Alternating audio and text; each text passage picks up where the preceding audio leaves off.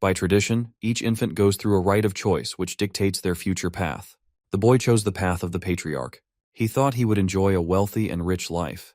But those dreams were shattered instantly because Jin lacked the basic swordsmanship required to be a Runcandle clan member. The world is ruled by the Runcandle clan, specializing in elite sword mastery. The heirs of the clan are granted superhuman abilities and the best swordsmanship to rule the world. The clan embodies virtues of struggling, achieving, and relishing. It is the definition of the last man standing, and that's exactly the clan our protagonist was born into. Jin Runcandle is the youngest son of this clan. His people ridiculed him as the shame of the family and a disgrace to their legacy. Eventually, he was known as the worst swordsman in the history of the whole clan. If you thought your life was shit, just think about his. It's so bad that his fellow clanmates make fun of him for practically picking up a sword because he's so trash. These bug-eyed, bitchless loudmouths ridicule him for not being able to wield his holy sword Balasada. Poor guy has no choice but to ignore them. So his brother whacks him with a powerful kick to remind him of his shitty place. He tries to reach for his sword, only to get his hand stomped on. They don't want him to even try swordsmanship since he's so bad. His second brother makes fun of him for carrying notes to help his pitiful situation. To make the situation even worse, they snap his sword and tear apart his notes. This is done as a reminder to Jin that he will forever be the shittiest swordsman and a disgusting wench to their family. When he raises his voice against this unjust act, he gets bullied by his brothers who think they're doing him a favor. Jin's very own siblings tortured him every day, as if his talentless state wasn't enough, but he didn't care about that. He just wanted to try harder and harder to somehow and someday earn the trust of his family. So with that spirit, he gets back up, to make himself worthy of the clan. But unfortunately, he isn't getting a Zenkai boost in this universe. Bro gets disowned by his clan, but at least they spared him for trying. Jin was reduced to a vagrant, before inevitably crossing paths with his teacher, and realizing that he too boasted talent. He had a kind of power that was forbidden in his clan, the power to wield magic. 3 years have passed since then. Jin is a busy student hard at work when suddenly he gets swallowed by the shadows. He turns to find a giant entity called Soldaret, the master of the shadows. It's a lucky day for our boy as he's been chosen by a literal god to fulfill a contract. By forming this contract, he will be able to wield the power of shadow and become immune to curses. The god of shadows is surprised when he notices that Jin had been cursed from a young age, which is why he couldn't unlock his talent. The curse called Blade's Delusion suppresses the talent of a swordsman, which is basically a death sentence for someone in the Runcandle family. The god of shadows releases him from this curse and declares that he will become a swordsman with unparalleled abilities. Jin returns to his place and instantly grabs his sword to test out the theory. When he launches his sword in a clean swing, he realizes Soldaret wasn't just capping his powers. He's gained tremendous control over his sword. The worst swordsman of the clan doubles down by using magic and further enhancing his abilities. Finally, everything he had worked so hard for was coming to fruition. Or that's what he thought. Fast forward to his gruesome state, Jin was suddenly attacked and defeated. In his final moments, he wasn't able to make use of his powers and slowly fades away into nothingness. As he's crushed underneath the rubble, Jin wonders why he was given a second chance. The world goes blank before he reopens his eyes, shocked to see his clan members again. More so, he's in the same sword sanctuary where the Balasada awaits him. Baby Jin remembers this day and realizes he's returned to his past by more than 20 years. The boy clutches his sword, earning the praise of his family. This time, he grabbed the weapon of his own will. 6 years after he chose the Balsada, the midget couldn't reach the top shelf. He's been in the Storm Castle for a while now and has to endure 3 more years before he's finally free. The boy feels caged when suddenly, one of the maids is horrified to find a dead bird in his room. Jin assesses the situation, realizing only 2 people could do something so audacious and brutal. The 2 people in question are his snickering brothers, the brats who have no regard for the poor animal. Daytona is 9 years of age, while the white hair punk is Haytona, sharing the same age. While they're laughing at the bird, Jin feels sad. These 2 clowns ended up becoming murderers in his original life. Right now they're children. But even then they killed a poor bird to scoff at their own brother. The shitty yin-yang pair has no limits. They're trying to get a reaction out of Jin, ridiculing him for not wielding the Balsada. Jin prepares to speak when Haytona reaches to attack him. When his punch is blocked, even he is stunned. Because Jin isn't playing around as he launches a powerful counter in his face. He gives Haytona a thunderous beating to remember, and even though Jin is barely exerting his powers, he still beats the crap out of his brother. Finally, our boy leaves his bratty brothers with a warning to stay out of his way. Khan arrives, surprised that our boy has defeated both his brothers. Jin simply told him that they got into a fight with each other, resulting in their defeated condition. Of course, this is far from the truth. But still, Khan wants to take them to the doctor. However, Jin refuses against such an act. He takes them someplace else. Jin leaves them vulnerable to a heavy storm. It may be cruel treatment, but he believes it is necessary to teach his brothers the consequences of their actions. Khan is in no authority to question the young master's orders. Strangely, he senses an unusual, sinister aura emanating from the young master. Khan wonders if Jin deployed the use of mana. Realizing that Jin is responsible for putting his brothers out of commission, Khan deems it necessary to report to the patriarch of the clan. Back at the Storm Castle, Jin sees the snitch making his move. He knows that Khan is their guardian and reports everything to the patriarch. Jin concludes that he must have sensed the use of shadow force. In other words, the source of his powers after he made a contract with the god of darkness.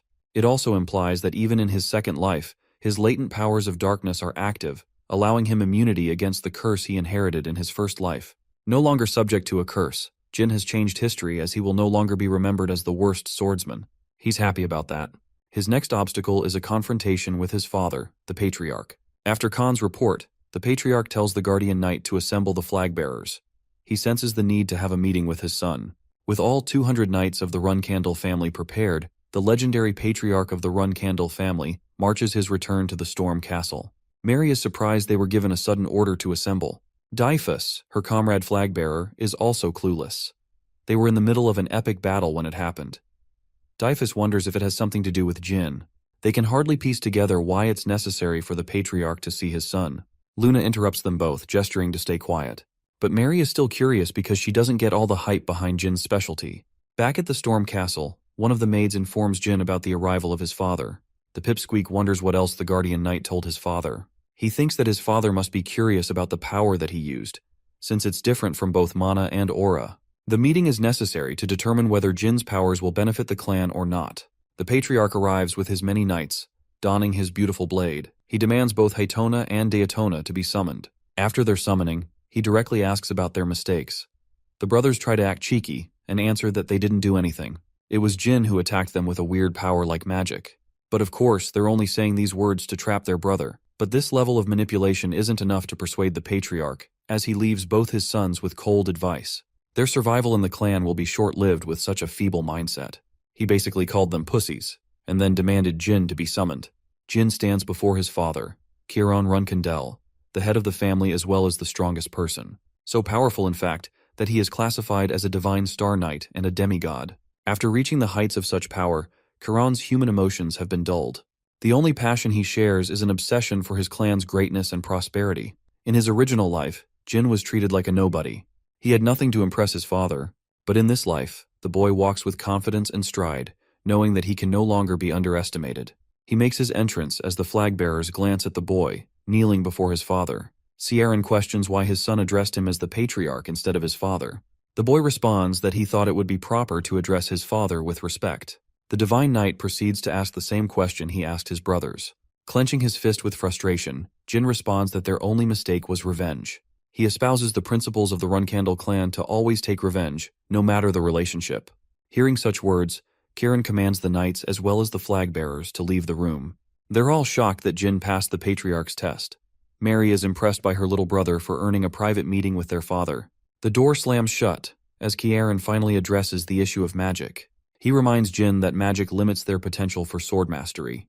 The patriarch directly questions the source of Jin's powers, emphasizing that punishment is due if the answer is mana. Thinking about his options, the boy thinks that he will be in deep trouble if he tells the source of his power is the god of darkness. Jin answers that he doesn't understand his abilities either, and showcases his father a glimpse of his powers. In a twist, it is revealed that Jin's powers were once wielded by the founding patriarch of their clan. Ciaran immediately takes note of Shadow Force, shocked that his son could not only wield Balisada, but also the Shadow Force. He wonders if it is Jin's destiny to become the next patriarch.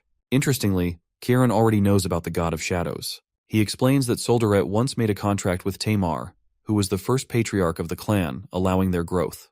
But after his death, the God of Shadows never appeared to offer his powers to a Runcandel, not until Jin's birth, who now wields the Shadow Force. Curious, Jin asks his father an important question. He wants to know if the God of Shadows is stronger than even him. Ciaran thinks about it for a moment and claims that he doesn't know as he has yet to fight a god. But his words are laced with confidence, because only someone who is the most powerful man in the world can say something like that. Sharon likes his question and pats his son. He's proud of the boy and questions how Jin will use his powers. The boy confesses that he will use them for the prosperity of the clan. Kieran laughs as he sees through the boy's deception. He knows that his son is brutal, as he not only beat up his brothers, but let them suffer the wrath of a storm. That kind of answer was a blunder on Jin's part, so this time, he proceeds to give an honest answer, declaring that he will use the Shadow Force for himself. Ciaran isn't frustrated with this answer, and even praises the boy for it. He would observe him for the time to come. With that, the meeting between the father and son finally ends. Jin is left exhausted but proud of the outcome. He no longer has to worry about concealing his powers, so it's a good outcome. The same boy remembers just how invisible he felt in his original life. But things were changing for the better in his new life. That night, his elder sister Mary brought him a special gift. She cooked him a nice meal as a parting gift. Jin doesn't remember her being so nice.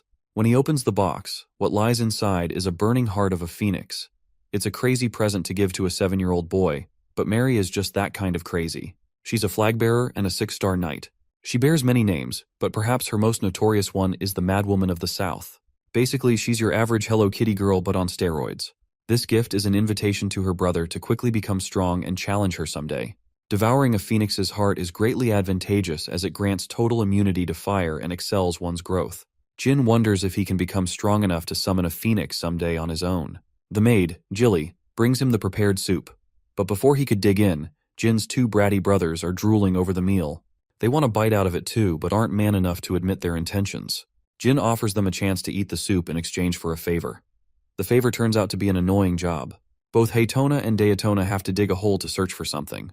But these clowns are ready to risk it all for some soup. What rests underneath the ground is an incubation chamber that holds a body of a mysterious figure cloaked in darkness. After a fuckton of digging, the boys are finally done. They return in a wretched condition for their well-deserved soup. However, Jin has already finished most of it. He has left just a teaspoon's worth for them to enjoy. This dude is a savage. While his brothers are seething over his shitty tactic, Jin arrives at the site where they dug a hole for him. He's impressed by their work and thinks a simple spell should be able to penetrate what's left. Jin is glad as he can finally use his mana, shattering the hollow wall. Lo and behold, the secret library of the Runkendel clan, a place that was kept hidden from him in his original life. There's a passcode that lets you enter inside. Jin feels confident and utters his request to console Murakhan. The door opens after his chant. After dominating the world, the Runkendel clan preserved the relics of their fallen enemies. Only the flag bearers of the family are allowed to enter this area, and in his original life, he learned the phrase from Dyphus. It helped him unexpectedly in this life. But even Jin is surprised when he sees a murky figure preserved in a capsule. Seeing the man's scaly skin, he wonders if this creature isn't a human. Jin catches a sudden realization that this is the dark dragon Murakhan itself. According to the legends, the dragon was defeated by the first patriarch before falling to a deep sleep.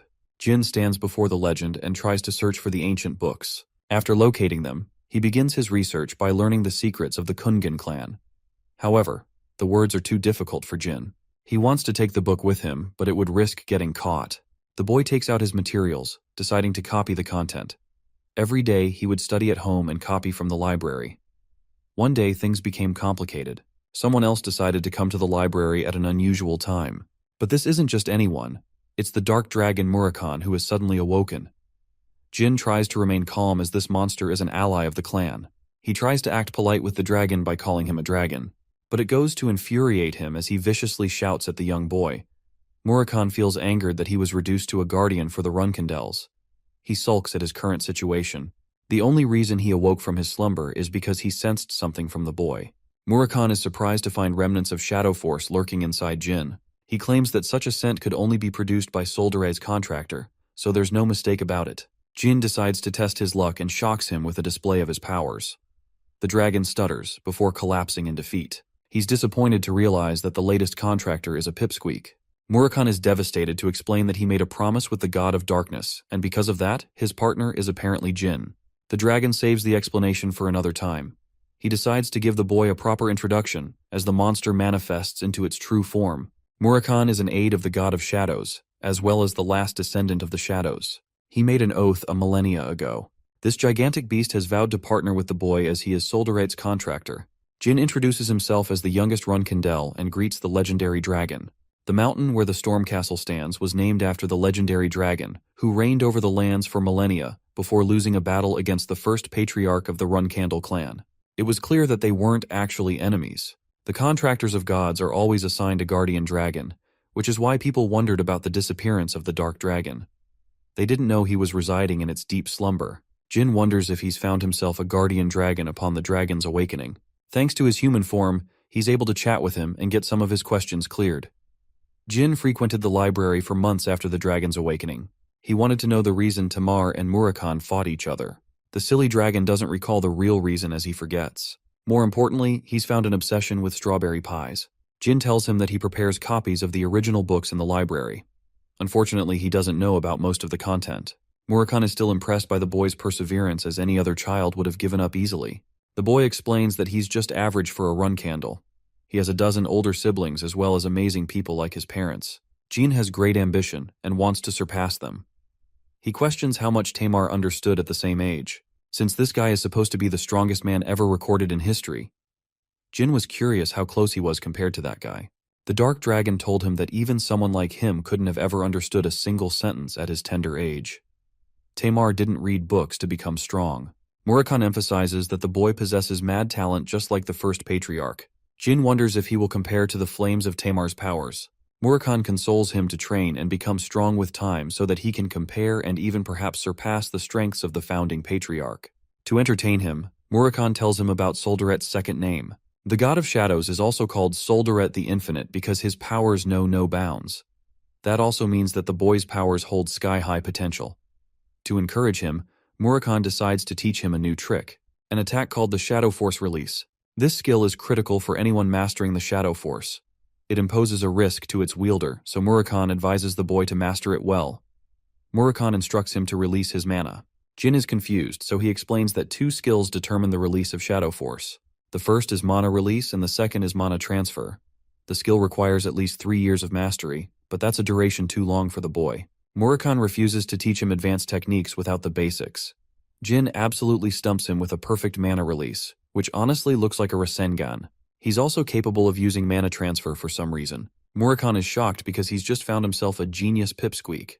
With both conditions met, he's ready to show the boy the skill Shadow Force Release. Since all shadows are born out of Soldaret's powers, it implies that he's the master, while Jin is the only contractor.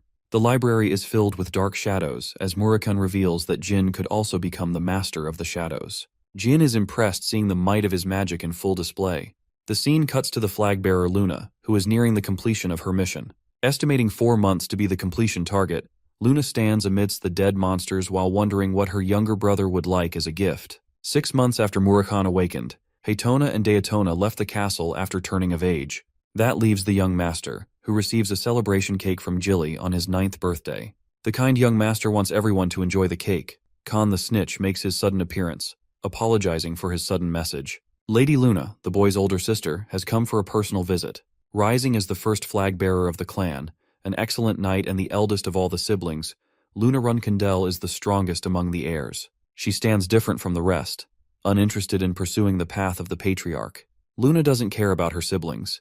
She treated him like a nameless stranger in his original life. So now, it seems strange that this distant sister of his has come to pay him a visit. Jin wonders if something happened with the clan.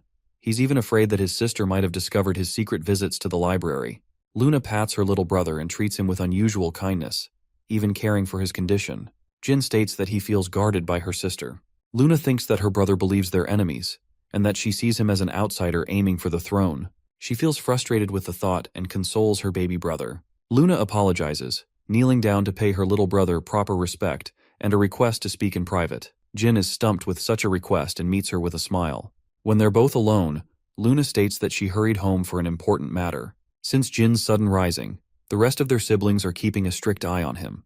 This means that they could act against the boy when he leaves the storm castle. The once cold and distant sister expresses her fear that Jin might lose his happiness amidst their family's trifles. She despises the traditions of the Runcandle clan. Her words make Jin realize why Luna stopped pursuing the path of the patriarch. But she failed to mention such words in his past life. Jin wonders if he wasn't worthy in his original life to hear such consolation. But it's also because his sister is worried that Jin's siblings could threaten him soon. He forms his response, refusing to step away from the fight against his brothers. Luna emphasizes that she's not advising him for her own sake.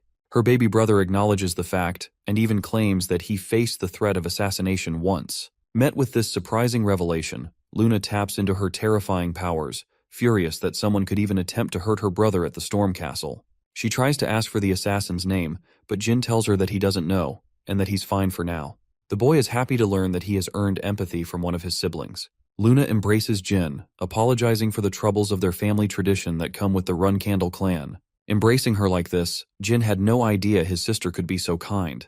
Luna doesn't want to stomp on his birthday celebrations and offers him an adequate gift. It's a blue pendant. She tells him to turn around. The necklace is capable of summoning Luna once after being shattered. She wants Jin to use it when he's in a sticky situation. Luna is happy for her brother's birthday, and they proceed to have a loving celebration. Unfortunately, she has to head back to her duties. She bids him farewell. Later, Jin shows up to the library with the necklace, surprising Murakami as the necklace is an invaluable treasure. This treasure once belonged to the Demon Beast King, an item that many people risked their lives for. It also grants immunity to the wearer against inferior spells, as well as enhancing one's own. Jin explains that his eldest sister gave him the pendant. What's more is that he's shocked to learn that Luna probably already sensed Murakami's energy. But she won't tell the clan because she cares about her little brother's well-being. Coming back to Luna, she knows something is up between Jin and Murakami. But she chooses to trust in his powers and support her little brother no matter what becomes of him. Jin thought that the first 10 years of his life would be slow and boring at the castle. But in this short time, he learned a lot. He received gifts and benefited from his relationships after meeting amazing people. These were the things his past self dreamt about. The day finally came when the boy turned 10 years of age. He fought against Khan in a sparring session, preparing to leave the castle. The boy's incredible strength at this age impressed the guardian knight, who realized why the patriarch remained interested in the youngest child. Jin boasted the eyes of an instructor who was trying to see if Khan was a fit as his teacher. Concluding their training for the day, Khan pays his respect to the young child. He can only train the boy until he leaves the Storm Castle. Jin is ready to meet his expectations. There came a point where Jin felt immune to flame thanks to the phoenix's heart he received from Mary. He is thrilled to find that some of his powers have started taking into effect. It's only a matter of time until he absorbs the phoenix's powers. Jin is to leave the Storm Castle the upcoming day. Jilly spots his books and is instructed to pack them for his reading session. As usual, the boy requests strawberry pie as his snack. He heads out for a walk at an unusual timing. The boy arrives at the secret library to meet Murakami. The Dark Dragon had anticipated this day to come. Jin wonders how they'll keep in contact. But the dragon isn't worried about such an insignificant problem. Even though he's weaker than his original state, Murakami explains that he can recover his strength when Jin can become stronger, as he's a guardian dragon. Murakami wants the boy to grow up just like Tamar. Jin asks an important question about the clan. Soldaret once told him that the Runkendel clan shared a history of being a spellsword clan, and the first patriarch is noted as the greatest spellsword user in history. However, this history is lost in the myths as the clan only prioritizes swordsmanship in recent times. The reason they object to magic is because of a pact that was made 1,000 years in the past.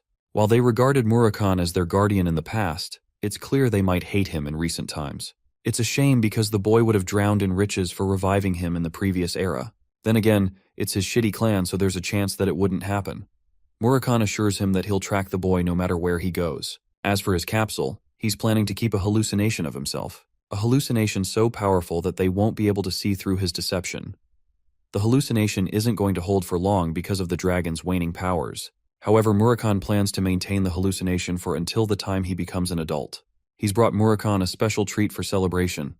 The Dark Dragon fawns over the invitation to get drunk and enjoy the party. He's even ready to become acquainted with Jilly if it means more strawberry pies. As Jin is preparing to leave for his clan's family home, he is warned how busy his life is going to get. Jilly can no longer service the boy with her delicious meals, but she's ready to serve him when the time arises. Jin is welcomed by the guardian knights Jerome and Holtz for his escort. They begin their travels. It's the end of the 18th century, as Jin finally leaves the Storm Castle to head to his family home, the Garden of Swords. They're met with heavy snowfall along the way. Unfortunately, they won't be able to use a portal under such a condition. Suddenly, the carriage comes to an abrupt stop as Jerome and Holtz warn Jin to stay inside the carriage. The carriage is under attack, but Jilly is confident in the strengths of the 7-star knights who will guard them with their might. However, they are outnumbered, fighting 20 men to 1. Jin realizes something critical and immediately tells her that they must leave as the guardian knights have secretly betrayed them. This means they're working with traitors or imposters, which also implies there's something wrong with the carriage. Jilly is frustrated and brings out her full power to protect Jin for the sake of the clan. The carriage explodes as they make their narrow escape. Jilly wants to take responsibility for this incident, but Jin reminds her that more important things are at stake, starting with the fact that the people attacking the knights could actually be their allies instead of enemies. Jin is surprised that they let them escape, which causes much suspicion on their intentions. The Yuta clan, as well as the sorcerers of the Mytel kingdom, and the Black Mercenary group are all here to guarantee the boys' safety. After locating the two of them, Vice Captain Merca explains his duty to protect Jin. As for Jerome and Holtz, they're struggling to fight such a number. This is because they are imposters who aren't even 7-star knights. As they are surrounded by the group, the devious man states that he isn't going to say a word to a Runkindel servant. Jin, being cold as always, commands one of them to be killed to make the other one talk. Jilly charges with incredible speed, severing one of the men with her sharp attacks. With him defeated, she precisely slashes both arms of the second imposter, inflicting him immeasurable pain. With both his arms severed, Jilly stands the victor of the fight and drags him before Jin. They underestimated Jilly's protective powers. Despite being a maid, she is a loyal 7-star martial artist. Whoever targeted Jin's assassination should have sent higher-level knights for the job. The limbless punk warns them that the age of Runkindels will come to an end. Surprisingly, Jin agrees with him. Because this midget is so full of himself, he cares about making a name for his own good instead of the good of the clan. The imposter blurts out his association with Zyphals, a sorcerer clan that rules a big part of the world. They're the rivals of the Runkindel clan, and they only strive to reach mastery in magic. After Timar's death, the Zyphals clan forced them to sign a pact forbidding the use of magic. That ensured all magical powers of the family were permanently sealed. The Zyphal clan became the direct enemy of the Runkindels for more than 1,000 years. This clown imposter is one of their pawns. Jin doesn't think he's useful, so he lets Jilly handle the rest. The man is begging to be killed, but Jin isn't so kind. He's reflecting on what could cause such an attack. More importantly, the boy believes a Zyphal extremist attacked them instead of the clan itself. What's more is that Jilly was fooled by their disguise. It means someone else is involved in doing such dirty work. The boy offers his gratitude to the vice captain of the knights for saving his life. He's prepared to tell his clan everything so the man could be rewarded properly. Merca is stunned because the 10-year-old boy does not sound like a normal child. Thinking back on the boy's words, Merca wonders if Jin really wants to achieve the goal of becoming the best. He tells his men to behave around Jin. It is time to continue their journey. When asked about the imposter, Jin states that he wants his body to be a good reminder to his allies. Unfortunately, they have to travel 2 hours by foot to reach the nearest village. Jin doesn't want Jilly to share the blame of what occurred, as even Khan, who is a 9-star knight, failed to break through their deception. Jilly is still bothered about what happened and apologizes to the young master. For the Runkindels, their nanny is single-handedly responsible for taking care of the child. Jilly was the same in his past life, but unfortunately, they gave her slack for the talentless boy she was assigned to raise. Jilly was so kind that she never blamed Jin. She was expelled from the clan the same day he was, and even on that very day she apologized for failing him. She was the only devoted person he knew in his life. Jin wants to prepare her for the future to come. This woman can't stop blaming herself. So Jin takes a frustrated twist and emphasizes that she's the only trustworthy knight for his protection. Later, Jilly thinks about the boy's scolding. She recognizes that he didn't want her to feel bad. Fortunately, she's ready to perform at her best to impress him. Arriving at the village inn, Jin thinks that it's almost certain the Transfigurator got involved. Bubar Gaston specializes in exercising an ability of dragons called Transformation. He performed a greater transformation ability than even monsters, allowing many crimes to occur throughout the world. Jin thinks that with that man's involvement, things could shape up to become problematic. He remembers Bubar's chaos coming to an end when he was arrested in his previous life. The boy wonders if he should try and recruit the man in this life, even though he was nearly assassinated by one of his schemes. Jin is exhausted and ultimately crashes in his bed. Jilly puts him to rest. When Jin wakes up, he realizes that it must be his harsh training taking a toll on his body. There is an annoying cat hanging around his window. My boy suddenly realizes that this dumbass is actually Murakhan. This dude turned himself into a damn cat to follow him around the world. Murakhan gets angry and hisses at him. Jin allows him to come inside, but he's still frustrated. He turns to his human form to scold the boy, but he's so clumsy the fool crashes into his desk. Jilly instantly barges in to check on Jin, and then she discovers the intruder. She's ready to kill this guy before our boy even has a chance to speak. Murakhan suddenly remembers it was Jilly who baked him strawberry pies. Basically, he's just found his lottery ticket. Jin is out here dreading his life. He decides to take the honest approach with her, introducing Murakhan as the guardian dragon of the clan. Jilly is utterly stumped and apologizes for attacking him. More importantly, she's curious why her nickname is Strawberry Pie all of a sudden. Jilly learns that throughout this time, Jin secretly had her bake pies for Murakan. After a long explanation of what happened, Jilly is shocked to learn that the boy has the ability to wield magic and shares a contract with the god of darkness. She's actually supportive of his talents, which is why Jin decided to tell her everything. He emphasizes that his relationship with Murakan, as well as the source of his powers, must remain a secret. At first, she trusts the guardian dragon, but after learning that he is clumsy enough to trip and fall, Jilly wonders if it's really a good idea to rely on him. They arrive at the portal, where Mirka's duty has come to completion. He is eager to explore the kind of person Jin will grow into. Mirka is curious why an excellent martial artist like Jilly left her clan to join the Run Candles. She refuses to elaborate and leaves with the boy. The staff at Mytel Portal learns that they're dealing with the high nobility of the Run Candle family. They allow them entry to first-class seats for a quick teleportation. Jilly shares her concerns for Jin's magic, as there isn't an excuse plausible to convince the Run Candle clan. The boy intends to keep the source of his powers hidden. Suddenly, he spots a noble mage of the Zyphel clan who is granted first-class seats as well. The noble shares his disgust openly, but finds himself fascinated by the cat. Murakan is a gigachad as he slashes the pathetic noble, giving him what he deserves. The Zyphel noble is surprised that Jin is composed and quiet despite his provocative remarks. Veradine introduces himself and offers a hand to the boy. Jin remembers him. This man had gone on to become a gifted sorcerer and an incredible candidate for the next patriarch of their clan. Even though Jin also shares a talent in sorcery, his talent is next to nothing compared to Veradine. The boy is cautious of him and reminds Veradine that his men nearly pulled out their blades, and they would have been killed for that. He dishes out equal provocation as a joke, but Jin emphasizes that he wasn't just joking around. Veradine gets actual chills from the boy, but he imparts him with advice not to stir up trouble between the two major clans. Jin claims that both their fathers are people of great stature, and that they would never go into war over a children's fight. Veradine is impressed, but Jin is verbally abusing this man. He tells him to shut up for the rest of the portal ride. Veradine is almost enchanted and wants to befriend Jin, but it would complicate their clan's relationships. So instead he vows to make him his rival for the ages to come. As for Jin, he's surprised Veradine is maintaining his school even after his joke. It's almost as if the Zephyls are chaotic and messed up in their heads. Teleportation is underway. Before being teleported, Veradine expresses his excitement to meet Jin in the future, but the boy doesn't share his enthusiasm and doesn't want chances of that happening. Finally, Jin has arrived. Petrov, a second-class butler of the family, meets his grace, welcoming him to the Garden of the Swords and the home of the Runcandle family. The Garden of Swords is a sanctuary of blades for the most reputable members of the Runcandle family. To have one's weapon be marked in this garden is the height of honor for a Runcandle family member. The boy once shared the same goal, but with the weaknesses of his past life, he became naive and foolish. Now that he's equipped with a cunning nature, Jin believes he will have an easier time in the house. The boy meets his mother, Rosa Runcandel. Ciaron is alarmed by the cat he picked up on the way.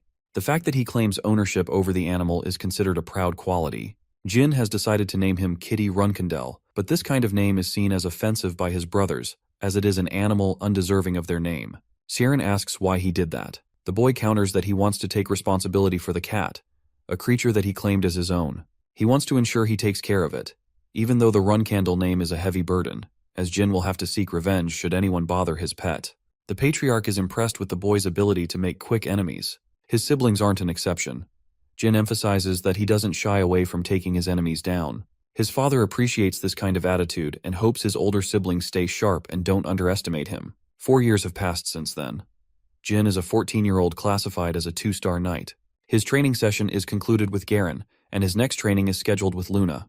Jin doesn't want to share lunch with his family and prefers eating with the cats. Velop has brought him lunch. He's a commoner who is going to be expelled from the clan soon. Interestingly, he's so calm and always praises Jin's mightiness. Our boy tells him to stray away from the path of humility, as he often gets looked down upon. Jin encourages him to take some pride in his abilities, since he's also a Runcandel cadet. Velop sulks as he's got the lowest grades and his swordsmanship is trash. On the other hand, becoming a cadet of the Runcandel clan is a feat in and of itself. He might have the worst grades, but he's better than average. Jin really wonders how a meek and introverted boy like him could become a dangerous enemy in the future. What's more is that he ended up taking his own life. Velop's life might face a similar end, so Jin wants to prevent that future from occurring. This time he's hell-bent on making sure he stays in the clan. Later, the young master is assessing his current abilities. It's destined for him to reach 3-star swordsmanship in the upcoming years. But for now, he has to train with Luna, who wants him to execute the training differently than from yesterday. Luna suggests that he use his mind's eye to visualize his training. Acquiring the mind's eye is the greatest weapon for a swordsman. It's a form of high-level meditation, a skill that is only achieved by 7-star knights. Jin doesn't understand why he's being taught such a skill so early. Luna restricts the use of aura in their training, so Jin doesn't understand the purpose. He places good faith in his older sister's advice and increases his level of focus to learn the technique. The training session comes to an end. Luna thinks that Jin's focus is impossible for a knight at his level. It's only a matter of time until he unlocks even greater power. The scene cuts to a sparring session. It's an important day for Jin. If he beats all 10 cadets, then he will be able to join the intermediate class. While the young master is confident, his friend Velop is a nervous wreck. The coach instructs the cadets to spare 3 times going against different partners. Only the top 10 best fighters will face Jin. The competition begins with each cadet displaying a good level of swordsmanship.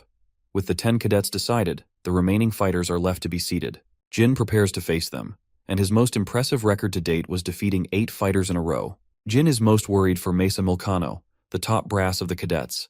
This match will determine everything. She dashes to attack him, and Jin barely blocks, sensing that she's gotten even stronger since their previous battle.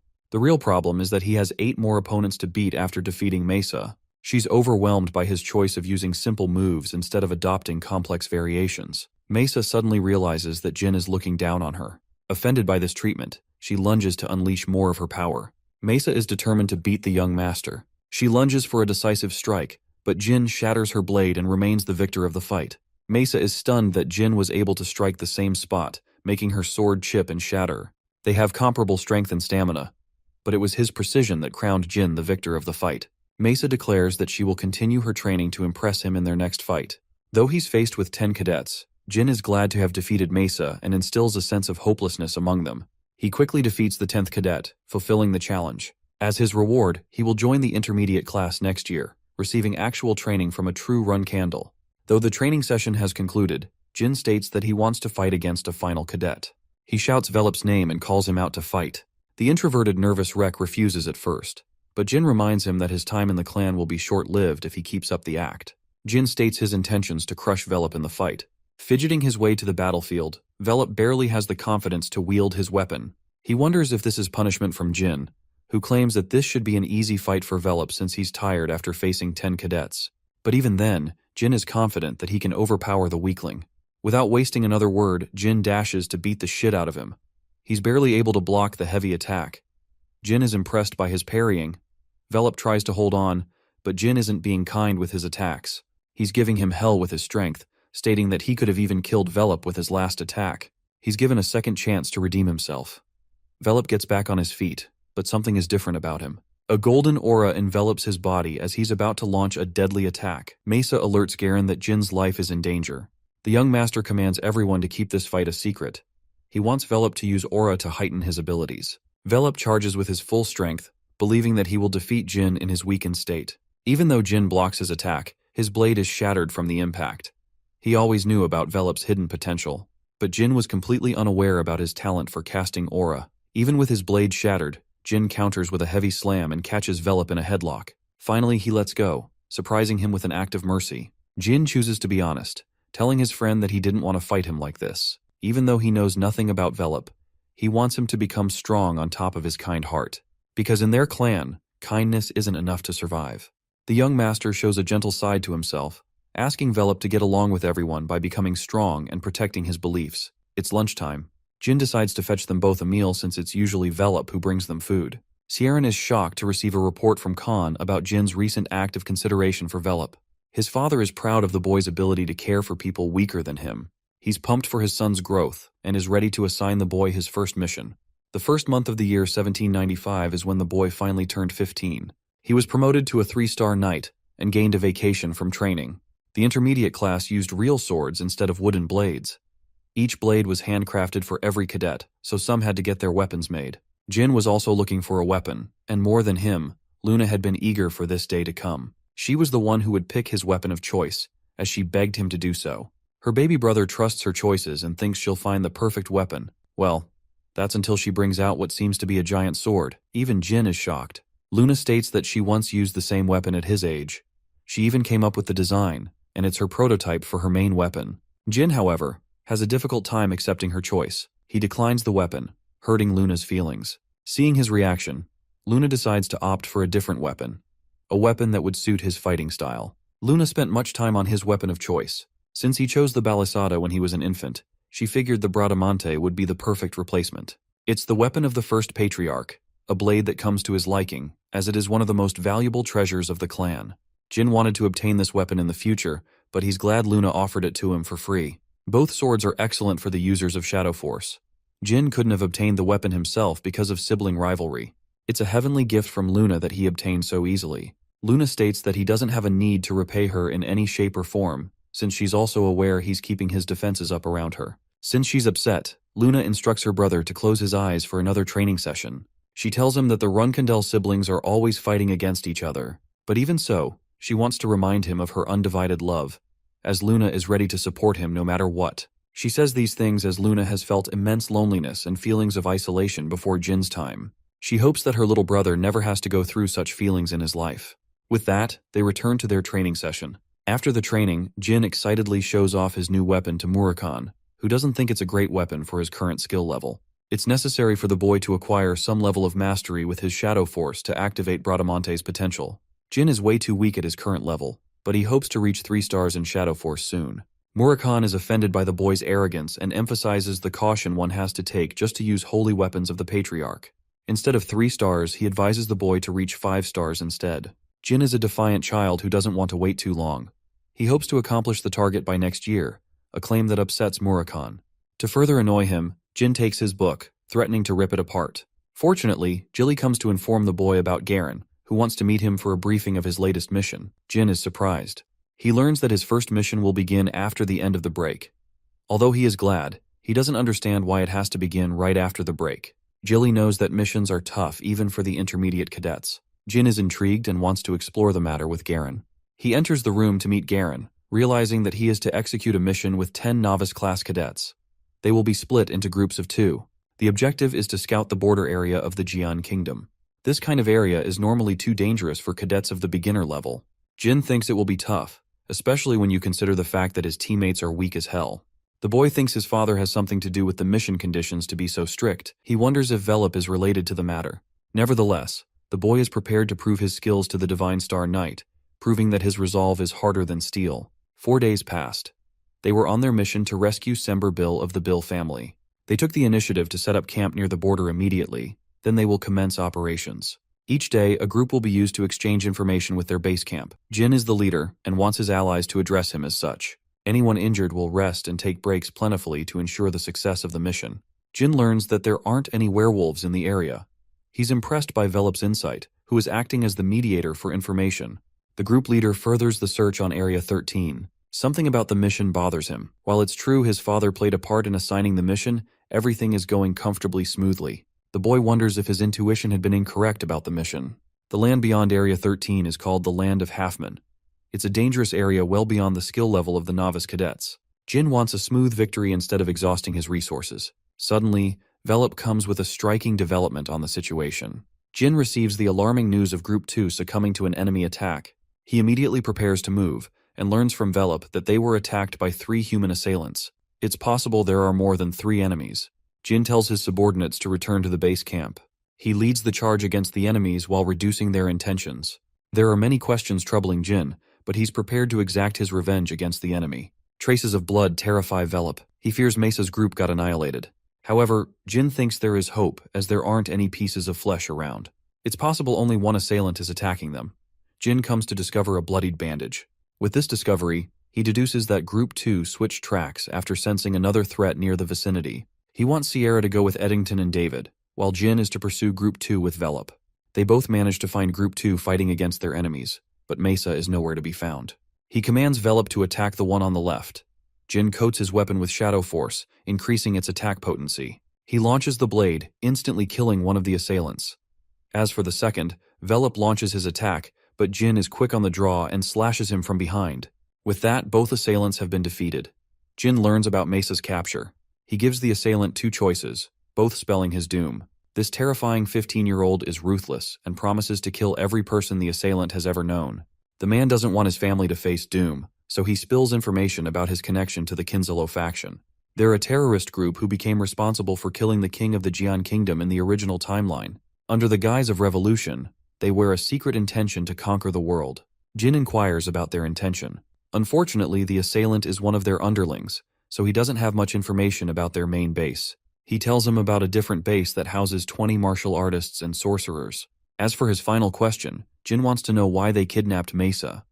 He learns that it was their order to capture the female cadets for a political goal. After receiving this information, Jin lands the killing blow, refusing to be merciful to his enemies. 1 hour has passed since Mesa's capture. He wants his subordinates to request support after healing. Jin is prepared to tackle all 20 assailants himself. His comrades are against such a rash decision, wanting to provide them with their assistance in a dangerous mission. Jin emphasizes that it is his duty to protect the people of his clan. He believes in his strength to complete the mission, and doesn't prefer entertaining objections to his orders. Jin instructs Velop to be in charge in his absence. With that, the group leader dashes to save Mesa, hoping to reach her before it is too late. Jin has to defeat competent enemies stacked against his skill level. It's true that he's strong, but he's not strong enough to defeat all of them alone, so his plan is focused on rescuing Mesa instead of defeating his opponents in a head-on fight. Jin activates detection magic and pairs it with wind detection for even greater effect. This lets him uncover the enemy's tracks. Jin continues his rush when he is suddenly attacked by a bunch of assailants. The Runkandel young master shocks them with his ability to cast magic spells. He defeats one before getting his hand trapped by a mage. Jin slashes the assailant from behind and remains unaffected by the flames thanks to his immunity. The mage deploys the use of ice magic to beat him, but even that is rendered ineffective against this monster. Defeat is certain as the sorcerer meets his end. Jin wonders if the assailants are underestimating his faction because of their beginner-level experience. He understands the Kinzalo hierarchy and knows that Mesa won't be harmed until she reaches the officer. It's the only glimmer of hope he has to save Mesa. Jin intends to distract his enemies and casts flame magic to do the job. This will make them focused on the fire while Jin executes his next move. He comes to their base, slowly waiting for his enemies to make a mistake. Jin spots their leader who knows there is a culprit responsible for the fire. Unfortunately for him, Jin strikes him down when his men are far away. He obtains the keys and busts open the captivity room. There, he discovers a trapdoor and sees Mesa at last. She's shocked to see him in such a dangerous location. Jin frees her, but suddenly the entire structure begins shaking. Mesa begs to be left behind in case the situation gets difficult for them to escape. Jin cares less about that and focuses on saving Mesa. After coming outside, he comes to terms with a horrifying revelation. A half-man has just killed a bunch of enemies unexpectedly. This terrifying monster is none other than the white werewolf. Jin knocks Mesa unconscious so she doesn't do anything rash. The werewolf questions if Jin is responsible for the flames. Jin introduces himself as the son of the patriarch and stands to face the werewolf, who is impressed to find an underling of the Runkandel clan. Many days before the mission, Jin was trying to master his weapon, but Murakan always jumped him for being absurd. He warned him against preemptively activating the sword and overloading his body. Much to his annoyance, Jin stopped his pursuit. In the present, he is faced with his most difficult threat. Quazoidotruca is a warrior-class creature of the white werewolves race. These monsters are born with the desire to slaughter their enemies. They're formidable creatures capable of defeating 6-star knights, and they bear a special hatred for the Runkandels ever since Tamar killed their god.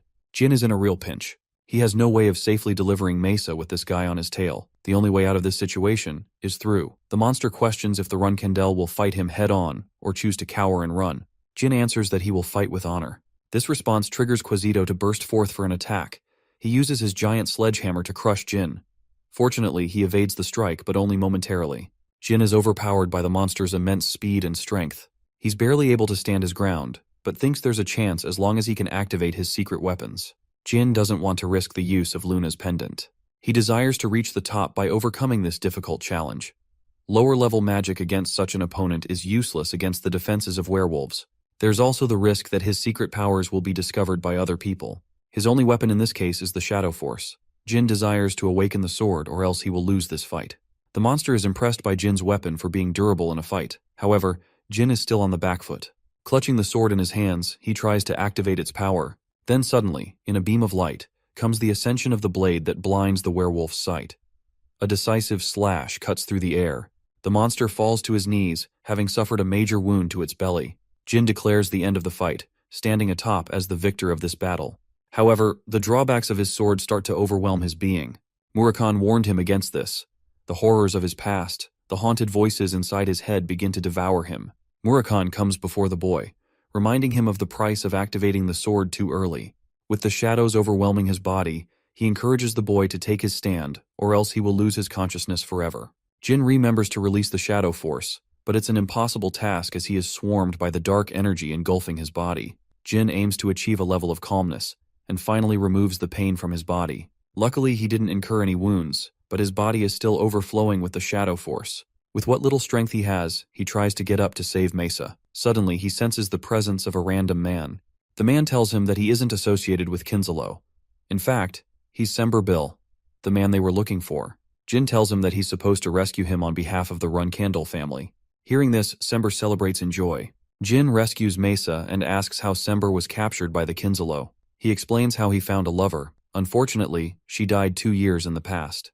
But he was shocked when he found the same woman who deceived him, leading to his capture. Hearing this, Jin immediately realizes it's the work of the Transfigurator. Sember's capture is linked to a combined attack from Bubar and Kinsalo.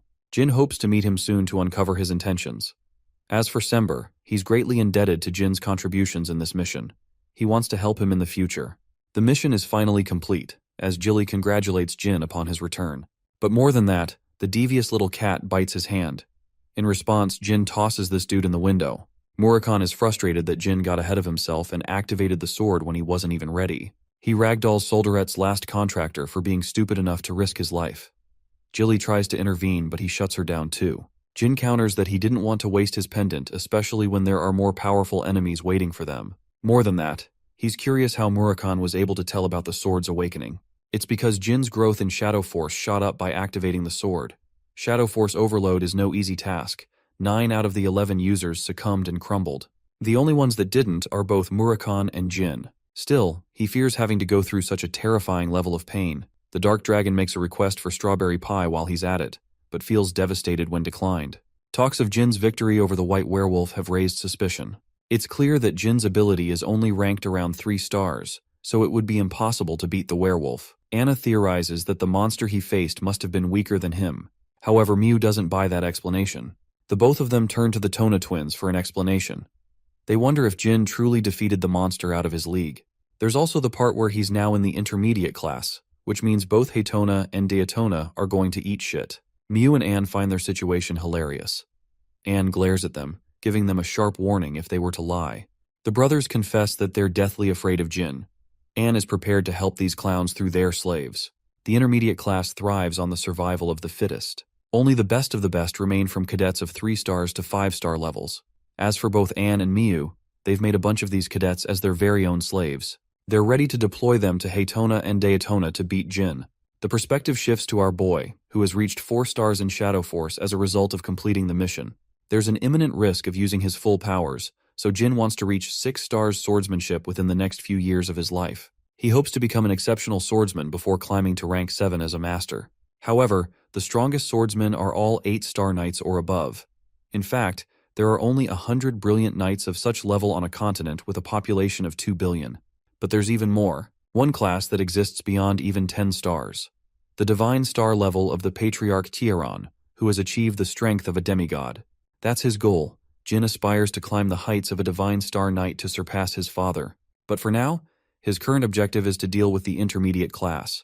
The Tona twins are going to pose him much trouble aside from the rest of his siblings. The novice class was easy and supportive because they were newbies. But when it comes to the intermediate class, things are different. The only measure of strength is power and skill. Jin's objective is simple. He will dominate the intermediate class and make his mark. He is summoned to a meeting with his mother, who congratulates him with the completion of his first mission. At the same time, she learned from her butler that Jin refused to stay in the new room. The special room is designed for the people who will become the Patriarch. The room has been empty, so she wants Jin to use it. However, her son declines the offer, stating that it's just a room and that he doesn't fancy spacious rooms. He's satisfied with what he has. Hearing this answer, she tells him to take his leave. Rosa is confused about the ambitions of the boy, not understanding if he is full of ambition or devoid of it. It was clear that he would have been treated with brilliant support after acquiring the room, but at the same time, Jin would become the target of his siblings. The offer was a test, and our boy aced it to his mother's expectations. Jin returns to inform the novice cadets about factions that are linked in an intermediate class. Since these fresh cadets will be considered a part of Jin's faction, they're going to face scrutiny and harassment. But their leader isn't going to sit around and watch. He hopes to conquer the intermediate class immediately. As caution, Jin advises them to stay on their guard and be always accompanied by an ally. The following day, Jed Runcandle, an experienced 8-star knight as well as the younger brother of the patriarch, offers his speech to the cadets who are promoted to the intermediate class. Jed will not be involved in any serious events and exists only to evaluate their swordsmanship. He roars his message to remind the newbies of their cold motto. Strength is the only thing that matters, so anyone weak will be discarded from the clan. Jin senses that this is an attempt to intimidate the freshmen. He spots the Tona twins, and also spots an unusual-looking warrior next to them. For some reason, he guesses that Anne and Miu are operating from behind the scenes to intimidate the newbies. Mesa observes Jin, who is walking straight towards the Tona twins. He takes out his blade and slashes the man right next to them. To everyone's utter shock, the man loses his arm as Jin hopes to emphasize to his enemies that he's the one in control, instead of the other way around. When asked for his name, the cadet introduces himself as Kazin Romero. The Tona twins try to interfere in the matter, but Jin shoots them a warning to remember. One of the brothers gives in to anger and accidentally blurts out the cadet's allegiance to his faction. This is exactly what Jin was looking for. He further provokes them by stating he had a petty reason for slashing the man's arm. War between the Runcandle siblings has already started. Jed realizes that the twins' trap worked against them. With Kazin's allegiance to their faction, Jin's act is no longer seen as a selfish mistake. Instead, it is considered the War of Ranks, a tradition of the Runcandle clan. Right this moment, Jin shouts his name loud and clear, reminding the intermediate class that he will not hesitate to cut anyone down if they prove to be hostile. But this level of defiance has pinned him against the 8-star knight. His uncle Jed is infuriated by his words. Jin states that he's contesting the decisions of Jed. Offended, the 8-star knight materializes his weapon, vowing to kill the boy if his reason lacks conviction. Jin responds that Jed is responsible for leading the immediate class. He could realize from that moment that he is perpetrating the attack. Hearing this, the powerful knight thrusts his blade against Jin's face, grazing him as a warning. The young master emphasizes that he didn't feel offended. As for why he didn't contest Jed in a head-on match, it was clear that he would lose, else he could have attacked him from the beginning. Jed reminds the boy that he's unafraid of cutting him down, even if he is the son of the patriarch. Jin responds, prefacing his bravery, as though his opponent is far stronger than him. A Runcandle never backs down for his honor. Jed laughs at his words, but in a way finds them pleasing enough. He acknowledges Jin's place in the Runcandle clan, and reminds the young cadets of the best example of what a Runcandle is actually like. The session is at last dismissed. Jin walks away, but departs with a piece of advice for the Tona twins. He reminds them that there will come a time where they will fear him more than their older siblings. Back in his room with Murakhan, Jin tells Jilly about the War of Ranks. He's certain that Miu and Anne are secretly manipulating the strings of their conflict from behind. Jin slashed Tae Cadet, who stepped out of line. He was a man who was once part of Anne's faction, but somehow joined the twins' faction. It's impossible for them to have 5-star knights in their group, since the leaders aren't supposed to be weaker. Jilly fails to understand Anne and Miu's intentions, but the boy is glad that he's being seen as an enemy and a rival. They can abuse their power to manipulate the difficulty of his missions to ensure Jin fails. But apart from that, there's not much they can do, since Jin is capable of fending off their threats in individual operations. That's exactly what Jin is intending to do. Since he knows he will be forced to handle difficult missions, it will allow him to stack a number of wins and become stronger. He can also take Murakhan along for safety measures. Jin has a different role for Murakhan. The following day, the Tona twins and Jin share a meeting with their uncle. They are informed about the special training privileges they will receive as Runcandle pureblood heirs. The training will be difficult, but it will embody the character and motto of the Runcandle clan. The Runcandle's fighting style is deprived of standard swordsmanship. They have special moves reserved for flag bearers to learn. Since their fighting style is mostly unorthodox, it sets them apart from other clans. Jin predicts that it's because the physical abilities of the Runcandles are unique. The bloodline of these swordmasters allow them God-given talent for sword mastery. It's in their blood to be born with such special ability. Compared to that, their training will be focused on simple movements. The task is to hold a steel ball. Jin senses that there's something inside. The steel balls are called singing stones. They generate specific sounds upon each strike. Jed demonstrates by striking the steel ball, which produces a sharp clang, deafening their ears. Then, the Commander Knight strikes a second time, but there's a twist. A beautiful melodic sound is created. Each sound depends on how hard the ball is struck. The objective is to strike perfectly to release a beautiful sound with each strike. Jin realizes that this is the most effective form of training for the Runcandles. But even so, it's still too easy and simple to be called a secret training method. Jed attempts to produce the third and final sound. Jin is curious. The blade hits the stone when he suddenly realizes the effects. Jin pushes his brothers away as the steel ball explodes to oblivion. The Tona twins are shocked while Jed is impressed by the boys' sharp senses. The stones will always explode when struck with too much power. This basically means their lives are at risk in the name of training. Jed explains that all of their previous siblings experienced the same effects of the explosion. Jin wants to know how Luna was able to dodge. Jed explains that she didn't even try to dodge and succumbed to the destruction of the blast. But she was so powerful in her defenses that it didn't even hurt her. This response leaves not just Jin but also his brothers completely speechless. The power of having a cracked elder sister. Jed assigns them their mission, which is to train until they can create the beautiful sound at will. The scene cuts to Luna, who learns about Jin's recent assassination attempt. She is aware of Miu and Anne playing around, but she also knows they're not foolish enough to attack him at the Storm's castle. What's more, their lives would be at stake if the Patriarch uncovered their plans. Luna's maid wonders if the boy lied to her sister at the time. She knows it is possible since he was so young, and they have yet to find any traces of the assassination in the past 5 years. Luna remembers him being extremely cautious of her, but remembering his face, she could tell that his words were genuine. Luna instructs her maid to keep an eye on Miu and Anne's schemes. She wonders what Jin is up to, especially when she recalls her experience with the singing stones. The very next day, Jin is barely able to maintain his posture. It's the toughest form of training he has ever been a part of. Jed is supervising their training. Our boy was severely mistaken when he thought this training was related to their physical abilities.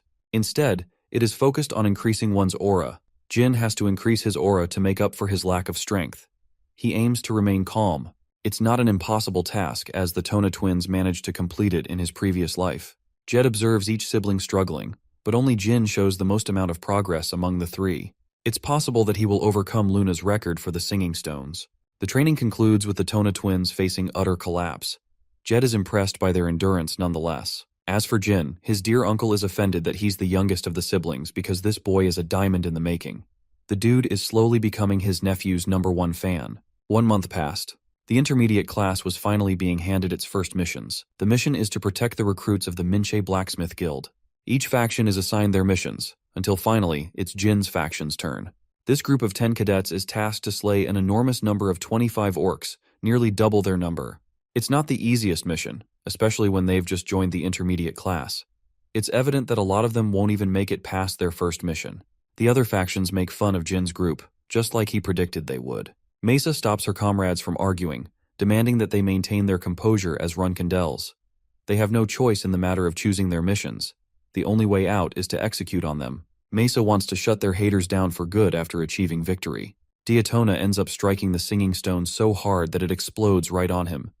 Jin barely evades the explosion before getting struck by the blast. He doesn't want to train around these clowns because they're careless about their surroundings. The Tona twins are in the process of exploding the stones, but for Jin, something strange happened. His senses became so sharp that it felt like he could sense the object coming from a mile away. At this point, he's confident in his ability to evade the steel pellets should the singing stones ever explode. Jean wonders if this training has something to do with the mind's eye training he did with Luna. To confirm his suspicions, he decides to try again, but Jed breaks into their training session to report them about the new missions. The Tona twins are seething as it's a ceremony with the Vymonth Empire.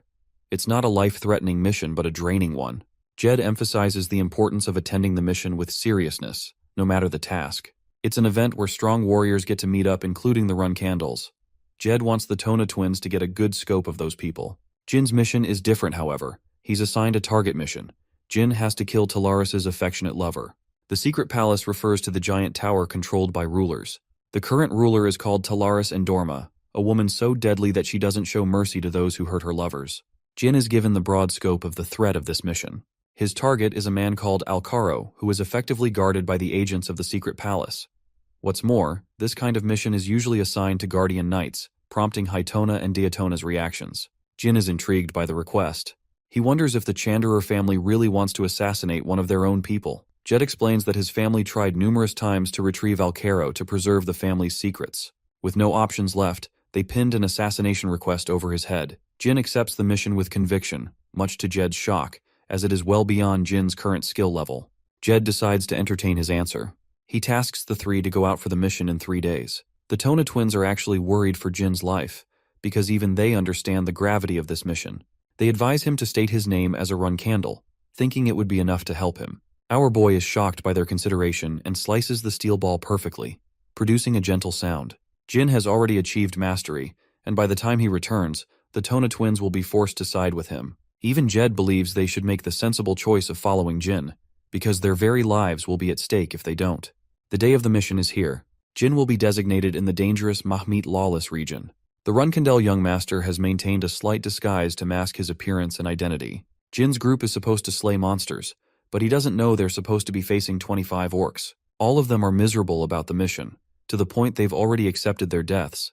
Jin emphasizes that he will return from this mission no matter what. Jilly finds his subordinates cute for acting worried for him.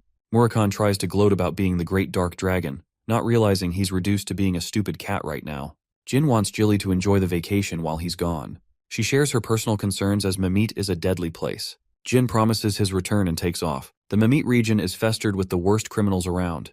These people bask in toxicity and malice. Jin has arrived to kick their butts. They haven't seen this person before. He acts audacious like he owns the place.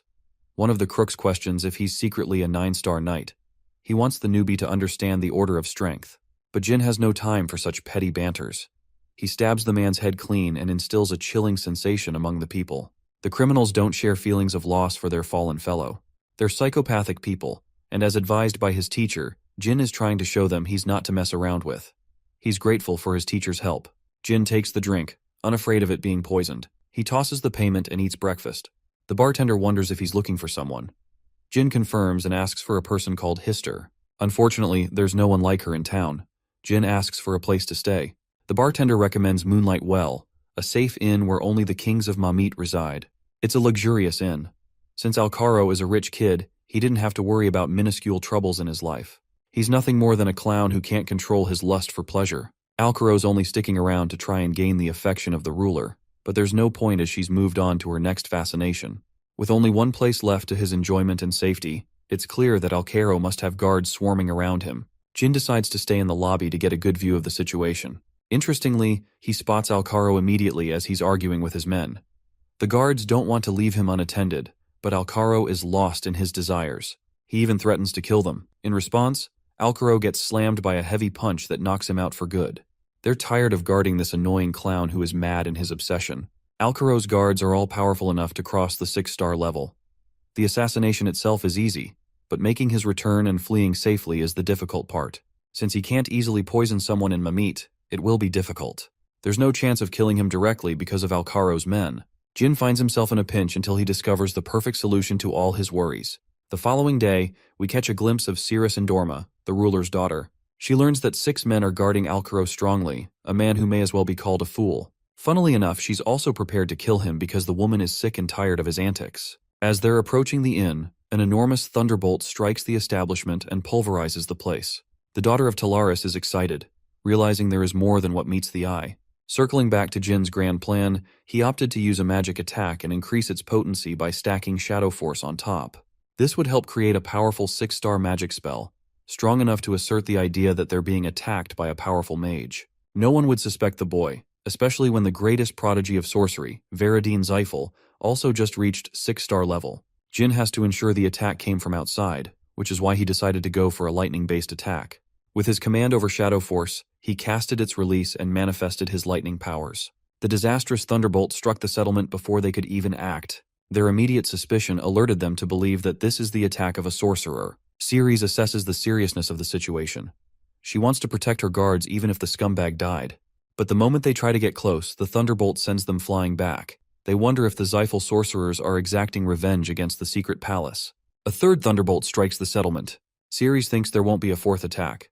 She's hoping no one is massively hurt.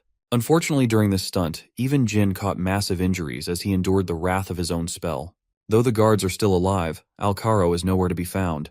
Jin wants to ensure the execution while he still can. But unfortunately, Cirrus catches sight of him and tries to help him. She doesn't really care about Alcaro's safety and prefers his execution anyway.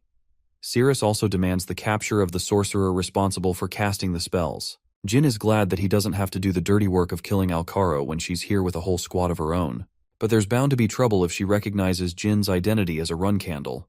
The guards come to inform Alcaro's confirmed death because of the lethal spell. Ceres gains control of the Moonlight Well as the daughter of the ruler Talaris.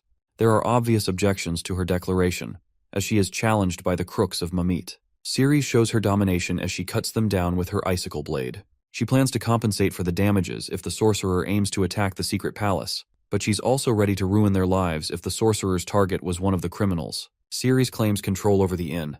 Her next target is the sorcerer who attacked them. It's clear that it has to be one of the survivors who casted the spell. She's already pissed that they provoked a powerful enemy. Ceres is annoyed by Jin's sluggish pace, calling him a coward. She tends to his leg injury, something a commoner could brag about for a century. Ceres knows this goofball can't repay her anyway, so she leaves him an experience to remember. Jin waves her goodbye, but this dude locks in like crazy after she leaves. He's just completed his objective and covered his tracks at the same time. The scene jumps to the battle against the orcs. Mesa and the others have freshly taken down an orc, gaining a delusional confidence that they might overcome the challenge without any casualties. But Mesa is more serious. With 7 more targets to kill, she doesn't want her people to get sloppy. What's concerning is the odd behavior of the orcs. They usually attack in groups, but strangely, they're all alone. Mesa thinks that Jin's blessing has helped them on this mission. While they're focused on completing the mission, Murakhan is glad that he'll finally be free after this. It's actually pretty easy as to why the orcs are behaving this way. Murakhan threatened to kill them if they did otherwise. The orcs were so afraid that they never got back with each other again. Unfortunately, the cat dragon thinks he will be tasked to do more annoying quests in the future. Murakhan wants to read comic books in exchange for his service. He's glad that they're all in one piece. But then, even Murakhan senses an incredible dark energy that he previously didn't predict. This monster is stomping its way to the location of Mesa's group. Murakhan spreads a powerful shadow barrier that goes unnoticed by everyone except Velop. During this time, he enters his true form to obliterate the monster who casts its energy without his permission. The tomb giants were once brought to extinction nearly 2 millennia ago. Murakhan fails to understand the creature's reason for showing up here. He prepares a deadly beam and annihilates the creature with a column of darkness. With the monster defeated, Murakhan feels tense all over his body. He hasn't used this much power in a long while, but he's confident the Xiphals have something to do with the tomb giant's sudden appearance. These strange coincidences riddle him, but he's uninterested in informing Jin about the situation. Murakhan understands that there will come a time when Jin will face the Xiphal clan. The scene cuts to the Transfigurator, who is utterly shocked that his creation, the tomb giant, was instantly destroyed. He's frustrated at the outcome, but Bishkil is concerned about an even more pressing matter. The Shadow Dragon became responsible for destroying the creature, as if to warn them. Bishkek wants to meet with the Xiphals as soon as he can. Jed feels the weight of pride after Jin's fantastic return. It's a crushing defeat to the flag bearers responsible for assigning him an important mission. The intermediate class is dismissed as Jin catches up with his friends and learns they also succeeded in their endeavors. Most of the intermediate class knights are jealous that a pureblood run Candle is armed with godly luck on his side. After all, they're hard stuck at their ranks. They make fun of Jin, who is a mere 4-star knight in their eyes. Despite his arrogance, they can't dent him because of his position as a pureblood. They're waiting for their next orders from Miyu and Anne. Interestingly, Jin invites the challenge by walking right towards them, enjoyably stating that he heard every word. He taunts Kazin, who admits talking trash behind his back. Jin confirms that he doesn't boast a higher rank than the rest of them. Kazin scoffs at him, fed up with Jin, who only completed the mission because of luck. Jin makes himself clear. He fully admits that the 5-star knight might outclass Jin's rank as a 4-star knight. Instead of letting them talk, Jin wants Kazin to challenge him to a duel. He fully allows the use of aura.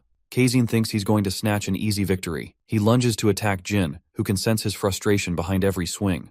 At the same time, Jin has experienced battle with far stronger opponents, so he's not feeling outclassed. Kazin tries to finish the fight, boasting himself as the stronger one of the 2 fighters. Jin blocks the attack but gets struck by his aura. Finally, he's able to keep up with the trajectories of his attacks, all possible combinations made with a sword. Jin is perceptive of every attack coming towards him. Thankfully, his opponent is fueled by rage, blind to his senses. With a clash of their swords, Jin prepares to end the fight with conviction. He hawks at his opponent for being predictable and bearing no chances of winning. 3 critical moves follow in Kazin's attacks. Jin counters everything and prepares for the killer blow. He renders a powerful aura slash that annihilates Kazin, stealing the victory from his mouth. Jin is certain of his strength. He has improved massively and entered the domain of a 5-star knight. It was his plan to misguide his opponent into believing he was an inferior opponent to exploit openings. The Tona twins come to the scene to find themselves baffled, but Jin doesn't even think much of the fight and walks away casually. When Kazin reports to his faction leaders, they take it as a joke. They're stunned that the boy has already reached the level of a 5-star knight at his fragile age. Both Miyu and Anne are aware of Jin's hostile message to the clan. They're prepared to mobilize strict measures to cut him down on his next mission. The clan murmurs about Jin's recent strength and improvement. Only the best of the best from his clan could achieve this level at the same age. Even Jin didn't predict this level of growth. He didn't refine his sword mastery skills apart from his special training. Growth in one side of his training affects all other aspects. Improving Shadow Force helped improve aura and mana flow too. He's the only person in his clan to master all three powers. Jin spots a bunch of flowers he's never seen before in his room. He doesn't mind since they seem to be safe. As for his latest achievement, Jin is certain that his siblings will become even more anxious to cut him down. Joshua is one of those people. He's a candidate for the throne right after Luna gave up her pursuit to become the patriarch. Joshua is working on improving his strategic position in the clan with the help of their mother. At first, Jin wanted to conceal his skills, but he changed his mind. It's clear that the whole world will know about his accomplishments. Instead of gloating about his achievements, Jin wants his father to take notice. Siren isn't satisfied with Joshua sitting on the throne. Ahi wanted Luna, but she lacked ambition and walked away despite her incredible talents. With Luna gone, the next candidate became Joshua. All of this happened long before Gin made his accomplishments show that he is worthy of the throne. Jin is aware that his father will definitely test him with a difficult trial. What's more is that he might provide personal protection to safeguard Jin, in case he gets ambushed before the test. Thanks to his Kieran's intrigue, Jin will survive the wrath of his siblings. Knowing that a banquet will be hosted upon his father's return, Jin is expecting great things. A few days after this conversation, invitational letters from clans all over the world have come crashing in. Jin has maintained a peaceful life against the flag bearers. They don't want to risk attacking him while he's sharing the limelight. The Runkandel family reputation would be at stake in that case. Petrov suddenly comes rushing in with news of Jin's latest mission. Their mother is infuriated, disappointed by her children's actions. They were bold enough to send Jin right to his death by assigning him a mission in the Zyphal territory. Jin crashes the party with his appearance. Luntia, Ran, and Vuigo glance at their youngest brother. Their mother Rosa instantly cancels the mission, crushing both Anne and Miyu's plans. She roars at the scumbags who openly decided to plot their own brother's death. Miyu and Anne share extreme hostility, as if plotting their brother's death should be taken lightly. They're walking on eggshells. Conflicts were encouraged for the sake of competition when they grew up. They all had to face hardship while growing up during their time in the intermediate class. Rosa validates their concerns, confirming the necessity of competition. But at the same time, neither Anne or Miyu reached the achievement of a 5-star knight at a young age. Jin is literally built differently, basically. In other words, their mother does not want to lose an exceptional talent to their antics. What's more is that Luntia, Ran, and Vuigo are getting equal trouble for their involvement. They're punished by returning precious swords to the clan. Rosa even threatens to confiscate every sword in their possession if they do not oblige. Faced with so much commotion, Rosa waits for Jin's response. She wonders if he's going to be kind enough to receive the punishment, or if he will use this to his amusement. She wants to test the boy's resolve. Jin raises his voice, intending to take on the mission. Rosa is shocked that he fails to grasp the danger that comes with accepting the mission. The territory of Zyphals is terrifying, but Jin is confident of his victory. He's all for the mission he was assigned by his beloved sisters. Actually, he even sides with his sisters for helping him take on a mission within his powers. Rosa taunts him for putting on a courageous act. But the 15-year-old shares concerns for the reputation of the clan if there is a sudden change in missions. Rosa blasts his excuse, knowing that he's just being exploited through this mission. Since they can't fight directly, that's what Jin is hoping for. He knows he's no match for his sisters at present, so he wants to prove a point by completely destroying them with this mission. Rosa is still cautious and reminds him of the danger. Jin is glad to take on the fight for the condition of retrieving the swords from his brothers after his return. Both Vuigo and Ran are even ready to stop him from going on a mission so dangerous by offering him a sword now. But Jin isn't buying into their schemes, because if they were on his side from the beginning, they would have stopped Miyu and Anne's schemes. Rosa accepts the boy's conditions. She fears the possibility that Jin might one day become like Luna. But now, Rosa is happy with her son's recent development. With the meeting coming to a close, Anne taunts him for boasting a lucky track record. She's even ready to send some of her own slaves to finish the job. Jin doesn't acknowledge their words and hopes to give them a slap on the face with his return. The intermediate class knights from their faction are none other than the hooligans who were taunting Jin since the first day. Kazin is one of the three. Jin shows no signs of distrust to their faces, but deep down, he knows they're waiting for the right opportunity to strike him down. The mission objective is to hijack items after infiltration. 4 relics rest in the historic sites of Kolin.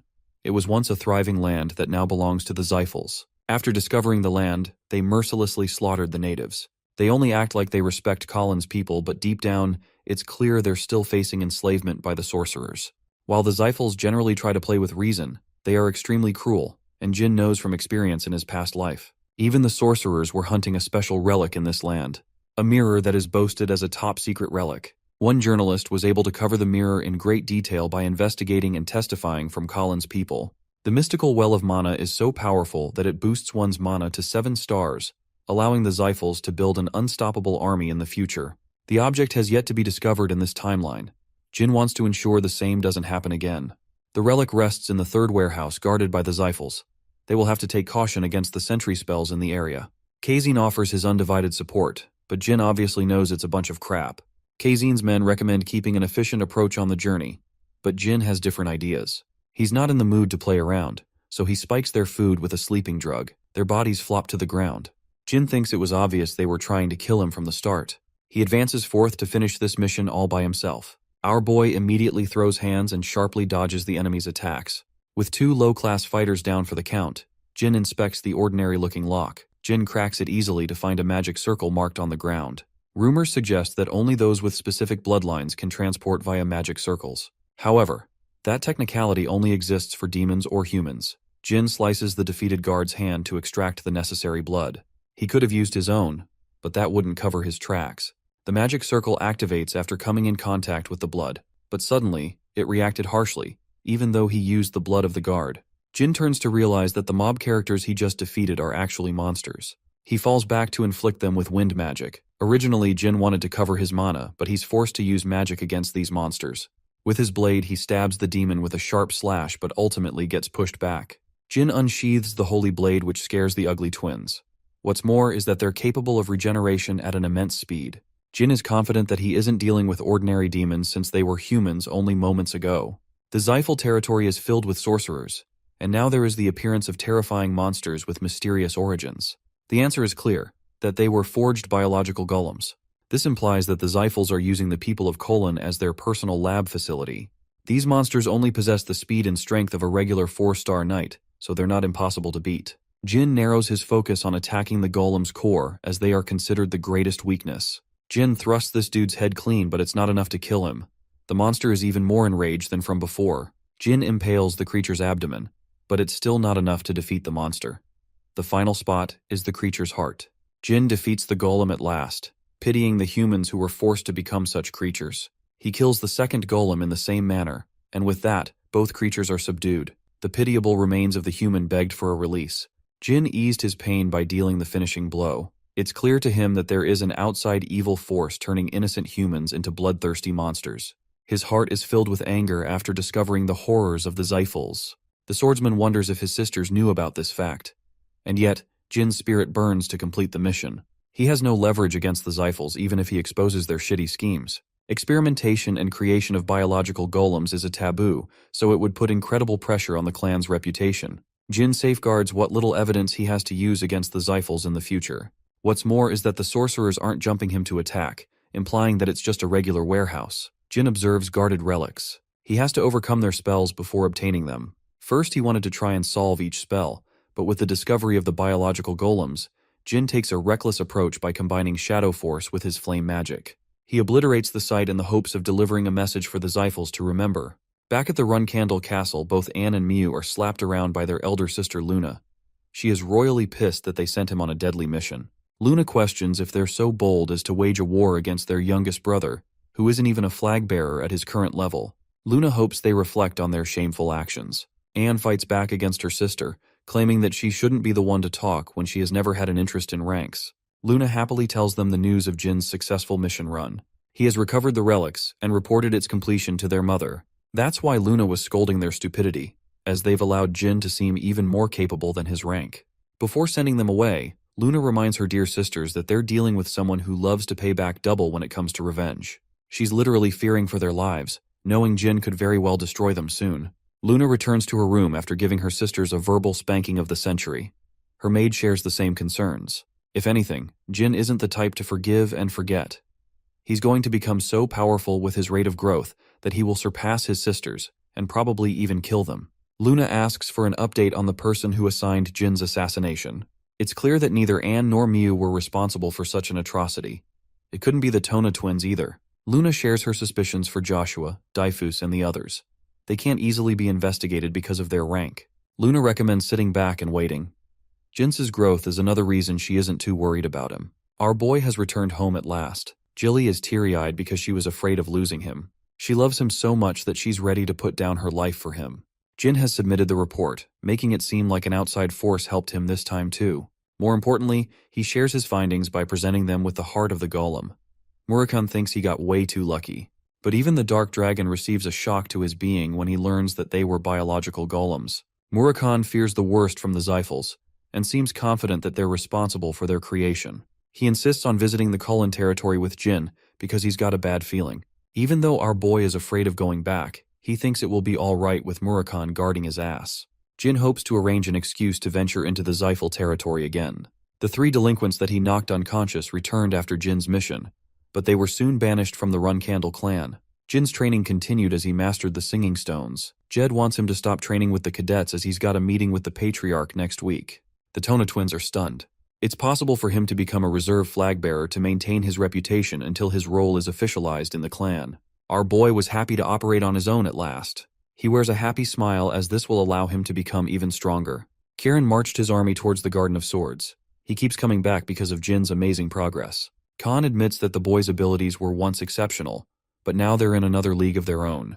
Jin boasts the will to fight with ambition and determination. Siren remembers the day he provoked his dear siblings when he arrived in the Garden of Swords. He wanted to destroy his enemies in the long run. They tried stopping him in many ways, but the fact that he survived the Kulon territory proves that he can survive against his siblings' best attempts to kill him. He even fought a white werewolf and defeated the creature, not with the help of others, but standing on his own. Siren is proud of his son's determination to keep up with his promises. He's certain of the boy's ability to defeat the werewolf alone. He's still interested in asking how that fight went down upon meeting him. Kieran arrives at the Garden of Swords at last. Rosa welcomes him in kind, having prepared much for his return. Joshua has been actively handling most of her responsibilities behind their back, but Chiron still thinks Joshua is imperfect. The Patriarch emphasizes that their enemies fear him, but not his children. When he passes Jin, Kieran spots fancy new blades. He wonders if Ran and Vuigo happily extended their swords to Jin as a gift. The Patriarch roars in a sudden laugh when he hears that Jin obtained the swords by completing the mission. The little boy keeps on surprising him. Kieran shares a meeting with Jin in private. The boy has never been part of a banquet hosted by his own family. In his previous life, he couldn't even participate in these banquets. That's how worthless he was. But today, he's a guest of honor standing next to his father. It may have taken a cycle of reincarnation, but he has everything he wants. Kieran explains that the banquet is held in honor of the boy's extraordinary achievement. Jin assumes there might be a total of 1,000 guests. Kieran confirms that the number exceeds the previous banquet that was held 7 years ago. The Runcandles have increased their influence to the point every guest is known. Siren has been exterminating monsters in the Dark Sea while at the same time honing his skills. Even without his interference, the Runcandel reputation soars at an all-time high because of his demigod rank. The Patriarch fears that if he bites the bullet, the very people participating as guests could end up becoming enemies of the Runcandles. The Runcandles and the Zyphals are considered the strongest clans in the world.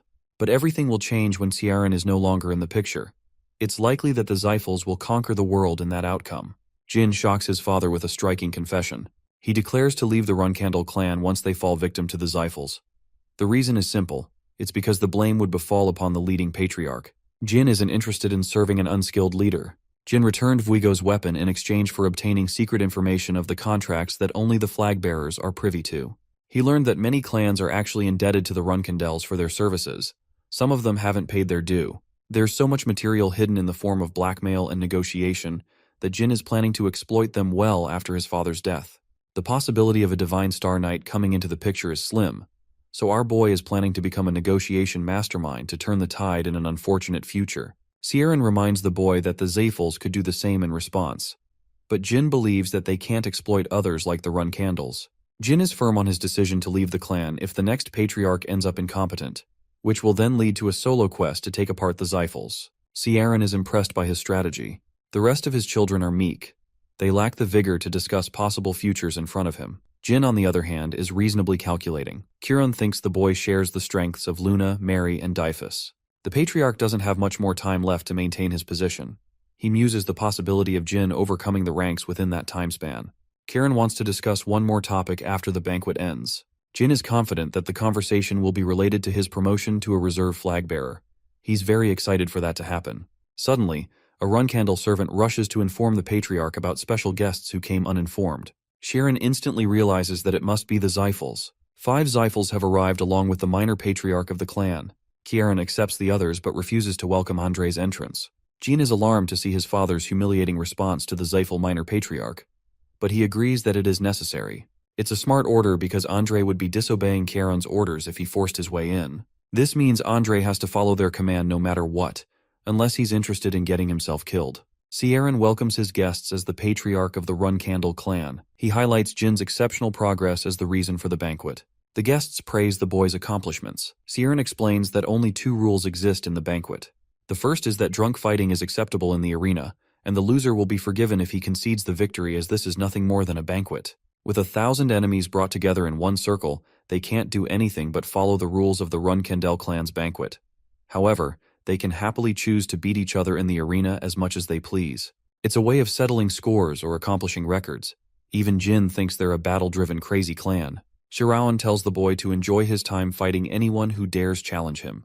However, he's only supposed to fight the strong instead of picking on the weak. Kieran emphasizes that if he loses even a single fight, he will be stripped of his privileges. It's a scary thing to say, and the stakes are high. Then again, Jin never shared the privilege of speaking to his father in his previous life. But now, they are closer than ever. Despite that, Jin doesn't hope to foster a happy relationship with his family. His lifelong goal is to surpass his father instead. Jin joins the banquet. The Tona twins merrily stick around him. They inform him of their progress with the singing stones. But Jin knows they're here to just steal some of his attention. The first flag bearer of the Ken clan extends his gratitude for the Runcandle prodigy. The Tona twins exit the scene, while Jin talks highly of Ken's accomplishments, viewing him as a hero. Suddenly, an arrogant imbecile interrupts their conversation. Uger disrespects Jin, who maintains his calm despite the provocation. Despite being the asshole, he accuses Jin of a case of disrespect. Our boy confidently responds that what he did could have ended very badly for him. The flag bearers of the Ken clan, among others, treated Jin with immense respect. And then this nobody chimed in, acting like he owned the place. Uger instantly realizes that he's making himself seem like a target. He does as he is asked, apologizing for getting ahead of himself. Jin forgives him promptly, while the gorgeous Luna comments how Jin loves making enemies. She wants him to take it easy, and wonders what would have happened if the man challenged him to a duel. For Jin, it doesn't seem like a problem. He was betting on Tuco clan's patriarch to stop his foolishness before that happened. Luna is impressed by his quick thinking. Jin emphasizes that he has to learn a fuckton of things to make sure he survives in the family, especially when he's the youngest of the bunch. He's a prodigious boy who was targeted even at the safest castle. Luna is curious about the identity of the man who tried to assassinate him. She doesn't fancy such parties and hopes to leave. She refuses to dance with her brother for now, calling our boy a short king. Before leaving, Luna dearly embraces her brother as a display of affection. This would make them fear interacting with Jin, since they're even more afraid of the legendary white whale of the Runcandle clan. Some of them grow furiously jealous. Bubare is actually a die-hard fan of Luna and simps for her like a creepy maniac. Bishkel is disappointed by this dude, while his sister Margiela is spoiling the man for having his type. Jin is most tired of his role in the banquet. He wonders what happened to the Zyphal intruders. In unexpected suddenness, Jin spots the icy Cirrus Endorma. She greets him with conviction, as if she has already met him from somewhere. Jin behaves as if they're encountering each other for the first time. She thinks highly of his accomplishments for reaching 5 stars at a nimble age. Jin returns the compliment and thinks that Cirrus is doing well as an heir to the secret palace. She taunts him for having one too many siblings. Instead of feeling offended, Jin agrees. He's actually certain that Cirrus knows about his identity from the time he infiltrated Mamit. The sharp woman finally gets to the main topic if his leg is recovered. Jin simply smiles and returns the assertion that he remembers their interaction. Ceres wants to know the identity of the man who led the attack. The sorcerer was nowhere to be found. Meanwhile, suspicions rose regarding Jin's identity. The Runcandle prodigy uses his clan's reputation to imply that he can't possibly use magic. Ceres knows that, but she thinks he must have used an outside sorcerer to do the job instead. Cirrus gets insistent in her demands, dying to know the answer. But she's misinformed and thinks that Jin targeted her guards instead of Alcaro. The Runcandle prodigy maintains his stance of innocence. Cirrus predicted this would happen. She challenges him to a duel to humiliate Jin. In utmost savagery, Jin tells her that he can't fight opponents weaker than him, but he's happy to take on her offer. This man knows how to roast. The preparations for the duel are underway. Jin asks for 2 swords for their fight. The arena will be locked for the time being. Jin doesn't want her to suffer a humiliating defeat in front of the entire party. Ceres is hoping that he will spill everything about his mission when she wins. Jin places his condition that if he wins, she will never speak of their interaction in Mamit. The fight begins with Jin rushing to attack, but he's blindsided by the special ability of the Endorma bloodline. Ceres has brought out the big guns and the fight has only just begun. Jin is sad that he can't learn special moves of his clan because he's the youngest one in the family. Ceres goes on a heavy attack, but she's equally impressed to see Jin countering each of her blows impressively. But even so, Ceres is certain of her victory thanks to her Sword of Ice. While Jin specializes in attack and stamina, she is expecting to finish him with a counterattack. Acknowledging Ceres as an impressive martial artist, Jin figures out her strategy to deploy a secret move. He plans to counter with a secret move of his own when the time is right. Based on his knowledge from the ancient library, Jin has a weapon of his own that he has been hiding. Ceres finally activates the 3rd move of the Sword of Sea Ice. The avalanche catches him with its sharp burst of aura. Ceres is the embodiment of the harsh snow, but Jin confidently laughs in her face. He cuts through the avalanche with his sword, shocking Ceres as he barely missed her face. But that was the intent as it caused an explosion. Jin is worried for Ceres's condition, as he didn't anticipate such a powerful finishing move. He is desperately hoping she survived the attack. Jin finds her kneeling in defeat, completely lost and stripped of her confidence. She had just encountered death. Jin consoles her and even apologizes for getting ahead of himself. The 15-year-old dodged, but only because her opponent instructed her at the final moment. She's deeply scarred in her pride, and Jin acknowledges her feelings. Instead of getting angry at him, Ceres tends to the wound on Jin's face. She is humiliated that Jin had to save her life just now. Accepting her defeat, Ceres turns away, honoring their promise. The following day, even fewer people arrived than yesterday. All eyes are set on Jin, who is eager to get in touch with the Zephyls. They're supposed to be just as young, so Jin is curious how he stacks up against their prodigies. He's juggling his thoughts regarding becoming a flag bearer and investigating Colin with Murakhan. There's also an incredible chance of his success if Murakhan helps him locate the Well of Mana, preventing the Zephyl clan's growth. Speaking of the devil, Murakhan enjoys being pet by Ceres. She laughs, realizing Jin named his dumb cat. An unexpected visitor comes to meet them. It's Veridine from the Zephyl clan. Jin doesn't even remember this clumsy fool, while on the other hand, Veridine thought of him every day. Jin doesn't remember the clown even with 2 hints. Veridine thinks our boy must have a serious case of dementia so as to not remember him. Jin breaks his teasing and emphasizes that he was messing with him. What he can't believe is this same guy ends up becoming a 9-star sorcerer in his prime and rises as the patriarch of his clan. And here he couldn't even find Jin after looking for him the whole day. Jin is disappointed because this guy can't even navigate in a small hall for the life of him. Veridine is impressed by his amazing achievement, but tries to one-up him by stating that he rose to 6 stars in his magic. Jin isn't actually impressed. Instead, he's disappointed. Because with the way his magic improvement is going, he'll even surpass Veridine's magic by the time he reaches 18 years of age. Jin is almost certain of the fact that he will become the strongest sorcerer in the entire world in his quest. Jin curiously asks why the Zephyls popped up out of nowhere. Veridine explains that he begged to come along to see Jin. The entire shit show at the beginning happened because one teenager wanted to meet another teenager. Veridine promises to welcome Jin to his clan's banquet without any harm. He doesn't care if Jin goes on to attack the Zephyl territory if that happens. Jin thinks he's being stupid for allowing his enemy such an easy advantage. More importantly, our boy has noticed Bubar secretly eavesdropping their conversation. Jin calls him out, so Bubar turns into a simp and asks for Luna's return. This man was writing love poems for her all night. The dude thinks he's Romeo, but all he needs to do is take a look in the mirror. Even Veridine spits out his drink. Jin is met with so much anger that he obliterates the present. He finds the man's very suggestion offensive. Jin orders the man to be sent to the arena for his insolence. Bubar feels mistreated. After all, he simply wanted to earn the love of the Runkendel family's beautiful goddess. Bubar shouts his complaints, but Jin is so pissed that he wants to beat the shit out of him with his own hands. The Transfigurator fails to understand what he did was so wrong that earned him such punishment. Bishkal and his sister are both stunned to see such an unexpected development. Ceres is annoyed that she can't fight Jin in place of the fatty. Veridine tries to butter up to her and gets told off in return. Unlike yesterday, this match is held before the eyes of the public. While everyone knows about Jin's identity, Bubar is a mystery. He begs for a chance to introduce himself. But before he could even state his name, Jin obliterates this meatball's face with a punch. Bubar shows a display of confidence by commanding his aura. Basically, Jin is facing someone a level stronger than his own. Bubar actually manages to punch Jin across the face. He easily gives in to arrogance, which becomes his undoing. Jin slams his fat ass to the ground before hammering him with hundreds of punches all over his body. The fight is supposed to be over, but Margiela fails to comprehend the Runkendel's actions. Bishkal explains to her sister that Bubara is actually pretty strong himself. She wants Bishkal to go ahead and defeat Jin in a one-on-one fight. He accepts to honor his sister's desires. Bishkek enters the arena with a confident star. He's a 7-star knight, much stronger than Jin, who is planning to use this as an opportunity to learn about his clan. Jin is even more shocked by Margiela, who is sacrificing her brother to get what she wants.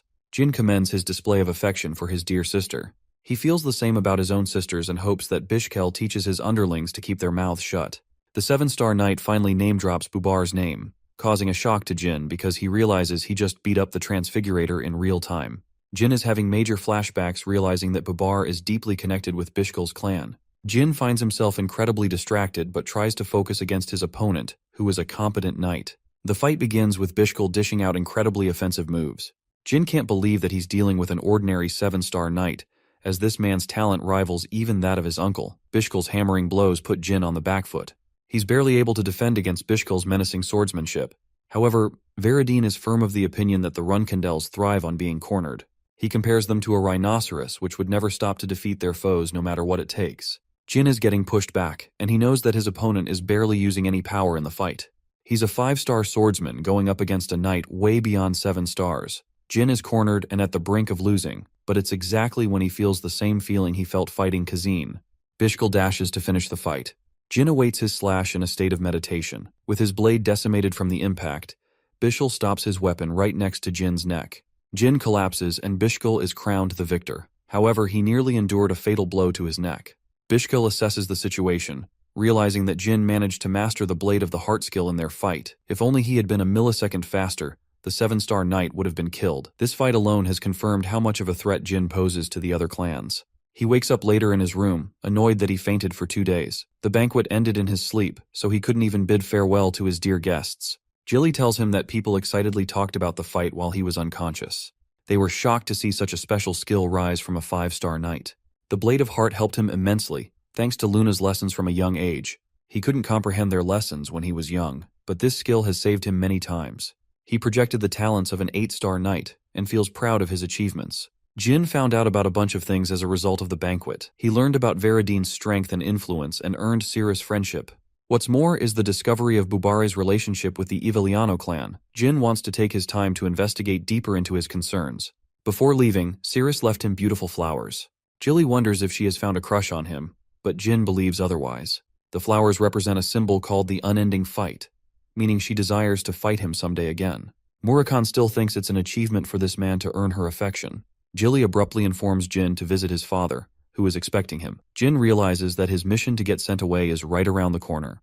He tries to find him. Kiran is expecting him in the shadows. Jin is prepared to leave the clan, an answer his father seems to like. Their current location is called the Crypt, a place where select few heroes of the clan are honored. Heroes that saved their clan many times in millennia. Sieran shares that the first patriarch rests in a different location. The very power that Jin now possesses is the reason they were never able to claim his body. Upon his death, the Zyphals cornered them into a contract to forever stop using magic. They placed a prominent curse upon the Run Candles, stopping the production of mana in their bodies from birth. Sieran remembers when he first asked the boy how he came to acquire such a power. He lied then, but the same answer could have put him in deep trouble at his current age. Kiran learns that Soldaret made him into his contractor.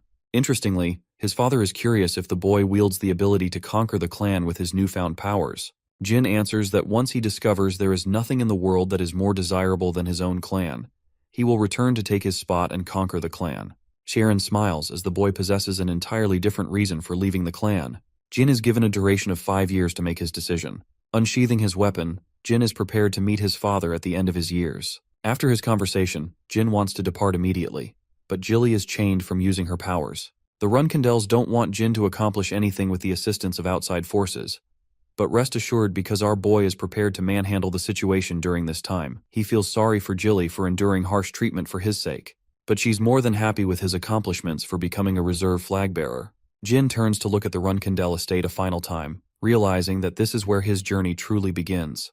The perspective shifts to Kieran's contemplation. He may have become the strongest in the era with his might, even if he failed to void the pact made with the Zyphals. But for his son, he boasts the power of the god of darkness. Karen is excited about what will become of him, and if he will be responsible for freeing the Run Candles for their lifelong curse. That night, Jin left without saying goodbye to any of his junior cadets, or even Luna. He thinks she wouldn't mind because he's just going out for training. Jilly wonders where they should go. Normally, reserve flag bearers like to explore Mamit Lawless to stack a reputation for catching criminals. It's necessary to amass a reputation before being accepted as a true flag bearer. For Mary, she defeated powerful warriors at her age and earned the reputation of the Madwoman of the South. Usually his siblings returned to the clan at most up to 2 years. But Kieran wanted Jin to explore the world for longer. He senses that Kieran wants the boy to master his powers fully before returning home. Jin sets his sights on the Arkan Kingdom, a dangerous Zyphal territory. His reasoning is simple. He heard about mercenaries hanging around the region to terrorize the locals of the area. Jilly is pumped with excitement. The truth is, our boy lied. He only knows this information because of his past life. A criminal syndicate called Tessing runs an underground auction, full of mysterious secrets. The valuables are what Jin is after. Since they can't use a portal to transport to the kingdom instantly, it's going to be a problem. Jin isn't supposed to reveal his identity or make use of his status as a member of the clan. He tells Jilly that they don't have to worry until they reach the Jian Kingdom. Our boy wants Murakan's help as his private escort. He ignores the risks as Murakan transforms into a beautiful dark dragon. Back at the castle, Luna suddenly feels a sharp sensation. She's shocked that Jin would take such absurd ways to travel right after exiting the clan. She's hoping the best for his success, despite feeling butthurt that he didn't even come to say goodbye. Having reached the Jian Kingdom, Gilly feels travel sick because of how fast they were going. Murakan is deeply worried about her, despite being a dark dragon of mysterious origins. Jin goes out to collect money while Murakan is taking care of his nanny. Remember Semberbil, the dude he saved in his first real mission? He's sad that he didn't get invited to the Runkandel banquet. Fortunately for him, Jin is right here. He creeps him out with a silent entry and wants his help. Jin requests that he obtain a good amount of money for them, surprising Sember. Unofficial flag bearers are told off against revealing their true identities, because their mission is to survive with their own powers instead of using the Runcandle family's name. This becomes a major problem for them when it comes to obtaining wealth. They spend the first few months grinding out funds for travel. This way, they live through the life of poverty and experience what it feels like to be a commoner. In Jin's case, this never happened. They got a good head start thanks to the wealth Sember promised. He returned the favor in kind. As they're preparing to teleport, Jin hopes that Dragon Boy over here doesn't just throw up like last time. The reason they didn't just fly their way to the Arkan Kingdom is because the Zephals control many dragons of their own. That flight would become a declaration of war. Murakan is seriously annoyed that those pesky sorcerers have marked their control over the skies as well. The clan boasts powerful dragons as well as the gods that created them. On the contrary, the Runcandles have one dude with one dragon that not even his own clan knows about. The Zephals would have gotten an easy victory if Jin's father wasn't in the picture. In the midst of his contemplation, Jin reaches an epiphany. It's impossible to bring so many contractors and tie them into a single generation. His train of thought is broken when they reach the entrance. Jin has altered his identity to fit their travels. They await the teleportation to activate while Jilly comments on how impressive their clan's forged documents are. They're able to bypass any security with ease. The teleportation commences with Murakan being scared for his life. Jin recalls that it's been 15 whole years since his last visit to the Arkan Kingdom. They're here at last. Jin spent his final year in the same capital. Not much has changed since then. The people are lifeless as they used to be. Even Jilly senses the dark atmosphere caused by the crime syndicate Tessing. Jin prioritizes them to acquire lodgings before hunting down targets. They come around an ordinary-looking house. Murakan is salty. He chose a broken crib instead of investing in a nice apartment. Jin explains that he wants to keep low on his spendings for now. Murakan doubts his reasoning but ultimately accepts. As they enter inside, the lousy innkeeper is surprised that he received any guests at all. He presents them with drinks, welcoming his guests. But get this, here's the plot twist. The juice is spiked, and Murakan knows that. He smashes the glass in his face for pulling such a measly trick. Dragon Boy kicks him across his face for having the balls to mess around with his group. Murakan kicks him around mercilessly without remorse. Jetu, the information merchant, was actually a great buddy of Jin in the past. He helped him find a place when he was freshly thrown out of the Runcandle clan. However, Jetu was secretly a scumbag who betrayed Jin in his past life. He was tricked and lost all his wealth. It makes him frustrated just thinking about his stupid past life.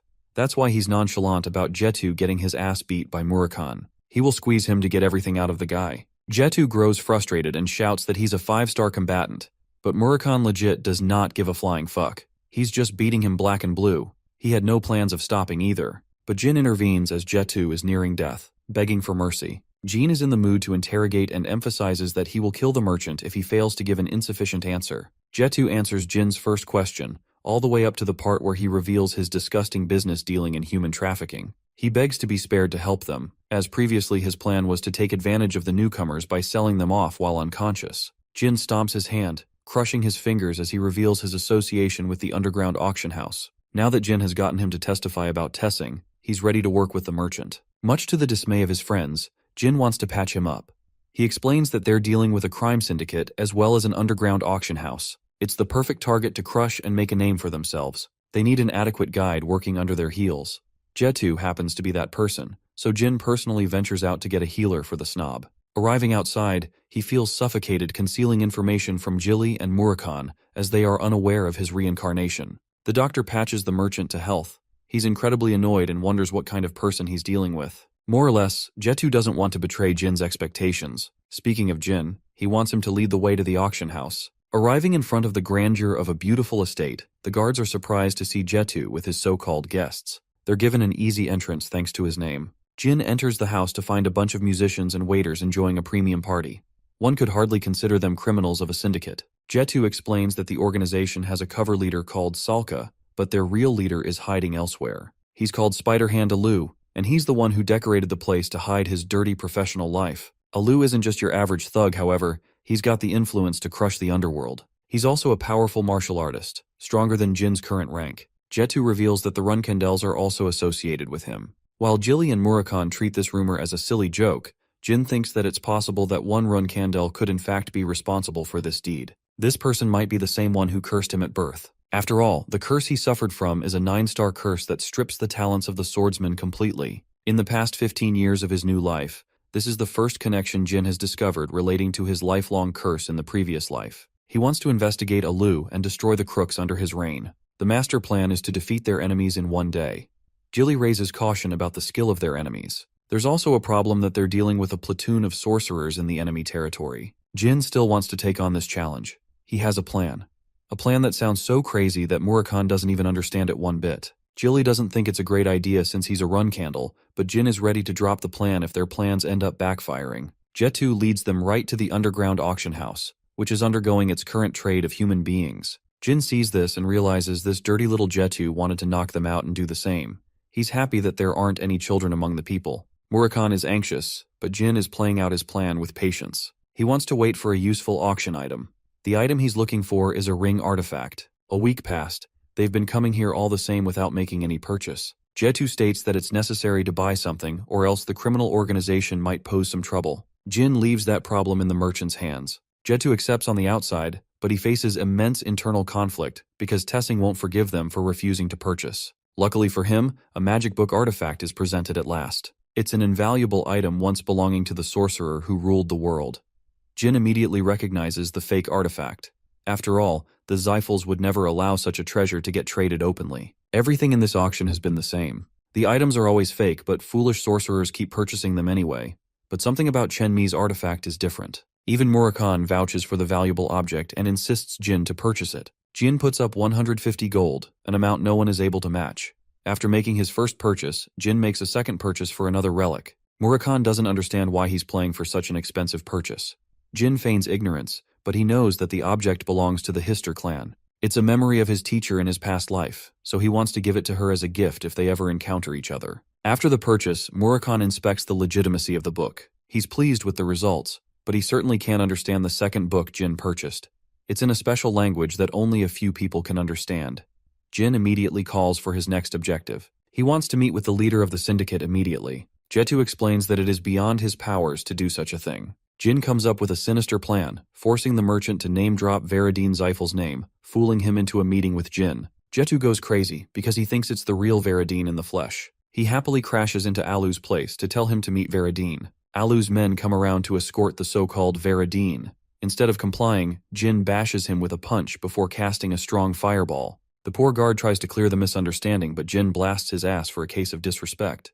He wants Alu to come meet him in the open on his knees. The humbled boss of the crime syndicate did as he was instructed by Jin. He apologizes for being disrespectful. Jetu thinks he has won the jackpot, becoming accommodated with the Veradine Zyphal himself. Even the magic spell Jin used was powerful and would be impossible for anyone to use at this age. 1 week prior, Jin explained his plan to impersonate Veradine. It was a crazy idea to fool Alu, who is influenced by the Zephals and wouldn't want to mess around testing Veradine's true identity. But that wasn't Jilly's main concern. What she feared was their own clan discovering Jin's attempt at impersonation. He demands Alu to lift his head and presents him with the secret magic tomes. Alu apologizes for trading them without the clan's permission. Jin feels offended that Alu sold off many valuables of the Zephals to ordinary people. The crime syndicate's leader apologizes as he is a martial artist who doesn't know how to deal with ancient artifacts. Alu offers to recover the traded relics, but Jin is so pissed that he demands access to the client logs, threatening that his clan will investigate the matter privately. Alu finds himself at checkmate. He thinks his life built inside the Arkan Kingdom is no more as the Zephals have become furious of his actions. It's clear that the entire organization will cease to exist if the Zephals become infuriated. Alu presents him with all the information necessary. He even offers to bring over highly confidential documents from his house. Jin immediately calls out his bluff, stating that Alu would use that time to plot something behind his back. With his plans uncovered, Alu finds herself struggling to utter even a single word. He turns around and instructs his men to keep them busy while he's gone. Alu is frustrated and becomes desperate in finding a way out of this mess. Gilly and Murakhan scout the information logs. Murakhan communicates with the boy through telepathy.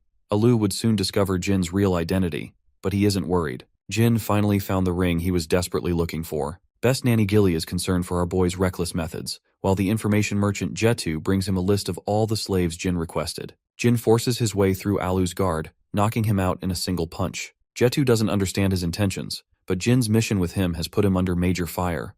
So much so that he recommends the man flee to the Vymonth Empire because he's not surviving in the current place. Jetu wants to go along with Jin. He begs to stay by Veradine's side, thinking that he's going to steal all the glory. Jin finally reveals that he's not even Veradine himself. The poor informant's dreams are utterly crushed. 2 hours after that, Alu returned to confirm that the real Veradine boasts silver hair. This means they got heavily played by a bunch of no-name clowns. Alu learns that they escaped after retrieving information of all the slaves. In a fit of rage, he slams his own man in the nearest wall, killing him at once. Alu wants his men to find the imposters so that he can repay them for such humiliation. Meanwhile, Murakhan is concerned the crime syndicate's leader will locate them. Jin emphasizes that he wants to confirm the rumor of the Runkandels working with the man. They've already acquired the valuables. Murakhan is about to ask how Jin acquired the ancient ring, but before that, they have a fight to deal with. Alu has arrived, armed with his weapons to kill Jin and his friends. Unfazed, the 5-star knight simply tells him that they've reported the client list to the rest of the world, meaning his life is over. With that settled, it's time for the fight. Jin wants to solo his ass, and instructs Murakhan to handle the rest of the goons. Alu thinks they're underestimating him and orders his sorcerers to attack. Murakhan simply waits for them to come at him. He's strong enough to fend off each of their blows without even moving from his spot. Murakhan annihilates the remainder of Alu's men, being a one-man army of his own. Alu tells them to attack Jin and Gilly with their magical spells. But the spells are all weak in comparison to what Jin can pull off. He simply blocks them all thanks to the effects of the stone Luna gifted him long ago. The Dark Dragon is annoyed by their pesky numbers and reveals its true power. In a fit of fury and rage, Alu starts slaughtering his own men, having lost his damn mind. The upcoming battle is for Jin to fight, as Murakhan has already eliminated the small fries that could have caused trouble. The annoyed leader demands to know who ordered such a mission. He rushes to attack Jin, impressing him with his speed. Alu makes one thing clear: he's not going to die here. Murakhan reminds Jin that this time, he's facing a true 7-star fighter, unlike Bishkal, who was clearly holding back in their fight. Alu thinks Jin is extremely overconfident for challenging him. The swordsman draws his blade as the first clash connects between the two fighters. Alu is shaken to discover that this guy isn't a sorcerer but a swordsman. He pressures Jin to go on the defensive, before clawing him with a bunch of heavy attacks. Jin tries to counter, but his opponent's speed is fast enough to inflict a shallow wound on his body. Jin realizes that he's dealing with someone way out of his league. Alu isn't concerned about Jin, but instead, he's wondering why Murakhan is staying out of the fight, despite being leagues ahead of him in strength. Murakhan is enjoying Jin struggling in this fight. Gilly shares her concerns, but the Dark Dragon emphasizes that it's necessary for Jin's growth. If there's a miracle, Jin might even win. Alu overwhelmed the 5-star Runkandel, believing that he's going to win. But the reality is, for the Runkandels, they're used to facing enemies far stronger than them. Jin deploys the use of an incredible magic spell, blasting him away. Alu is starstruck that he's fighting a magic swordsman. Jin coats his sword with electrifying magic. Alu cuts down the attack and believes that Jin is wasting his time. A shadowy glow illuminates as the swordsman chants, "Awaken Helm." The shocked martial artist cannot fathom what he is witnessing with his eyes. A dark swordsman coated in shadows has taken form. Jin is using this special form to close the gap between their skills. With a few slashes, the fight has already ended. Murakami explains that Jin activated an artifact called the Myolta Rune. It's an incredible defensive weapon that defends the wielder from all attacks below 7 stars. That's the power of the ring that Jin sought with desperation. It's an object that was going to be revealed several years into the future, but luckily he has acquired it now. With Alu's cut-down body resting on the ground, Jin inquires about his connection with the Runtsnadels. The Dark Dragon questions why he's so desperate to find out the man's connection.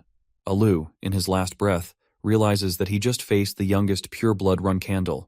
He seems to know about the assassination that took out Jin as a child. Alu leaves with an ominous warning to be fearful of the person he's looking for. Murakami still doesn't get it, while Jin figures that this guy's identity is more important than he thought. He's confident that he's connected in some ways to their family.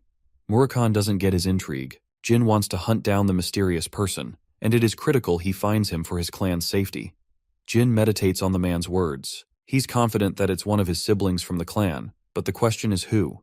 It has to be someone who figured out Jin's talent from a young age and wanted to eliminate the threat. There's only one person, Joshua Runcandel, the candidate patriarch to lead their clan. The following few days, Tessing's destruction is publicized to the whole world. This is thanks to Jetu's help, and though he was still interrogated by the Xiphals, it's fine because Jin profited the most from the situation. He obtained ancient books, found the special ring, and even defeated a 7-star knight with his own powers. Jilly shares her obvious concerns that he's still underestimating the capabilities of what a 7-star knight is like. This is confirmed by Jin himself, who thinks he's weaker than his nanny even at this stage. Their tracks are covered thanks to the merchant, so it's time to move on to the next location, the free city of Tikan.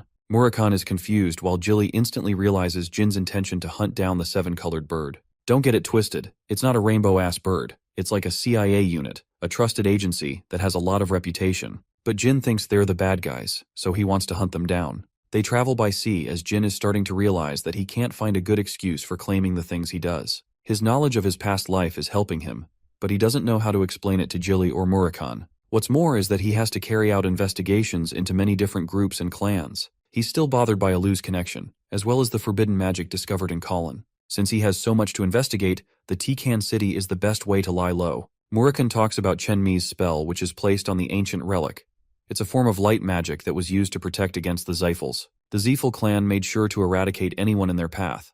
That's what happened to Chenmi too, and thus it will be the fate of the Runcandels if Jindones end up mastering Shadow Force. It's a heavy burden. Murakami insists that he learn a bunch of spells. He casts a shadow spell, causing confusion to Jin, who was expecting light magic instead. Suddenly, the room illuminates in a bright flash, blinding the boy's eyes as Murakami gets a great laugh. Blinding magic can be used offensively and defensively. It's one of the spells Chenmi came up with, so Jin thinks it's a valuable find. Murakami is more or less curious about the second relic from the Hister clan. The code is beyond his understanding, so he doesn't think anything valuable can be found inside. Jin insists they keep the book for the time being and crack its contents when the time is right. A week of travel passed as the group arrived in the free city of Tikan, a beautiful place completely free from the influence of the Runcandels and the Xiphals. It is considered the perfect site for vacations. Jilly recommends looking for a place to stay. Dragon Boy is hoping he finds a lavish place this time. Murakami's sudden transformation attracted the attention of a little girl, who clearly saw a cat turn into a man. The girl wants to learn how to transform too, while Gilly and Murakami are stumped.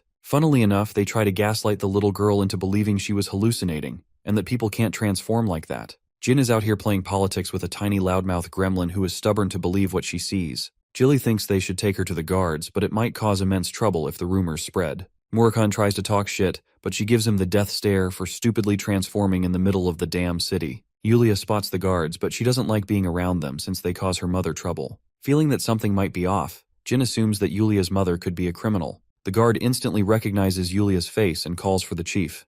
He tells Jin that she's the daughter of their chief in command. So no, she's not a criminal. On the contrary, she's a brooding woman that looks like she will skin you alive. But when she sees her daughter, she crumbles into a sweet and lovable being. Yulia embraces her mother. Elisa introduces herself properly as the chief of the defense guards. Jin returns her kind regards and states that he's traveling with his friends. Jin requests recommendations for a place to stay. Well, before that, the little runt tells something to her mother. Elisa happily shares her recommendation letter for Jin to show to inowners around the city, promising them a good place to stay. The group leaves, but Elisa is still concerned about the news she heard from her daughter. Yulia snitched, seeing Murakami transforming into a cat. What's more is that transformations are only possible for dragons which concern her. Our heroes are staying in their newfound inn, receiving a premium unlike last time. They're happy to get so lucky upon arrival. Jilly wants to go and grab some ice pops. Instead of being on a mission, it feels like they're on a vacation. Murakun is curious how the boy is planning to handle the intelligence agency. Jin explains that he's here to locate someone first.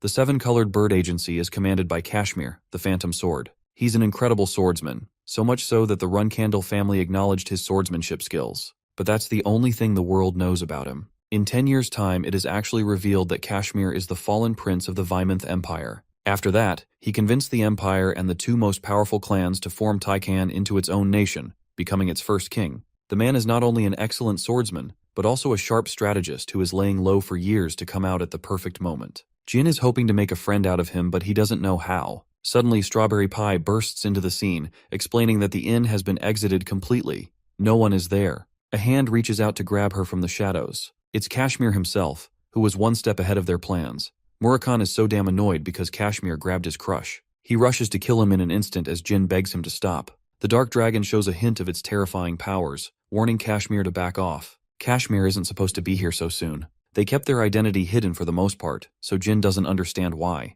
He is fearful of the Murakun killing everyone in the place, which would be detrimental to his plans of befriending Kashmir. Jin uses Jilly as his anchor to reason with Murakun, who finally decides to revert his powers. He snatches Jilly like she belongs to him, and roars at the man for acting like they're friends. Instead of Kashmir conducting the interrogation, it's Murakun who has turned the tables around him. Jin intervenes, requesting the swordsman to put his sword down. Kashmir is stunned that the traveler recognizes him. Instead of introducing his false persona, Jin feels adequate in revealing his connection to the Run Candles. Both Murakun and Jilly are shocked. They don't know what's going on in his damn head. The clueless Kashmir stands speechless as Jin proposes to move to a quiet location. They sit across the respectable swordsman after he sends his troops back. He came here to uncover the existence of a dragon, but that accusation enraged Murakun.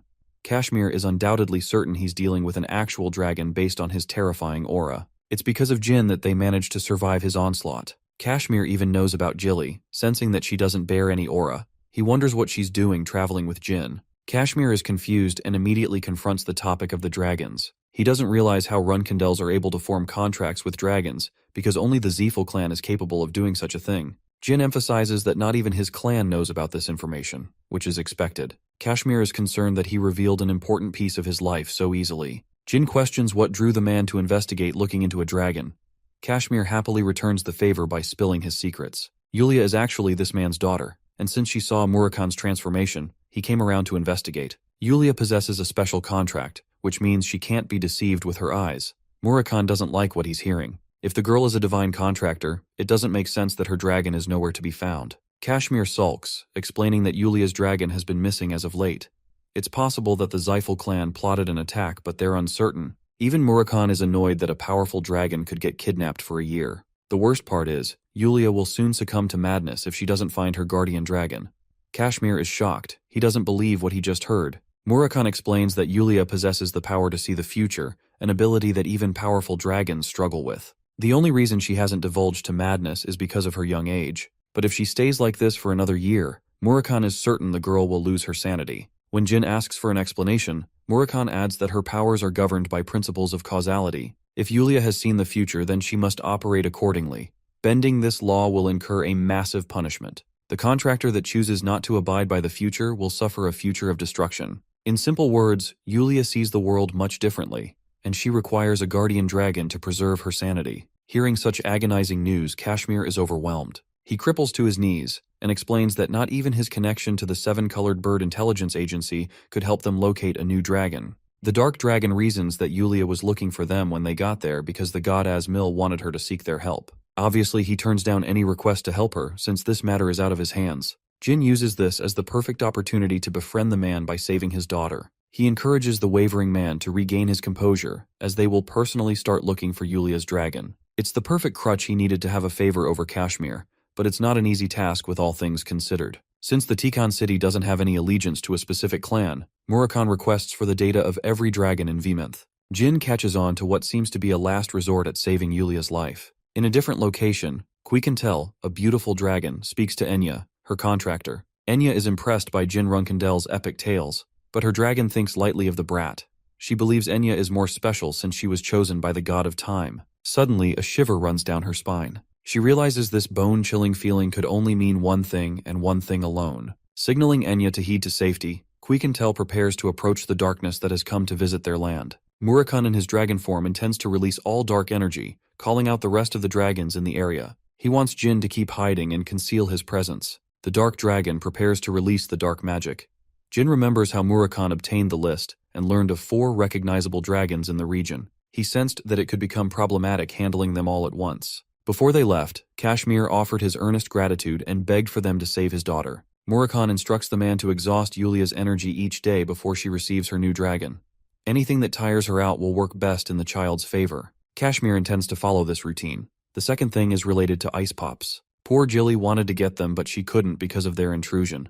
This man is rizzing her with ice pops, and even earned her affection for comforting Kashmir. Jin acknowledges that deep down, the dark dragon is a really good guy. He warns the boy of the incoming dragons. Rabus and Untiel are rushing at a considerable speed. Jin wears his armor to conceal his identity. Murakun explains that he used to beat these guys for entering his territory. Dragons worked like that, so now he's acquired enemies.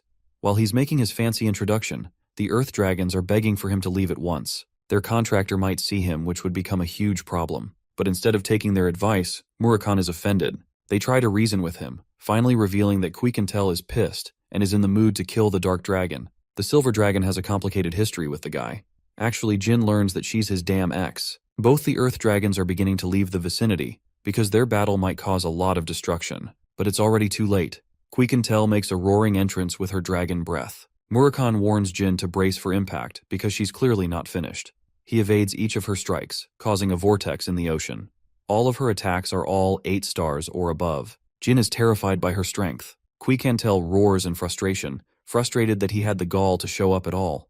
Jin learns that Murakun shared a relationship with her for 500 years. He wants Jin to use Bradamante in case things get tough. He knows just how powerful she is, so it's going to take every last bit of Jin's strength to concentrate into a powerful attack in the hopes of damaging her. Quiquintel transforms into her dragonic state. She has a vicious desire to end Murakun's life. Murakun tries to have a sensible conversation with her, offering a way to resolve their conflicts after. But she's so pissed that she fires an immense beam, ignoring his offer. Then she tackles him with ferocity and attempts to bite him, but he swiftly evades. He doesn't get what's keeping her so infuriated. She tries to deliver another beam at point-blank range. Murakun shielded himself from the attack thanks to Jin's help, who is starting to think his powers are needed to get an edge on her. Murakun explains that she's weaker, but enraged. She tears the Shadow Force release, deeming it a pitiful attempt. The Silver Dragon lashes at him for becoming so weakened. Murakun is begging for her to stop, but ends up infuriating Quiquintel so much more instead. Murakun bites her down, questioning why she's so mad over their breakup. The Silver Dragon dishes out a powerful punch to remind the dumbass that he deserves a proper beating. But this gave Jin enough time to make his move. The Silver Dragon did not anticipate this outcome. It's all up to Jin to attack, and it needs to be the same spot where Murakun struck her. The Shadow Veil concentrates on his sword, as Jin slices her with a powerful Shadow Force release. The attack cuts through her scales, slashing an entire arm off her body. Murakun hastens to rescue Jin as the Silver Dragon descends to the sea. Jin is overly exhausted from expiring every last bit of his strength to make that move. He thought they killed her, but this is Quiquintel. She's way more powerful than the typical dragon, especially since she governs time itself. Jin realizes that this is bad news for them. They came here looking for Yulia's dragon, but they're the ones about to go missing. The Silver Dragon replenishes her body, turning back her state. It's a cheat magic that drains an immense amount of energy, but it still helps her survive death. Quiquintel manifests in her human state.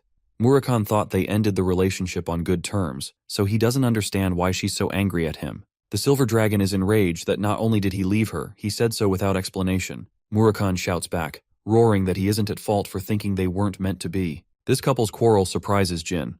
Quiquintel recognizes Jin as the newest contractor of the God of Shadows. Murakun explains that their own kind is at the risk of extinction, but she finds his words full of rubbish since he's not the type to care about such things. Murakun counters that he killed many dragons for her sake too. He turns tail, thinking that she's useless in helping them.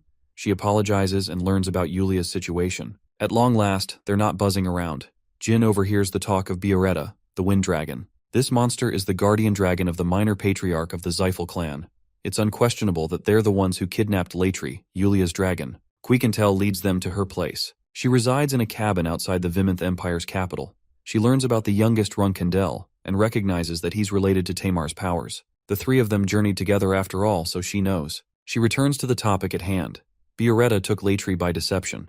The deal was to teach Latri some of the dragon spells. It has now jeopardized the life of a young girl who exists without her guardian dragon. The silver dragon had always been suspicious of Bioretta's intentions. He was even insistent upon meeting her contractor. Since Enya's identity is known to the public, she was safe. But for Yulia, they found an opportunity to kidnap her guardian dragon because not many knew about her contractual relationship. Jin outlines his deductions for the Zyphel's plans. He thinks that they are trying to eliminate contractors that aren't under their control. Their second goal is to acquire as many gods by their side through contracts. In his previous life, Jin discovered that the God of Time's contractor was different. He was a Zyphel clan member, which means that Enya was probably killed in that timeline. The same goes for Yulia, who might have her contract revoked. The silver dragon still doesn't find his words persuasive. After all, there would be no reason to acquire more contractors when the Zyphels already have so many. Jin bites back with a sharp response. Since human greed has no limits, it's logical to assume the Zyphels are hungry to acquire even more power. Jin sharply deduces that Quiquintel is putting on a blindfold because she's secretly afraid of the sorcerers. Murakun senses this is bad news as she could easily become enraged. Instead of taking offense, the silver dragon laughs. She's never seen Murakun act cautious around her. She's prepared to take the steps necessary to guarantee the safety of her contractor. Even more, Quiquintel is prepared to help him meet Bioretta and recover Latri. Grasping Jin's shoulder, she reminisces on her memories with Tamar. She wants to swear loyalty to his descendant, and even comments that he's just like the first patriarch with his provocations. While they're talking, Enya bursts into the scene, ignoring Quiquintel's warnings to leave the house. She's a clumsy and shy fool who just so happens to fawn over Jin Runkindel. The boy is desperately asking for an explanation out of this mess. Quiquintel sulks, explaining that she's his #1 fangirl. Enya, the #1 simp, can't contain her excitement in front of her star and model Jin. She's surprisingly a commoner, which makes Jin assume that she must be really talented in some other aspect. The silver dragon is annoyed that she rebelled against her order to stay put. Quiquintel is barely containing her composure, while Jin thinks that Enya must have faced some serious bullying at the academy because of her rank. Jin states that he came to address Enya's safety. His kind and cooperative ask is enough to swoon the girl. She literally thinks her Prince Charming is here to rescue her from the bad guys. She's more than ready to go with him. That's just how excited this purple-haired midget is. Quiquintel whacks her unconscious. She's afraid that her obsession for Jin might take her to the ends of the Runcandle clan. The boy is shocked to learn that his own clan has dungeons and even dragons. As for Murakun, the dude is out cold. With the two of them alone, Quiquintel emphasizes that she's only helping out Jin because of her ex-boyfriend, especially when he's become a sorry loser compared to his original strength. He would get destroyed by the Wind Dragon at his current level, so Quiquintel wants to take charge if it ever comes down to that. Jin is curious about the Bioretta's dragon. Just how powerful is this dragon? Quiquintel explains that if Murakun regained his original powers, then they should have been annihilated in their battle. The silver dragon wants Jin to stick around in the cabin until they can locate the Wind Dragon. Jin is surprised by how much she cares about them in secret. He's ready to handle Murakun from his side. Quiquintel explains that Enya will soon regain consciousness, so he has to handle her carefully this time. Jin is stumped when he sees her actually wake up before his eyes. She's like a damn zombie for this man. After explaining the situation to Enya, she understands that she could be a potential target for the Zyphels. She trusts in his powers completely, and offers to leave tomorrow. Quiquintel instructs her to start packing. She will take care of the academy by calling in a sick leave for her sake. The only thing left is to take care of the Wind Dragon. Suddenly, a strange man calls out from outside. The silver dragon can't fathom how anyone would come in the middle of nowhere for firewood. Jin immediately realizes that it's a trap. He's confident that the guy outside isn't a nobody. In fact, he's a spy who has probably been keeping watch. Hearing this, Quiquintel instantly opens the door before lifting the man by his throat. She's ready to crush him if he dares not to speak. Then from within the cabin emerges another figure, the real perpetrator hiding in the shadows. He threatens to summon the entire task force if Quiquintel fails to let him go. But this girl is mighty pissed. She dashes headfirst to beat the shit out of this guy. Her thunderous punch sends a shockwave, but it's not nearly enough to even affect this man. He didn't move an inch and simply ate her attack. An incredible punch with the power of a dragon was blocked by this dude. It's clear that he's someone distinct, someone more powerful than the task force captain. He's the Emperor's right-hand man. Latz is another capable swordsman whose skill is acknowledged by the Runcandle clan. He's strong enough to pose immense trouble. Jin is lucky to have his identity concealed with his armor. Latz apologizes for his intrusion and states his true purpose. He came here to check on Jin and Murakun, who had recently entered their empire. Quiquintel isn't one to let him off so easily. Latz swiftly threatens her, reminding the silver dragon that her contractor is out in the open, defenseless by herself. Even if she kills him, Enya won't survive the encounter. With that warning, he hastens to leave. The murderous silver dragon reminds Latz that she will return him this favor by taking away everything precious to him in his life. With such an imposing warning, the man takes his leave. He fucked with the wrong dragon. He's already fulfilled his purpose. Apart from the mission, he wants his squad to stay away from Quiquintel as much as possible. Because if they ever dare to try to mess with her, it'll be hell. In fact, that punch alone caused his face to bleed. This man knows he's getting crushed. He's smart and refuses to endanger his squad by provoking the silver dragon. Quiquintel is enraged that she made a stupid decision to keep Enya tangled under the roof of the Vemonth Empire. They could have done so much more if not for Jin's warning. Thankfully, they can still make amends and evacuate her to safety soon. The next morning, Jin assures Quiquintel regarding Enya's safety. They've made sure nothing happens to her, and Murakhan is also there to secretly protect her in case things get worse. With her safety guaranteed, it's time to handle Buretta. They will await Murakhan's return and make their move. 1 week has passed. He finally returned with a fine complaint.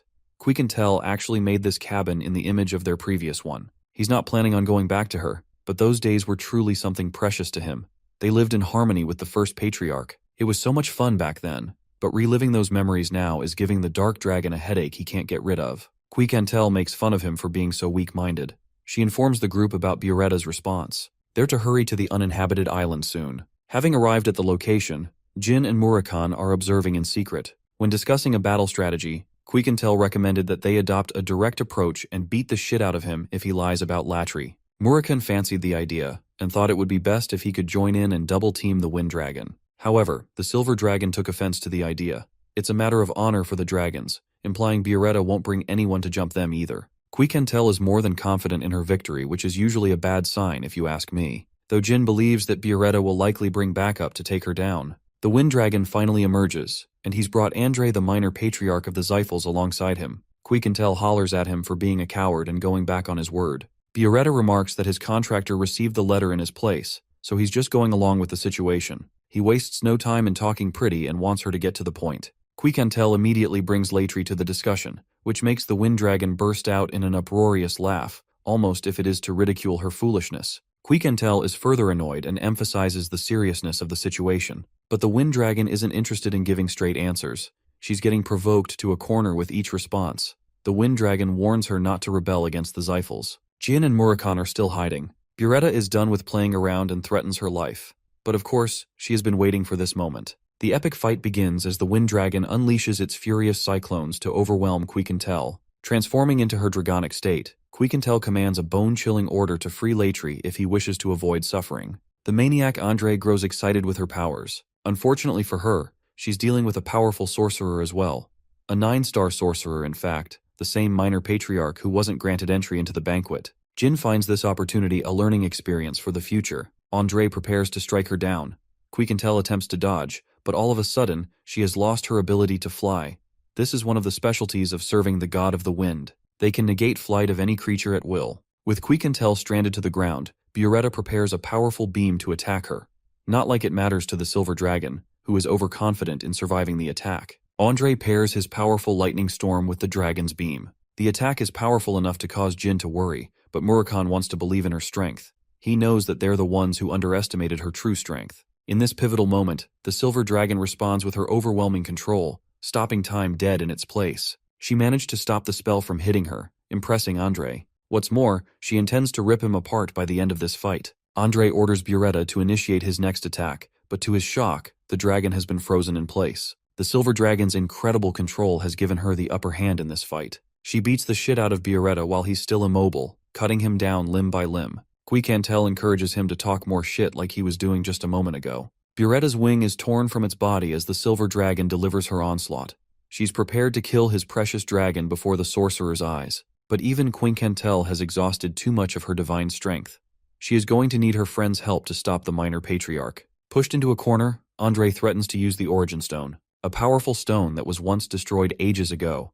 It's impossible for the Zyphals to possess this cursed object. The monster unleashes its wrath, shocking even the likes of the Silver Dragon. The Zyphal sorcerer commands the Age of Domination for his clan. The creature from the Origin Stone inflicts a major wound on Quiquintel's body. The Origin Stone is a safety measure created by the gods to prevent the destruction of the world. It has the shared power of all the gods combined into a simple object. The Origin Stone was destroyed because even they feared it could be used to destroy the world instead. Murakami can't believe that an item so ancient has resurfaced from its destruction. Queen Quintel is severely injured and in no position to fight. Enraged, Murakami reveals his presence to protect the Silver Dragon. Since there are only 2 dark dragons existing in this world, Andre recognizes Murakami as the guardian dragon of the Runkandel family. Andre immediately recognizes Jin by his true identity as well. Andre thinks he's got a much bigger fish to fry now. The Wind Dragon regains its powers as the Origin Stone corrupts the dragon with its might. Even Murakami is shocked to see Buretta's resurrection. Both dragons commence a head-on brawl against each other.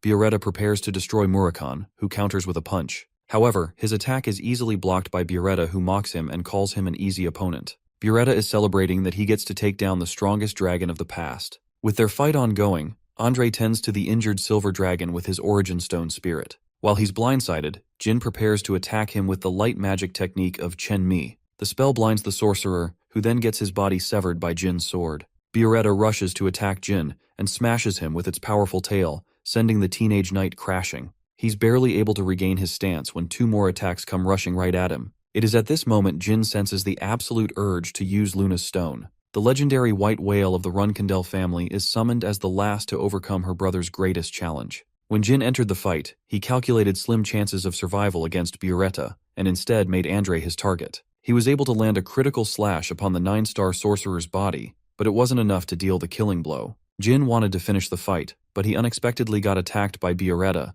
before being overwhelmed by 2 godly attacks that he would never have survived. It was the best moment to smash the precious stone, summoning the monstrous warrior of the Runkandel clan. Even Andre is starstruck by her sudden appearance.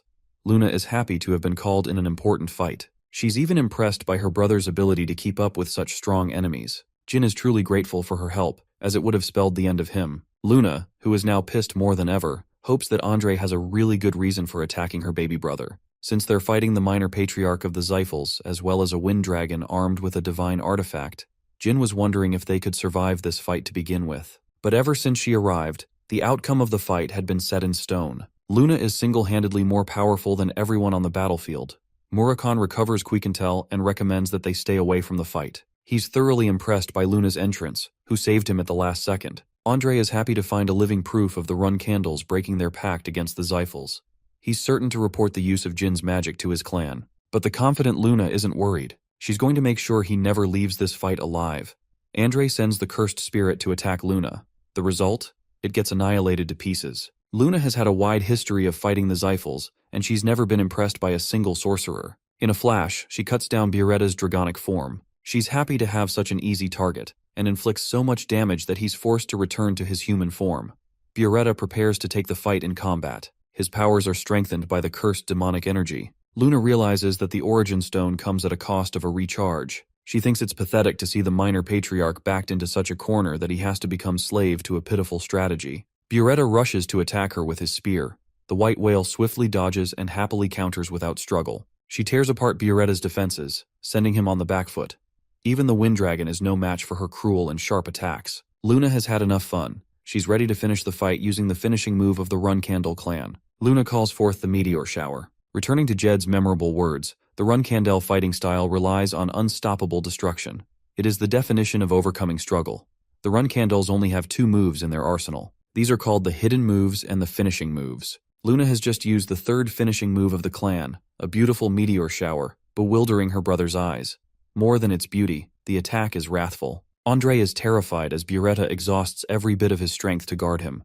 The minor patriarch shudders in defeat, realizing that his opponent, a regular human being, is overwhelming him with crushing difference. The best part is, Luna isn't using any cheats like activating ancient artifacts. She's a monster. Buretta thinks they might have a chance of victory thanks to the Demon Godstone, reincarnating him every time he dies. By the end of her attack, Luna is a little disappointed.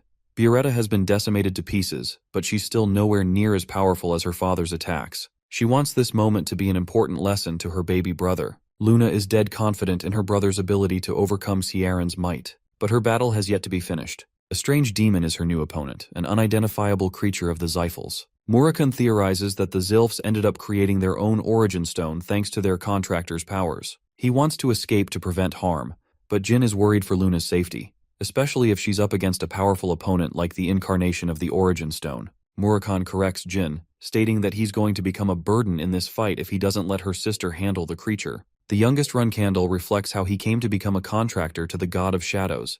He had the best potential out of everyone and more gifts than he could ask for. Yet, Jin is frustrated that he couldn't salvage this situation for himself. It's below him to accept withdrawing when he didn't contribute to the fight. It's the same as how things ended for his previous life. His thoughts can only be summarized in one emotion: anger.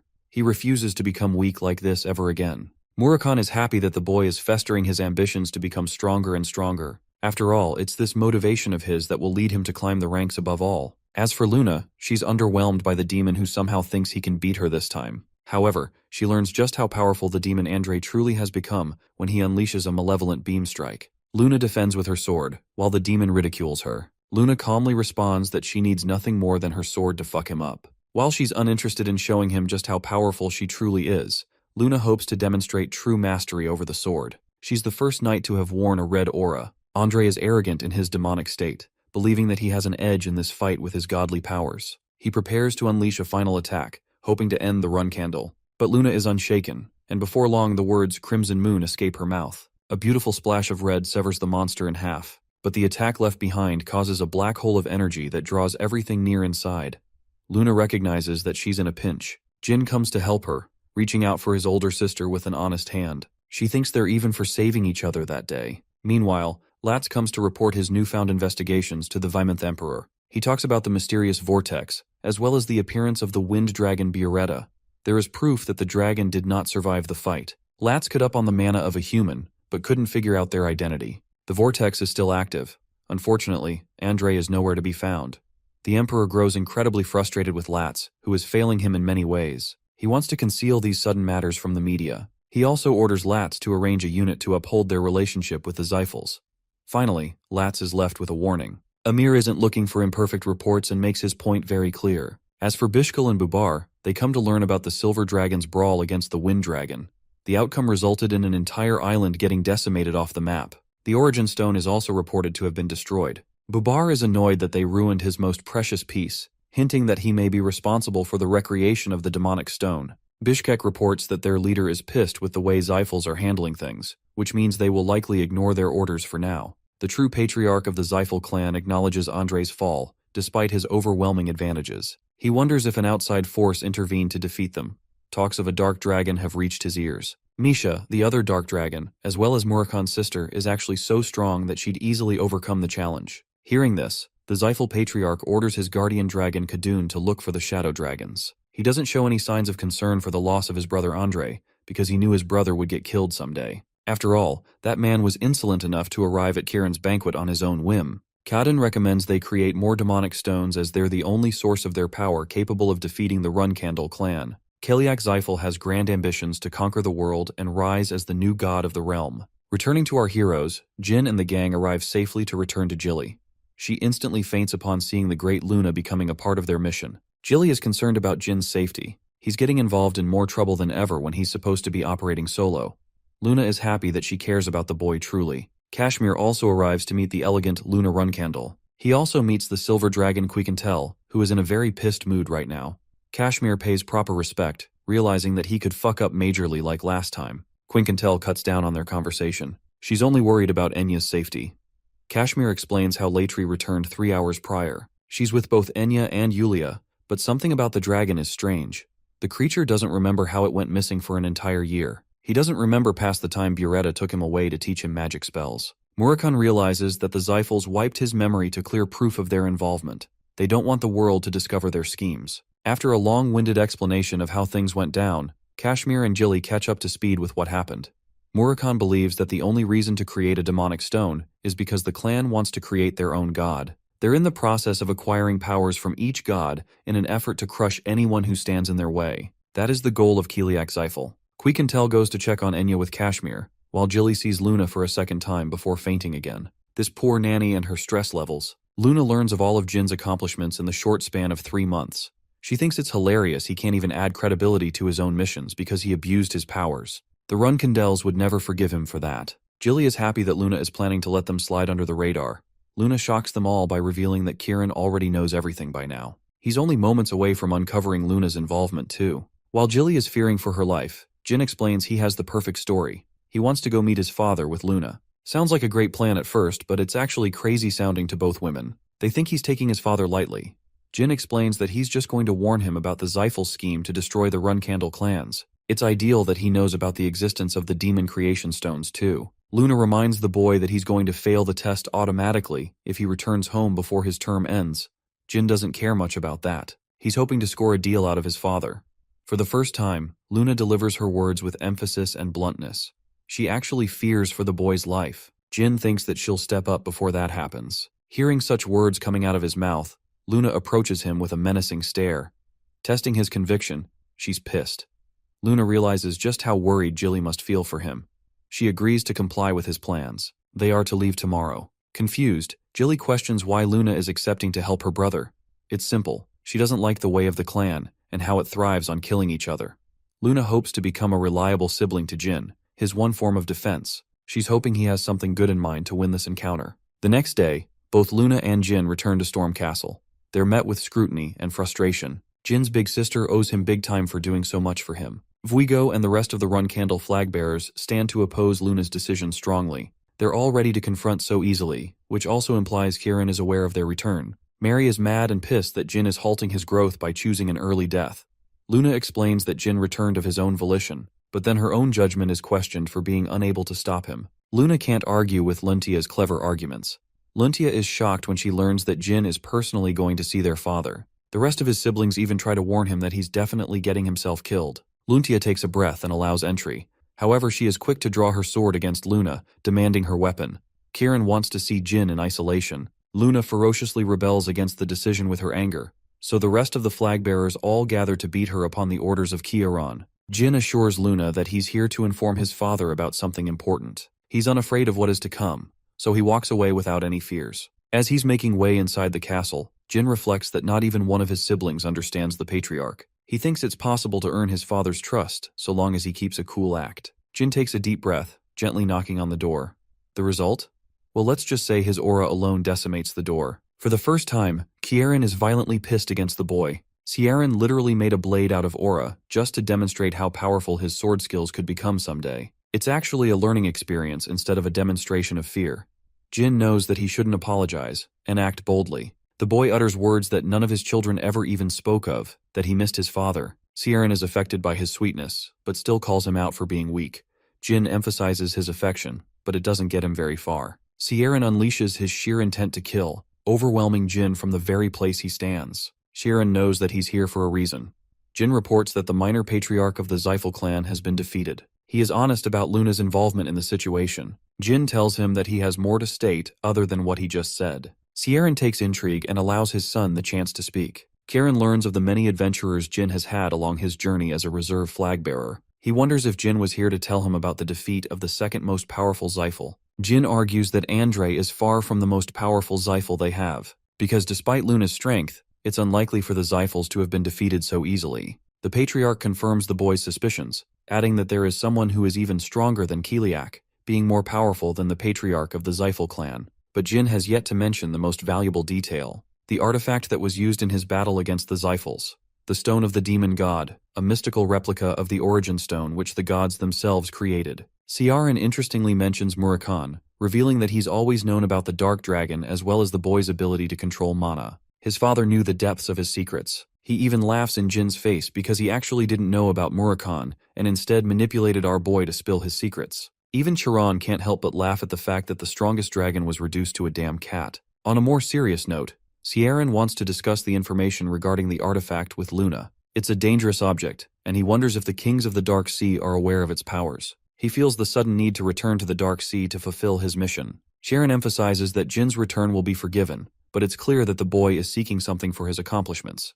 Jin makes his words clear. He doesn't want any Runkindel to ever step foot in the city of Tikan, because it's the place where he will settle down and execute his missions. Before he can, however, Kieran lays a condition. He wants the boy to succeed in cooperating with Kashmir and win him over, and if he does, then he will make sure to uphold Jin's wish. But Kieran doesn't even know that Jin has already done that part too. He brings Kashmir, who looks like a lost puppy, in front of the patriarch. Kashmir realizes that he's facing the most powerful knight in the entire world. He feels immense pressure just being in his presence. Kashmir strengthens his resolve and pays his respect to the Runkindel patriarch. Jean takes a moment to explain that they both know each other well, Since he is clearly invested in a cooperative relationship with Kashmir, Jin's part of the deal is fulfilled. Poor Kashmir is devastated, thinking that the run candles might try to conquer Tikan at this rate. Jin basically lucked out and passed the test without even trying. When Kashmir learns about Jin's condition to forbid any run candle from entering Tikan, he's shocked and even happy. Since Kiran has a bunch of other things to discuss with Kashmir, he tells Jin to take his leave. Poor Kashmir is terrified of this man, barely able to talk. Meanwhile, Jin strolls around the manor. The Tona twins are surprised to see him in one piece. He asks the twins for a favor to look after his cadets in the time he's gone. After his leave, they both can't believe that he's fearless even after a discussion with their scary father. Jin returns outside in one piece, shocking the rest of his siblings. He tells Luna to go and chat with Karen, even mocking his siblings by keeping the information private. Kashmir does return outside, but this man looks like he had the worst time of his life. Miyu is upset that an outsider entered the Garden of Swords without approval. Luntia doesn't want her to keep yapping since they've already done their part of the job. Jin sincerely apologizes to his sister for the trouble. He's going to leave again and prioritize his training. He bids his siblings farewell. A month passed. In the underground training hall, Elisa Badger is training this man like crazy. He's taken 30 losses against this woman in a row, but his ambition and spirit to fight has yet to be quelled. He's ready to eat his 31st defeat. The Zyphel clan publicly addressed the deaths of both Andre and the Wind Dragon. They didn't focus on what caused the death, but many rumors spread regarding his assassination. The most convincing rumor was believed that he fought and lost against the Runkandels. Of course, many thought that a war was soon to follow. Many factions were offering favors to the Runkandels, bestowing them with gifts for their requests. Sieran is such a gigachad. He turned down the gifts and accepted the requests anyway, because he's playing the long game. Unfortunately, Sieran has to deal with Jin's mess because of his proactive moves. He tells Khan about his return to the Dark Sea, but it seems that Kashmir is in an important conversation with the Patriarch, so he wants his messages delivered even if he's fighting the monsters in the Dark Sea. Going back to Jin's training, he's sharpening his swordsmanship. Even after swinging his weapon 10,000 times, this man still can't find himself facing Luna.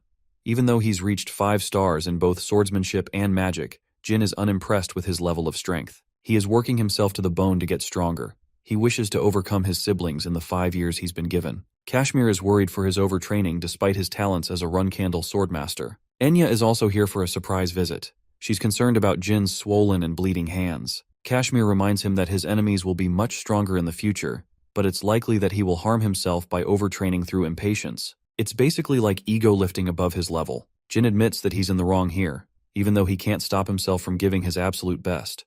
Kashmir thinks that he should be proud of his current level of effort. He wants to contribute by adding something fun to his training routine. He was then given the recommendation to spar against a powerful foe.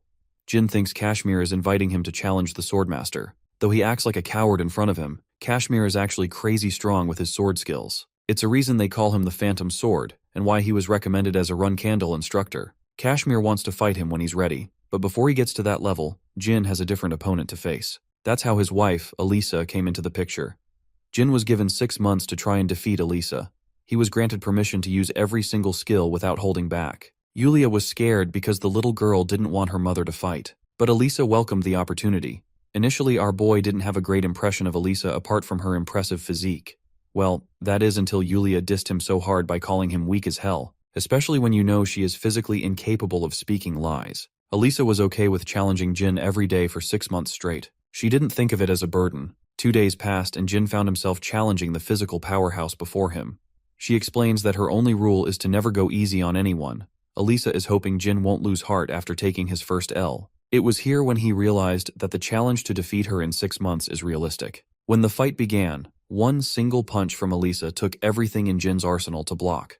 She was impressed that he could counter the move. Jin followed by using light magic, momentarily blinding her. Then he lunged forth to strike, exposing himself to a huge opening. And that is when he realized he fucked up. Elisa wound up with such a powerful punch that it sent this man flying. Elisa was impressed by Jin's ability to make 2 attacks on the first day. Even though she held back in her first punch, Elisa was surprised by Jin's blinding spell which he had casted on his sword before the fight began. But his tricks weren't enough to bypass Elisa's raw power. Even so, she thinks he was using strategy to his advantage, which is how he overcame opponents far stronger than him. It's not that Jin is overpowered, it's that he has mastered the art of creating opportunities for himself. While she's impressed, Jin is at a loss. He exposed every trick in his playbook and still shamefully lost. This is the level of difficulty he was up against, and the monster he had to overcome in the 6 months ahead. It was exciting for both fighters. 1 month has passed, and we're back to Kieran's fight against the monsters of the Dark Sea. Khan comes to deliver an important message from Kashmir. The letter is written with so much care and attention that it's looking like this man is confessing his love or something. Sharon is damn pissed because Kashmir didn't do as he was told. He wanted to be updated on Jin's progress. The letter is mostly a yap festival, but it does have a part regarding Jin's progress. It's mentioned in the report how Jin has been losing countless times against Kashmir, but the more they fight, the longer he's able to survive. He has incurred 40 losses straight, but something about this report makes Kieran exceptionally happy. The Patriarch learns that Jin lasted over 120 moves in their latest fight. It means he's doing everything in his power to overcome his previous limits. Kieran is so happy for his son that he almost didn't want the boy to leave the clan because he deems him worthy to be a successor. It's never been clear about which child he truly wanted to be named a successor. Even though Joshua is the leading candidate for throne, it is not from the interest of the Patriarch. Khan emphasizes that Jin is far too young to be called a worthy candidate. He thinks Jin lacks the ferocity and the objective approach, and that's the only thing Joshua has a lead on.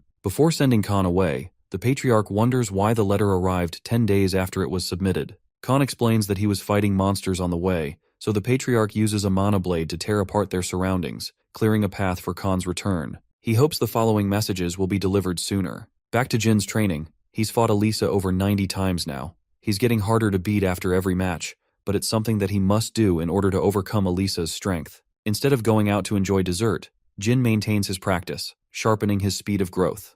Elisa notes that the boy's aura is completely in sync with mana, skyrocketing his growth thanks to the power of Shadow Force. She thinks that his talents and abilities would have been useless if not for his relentless perseverance to improve his skills. Elisa is happy, as she is predicting her defeat very soon. The next day, Jin exchanges blow for blow against the martial artist. Elisa thinks that she's got the upper hand, but suffers a brutal slash. A critical strike has massively wounded her. She hasn't been injured in a long time. Jin calls for Enya and thinks that he won purely by chance. She could have dodged it, but she went all in. He was careful enough to fool her with Shadow Force. Elisa's skills are getting sloppy ever since her retirement. She's already lost, much sooner than predicted. But Jin is at odds. He doesn't want to consider this match his victory. That's a champion-level mindset, if you ask me. Elisa emphasizes that it is still something to think about. Jin's improvement has skyrocketed in the past 3 months. His endless desire to improve fuels his training, and he's set to reach 6 stars in his skills. That will be the decisive moment of Elisa's defeat. Winter has arrived. Murakhan is enjoying ice pops despite the cold weather. He wanted to get some for Jilly because she likes them. Jin has an important matter to discuss with Kashmir. It is regarding Bishkal, the leading candidate successor for his clan. Jin wants information on the guy. Kashmir explains that it's hinted that Bishkal is cooperating with the Kinzalo. He goes to a special art workshop owned by Bubare, another officer among the Kinzalo organization. When it comes to relationships, it seems that Bubare has a greater rank in the organization, which is also why Bishkal came to fight in his stead at the banquet. But what's bothering Jin is Kinzalo's association with Bishkal. When it comes to the incidents of his previous life, all major clans had a major time dealing with the Kinzalo, proving their strength. While Yulia is annoying the shit out of Murakhan, Jin is curious if Kashmir was able to gather information on Alu, the fallen owner of the auction house. Apparently, nothing about him is out in the open. Jin thinks that someone is taking active procedures to cover this guy's tracks. He almost regrets killing him so soon. Our boy is happy for Kashmir wingmanning so much information to him. He's indebted to his dedication. As for Jin, he has to go spar with Eliza, but this time he wants Kashmir to come see the fruits of his efforts. In the training arena, Eliza certainly wasn't expecting her husband to come see her lose. After all, she's confident that Jin will defeat her in this match. Jin claims that he will forever remember her as an amazing training partner and friend. Kashmir is utterly stumped. He can't believe that Jin has overcome the skill level in 3 months. The fight begins as Jin calls forth his newest summon skill. A beautiful shadow phoenix emerges from magic. After reaching 6 stars in magic sorcery, a sorcerer is qualified to enter a pact with a phoenix. This pact is kept secret, as only the sorcerer can open the dimensional gate to summon the phoenix. On the contrary, it's the phoenix which selects the sorcerer, which is why many magicians desperately cling to the hopes of being selected one day. Among the phoenixes, there existed the rarest of them all, the blue phoenix Tess. This bird has only accepted the calling of the strongest sorcerers in history. With his preparations ready, Jin and Elisa begin their fight. She lunges forth to crush him, but Tess makes the first move by using a high-level flame spell. There is an additional effect of the flames as it affects Elisa's powers. She senses that the skill pressure is being used. She doesn't have long to finish the fight. Jin closes the distance by attacking her and putting her on edge. He overwhelms her with a wind spell. Fortunately, Jin has faced her enough times to figure out that she prioritizes a dominating style of fighting. She prefers gaining control quickly, and that's exactly what Jin is aiming to exploit in this battle. He exploits her in close range with his sword skills. Then, he follows it up with fire magic, further putting Elisa on edge. She's cornered due to the Phoenix's flames and Jin's forward strike. Elisa realizes that dodging won't get her out of this sticky situation. She uses her full power to catch his blade mid-swing and even endures the flame attack. Elisa prepares to finish him off, but Jin is surprisingly nowhere to be found. It's impossible because she clearly felt him. Elisa suddenly realizes that the pressure trait dulled her senses. Jin uses this critical moment to attack her and win the fight, this time without any doubts. Realizing that he must have overdone it, Jin calls for Enya's help to heal Elisa. After his match, both Murakhan and Quiquintel are starstruck when they find out Jin won. It rocked their world, not because it was Elisa that he beat, but because he summoned the Phoenix Tease itself. Quiquintel cripples to her knees upon that discovery. After Elisa's recovery, Jin explains that he planned his winning strategy back when they first fought each other. They both enjoyed the sparring session. Jin has made a remarkable accomplishment to defeat the captain of a task force, and he's not even 16 yet. Both Murakhan and Quiquintel arrive in a rush, begging to talk to Tess. Jin does as he is instructed while Quiquintel plummets to greet the ruler of the Fire Realm. Murakhan is as arrogant as he used to be. They seem to know each other for some reason, with Quiquintel shivering in fear. After returning Tess to its dimension, Murakhan explains the reason as to why Tess is such a big deal. Apparently, it's not even the creature's true form. It rules over the Fire Realm, a place where dragons and phoenixes thrive. It's a place well beyond the understanding of even the gods themselves. But that's not all. There was one time when the gods dared to enter the Fire Realm along with their dragons. But when that happened, Tess was extremely offended and unleashed his ultimate power. Tess became responsible for slaughtering 5 gods and even defeating dragons. Jin is stumped to discover its true power. Unfortunately, he can't deploy the full use of its powers in the real world. Even if Jin became the peak of power, it would be impossible. It's a penalty for crossing over to the other dimension, which is the same reason the gods proved useless against Tess in the Fire Realm. So the same can be said of its powers in this realm. But even then, the Phoenix is powerful enough to turn anything to ashes. Murakhan emphasizes that all the dragons are scared shitless of that monster. He does share that Tess has taken a liking to Jin, who contemplates how powerful Tess truly is. It means that he could use its powers to defeat the Zyphals one day. A month passed. Patriarch Sieran Runkendel learned that his son was chosen by the god of the Fire Realm. More importantly, Jin's swordsmanship skills are skyrocketing over other aspects of his abilities. Sieran explores a different topic. He has come to know of Ron Heron's grandson, and an assassination mission linked to participating in a competition. Jin learns from Kashmir about the Arena of Cosmos, which might help him face off against Dante Hiron, who is a pureblood of the powerful Hiron clan. The Patriarch used to rival Karen's strength before he surpassed everyone and became a Divine Star Knight. Jin's interest peaked after that information, but he's still displaying signs of uncertainty. Kashmir emphasizes that this is the only opportunity he has to face off against a prodigious pureblood of the Hiron clan. Because of Kashmir's insistence, Jin decides to accept. He realizes what's going on, and what Kashmir was tasked with when his father had a private meeting with him. The Runkendel Patriarch wants the boy to focus on his swordsmanship above all, and Kashmir is following commands because he has no choice. He has already prepared a trip for Jin. It's been a while since he has executed a solo mission since Mamet Lawless. In fact, the Arena of Cosmos is much worse compared to that place. It's a brutal arena where competitors are allowed to use any kind of weapon to kill their opponents. Even killing opponents before the match is permitted. So the fact that Dante Heron, a renowned pureblood, is participating in a vile competition, Jin is really surprised by his participation. But still, he's happy to face that guy as long as it allows him an opportunity to grow. Speaking of growth, Veridine Zyphal is also in this competition. Jin arrives to sign up for the tournament, but instead, he's told to scatter as the registration phase has already ended. The grumpy receptionist doesn't actually care for any kind of regulation. He just wants Jin to leave. Happy to teach him a lesson, Jin whacks a bunch of gold coins in his face, sending him to the ground. Apparently this guy is a weirdo who really liked Jin's brutal approach. He's ready to sign him up just for that. The dude he just kicked down is the master of the island and the pirate king Cosmos himself. Jin is in group 13. The dude guiding him to the place tells Jin that one other dude punched the captain right in the face, and that it would have been fun if they fought each other. Jin is open to fighting this mystery man in the finals. He isn't even given a proper space to stay. It seems that a bunch of guys stay in a cell, which provokes them to fight each other. After all, it's not supposed to be a fair game. One guy confronts Jin in order to mess with him, but our boy has enough experience under his belt. He's ready to smoke everyone if they don't leave by the 3rd second. The countdown finishes as Jin absolutely destroys the dudes in his cell. Now that he's made a polite introduction, Jin challenges his next few opponents, who foolishly lunge at him, thinking they'll kill the newbie. It takes our boy a few seconds to cut apart their limbs. This place is full of disgusting criminals even worse than ma meat. Jin is going to have a lot of fun defeating everyone for the few days to come. When the guide arrives at his cell, he's shocked that Jin has run through his entire competition already. He's not interested in killing them yet. The guide tells him to observe Group 1 and 2, as he may end up fighting them soon. Arriving at the arena, Jin observes the grand setting.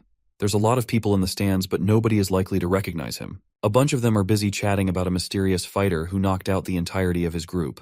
Strangely, the people seem to have caught wind of the fact that a Runkandel flag bearer has infiltrated the competition. This fact shouldn't be known to the general public. So Jin is surprised and takes a seat next to the clowns who are assuming the flag bearer is actually Jin Runkandel. Jin doesn't understand what's going on. He thinks it shouldn't be possible for people to know about him so vividly. Jin thinks that it's possible one of the twins has come to the competition. The captain of the arena takes the big stage. Cosmos is cheered and loved by the crowds as he promised to help challenges achieve their dreams. The competition is set between 14 participants in 13 groups, so nearly 200 martial artists are here to fight. The first match is between a fighter called Mantis versus a strange swordsman called Paul Mick, but the boy looks so young to be fighting at this stage.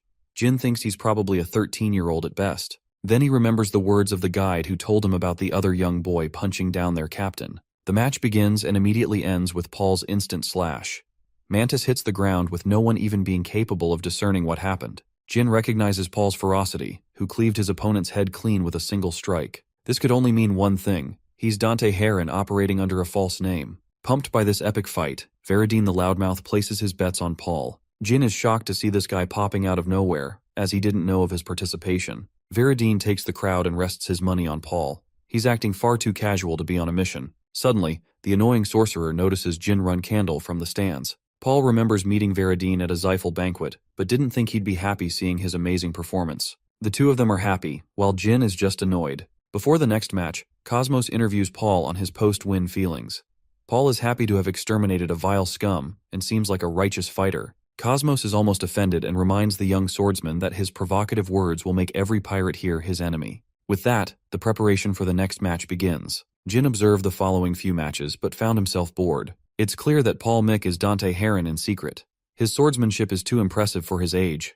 At this point, the boy wonders if he can overcome this guy in a show of pure swordsmanship. He could easily defeat him using his other skills, but that's not what he wants. Jin's match is delayed until the rest of the fights are finished. But for the time being, he's focused on beating down the pirates in his cell. Paul, specifically exhausted from surviving his long fights, walks beside the cells. Before leaving for the arena of Cosmos, Veridine had shortly learned about the competition through a Zyphal elder. He was informed about Dante's participation in the tournament and sent on a mission to observe the swordsman's powers. Veridine came here for information gathering and collecting precious money in the process. He's bored to death with how the matches are going and wonders where the actually strong participants went. That's when Veridine learned that Jin Grey was also here, not just to spectate, but also fight. With most of his battles finished, Jin is exhausted. 35 martial artists are already dead, but only 5 of them died in the arena. Most of the deaths are occurring outside the arena, giving even Jin a run for his money since he can't even sleep unguarded. He is alerted by the sound of footsteps. Someone is making their way, and they're not showing any signs of concealing their power. That means whoever it is must be quite strong. Suddenly, Jin notices an exhausted Dante Heron, begging for a chance to talk. He strikes him a deal to guard each other while they're sleeping. He has observed Jin's skills, so he knows he's quite capable. Dante collapses without being able to say another word. Jin thinks it's shameful that the Heron clan doesn't train its warriors to survive sleepless nights. But it's not just because of that. It's because Dante has been a part of so many battles that he can't possibly go on any longer. There's a few pirates tailing him to strike him down. But what they didn't expect was Jin Runkandel popping out like Slender Man and cutting them down. He threatens their life if they dare to approach the cell. One of the pirates tries to explain that they didn't come here for him, but rather Paul Mick. Jin catches a poisonous spear with his bare hands. He's pissed more than ever that they were targeting a young boy to death. By the time Dante woke up from his slumber, Jin had already carried out his share of the battles. He explains the association of the pirates who came to hunt Dante. Their real mission was to kidnap a Runkandel clan member. Dante is extremely indebted to Jin's help. He laughs at the idea that they hunted him for being a Runkandel. Since he's indebted to Jin, the guy returns the favor by partially exposing his connection to the Vymonth Empire. Jin understands and doesn't complain. Since Jin protected him while he was asleep, Dante is ready to return the favor and get back to him. Our boy desperately needed to hear that from him. because he's also pretty tired and plops to sleep. He tells Dante to wake him up before the matches begin. Without another word, Jin goes right to sleep. Dante's impression of him is unique, as he may seem unapproachable on the outside, but is kind on the inside. The crooks of the arena are all slashed to pieces by Paul Mick, who keeps winning his fights with just one attack every time. On the other side, Jin is marking his impressive line of victories. The crowd finds itself cheering for him, and some of them wonder if he's stronger than Paul Mick. In any case, both Jin and Paul are being cheered as the favorites of the crowd. A secret group is acting against them, plotting a devious scheme. They want to ensure their demise even before the fight begins. The guide comes to remind them all that it's going to be impossible to take them down as both Jin and Paul are incredibly strong. Realizing that they really don't have a way to kill them off, the crooks decide to fix matches instead of risking their lives. The Pirate King Cosmos is frustrated to hear about their scheming behind his back. Since the matches are all getting boring, he decides to switch up all the matchups, making sure only Paul and Jin are guaranteed a spot at the finals. As for the crooks secretly planning to fix matches, they'll find themselves a victim against either of the prodigies. Cosmos thinks that the betting game on Jin and Paul is enough to make them a boatload of money. The following day, Veradine observes the state of the final match. He's excited to see which of the two sword fighters will come out on top. His subordinates have a feeling Paul will win this fight, thanks to his incredible swordsmanship. But for Veradine, he's a simp for Jin, so he placed all the money on Jin's victory. An insane amount, but the odds aren't looking great in his favor. Cosmos seems to have a lot of money. Veradine is looking to steal some of that cash through this fight. Cosmos finally announces the final match, but my poor guy gets assaulted by the crowd for halting their excitement. They just want to see the match between the Grim Reaper and Paul get going already. Cosmos skips the lame chat and roars the announcement of Paul Mick. The expert swordsman prodigy arrives fully prepared for this fight. His opponent stands on the opposite side, the Grim Reaper of Group 13. Veradine is cheering for him like his biggest fan. The knights stare each other down as the fight finally begins. Instead of making the first move instantly, they're incredibly perceptive of each other's movements. Paul explodes with his inhuman speed, giving Jin barely the chance to block the attack and respond. He knows Jin is strong enough to fend off against his normal tricks, so Paul whips out a full-blown attack. Jin reinforces his sword to respond. The fighters clash against each other in an epic display. With their blades responding to every strike, both Jin and Dante are at equal footing. Only Dante's first attack was at his top speed, but now he's focused on a conservative approach on saving his energy. Jin's strategy is to match his opponent's speed. They're fighting incredibly fast in a small arena. Veradine is impressed, almost excited even. Jin's opponent recommends that he use whatever it is in his arsenal and shows him what his top speed really looks like. Jin is caught off guard, barely evading a strike. Unfortunately, he suffers a blow in the process and is getting forced into a back foot. The crowd goes wild for Dante's performance, cheering his name as Paul Mick. Jin assesses his situation, realizing that Dante exercises an incredibly destructive swordsmanship style. Thanks to his body, he can prolong the fight and overwhelm anyone in the fight to outlast. From Dante's perspective, he's unimpressed by Jin's strength so far, preparing to deal the final blow. But he's unfamiliar with our boy's game, as one terrifying glance from Jin alerts Dante to leap away in defense. He sensed an incredible feeling rising from inside of his opponent. Dante knew that if he had connected that attack, Jin would have used a different move to finish him off. He is right, because he was planning to use Shadow Force after how hard he was pushed into a corner. Jin believes it's his turn to respond. He takes the fight seriously. Each of his downward slashes are the same strength as the previous, with no loss in energy. Dante is pushed to a corner, realizing that he will meet his end if he stalls like this. Jin is seriously annoyed that Dante is choosing to withhold his powers, instead of facing him with full strength. He reveals Dante's true name, acknowledging his connection to the Hiron family. Dante apologizes for hesitating, and thus begins round 2 between the two fighters. Jin and Dante maintain their stance, this time fighting with full strength. Their first clash is a brutal one, with the following attacks pushing Jin away. He reacts with a vicious upward slash, acquiring an opening to overwhelm Dante. With every attack, Jin is physically stunned. His opponent is showing no signs of quitting in this battle. The reality is, Jin is facing a prodigy that only appears after centuries. Dante has a sky-high potential, which was weakened because of the boy's physical strength. It's the same way Jin lived his first life with a curse. Dante's current physical strength is a testament to the hardships he has endured all on his own to have gotten this far. Jin acknowledges every aspect of his efforts. Meanwhile, Dante believes that the youngest Runkendel was blessed with everything he could ever ask for right at the beginning of his life. But despite his talent and perfect physique, there is also a sense of desperation and dread. It's a kind of anger, an anger that clings to the desperation of becoming the best. The only goal for why he suffered so much so many times in his training. It's an exchange of blows, as both fighters know the feeling of despair. They both pick themselves from the brink of total collapse. But there's a cost that Dante's body has to pay for driving itself to the limits. However, even Jin knows that if he didn't make the finishing move, it would be insulting to his opponent. With a heavy heart, he reaches to slash Dante but stops at the final second, unable to kill the boy. Dante instantly faints while Jin calls for a doctor. Fortunately, Veridine has already jumped to the stage to heal the boy, promising to save Dante. But it's impossible, as Dante's condition has been taken a step too far. He is facing aura overload and has destroyed everything inside his body. There's only one way to save the boy. Veridine hopes that this encounter between the three remains a secret. The Zyphal servants try to stop him, but Veridine isn't having any of it. He shows his association to the clan in the arena. Cosmos is scared for his life and immediately forbids anyone from intervening in the fight. What Veridine is holding is a special object called the blood of the numerous. He was once the god of hope. After his death, he left his tears and blood behind. One could bring back the dead, while the other could heal any illness in an instant. Both were considered invaluable to the world, with many clans actively proposing to hunt down his remains. And now, Veridine possessed the blood of that same fallen god. He is planning to use it for Dante, despite the Zyphal clan's terrible relationship with the Hyrons. It's beyond logic as to why he would do this, but Veridine strongly believes in his values, and thus the healing process is successful.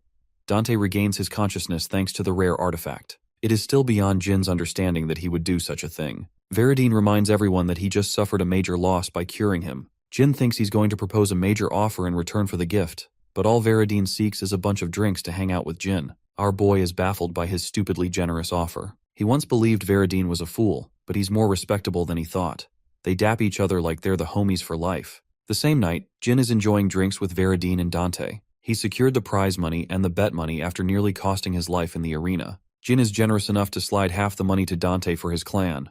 Poor Veridine is jealous as hell that he doesn't get to have a gift. Jin opens the treasure box and finds a map inside. He tosses Veridine an empty box for the keeping. Jin shares his annoyance with Dante, who ultimately decided to hide his strongest move. But Dante thinks it's fine because Jin was hiding his abilities too. He welcomes the opportunity to fight again, this time without holding back. Veridine is excited for the future where they will all lead each other's clans. He even entertains the idea of just chilling for a while for a change of pace. Jin is happy that the next Zyphal patriarch is a kind fool. Veridine is offended by the remark, but it is true. All three of them may be enemies, but they will someday have to face each other. Jin wonders what will become of their relationship. Suddenly Veridine remembers to bring up something important. He's heard of the rumor of someone impersonating his name. Dante is shocked, questioning who could even have the balls to impersonate such a high-ranking member of the Zyphal clan. Veridine doesn't know either. He doesn't want to blame Jin, but clearly he doesn't know that our boy was indeed the culprit. Jin asks what their initiative is to capture the impersonator. Jin recommends they stray away from pursuing the rumor. He thinks the people will make fun of the Zyphal clan for chasing an impersonator. Veridine is somehow persuaded by this simple suggestion. Jin hastens to make his leave because he has a bunch of things to take care of. Before leaving, Veridine calls him a friend. Jin pauses, smiling in acceptance. Circling back to Kieran, he's annoyed reading long letters of Kashmir every time. In this letter, he finds that Jin won against Dante and finally climbed to the 6-star swordsmanship level. The Patriarch is agitated with Kashmir and hopes to have a one-on-one conversation with him soon. Back at his castle, Kashmir feels a cold feeling embracing him. He realizes some bullshit is going to catch him by surprise. Kashmir requests seeing the map he acquired from the competition. The map confuses him as he's never seen something like it before.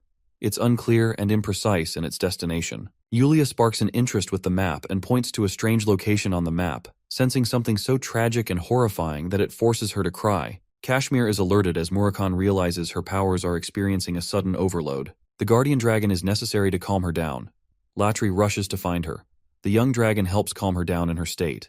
Even a worried Elisa comes rushing to the scene. Fortunately, Latri was able to calm her down to a state of sleep. Murakan is interested in learning what the girl saw in her vision. Latri explains that it was a hint of the past. It happens when a contractor of Asmil looks into an object filled with feelings. It could have been much worse if Latri didn't hurry to the scene. Latri describes the vision Yulia saw. On an ancient land, lived the natives who served their god and stayed away from the outside world.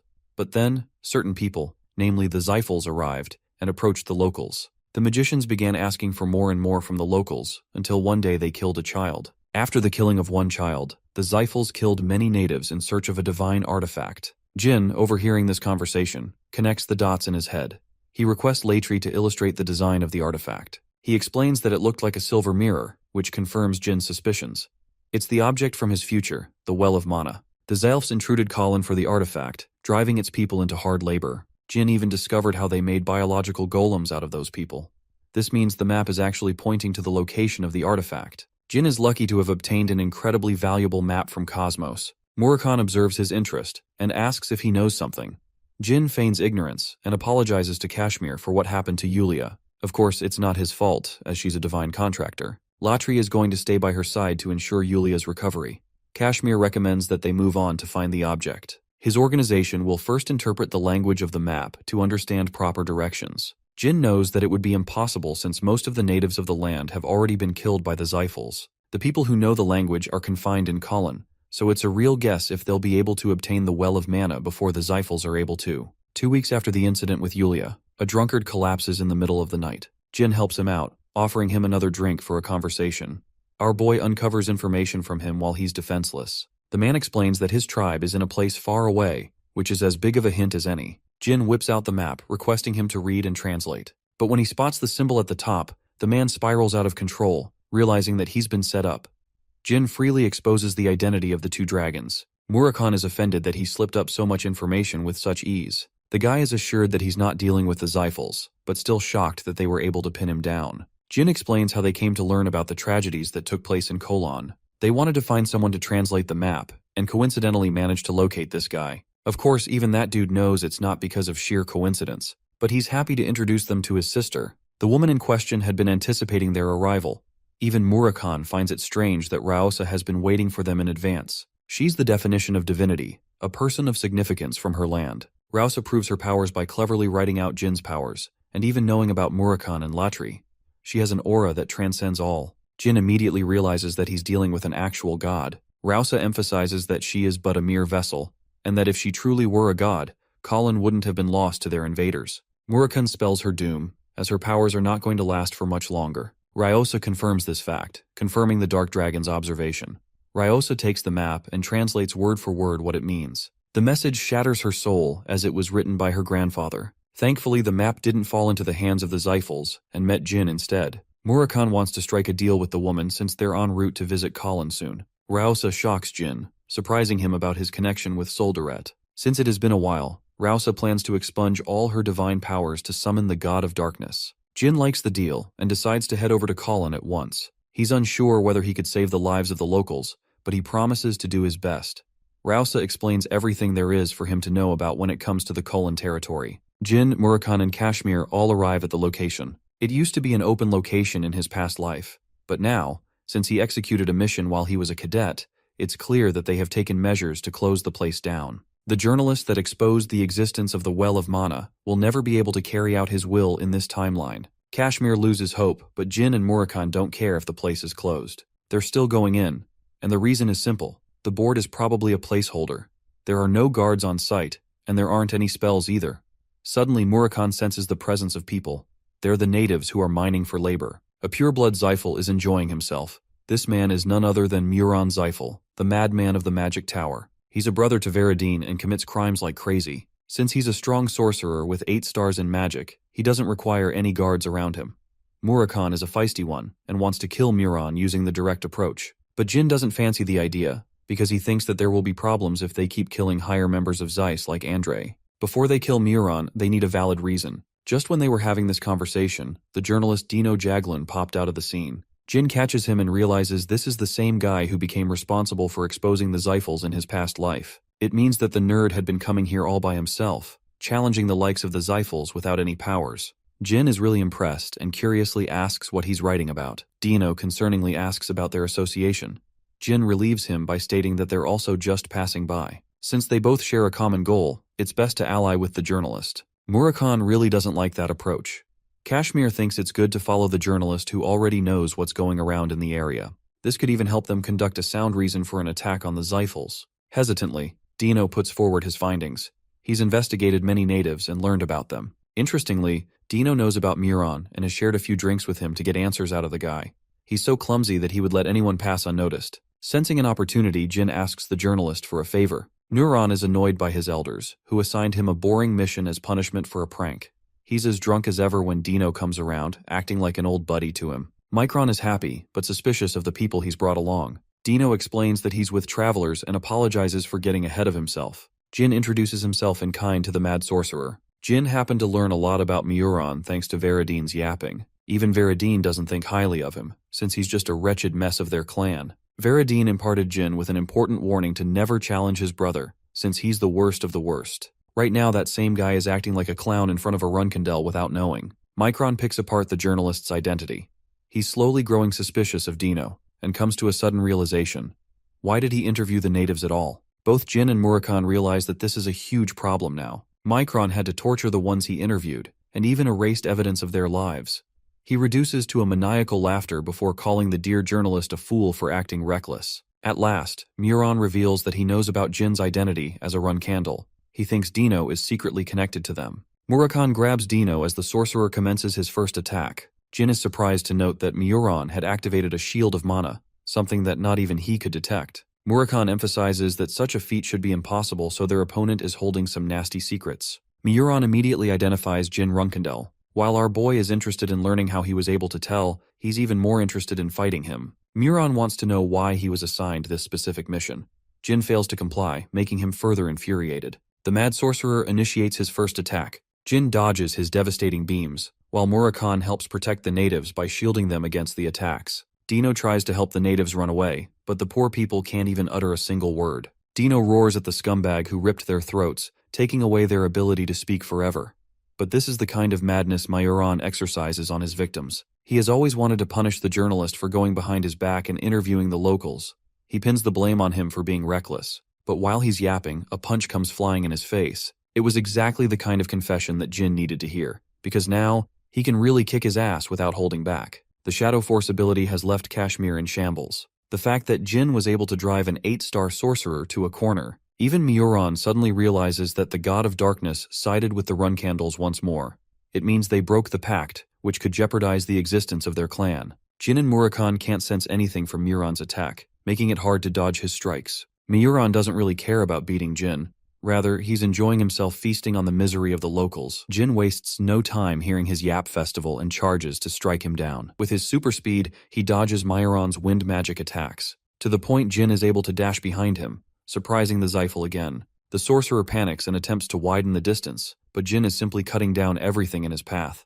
He's nullifying magic thanks to the effects of the Shadow Force. But before Jin is able to pin him down, Meuron engages him with his spell. Jin breaks free of the chains, impressing and exciting the Zyphal. He's happy to use everything in his arsenal to beat down Jin, who is exhausted and can't imagine a future where he safely escapes every spell. Both Murakhan and Kashmir are trying their best to help evacuate the people, but it's not going to help because the mad sorcerer has filled the entire landscape with his terrifying spells. Having them right where he wanted, Meuron is happy to enjoy his fight with Jin Runkindel. Total destruction is unleashed as Jin makes his way through dozens of spells, but even he is caught off guard by the eroded land spell. Stepping on the land will siphon his magic energy. The only way out is through since he can't go back. Jin concentrates the bulk of his magic energy and counters Meuron's spells. But there's something clearly wrong about his opponent, who can inexhaustibly use so much mana without draining his energy. What Meuron has analyzed is that Jin knows a thing or two about magic, because he is carefully avoiding stepping into traps. From this analysis, Meuron deduces that Jin Runkindel must also be a spellsword. The mad sorcerer isn't worried as he plans to overwhelm Jin with an even greater surge of mana. Mana backflow is the worst condition for a mana user to experience. It overwhelms their body and destroys organs from the inside. In a fight between two sorcerers, the inferior one experiences mana backflow, immediately determining the victor between the two. Since Runkindels don't have mana, they aren't overwhelmed by this ability. But for someone like Jin, it's basically an exploitable weakness. Meuron is extremely confident, but that's exactly what Jin wanted by luring him in. He has prepared light magic to blind the sorcerer in the critical moment. The spell takes off as Meuron is completely blinded to his senses. He can't see anything and realizes that Jin's next attack will likely be the finishing blow. But just in the nick of time, Meuron is able to cast his escape at the expense of losing his hand. He mocks Jin for possessing both the powers of light and the dark. Jin is impressed by his opponent, and while Andre has more mana, Meuron is the trickier opponent of the two. His battle experience indicates that Meuron can use more tricks than just relying on mana backflow. The sorcerer chuckles, before admitting that the both of them are one and the same. Jin thinks he's trash-talking at the worst moment, but Meuron is dead serious and reminds Jin that he's not going down anytime soon. Jin loses his patience and questions what the mad sorcerer is trying to imply with his words. Miuran is happy to inform him about the source of his powers and how he is able to use more mana than a typical 8-star sorcerer can. The reality is, this psychopath has been using the locals as his mana amplifiers. He's draining their energy to fuel his spells endlessly, so if Jin has to truly make sure Miuran is defeated, he will first have to kill those people. That's exactly the intention of the mad sorcerer, who wants to prove to Jin that their methods are one and the same. But one girl, a native, calls out the sorcerer's lies. She explains that he's actually using a divine artifact to increase his powers, instead of siphoning their energy. Jin is still surprised, because he wasn't expecting Miuran to discover the well of mana too soon. The woman whines as she confesses the sorcerer's brutal ways of torturing her people. Miuran is angered by her every word as she pleads with Jin Runkendel to kill this sadistic psychopath. Enraged by her words, he concentrates a spell to kill the woman, incinerating her body before his eyes. He's mad that she ruined his entertainment. But while this is happening, Dino calls out to Jin and highlights the importance of saving Tika, as she's the only hope of the colonites. Unfortunately, she's currently being incinerated by the secret spell of the Zyphals. He once heard about this spell from his teacher. The blue flames are impossible to extinguish once they're set off. Its only weakness? You burn the blue flames with an even more powerful flame. Remembering his teacher's words, Jin Runkendel unleashes the flames from the fire realm. Tess destroys the spell and helps secure the woman. Miuran Zyphal is utterly baffled, seeing Jin's command over the legendary phoenix. The mad sorcerer is speechless. What lies before him are the flames of a phoenix that has only chosen the greatest sorcerer of its time. So for the phoenix to choose a Runkandel spellsword, instead of someone from their clan, means that he's the one bound to become the greatest sorcerer of his generation. The woman opens her eyes, realizing that the flames are protecting her body instead. Jin is happy that she ratted out the sorcerer. She reminds him that Miuran is still using the divine artifact to his advantage, but he's yet to acquire its full power. He only learned about certain activation phrases thanks to torturing the people. She even knows that Rausa sent Jin to help the colonites. The woman is prepared to lead him to the location of the artifact. She begs Jin to end their lifelong suffering by defeating the mad sorcerer. Jin confronts Miuran, who is frustrated now that his plans have been ruined, and that Tess has chosen Jin over the Zyphals. The 6-star swordsman prepares his sword, ready to send this guy straight to hell. Miuran unleashes his might, emphasizing that he once loved a witch who shared ties with the king of the Dark Sea. The Zyphal wants to show Jin the true wrath of hell by unleashing his newfound powers. Tess responds with a column of flames, severely overwhelming the Zyphal. For some reason, Miuran's sudden transformation has enraged the Phoenix. Murakun joins the fight after having evacuated the natives. He explains how fucked their current situation is. Miuran's body is soon going to be under the control of the Demon Beast King. They have to stop him before it happens. Murakun tells Jin to unleash the full might of his powers through Shadow Force. He amplifies Jin's Shadow Force and instructs him to sever the Dimension Gate. But before Jin could execute the attack, he is overwhelmed by mana backflow. So much so that his connection with Tess is wavering, as he's failing to maintain its presence. Miuran smiles as he has finally brought Jin to his knees. The monster of the underworld is nearing its awakening. Jin musters every last bit of his courage to wield his sword. Giving everything into this one final attack, Jin slices down Miuran's body. The incantation is interrupted as the Dimension Gate collapses over Miuran Zyphal. The last of his remains are annihilated by Tess, leaving nothing but the scorched remains of his body. Jin notices that his final attack was different from all the other times he used it. It was further amplified by his Blade of the Heart skill. Miuran's crippled body collapses into pieces. The fight is finally over. Jin has experienced far too much strain on his body as he too falls unconscious. Regarding Miuran's staff, it's a special device only used by the Zyphal Tower Masters. Once waved, it activates a signal and sends it back to the tower. And that means the Zyphals have already learned about Miuran's fall. A mysterious presence restores Jin back to health. Murakun spews something inside his mouth. Jin coughs as Murakun explains that he just had a close encounter with death. It's only thanks to Murakun's remedy that he was able to outlive the effects. Jin's body is still a wreck, but Kashmir thinks he did an amazing job.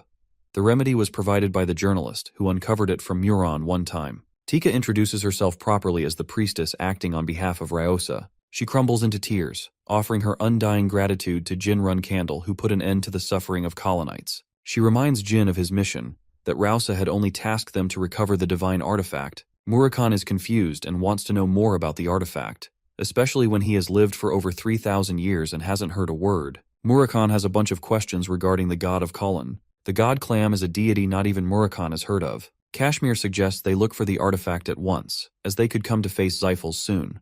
To add to that, Tika explains that they must first restore the artifact before acquiring it. They need to use the energy of the sun for that task, which is why the mission will be delayed until noon. An agitated Murakhan can't find the patience to wait that long because the Xiphals must be en route to attack. Jin pieces together the information, but still thinks that there is something more than meets the eye. Since Muron is fully defeated, and the wasteland is abandoned by the Xiphals, he doesn't comprehend how anyone could reach her unless there was a signal sent outside. The fact that Muron Xiphal was a Tower Master is common knowledge. Kashmir catches on to his words. The run candle highlights the importance of the present moment, as the signal has already been sent. Their worries are warranted, as Midor Elnor, another Tower Master serving the Xiphals, is on his way to investigate the cause. The staff was given to him for being a Tower Master. It's a huge deal. Kashmir knows little about the Xiphals, but the staff is a special object which helps gather sorcerers in time of need. Murakhan is stumped that Jin somehow knows this information when he doesn't. The Xiphals are continuously evolving at an immense rate. Jin excuses what he heard from Luna, when in reality, he remembered thanks to his teacher's memorable words. Nearly 100 sorcerers exist in every Xiphal tower, and a lot of them are around the 8-star level. Engaged against them in an actual fight when they also have to defend civilians, it's going to be a brutal battle. Jin inquires how long it would take them to arrive, and he learns that it's going to take a minimum of 2 hours. Given that time limit, he requests Kashmir for a favor in the time of need. Kashmir is alarmed as Jin's secretive plan could end up killing everyone involved. He wants Kashmir to relay the message to a person immediately, or else they are all doomed. The man accepts the condition and begs Jin to make it out alive. Murakhan and Tika are in preparations to restore the divine artifact. The locals have gathered, but Jin's condition is stagnating. His body reacts harshly as he's driven himself to his absolute limits. Murakhan is pissed that Muron refused to remain honorable in his defeat and instead called the sorcerers of the Watchtower. Jin requested for Luna's help last time, as she was their only hope. Murakhan is worried about Kashmir failing to reach them in time, because if he really doesn't, then they'll have to struggle and survive for as long as they possibly can. The minor Tower Master and his troops are on their way. They located the Kolan territory where the signal was received. They see no sign of Mayuran, implying his death. Hearing this news, Midor is vehemently enraged, promising to kill those who planned against his brother's demise. Murakhan scouts them from afar, confirming at least 30 powerful sorcerers boarded on 6 dragons. This is a lower-level fleet, which means an even powerful force will be sent after them if they subdue these guys. Murakhan could have annihilated every single one of these chumps in his prime, but because of Tamar's blade, he's still far from recovering his full strength. The Xiphal sorcerers descend with the younger fire dragons. They're actually red dragons, which are even weaker. Midor furiously introduces himself as the minor Tower Master of the Xiphals, demanding for Muron to be shown. Jin plays around, feigning ignorance. He doesn't remember this guy from his past life. Midor questions why they targeted his brother, and if they share association with the Run Candles. Before he can unleash his wrath, he calmly asks if Muron is still alive, ensuring that he will not harm them if they confirm his life. Jin is intrigued by his words, who is worried about his brother yet couldn't show mercy to the people of this land. A provoked Midor barely responds before he realizes that Muron has already been killed. He cannot forgive their sinful acts for mocking the clan. Midor readies his troops to attack their enemies, aiming for their capture. The charge spells are all at the 8-star level, so it's not going to be an easy fight for him. Fortunately, help has arrived in the form of an icy blizzard. Midor is shocked as all 8-star levels were interrupted. The one who is here to protect them is Talaris, the beautiful ruler of the secret palace, as well as her daughter. Her terrifying ice magic easily froze their spells. The Xiphals immediately recognize who they're dealing with. Thankfully, Kashmir sent them help just in time. Murkahan is impressed. Talaris has summoned the legendary Snow-Toad Mott. She helps create an icy wall to talk to Jin. After all, Sira's mother is intrigued by the boy who gave her daughter a hard time. She's astonished to witness his critical condition. Talaris wants to know if he's the one responsible for killing Alcaro. This is bad news, because it means Cirrus ended up ratting out the information to her mother. Talaris reminds the boy that she bears no ill intent towards him. Instead, she's looking for a different lover, like Murakhan, for example. They're out here flirting with each other while Jin is near the brink of death. Talaris tells her daughter to look after Jin while she's wiping out those fools. Also, she's a strong believer in her daughter's love interest for Jin. She teases him endlessly, and leaves Jin with a reminder that if it weren't for her daughter, she would not have arrived to save him. Jin is left speechless, barely able to stand on his own 2 legs. Ceres catches him just before he hits the ground. She expected them to fight each other, but didn't know he was going to be this busy behind her back. Kashmir took the flowers and handed them to Talaris, as if he was desperate. He was clinging for his life to seek help from Talaris. Jin is happy to receive so much support from the kind people who have always helped him in the time of need. Jin coughs out dark blood, adding more concern. Ceres helps him with a medicine, unable to comprehend why anyone would go this far to fight. She almost feels embarrassed for him like this. Back to the fight against Midor, Talaris learns that he isn't a pureblood at all. Midor knows that he's in deep trouble, and the only way he will survive is by stalling for reinforcements. Talaris doesn't take kindly to their words and has no intentions of backing off from Zyphal territory. With a glimpse of her power, she kills the Elder. The sorcerers deploy a bunch of barriers to help survive her wrath. Talaris takes care of the dragons with her ice magic. She's impressed that they're still keeping up with this farce, thinking that they'll be able to defeat her. Midor is confident that the Zyphals will come after the secret palace after his death. He activates a spell in point-blank range. Midor has been granted divinity to control high-level flame magic. But despite his spatial explosion magic, Talaris is unimpressed and happily decides to remind Midor what the secret palace is really about. She commands the technique of the Endorma clan, the same sword of sea ice that Cirrus used against Jin. Talaris launches a strong gale storm. It freezes the sorcerers to icy statues, crumbling Midor's resolve. The monster approaching him has just crushed their cute barrier. At the same time, she ripped an arm off of the Zyphal half-blood. That's how easy it was for her to defeat him. Talaris mocks him for being a stupid martial artist who can't even look at their opponent. Midor realizes that this woman is crazy enough to kill every single one of his reinforcements after they arrive. He contemplates the thoughts of death, when suddenly a portal opens from underneath, interrupting their fight. She is confused at first, but then realizes what just happened. More sorcerers from the Zyphals have arrived just in time to save the minor Tower Master. Talaris's barrier fades, but she's pissed more than ever. The Zyphal clan has brought along a giant battleship for Mayuran and Midor. Jin realizes that this situation has gotten much worse than he intended. Way too many of their important figures have been killed. While the battleship is a problem, the crew boarding the ship is an even bigger threat. The White Knight is an elite unit of the Zyphals sent for missions just like this. Talaris assesses the situation and recommends a retreat. She doesn't want to fuck around with those guys either. She's ready to help the natives leave the land, but Jin emphasizes that it's necessary for them to complete the ritual. Talaris does not take his response lightly. She has issued a strict order for them to follow. Jin tries his best to explain that they'll never have a chance to stop the Zyphals if the ritual is incomplete. He begs for Talaris's help on behalf of all the natives of the colon. She accepts his offer, assigning him an hour to hold off the White Knights. More importantly, she wishes to speak to Kieran after the fight ends. Whoa, looks like things are getting spicy. The ritual is underway when Jin begs Tika to complete the ritual at a faster rate, since they won't have time to survive the attack for the ship. Tika instructs the young Runcandle to leave the battlefield, especially in his dire state. She knows that they won't be able to subdue them until they discover the artifact. Jin stops Tika and places importance on completing the ritual. He didn't sacrifice this much just to leave things unattended. Tika knows of one way to complete the ritual faster, but it would have only been possible if Rausa was around. Ceres learns that she's in Tikan and tells Jin to board the Great Toad so that they can bring her over. Talaris sees them taking off. She's surprised by her child's guts to act by herself. She's got an even bigger role of delaying the White Knight battalion until then. Our dragon boy Murakan joins the fight, promising to help her out on this mission. The White Knight, an incredibly powerful unit of the Zyphals, announce their one and only order to the ruler of the secret palace. They want her to leave and let them handle the killer of Mayuran. Talaris points her blade, ordering them to bring the patriarch of their clan if they want a chance to negotiate. Since she didn't comply with their whims, the Zyphals unleashed the might of the battleship. A powerful spell descends upon Murakan, who punches through the attack, allowing Talaris to use her powers and send an icicle wave at the ship. The sorcerers defend using a powerful barrier. They know about Talaris, but what they don't know about is the guy who tanked their strong spell with just his fists. They view him as a competent fighter that must not be underestimated. The leader of the White Knight issues an order to link with their headquarters so that they can deploy the full might of their battleship. Meanwhile, Jin desperately arrives in Tikan, begging to see Rausa. She had been anticipating his return and was prepared to go along. Talaris maintains her attack on the battleship, while Murakan takes care of any damage incoming from the ship, acting as her perfect defense. She even helps him by coating his arms in ice, alleviating his pain. Murakan feels motivated. This dude chucks an entire boulder at the battleship. I'm telling you, he's the best character in the whole series. Talaris thinks they're good for now, since the White Knight unit shouldn't be able to use their strongest weapon in a place like this. They want their artifact, which means the fight is prolonging in their favor for the meantime. But that's exactly where she is wrong.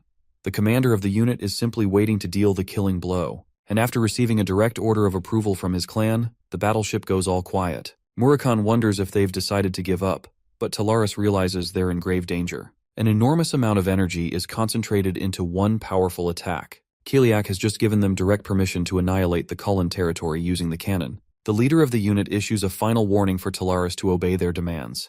She knows they're trapped with no way out. Ceres arrives at the final moment. Jin and his friends meet eyes with only destruction waiting before them. The cannon is released as an apocalyptic beam destroys everything in its path. Talaris casted a final attack right as the beam struck down. She was able to soften the beam strike with her sword of sea ice. Jin and the others are barely able to hold on. He activates Shadow Force to slash the remnants of the beam with his sword. Ceres notes that he's improved impressively, and despite his condition, he was still holding up with her. But with how they're currently holding, Jin is afraid he won't be able to help Rausa reach the ritual site. The ship isn't an easy opponent. It's just as powerful as Talaris, but the commander of the unit is shocked that she was able to stop the beam with her sword. He issues yet another warning for Talaris to stand down, but all she could afford to respond with is a laugh. Talaris isn't worried. The confident ruler of the secret palace emphasizes that she can't be defeated, even if they brought out the best Zyphal sorcerer. She turns the table on them, reminding the Zyphals how outclassed they really are. In response, the White Knight pitches that they could instead target the ones she is trying to protect. Talaris learns that if they're successfully capable of delivering Ryosa to the ritual site, they will win this battle. She's prepared to hold them down, allowing her daughter to get to the altar. This fight will decide the very existence of the secret palace. The Zyphal commander prepares for another beam strike, preparing to annihilate the Kalin territory from the face of the planet. Jin tasks Ceres the duty of protecting Rausa. He's going to carve a path by clearing the battle ahead. Ceres doesn't approve of his reckless approach, as he could very well risk dying in the process. He's okay with risking his life, as he would never have made it this far without their sacrifices. So now he's ready to risk his life for others. Rausa reminisces a bitter memory of her past. She was forced to flee from the land so that the Zyphals could never do her any harm. After all, their mission would be jeopardized as they would fail their god. The poor locals begged for her survival, prioritizing her life instead of their own. They wanted her to bring someone who could end their suffering. Unfortunately, those people were all incinerated by the Zyphals in the end. She was forced to flee the territory, all on her own. Then, she survived on an island with her flailing powers, waiting long for a savior to finally come to her. It was then Rausa had made her decision. Jin Runkandel is hell-bent on getting her to the ritual site, even if they die in the process. A tear runs down her face. Rausa had been waiting all her life to sacrifice her life for her people. The second destructive beam is about to be launched. Jin and Ceres make their way while Talaris slices the beam to hundreds of pieces. Jin has to protect Rausa and Ceres, trusting in his sword and sword alone to help him survive. Murakhan warns them of the incoming beam. The Zyphals are relentless in their attacks. Murakhan and Jin are fighting for their lives protecting Ceres and Rausa. Just when the Dark Dragon thought they were doing well, Jin suffered a brutal attack from one of the beams, sending him down. Even Ceres cries out in worry. She remembers his words, as he was ready to put down his own life to protect them. In her ferocity, Ceres loses her cool and gets injured in the process. She collapses on the ground, leaving Ryosa to fend for herself. Ceres commands her to keep on going or else their sacrifices would be in vain. With a heavy heart, Rausa prays to her god and keeps on moving. She has long since realized that prayers are not enough to overturn the war. Rausa is firm and has come to a decision. Jin Runkandel is in a space of emptiness. The void calls for his name, commanding that he wake up. When Jin opens his eyes, he bears witness to a future where Ceres has been killed. The Zyphal sorcerers won the war with the help of the blazing fire dragon. Murakhan was also killed by Khadun's hands. The patriarch of the Zyphals unleashed an all-out attack where not even Jin himself survived. Then, the penetrating voice of a god comes to welcome him, reflecting his choices to keep the battle going even after coming this far. He asks the boy if he is filled with regrets after involving so many people all at once. Despite his wavering resolve, Jin claims that he has yet to regret the decisions he made. His anger stems from a feeling of hopelessness, that he could not help influence the future, and that all of his friends fell to ruin because of his helplessness. He thinks of himself as a powerless warrior. The goddess likes what she hears and reminds him to maintain this mindset. She cleanses the future and at last introduces herself as Clam, the god who has waited many years for the boy's arrival. Jin fails to comprehend the meaning behind her words. The benevolent god explains that they don't have time to discuss. The path that lies ahead for the boy is full of pain and suffering. Jin in his anger realizes that the future he fears has yet to come to light. He regains his consciousness and wakes up after another headache. He was scared at first, but then he saw Ceres all alive and well.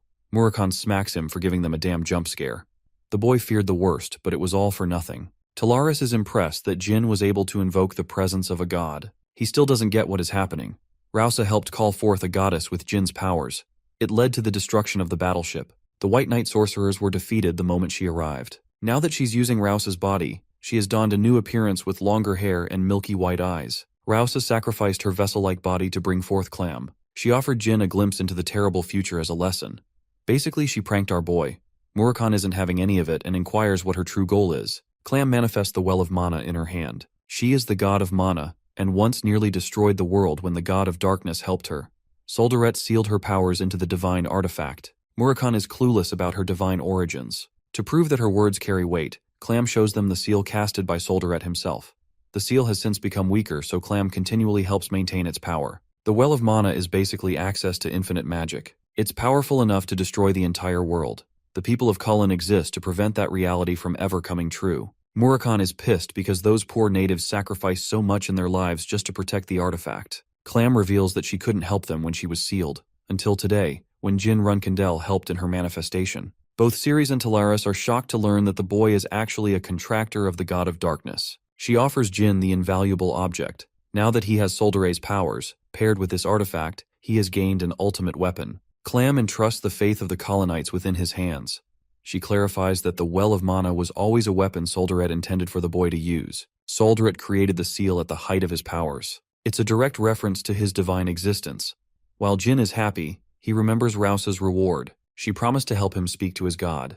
Clam knows it's impossible to make it happen, as the god of darkness wouldn't speak to the boy even with Murakhan by his side. Jin accepts, as he wasn't looking for a reward. As powerful as she is, not even Clam knows that the boy is reliving his life. With her mission completed, she returns to her spiritual form. Thanks to Jin's actions, Colin is free at last. Clam is indebted to the final contractor of the god of darkness, who helped free them from their chains. Talaris is impressed by what she saw. It's not ordinary for a god to be thanking a human. She recommends they make their escape soon, since the Zyphals could attack at any moment. Ryosa, who is now a part of Clam, realizes that her god couldn't answer her prayers because she was sealed within the divine artifact. Clam apologizes as the woman had to sacrifice her body to save her people. The pain that she endured helped free them. Rousa thanks the deity for answering their call and preventing a dark future. She's the happiest she can ever be. Clam is satisfied to be serving the people of Colin in return. She awaits Jin's strength to help free the world of suffering. After all, if the mirror had fallen into the Zyphals' hands, then all their sacrifices would have been in vain. Tika is immensely happy that it all worked out in their favor. Jin is grateful to the sacrifices made by the colonites, because he's the only one who really knows the destruction the Zyphals ended up unleashing in the future. The Runkindel prodigy is prepared to reward the people of Cullen by offering them a place to stay. Since he's incapable of helping them directly because of his mission as a flag-bearer, he has given the journalist a note to seek Luna's help. There's the possibility that the Zyphals will retaliate and threaten more lives. But Jin is prepared for that. He wants the journalist to publish all his findings to gather many supporters and fend against them. His career as a journalist will illuminate with success. After that, Jin meets an acquaintance of Talaris, properly without all the fighting going around them. She's so chill that she called their mission easy. Jin is worried that the Zyphals might come to hunt her down, but Talaris isn't worried. She believes the Zyphal Patriarch will instead act with caution. After all, he doesn't know about Clam's manifestation, which means he is under the impression that Talaris wiped out the White Knight unit all by herself. Jin is happy to hear that, but Talaris reminds the boy that she didn't just help him out of goodwill. She treated him as a client. And now it's time for a hefty reward, especially from someone who is a legendary spellsword and the contractor of the God of Darkness. Jin waits in anticipation, wondering how big her request would be. In a hearty laughter, Talaris lets him off with a freebie. She thinks she has acquired enough information and even teases her daughter for it. Jin is utterly stumped that she's not asking anything. The ruler of the secret palace prepares to make her leave. Cirrus wants to settle her score with Jin next time in a real fight. Her mother thinks she's still stuck being a hard ass. She's making a fool out of her own daughter by messing with her. And now, since we haven't revisited Sierran Runcandle in a while, it's time to come see him. Talaris Indorma has personally stepped into the Dark Sea, all for the sake of a marriage proposal for Jin. What a queen this woman is. Over to Luna's place, she learns about Jin's incredible adventures, taking on incredible adventures like Muron and the White Knight fleet. Like the caring sister she is, Luna asks how her brother is faring. After hearing that he's okay, Luna turns to Tika, wanting to know if she's got some skills. After all, she can't promise a good stay if the people of Colin aren't promising to work. She tasks her maid to help the colonites settle and find work for themselves, which is much better than receiving a favor. As for Diano the journalist, Luna is interested in supporting him fully so that he could execute Jin's wishes to the best of his ability. 1 month after their epic battle, word of the Colon genocide was published, terrifying the world. They were told that a bunch of travelers ended the conflict and pushed back the Zyphals. Even the Runkindels came to hear of the news. The Zyphal clan pinned the blame on Muron for the incident, since he was no longer alive. But some remnants of the battleship cornered the involvement of the clan. It enraged some kingdoms while others remained unaffected. The Vemonth Emperor broke his silence, and even spoke in favor of the Xiphals. But his announcement did not come lightly, as it was met with public outrage. The Xiphals made sure to reward him properly for taking their side in this political battle. The reputation of the Xiphals took a major hit, and they're incapable of plotting a major attack for now. They have coped with various losses, all thanks to Jin and Luna's help. The journalist receives much support from the people who are taking his side. The people of Cullen will pray for Jin's help, waiting for the day he unveils his name as the traveler who stopped the oppression of the Xiphals. They desperately pray for Jin's success, so that he could be the one to annihilate the Xiphals forever. Circling back to Kiran's encounter against Talaris, Khan is shocked when he sees a huge wall of ice emerge from afar. Talaris gave a warning shot to the approaching Kiran, who was upset by her nonsensical words. The ruler of the secret palace admits that she's not here to fight him. She ends up accidentally slashing Khan, who barely blocks the attack, avoiding his death. Ciaran doesn't care about the woman and simply wants to read his next letter from Kashmir. He quickly learns that the boy defeated Muron, and that an unnamed traveler helped free the people of Cullen by stopping the oppression of the Xiphals. What shocks Kiran is the mention of the battleship of Kozech, because it's far too powerful of an opponent for Jin to have overcome. That's where Talaris chimes in, because she took it down. She's surprised to learn that Kashmir has been mailing him letters.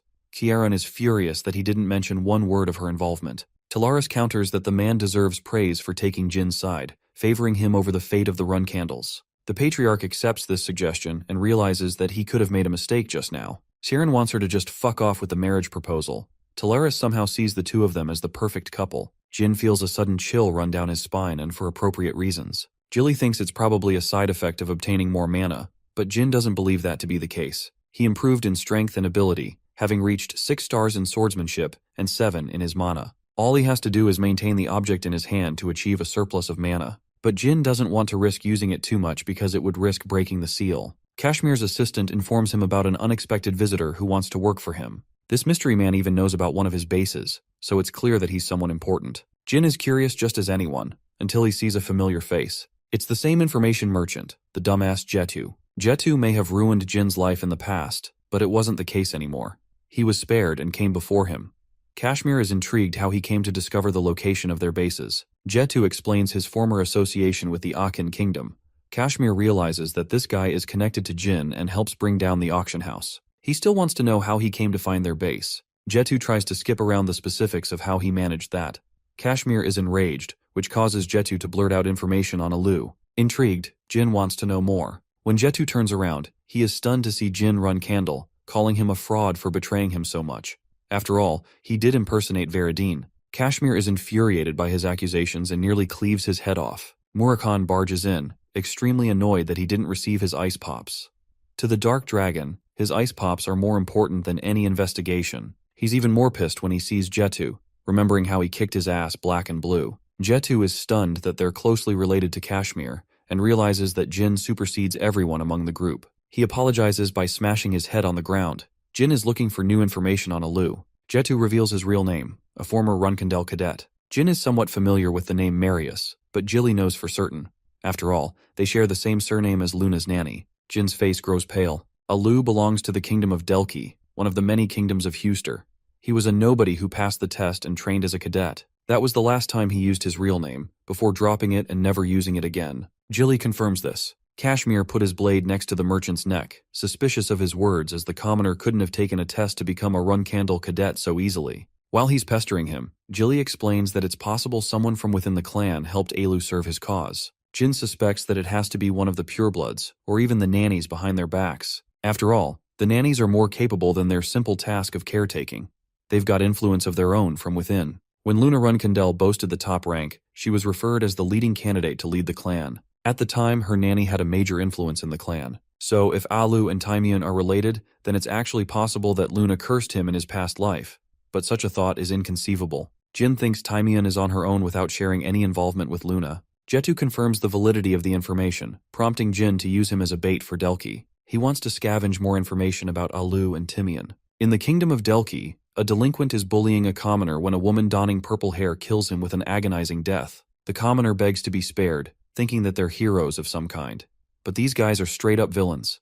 He kills the man while the woman collects his powers. Kashmir states that only one group in Delki frequently uses the name Marius. It's an orphanage, a facility once used by royalists which, at first, helped the children form bonds with each other before ordering them to kill each other. The only children who survived the harsh treatment of the facility were hired as assassins. The orphanage was shut down eventually. 10 orphans were released, and one of them happened to be Alu. Kashmir hands Jin each of their addresses to investigate in Delki. The Runkandel prodigy is confident that he will be able to locate the culprit who cursed him in his previous life. Jin has arrived in Delik with Jetu. The first person they have to investigate is a man called Gaber Marius. Jin isn't planning to extend their stay and prefers they get the mission finished quickly at first. Jetu knocks on the door, but there's no response. Jin observes a bunch of people hovering over a scene. He discovers the case of murder, a brutal one at that. One man was poisoned to death while the other was slashed clean with a wind spell. One man shouts, believing that Gaber deserved the treatment. Jin uses him as a lead to ask questions. The man states that he and his friends discovered the corpse at night. The guy who owed Gaber some money died in the process. Jin is certain that their real target was Gaber, and in order to leave no traces, they disposed of the witness with a magic spell. He wonders if the criminals were hasty and botched their operation. Jin comes to a sudden realization and asks Jetu for their next target. He senses something dark behind the scenes. Jin's suspicions are confirmed when they arrive to find their second target killed via poisoning. The man was disposed of only a while ago, and the method of poisoning is the same. Jin believes that someone is specifically targeting the survivors of the orphanage to erase evidence. They rush to their next few targets, all of whom are decapitated and killed in brutal ways. Jin notices the remains of an 8-star spell. That means with every target, the assassins are using stronger and stronger spells. Jetu thinks it's bad if they keep pursuing them like this, as even the authorities have grown suspicious of their sudden findings. Jin argues that there isn't much time to waste. He's in a pinch, and despite his rank as a reserve flag-bearer, Jin wants to make sure to exact his revenge. One last target remains on the assassins' list. They're happy to have wiped out the entire list with ease.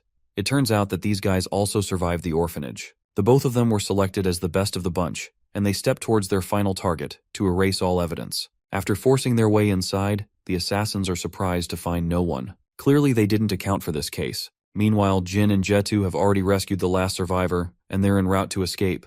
The reason they were always one step behind the killers is because they were close to the portal. That's how they managed to save the man and his daughter. But there's still a problem. The assassins hunting them down are Varys and Kuzan, the deadly duo and the best of the orphanage. Jin is shocked because there were supposed to be 10 survivors, but in reality, there were actually 12. Varys and Kuzan launch their attack, they've already arrived. Varys is happy to kill her dear brother while Kudan isn't in the mood to play games. But their plans are interrupted thanks to the powers of a sorcerer they weren't anticipating. Jin is glad to take them on in his clan's own territory. They're both young by their appearance. Varys is not a Zyphal, but she's powerful enough to pose a threat. They take Jin for a lightweight. Varys is confident in cutting him down, but Kuzan wants her to be cautious around their opponent. Varys ignores his warnings and launches a powerful wind spell, all for Jin to block it with a defensive barrier. He wonders if Varys is out of energy after depleting her mana the entire day. But the thing is, Kuzan seems to be more of a threat. He's the one deploying poison. Kuzan takes out his poisonous blade, preparing to fight his opponent. Jin orders Jetu to hit the road with their target. The fight starts with Kuzan overwhelming Jin in a show of strength. He's impressed by the existence of a spell sword, and even recommends that Jin prioritize his own life over others. Jin counters his attacks and orders the dumb merchant to just go. Jetu finally listens to his advice and runs off, leaving Jin to fend off Varys and Kuzan all alone. Varys thinks their opponent is arrogant to assume he'll defeat both of them at the same time, but they just don't know who they're dealing with. Jin casts his special light spell, blinding both assassins right when they were most vulnerable. Kuzan is instantly slashed but somehow reacts to Jin's attack. Varys is still blinded and defenseless. She doesn't know that her brother has already been injured. Enraged, Varys swears her powers to kill this guy. Kuzan recommends that she maintain her sanity, as he can still heal his wounds. There's the fact that she used too much mana which could overwhelm her with a mana backflow. Instead, Kuzan takes a poisonous potion and drinks it without hesitation. An astonished Jin reflects that some people can develop resistance against poisons and use it as a healing mechanism. However, it greatly hampers their lifespan in exchange for strength. Now that Kuzan is ready for round 2, he's ready to face the mysterious Spellzord who can cast even light magic. He has his personal questions but takes priority in completing the mission. Kuzan has ceased the intent to capture Jin alive, and instead bursts full speed to blitz him. Jin barely has the time to react to his attack, and at the same time he could hardly dodge the wind magic. Kuzan is stumped. It's inconceivable that a 6-star swordsman is keeping up with someone of much higher rank. Jin is happy to introduce his powers, and sets his target on Varys. He unleashes the flames of Tess, the ultimate fire phoenix, engulfing Varys' entire body to ashes. Next up is Kuzan.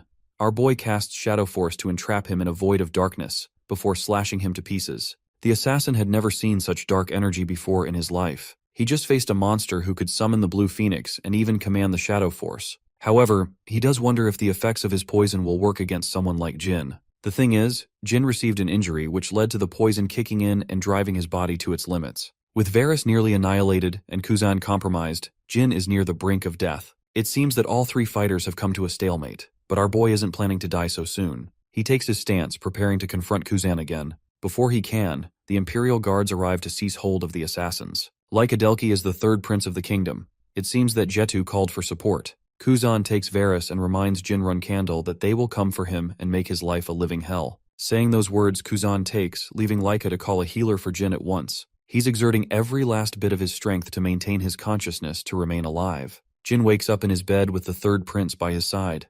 The man had moved him here without knowing about the boy's identity. 3 hours flew by and he's lucky to survive a poison that could easily kill an 8-star knight. Laika somehow seems to know that he's dealing with Jinrun Candle because he remembers seeing the boy at the banquet. He inquires information from him, shocked that he was able to corner the 8-star assassins even with his current skill level. Jin thanks Laika for his support and asks if the man will report the incident to his clan. Laika has no intentions of doing that as he's being observed by Kashmir's forces who are scouting for Jin. Laika wants a favor in return for his help. He wants the boy to help Delki by assigning them more guardian knights. He also wants some of the shares of the run candles from their gold mine. At first, Laika is sweating bullets thinking Jin will be offended, but in an interesting twist, Jin offers him double the reward for his support. In due time, Jin states that he will be able to do anything that he pleases. Laika searches for the meaning behind his words, wondering if the boy has ambitions to become the patriarch of the Run Candle clan. Jin returns to Jilly and Murakan, who are equally frustrated in his stupid attempts to get killed again. The reason Laika didn't bother leaking the information is because of Kashmir and Quiquintel, which would have stirred trouble for the Delki kingdom. Jetu, the lousy information merchant, is happy that Jin returned alive. Kashmir talks about Dan Marius, their target, but he's not saying anything worthwhile. Jin takes the initiative to speak to the man and emphasizes the lengths he had to go to save his life.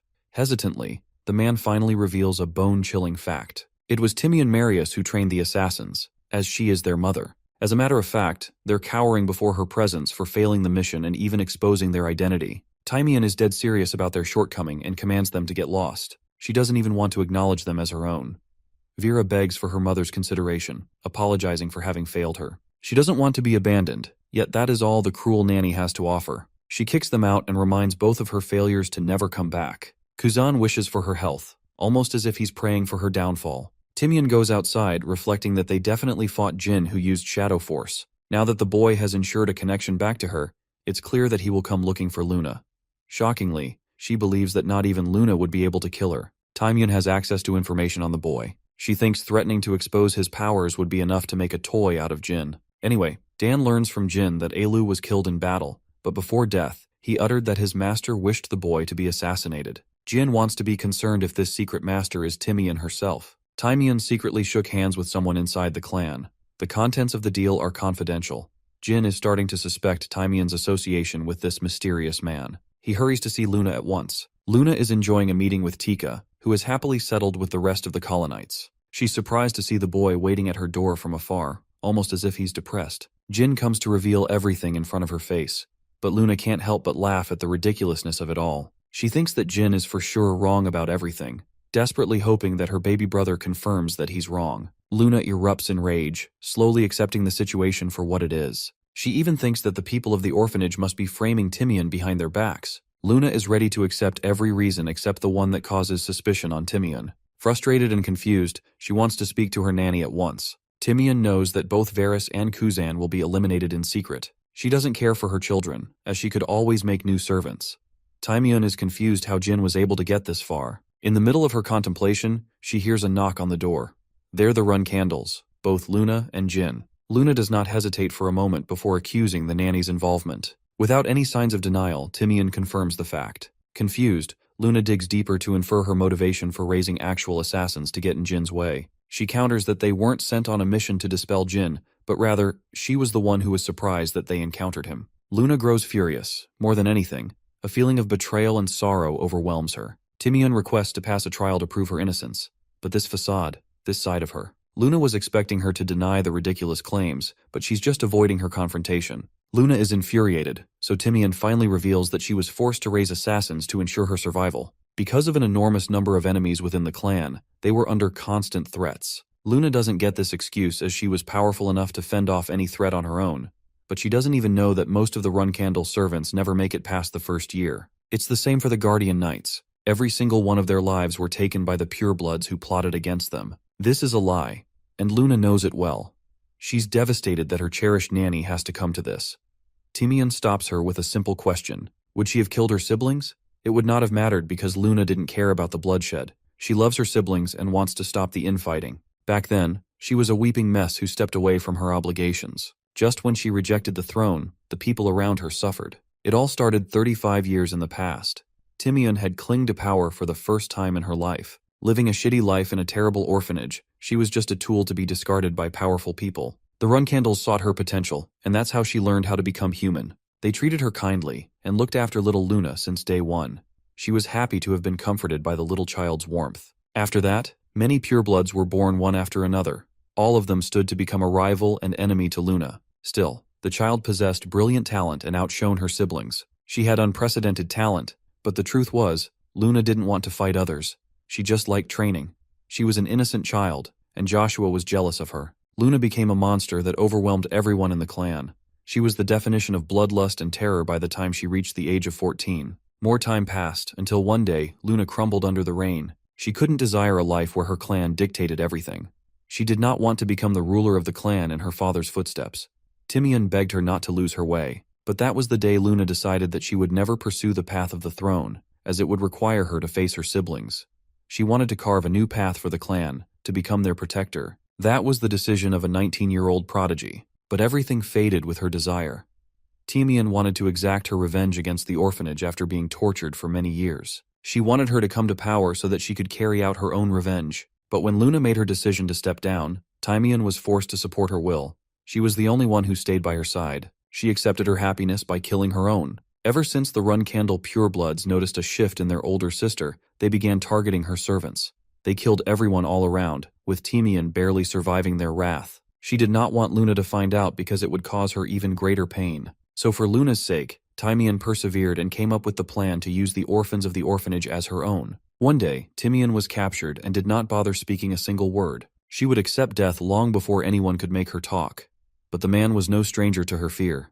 He knew all about her weaknesses. He knew that she secretly harbored the desire for revenge. That was the day the lifeless Timian felt truly alive once again. She allied herself with that man, and desperately hoped against a day where Luna would uncover her connection. Her confession has left the White Whale in a complete mess. The fact of the matter is clear. Her assassins nearly killed Jin, and that she did commence treason against her own clan. Timian is courageous enough to confess her crimes to the clan. The execution knights are already here, because she knew this would happen. Jin mocks the nanny for believing she has a way to escape punishment. He reminds her that no one could get her out of this pinch. Timian is happy to accept her fate, but Jin secretly knows.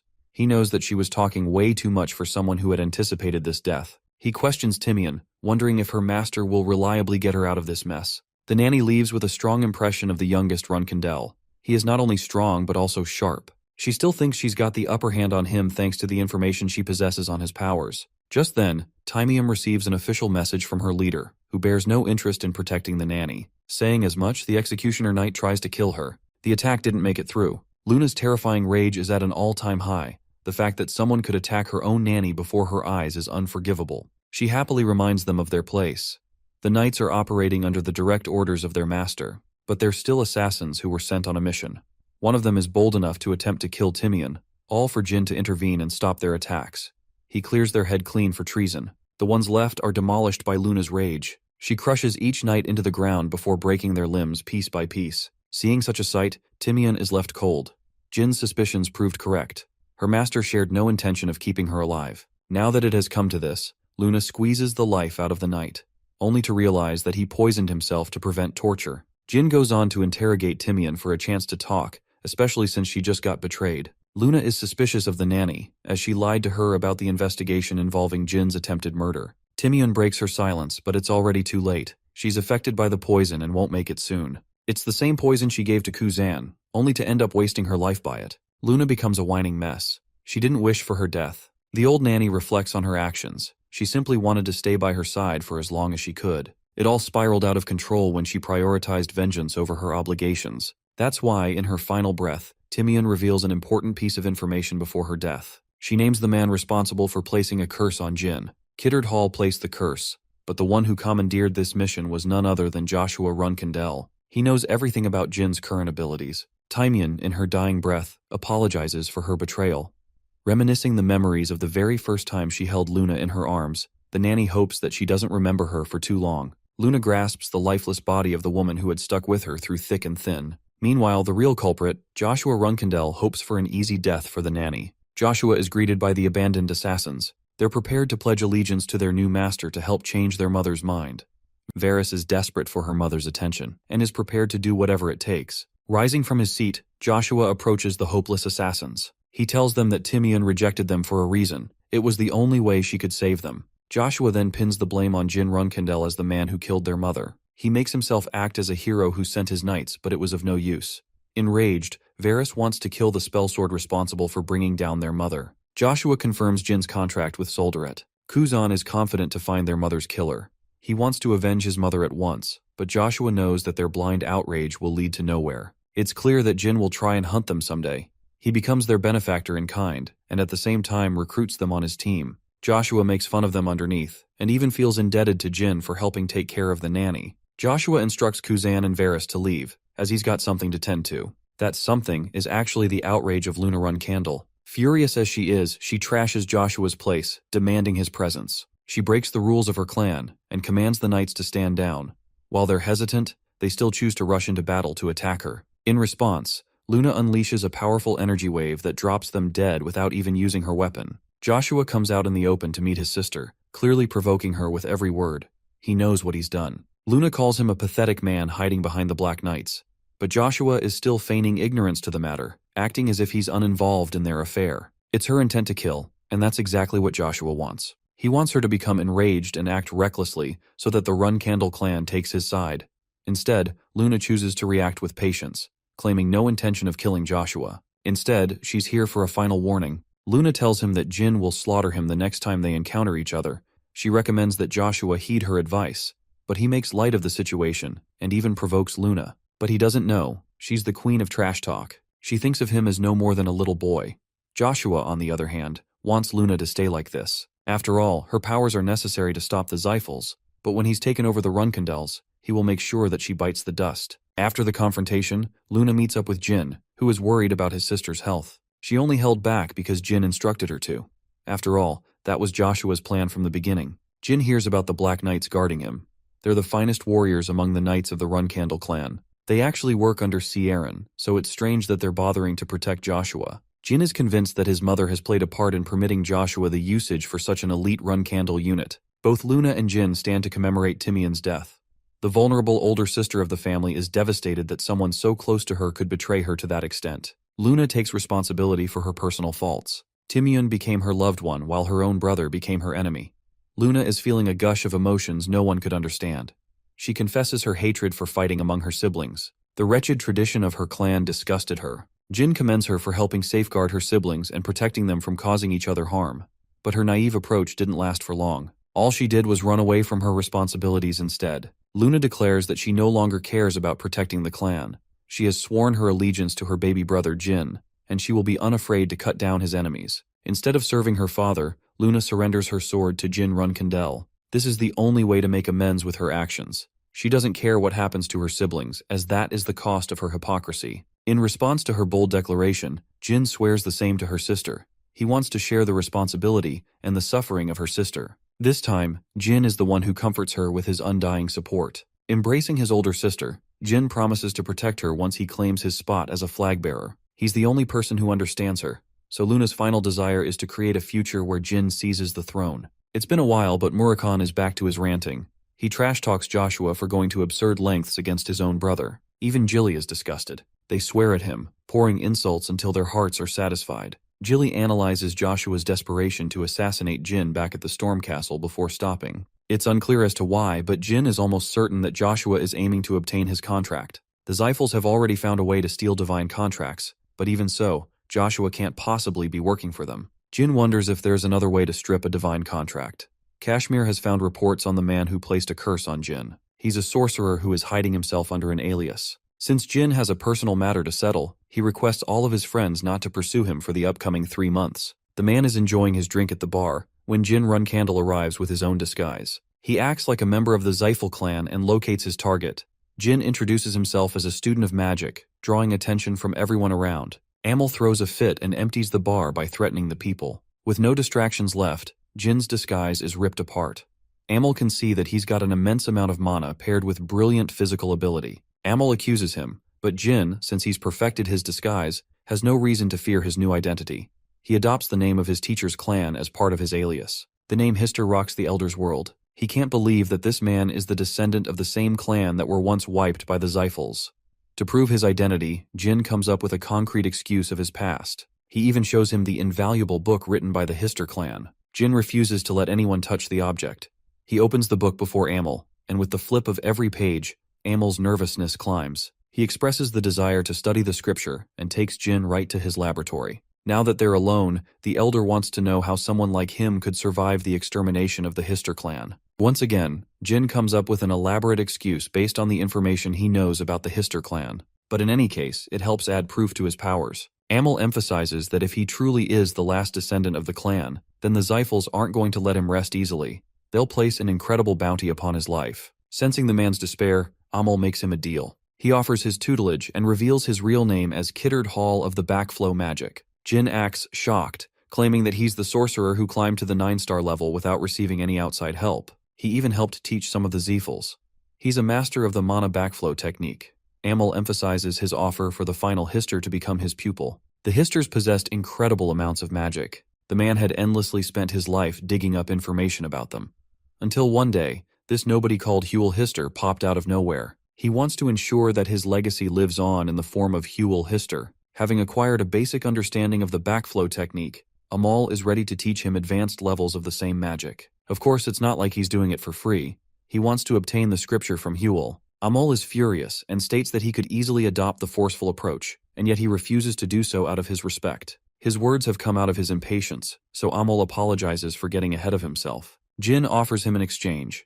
He's okay with handing over the scripture as long as Amel trades it for his book. Amel is tempted by the offer and accepts it. He wants to go and retrieve it at once. Jin is prepared to wait for him until the time comes.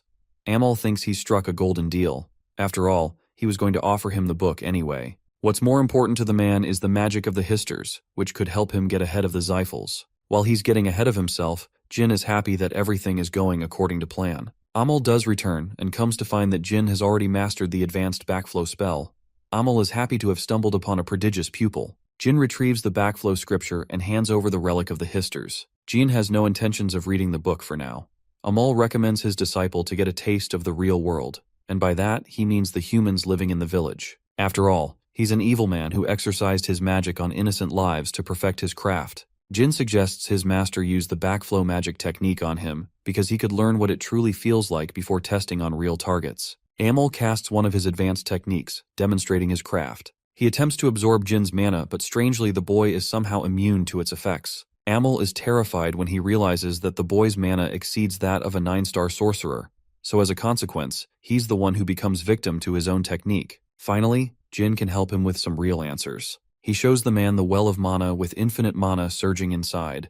The existence of this object has made all backflow techniques impossible to work against Jin. As for his getup, he tosses aside his disguise. Jin Runcandle was the boy who suffered a lifetime's worth of abuse by his clan, all because he endured a curse that he was never meant to. The boy that was destined to be doomed has returned from hell to kill his perpetrator. It may have taken Jin a combined total of 44 years. All of it was rewarded in this moment. Jin plans to abuse the same backflow magic technique to forward his mission. After all, the entire world is operating on the magic of the Hister clan. They're the ones who cultivated sorcery for what it was. Jin annihilates Amel's skull, which is nothing compared to the lifetime of abuse that he went through. But for Joshua, he will make sure to inflict copious amounts of pain. Jin leaves, burning everything behind in his wake. Jilly is missing Jin for his 3-month-long mission. Murakhan doesn't comprehend how Jin creates new ideas to stir up trouble. Jilly whines because he keeps making her worried. While they're having this talk, Jin is quietly observing them knock themselves out. He's back in one piece, and he's back with a gift from Kiddard for Murakhan to decipher. The Runcandle family shares dinner as they usually would. Joshua seems the most content. The newspaper is filled with reports of the mysterious Jin Grey killing Kiddard. Both the Tona twins are talking out loud, but they can't possibly believe that Jin would be able to defeat a 9-star sorcerer by himself. The sisters Miu and Anne are even more upset at their stupidity. Mary quiets down everyone for ruining her meal. As expected, the Runkindle family dinner is a mess. Joshua takes charge and addresses them to stop. He forwards his suspicions to Jin killing the 9-star sorcerer, but it's clear that it would have been impossible without outside support. Basically, he's accusing Yona without reason. His siblings rise to contest his baseless claim. Joshua tries to control the situation by emphasizing that he was just guessing. It's possible that the group called Anonymous was involved. They're the most powerful assassins, so Joshua thinks it's possible Jin hired them under his name to clear missions. Mary is still pissed that he's taking his hatred for Yona this far. However, Miu is on his side, because she's arrogant enough to believe that her brother could never complete the missions by herself. In response to her incredulous words, Mary knocks the living crap out of Miu before reaching for another punch in her face. She's barely able to contain her anger, but of course this is exactly what Joshua intended by his provocations. He's playing them for a fiddle. Mary understands her rank in the clan, but she leaves Joshua with a warning to not mess with Luna, or else Kieran will make sure he suffers. He's advised by his siblings to just defeat Yona in a one-on-one fight and make a name for himself. That's how he could prove his strength and make others follow him. But of course, Joshua is a coward who isn't ready to take such an approach. In this tense atmosphere between the siblings, the Tona twins are missing Jin's presence. Talks of the 9-star sorcerer's assassination roam everywhere and reach even the likes of Dante Heron. Veradine wants to go and find Jin with him. Talks of their mission have reached Vymonth. There are speculations that the Zyphals were involved in plotting Amol's death. They've been secretly rewarding clans who are helping them benefit. Lars doesn't care if the information is true or not. He just wants the news to reach the ears of the media. Knowing that the Zyphals aren't impatient, he wonders if they're backed into a corner. As for Jin, he's leaving Tikan again, much to Yulia's annoyance, who doesn't want him to leave. Even Jilly is sad that he has to go on yet another mission without rest. Jin's next destination is Samil, the place of the anonymous cult. He wants to retrieve something from that place and meet up with an important person. Jilly realizes that he's talking about Yona, who is waiting for his arrival as a reserve flag bearer. Kashmir also has to take care of a certain mission away from Tikan. Specifically, this man has to speak to Kiaran directly. Jin knows but chooses to remain ignorant. Murakan barges in, having decoded the document. Next, he helps Jin learn the incantations by imprinting it on his body. Now he's gained yet another powerful magic spell to his inventory. It should allow him to take care of all 7-star or weaker sorcerers without much of a problem. Jin activates Shadow Force Release and uses the technique. Enya is accidentally drawn to the pull of his powers, having barely survived the backflow. Jin is just shocked, while Quiquintel is here to retrieve her contractor. She's getting annoyed that Enya's simping is progressing worse by the day. She has the hots for our boy, unfortunately. Quiquintel heard about Jin's journey to Samil. She wants to warn him about the training ground where many tourists secretly get assassinated. While Jin is pretty strong, it will be tough if he's up against the best of the best assassins around. Even a capable fighter like Luna struggled surviving against the anonymous assassins. So as a token for his safety, Quiquintel gives him an object that will help him when he's cornered. She just wants to support our boy so that he can bring about the best outcome possible. With Jin prepared for his next mission, he leaves. After a long journey, he arrives at the southern entrance of Samil. Jin shows his entry card and states his purpose of visit. Before entering the city, he asks the city guard if the rules of the assassins apply outside the city. Why? Because the guy who literally brought him here lunges to kill him. Jin beats him with a single elbow, which means that the rules of the city apply even outside. He recommends the coachman to look for another job since he's terrible at assisting people. As for the city guard, at least he's not trying to harm Jin and allows entry. The Runkindle paves his way to find a beautiful city full of people donning the color white. It's a representation of the assassin's skill to kill without leaving a single trace. Instead of being dazzled, he's creeped out. The new visitors are almost always treated as fresh targets for the assassins. So it means Jin is definitely going to die if he stays at a lodging.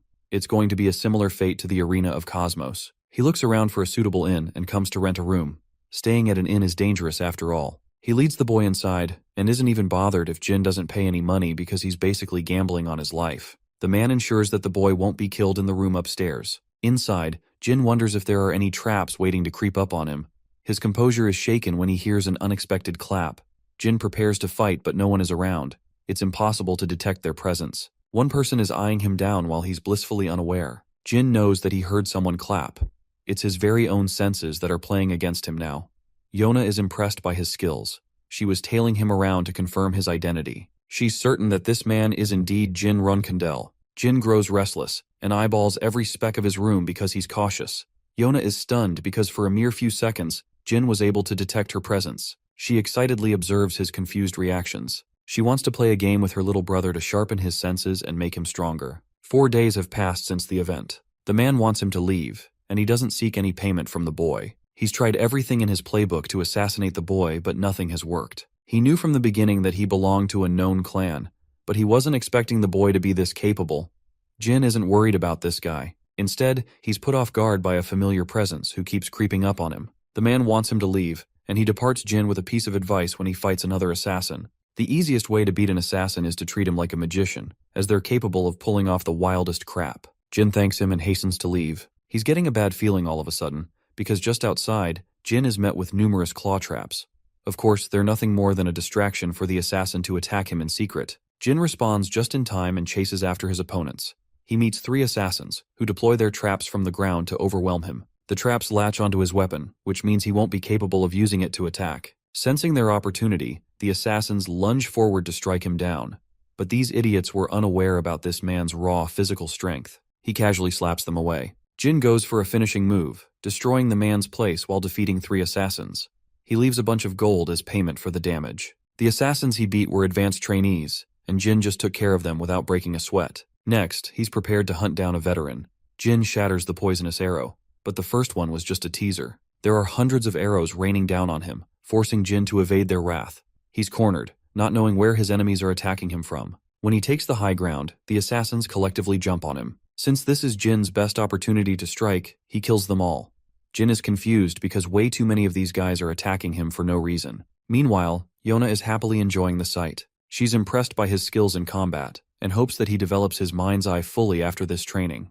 She doesn't even care if Jin dies in the process, as it's just a part of training. Jin has survived the onslaught against the trainees. He is really furious against the assassin's leader. He receives a sudden note from this anonymous assassin, and it's confirmed to be Yona. Since she's messing around with him, Jin is ready to use the secret artifact in his arsenal. The Runkandels are quick to become victims of poisoning, which is why Jin carries the cure for 10,000 poisons, a rare elixir that guarantees him a chance to survive the worst assassination attempts. Yona was given the same object when she left, but the girl didn't require a use for it since she was naturally immune to poisons after birth. She ended up giving the object to Anne, who fully supported Joshua in both of his lives. Jin hopes to secure the elixir at all costs, but before he's able to do that, Jin has to somehow survive Yona's deadly games. On the second night, he is viciously hunted again. Jin defeats the assassins using his overwhelming physical strength. He knows someone is hiding behind the door and wonders if it's an outsider of some kind. Lo and behold, the secret travelers are actually Dante and Veradine, much to the annoyance of Jin.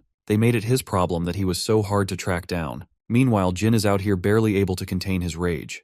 Veradine and Dante spent their money to travel to this place, trying to lay low from their clans. Jin offers to help them eat whatever they want, so long as they can guarantee him a helping hand. Dante responds generously as he cuts down on the assassins. Yona observes from afar. She certainly wasn't expecting new visitors to come join their game. Sir Owl, the nameless king, comes to warn Yona because her reckless playground has destroyed many houses. The notices Jin run candle and receives a panic attack when he sees Veradine and Dante. Yona rushes to address the situation, but Owl stops her from trying to kill them.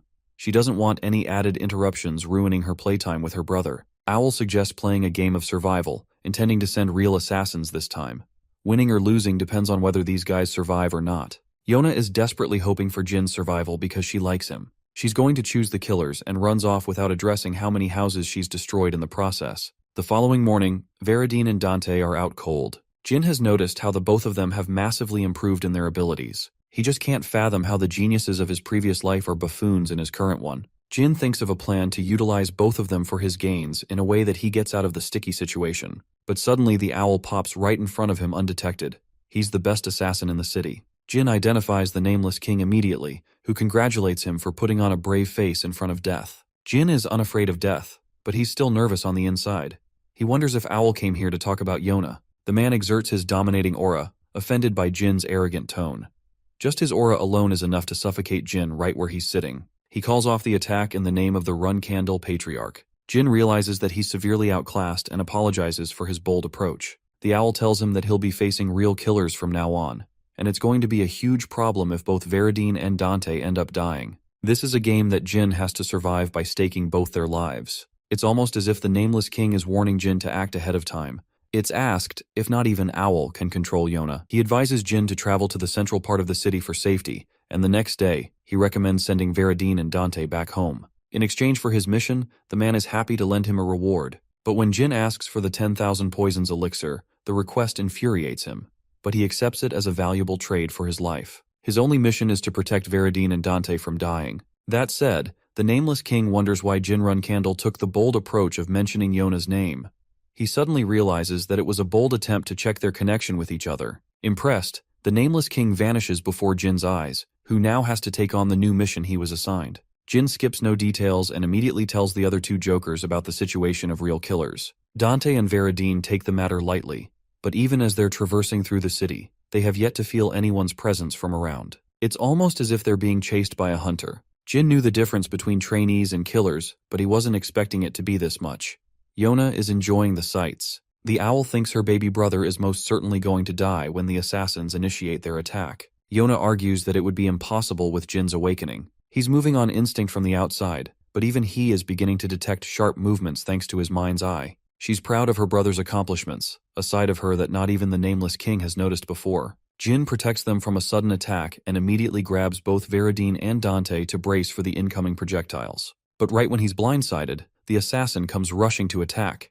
Jin blocks the attack, shocking him with how good his detection ability is. Veradine's ice spell doesn't last much longer. The assassins are sure to ambush them if they prolong the fight. The only way they can survive is by reaching their destination. Veradine mocks the assassins for being weak, but it's almost as if they're keeping their distance for a reason. Turns out it was a distraction. Jin barely survives getting his head pierced from a downward attack. He turns to Veradine and commands him to use the strongest spell in his arsenal. Apparently it takes 10 minutes of charge, so Veradine gets in preparations for activating the ultimate firestorm. Staring at the spell, Jin finds himself astonished. It's the ultimate magic spell once used by the demonic emperor of the Zippel family. While Veradine is charging the attack, Jin fends off the assassins. He realizes the rest of the killers are concentrated on Dante, who activates his clan's secret technique to wipe them all out. Jin defeats his opponent, and has never seen a technique like what Dante used just now. It's clear that Dante has been honing his skills after their fight. Even Veradine's magic is the height of perfection for his age. Just when Jin was congratulating him, Veradine is unhappy to tell our boy that he fucked it up.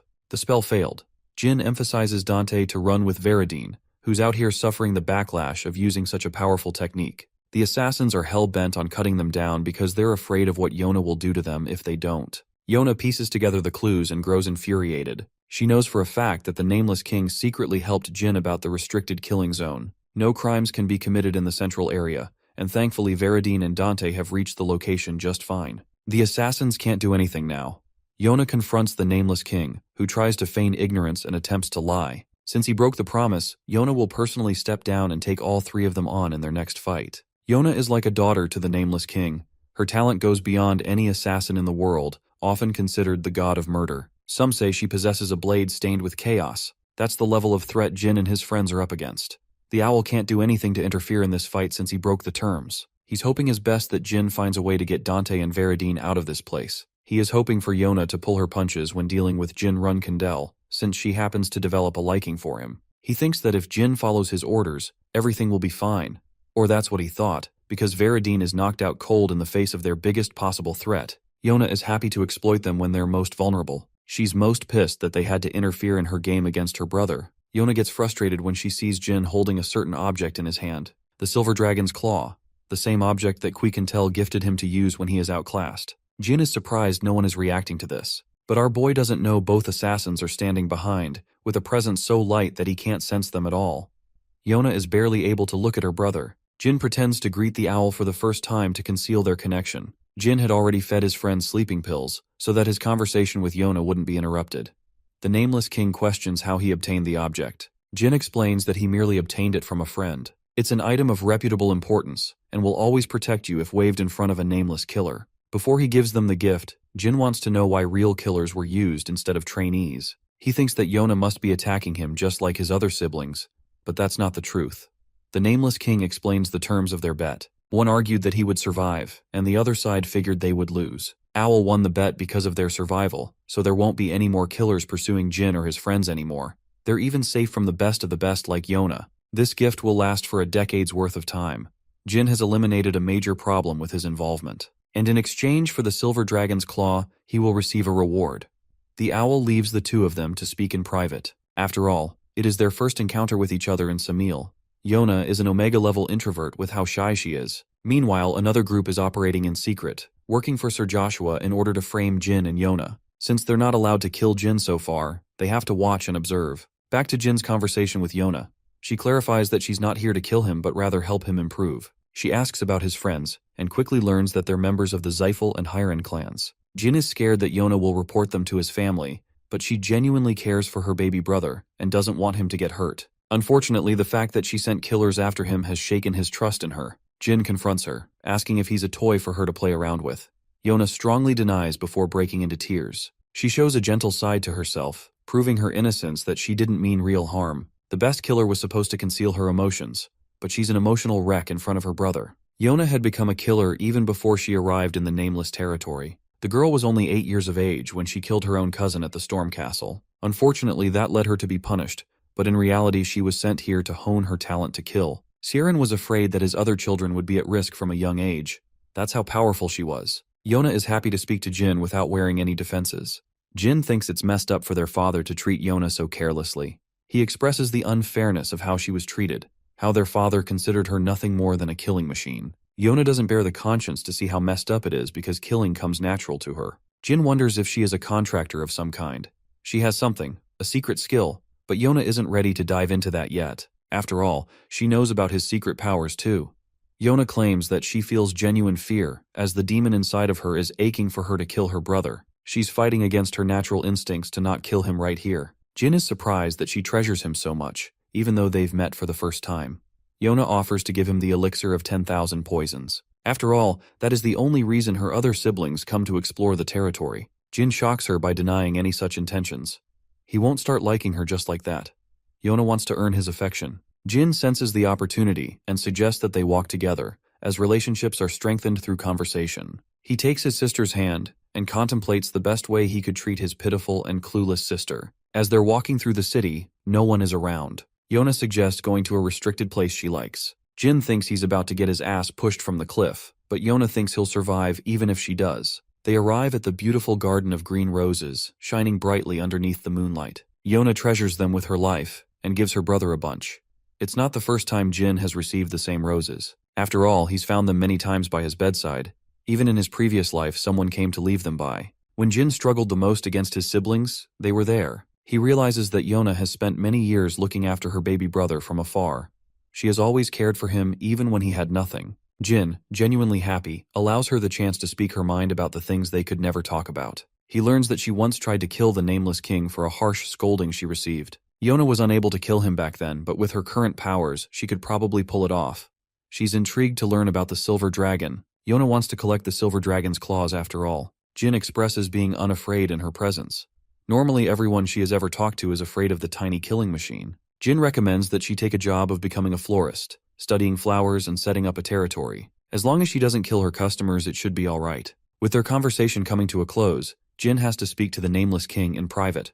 Yona is offended, but suddenly remembers she also has a mission of her own. She takes a dive and leaves, and right when she does, Jin goes away to see the owl. The owl is offended that Jin rebelled against his order, but at least he guaranteed the safety of both heirs of the family.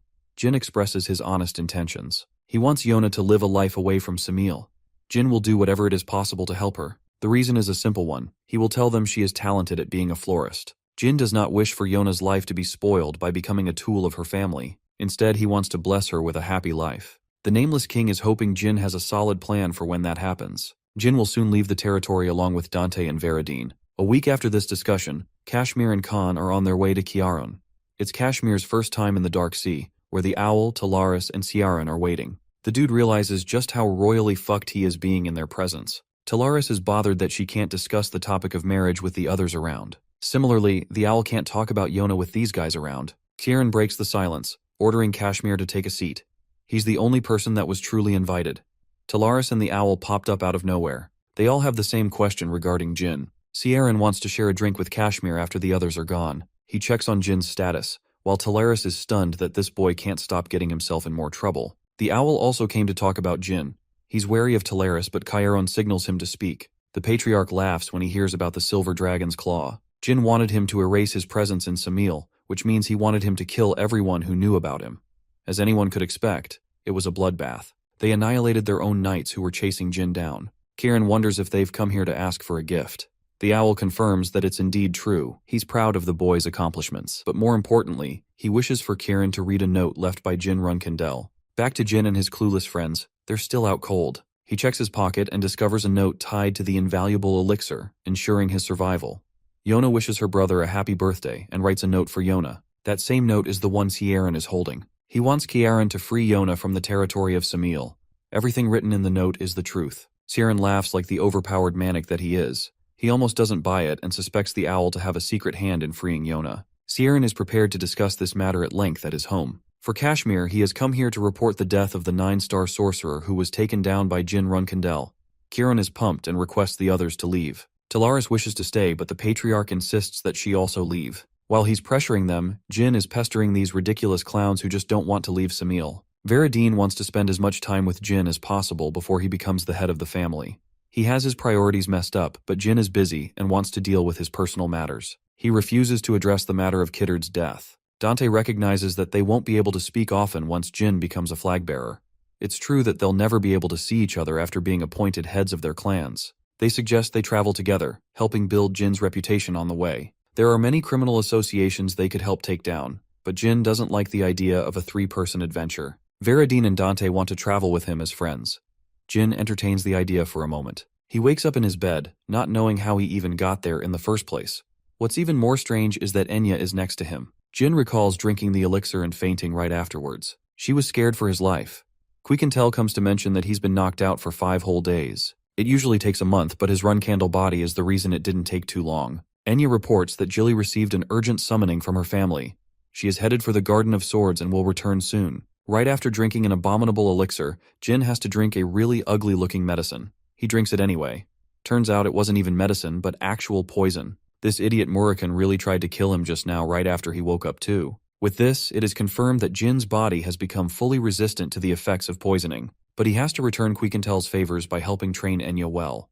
Quiquintel emphasizes that they will help support Jin in his battle against his siblings in the future. She wants Enya to become really strong when that time comes. Jin has already decided on his next destination and wants Enya to tag along for the mission. Of course, she's the happiest she can be. In the Garden of Swords, an interesting development occurs.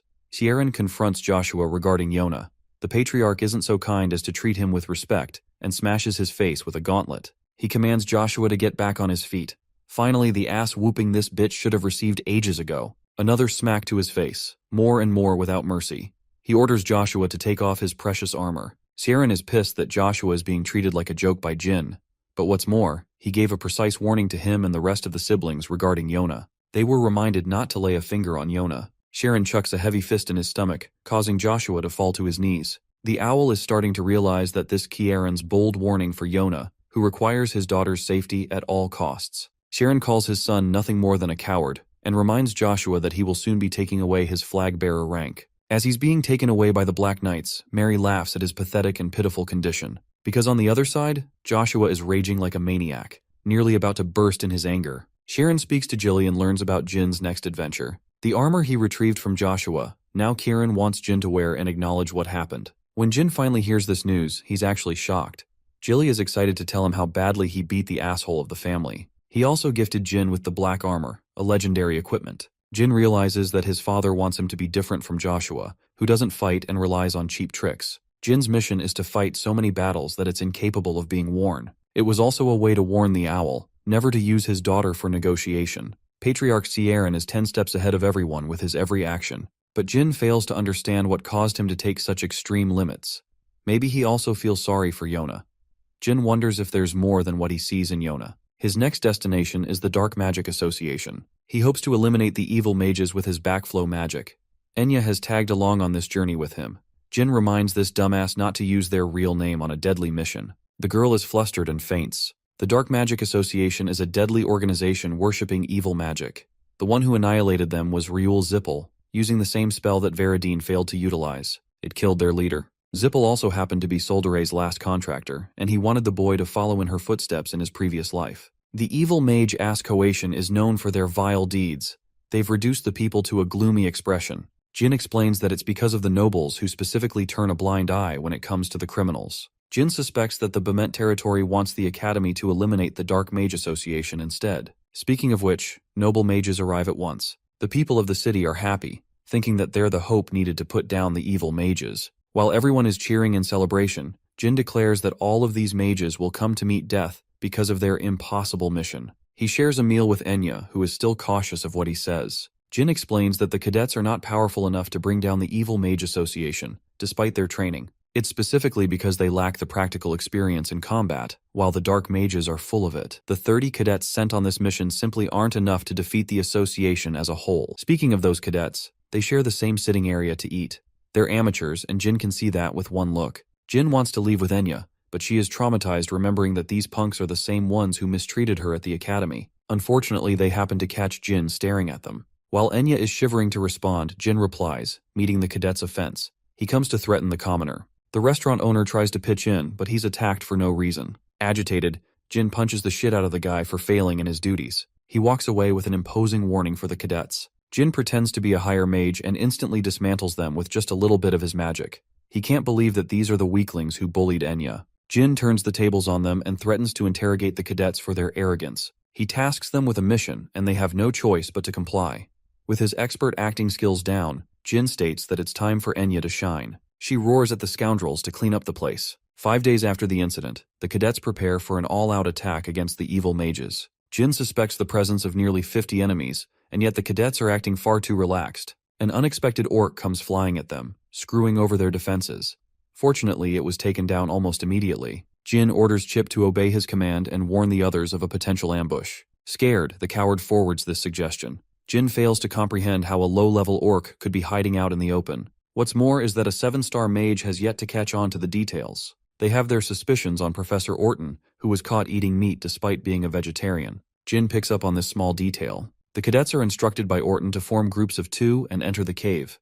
They're all acting relaxed, believing in the powers of the 7-star sorcerer. Or that's what they thought, because yet another orc comes crashing out of the wall. They await for Orton's desperate orders, but the man happily turns tail. After all, he's the one who conspired their demise. Orton orders the orcs to kill the stupid cadets, but he clearly wasn't expecting a powerful spell hurling at him. Jin prepares to enter this fight while protecting Enya. Jin has commanded use of this amazing spell, wiping away everyone but 2 sorcerers. He thinks they're both at the 8-star level. Still, they're severely injured. Jin is surprised when they recognize the use of his backflow technique. Rolt Joe, a powerful sorcerer, thinks he can deal with a 7-star sorcerer like Jin, but he just doesn't know he's getting outclassed, even if he tries. There are even more powerful sorcerers than Rolty in the association, which spells bad news for Jin even if he survives. Instead, Rolt offers him a spot to join the association for his talents. Jin doesn't really care and uses the backflow technique to shut him down. He whacks Rolt with such ease that it makes it hard to believe he's an 8-star level sorcerer. The orcs are killed by Enya, who is improving better than Jin's expectations of her. The whole cave shakes to its core as a giant werewolf makes its appearance. He's happy to meet a really powerful mage who isn't even terrified of the monster. Excited, Goltef reveals his name and commands the warrior to fight him. Interestingly, this guy offers him to join the Kinzello faction. Jin is surprised to learn that the Dark Magic Association is working in close proximity to the Kinzello faction. Goltef wants Jin to join the ranks, as he will be granted a high position almost immediately for being a talented fighter. Jin would have entertained the idea, if not for the fact that his opponent is weaker than he is. Offended, Goltef fiercely attacks Jin, nearly shattering his barrier. Enya tries to jump in with her wind magic, but he's clearly uninterested in fighting her. While Goltef is distracted, Jin has already sliced him with his sword, surprising the werewolf with his dual fighting abilities. Now, he's even more pumped to fight the spell sword. Jin is having fun exchanging vicious blows against the werewolf. He clearly overwhelms him despite not even revealing a hint of his true abilities. Goltef understands that Jin is way more powerful than he lets out to be. Through combat, he learns that Jin is a Runkindel. To make it a fight of honor, Goltef learns his name and prepares to fight Jin with his tribe's name on the line. Jin prepares his special incantation, the same one he used to take down Mioran. 1 slash is enough to take him down. The White Wolf does not wish to be spared. He values honor and roars their tribe's pride. Jin responds with politeness. He will treasure Goltef in his memories. Jin slices him down with a definitive strike. The fight has ended. Enya wasn't afraid and became an even bigger fan of Jin's abilities. This werewolf was without a doubt much stronger than the one he fought in his cadet days. Yet Jin didn't struggle even a little bit. He wonders if Enya is okay with seeing so many deaths. She has come to a realization. She doesn't want to hold him down as a burden. Jin reminds her that it's okay if she doesn't fight. As for Chip, he's barely clinging to his life. Enya reveals her true self and emphasizes that she could take him out of his misery right now. She tries to be cool in front of Jin and vows to help her comrades. As for the imposter Orton, they've captured him after turning the tide. The man thinks that Jin is a student of Kittard, but it's not Jin he's talking to. It's someone who has uncovered his disguise and isn't afraid to give him a real beating. Elisa is going to enjoy killing him while retrieving information out of the man. After the interrogation, she found out their secret base is in Oterium. It was once the capital of Vankella, but after a demon invasion, things changed. The demons invaded the place to retrieve a relic. The Runkindels and Zippels joined forces to take down the threat. It's the only war where two clans allied themselves to face off one threat. They succeeded in defeating the demons in the war, but since it was impossible to restore the capital, the kingdom decided to switch their capital. Oterium is just a breeding ground for demons at its current state. Jin has a bad feeling about this, and curiously asks why the demons made it their hideouts. Isa explains that at least 3 9-star mages are known to be found there. It's worrisome that such powerful warriors exist in that area. The Kinzello are a true force to be reckoned with. It's not safe to jump in without a plan. There's also the fact that they possess transformation magic, allowing someone to wear Orton's disguise. Of course, Bubar is the one responsible for these atrocities. Bubare is also linked to the Iveliano clan. Quiquintel has never heard of human transformations since it is a gift of dragons. Elisa explains that not even the culprit knew about the transformation. Bubar's methods are secret. Jin adds that he once encountered imposters when he was young. He thinks it is time they confront the Transfigurator. Jin intends to use someone to get to him, and wants Kashmir's help to investigate the relationship of the White Wolves and the Kinzello. 1 week after this discussion, Dante Heron and his father, the Patriarch, learned that a few of the competent cadets died on their mission to eradicate the Dark Magic Association. However, 2 survivors, namely Jin and Austin Gray, survived and successfully defeated the Dark Magic Association. One of them used magic, while the other used swordsmanship. Of course, Dante already suspects Jin's involvement. What's more, is they uncovered a weapon from the White Wolf. They see a sharp cut that only an expert swordsman could make. Dante laughs, as even someone like him couldn't make a sharp cut like that.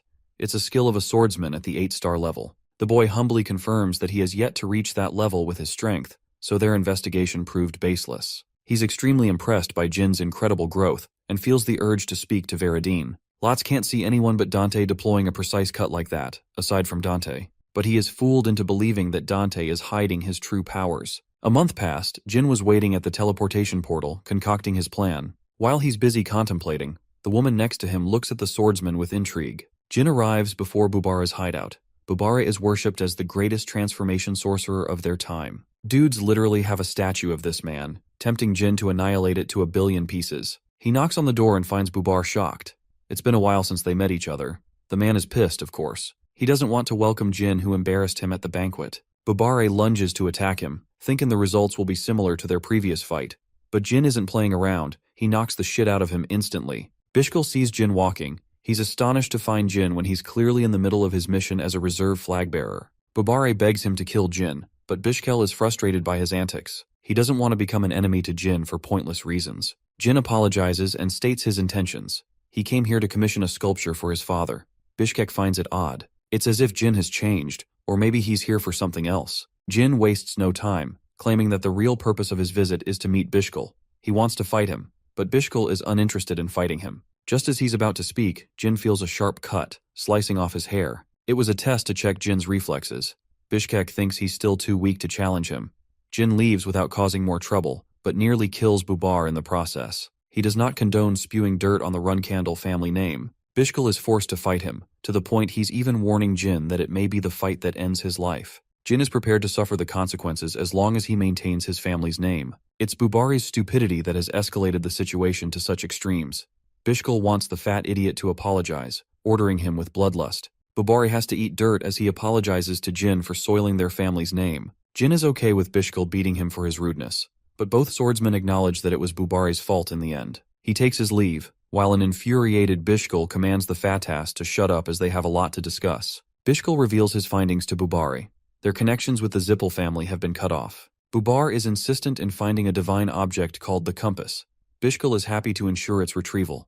Suddenly, he senses the presence of someone and reacts immediately, but there's no one around them. Meanwhile, Jin Runkandel is secretly attacked by Yona, who came on a mission with him wearing an elaborate disguise. The letter she received from Jin made her very happy. Since the owl was afraid of Charon finding out, He prepared a false identity for Yona on this mission. Her objective was to gather information from Bishkal, which is how she was able to eavesdrop in his discussion with Bubari. Jin now knows their plans, but Yona is somewhat wary of Bubari, deeming him one of equal class. She refuses to speak about her secrets because Jin is hiding his own. So without hesitation, Jin reveals the Shadow Force. Thousands of murderous temptations engulf Yona's body, calling every fiber of her being to kill Jin Runkandel. She resists her own body, begging Jin to never bring out his powers before her. She's confused why he revealed his powers so carelessly. Jin explains that he wanted to keep them a secret at first, but upon receiving the green roses, he felt complete trust in his sister.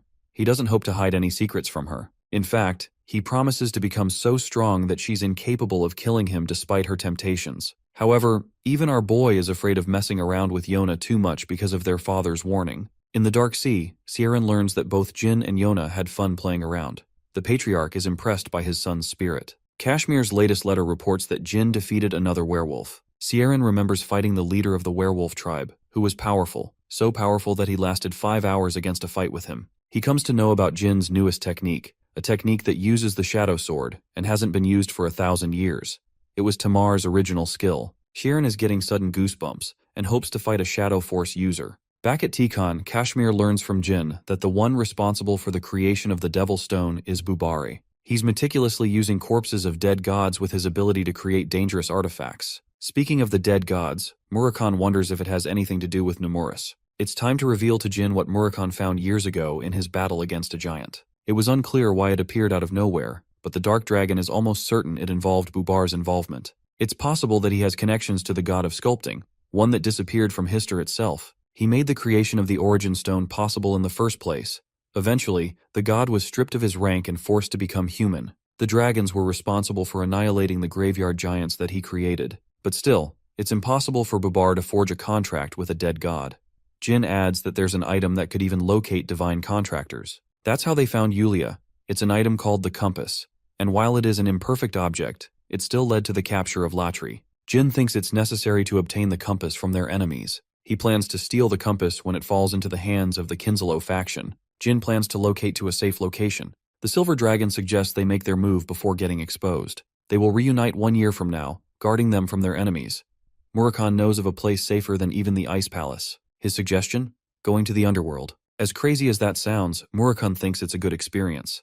The people of that place are legendary warriors, but the underworld has already been felled. Jin struggles to accept such a place even exists. Murakhan tells him that he's the only person who can go as a contractor. Solderit once made a contract with the people of the underworld, a preparation for the incoming magic swordsman of the Runcandle clan. In order to perfect his skills, Jin has to venture into the underworld. Jin's objective is to get to the Mitra Desert, but his carelessness could invite unwanted trouble. He has come to ask for help from the watertail species. These little guys are met with an exciting gift from Jin. They take the fish and help him on his way to the desert. Even the little ones are afraid that he'll die reaching his destination. Deeper into the cave, Jin retrieves some water and explores further inside. It's the first time he has seen the golden tongue species. The creatures are irritated that a human is exploring their place, but just 1 gold coin is enough to persuade the greedy little mouse. They lead him to the exit. Beyond the exit lies a market for Jin to explore. Darkspark already knows about Jin Runkandel. He remembers him from way back then on his mission. The cute little guy vows to keep his secrets to heart. Jin hopes to repay them in kind for all their help. He exits the cave and discovers the store. Jin no longer needs a guide and happily comes to the market. He tries to lay low and requests a dark canine to act as his travel guide to the desert. Arriving at the entrance of the Great Desert, Jin is happy to tip the guy for his trouble. He walks on his own, heading to the underworld, a place so dangerous that his dead body could never be retrieved from it. The underworld is filled with legendary tales of riches and resources, but even the native beastmen could never find the underworld, so traveling the desert was considered suicide as it led to nowhere. The desert defeated anyone who dared challenge it, but at last, Jin Runkandle is here. The Shadow Sword was heavily guarded by the Myungwang, a species that disappeared overnight for their arrogance. They ultimately challenged the gods and were annihilated. The Devil Stone is so powerful that despite being a replica, it's powerful enough to cause severe damage. The only god that pitied the race was Soldaret, who ended up saving a few people of the race and made a contract with them. The contract prohibited anyone else from teaching the ways of the Shadow Sword, apart from that race. The first patriarch Tamar learned from them too. Only a handful of records about his existence remain, because the Zippel family was insistent on erasing everything about him. The greatest hero of the world does not even share a resting place in the Garden of Swords. Thanks to Jin's journey to meet the Myungwang, he will be able to hear much about Tamar's adventures. 2 days of constant travel. Stress is starting to overwhelm his body. It's a more difficult quest than fighting against someone stronger than him. Walking through the aimless desert requires courage. It's a test for Jin Runkindel to overcome himself. An entire month passed. Jin has yet to encounter food or water. All he sees is death surrounding him. Even his footsteps disappear in mere seconds. There's no way for him to go back. It's necessary that he endure this hardship. Suddenly, the first sign of life. A voice calls out to him. These fools are none other than the Tona twins. Jin is almost certain he's facing an illusion. The Tona twins hurry to attack him. He's surprised by their heavy attacks, as they were waiting until he was completely exhausted to attack. Jin wonders if this truly is an illusion he's facing. He tries to escape, but they quickly catch on. Jin barely reacts to their sharp movements in his exhausted state, but he knows that neither of them possesses a strong attack to finish him off. Jin is infuriated that he suffered so much in his previous life when these guys were so weak. He pummels them to the ground, standing as the victor. Daytona and Hitona apologize, but it's Jin who has found himself hesitating to deal the final blow. He knows in his heart and soul that it's necessary to cut his brothers down if he has to advance ahead. Jin delivers the final attack, not because of his hatred, but because he's a member of the Runkindel clan. He is begging for the illusion to fade. Jin has waited an entire day, but they've yet to fade into non-existence. Jin no longer believes that they were illusions. As painful as it is, he buries his brothers as a mark to advance further. Jin rests at night, consuming a dangerous scorpion for nutrients. He wonders how the rest of his siblings are doing. The thought of his brothers devastates Jin. He doesn't have any water left either. Nothingness awaits him in the scorching heat of the desert. He has lost track of how long the journey has been, not knowing why he came here. He is caught in desperation, because he has just killed his own brothers. Suddenly, a person offers him water. Jin's senses are as sharp as a knife, and he instantly handles her. Valeria is impressed that his skills have massively improved over time. She's his precious teacher from his previous life, and the real final descendant of the Hister family. She acknowledged the boy's talent and taught him magecraft. Back then, he was banished from the Runkindel family when he met her, but it's impossible that she knows about that, since they never even met each other. The desert he knew has changed into a green scenery. Valeria's appearance is the same as her previous life, so it's not making any sense to him. Jin thinks she's another one of his illusions created out of memory. She offers him a drink, but Jin believes he's going to have to fight her if he consumes the drink. Valeria is confident that she could kill him instantly in his weary state. Valeria strangely knows that he was reborn, and orders him to drink so that she can fight him. She calls him her only student. Valeria's words comfort him, but more than that, she just wants Jin to overcome her using every skill in his arsenal. Jin wants to challenge her on the basis of magecraft. She represented everything to him in his previous life, so he hopes to give her a show. Valeria is unafraid as she rains down an incredibly powerful thunder attack. The spear follows him, which makes him realize that Valeria isn't holding back. They fought many times before, but Jin never won, and now she's fighting him on the basis of killing him. She likes his evasive maneuvers, while Jin plans to wear out her mana. Valeria, of course, knew that it's what he was hoping for. She recommends that he use the sword to fight her, because there's really no other way he could defeat his teacher. Jin activates backflow magic, thanks to the teachings of Kittard. Valeria is a little upset, and says things that would stir his heart. She knows it will affect him. Jin hopes to meet her expectations. He has to use an advanced technique and plans to endure her wrath. 3 minutes of dodging are required for the move to execute. Jin endured for a while, but he wasn't expecting Valeria to catch him from the ground. She traps him with a giant magic circle, while at the same time maintaining her electric spears. The chains burn through Jin's flesh, and he realizes what's going on. The spears are also an illusion, as only a single one contains mana. Jin summons Tease in his most desperate moment, but with his flailing state, it would be difficult to maintain the phoenix for long. Valeria's magic entraps the phoenix for a long enough time that Jin is able to activate his advanced level technique. Valeria is unafraid. She's out here resisting the effects of his technique while simultaneously commanding so many spells at once. But still, Jin refuses to surrender this battle. Valeria unleashes everything in her arsenal to fend him off. Jin draws nearer. His tide reversal was actually a weapon to identify the real spear from the fake. Jin activates his armor, narrowing the distance between the two. Valeria thrusts the Thunder Dragon with its full wrath. Jin coats his blade with shadow force. He refused to use his sword for a reason. Jin pierces the mage with the best attack he's got, a symbol of his utmost respect for his teacher. Valeria remains defeated on the ground, proud of her student's evolution. She fades into non-existence.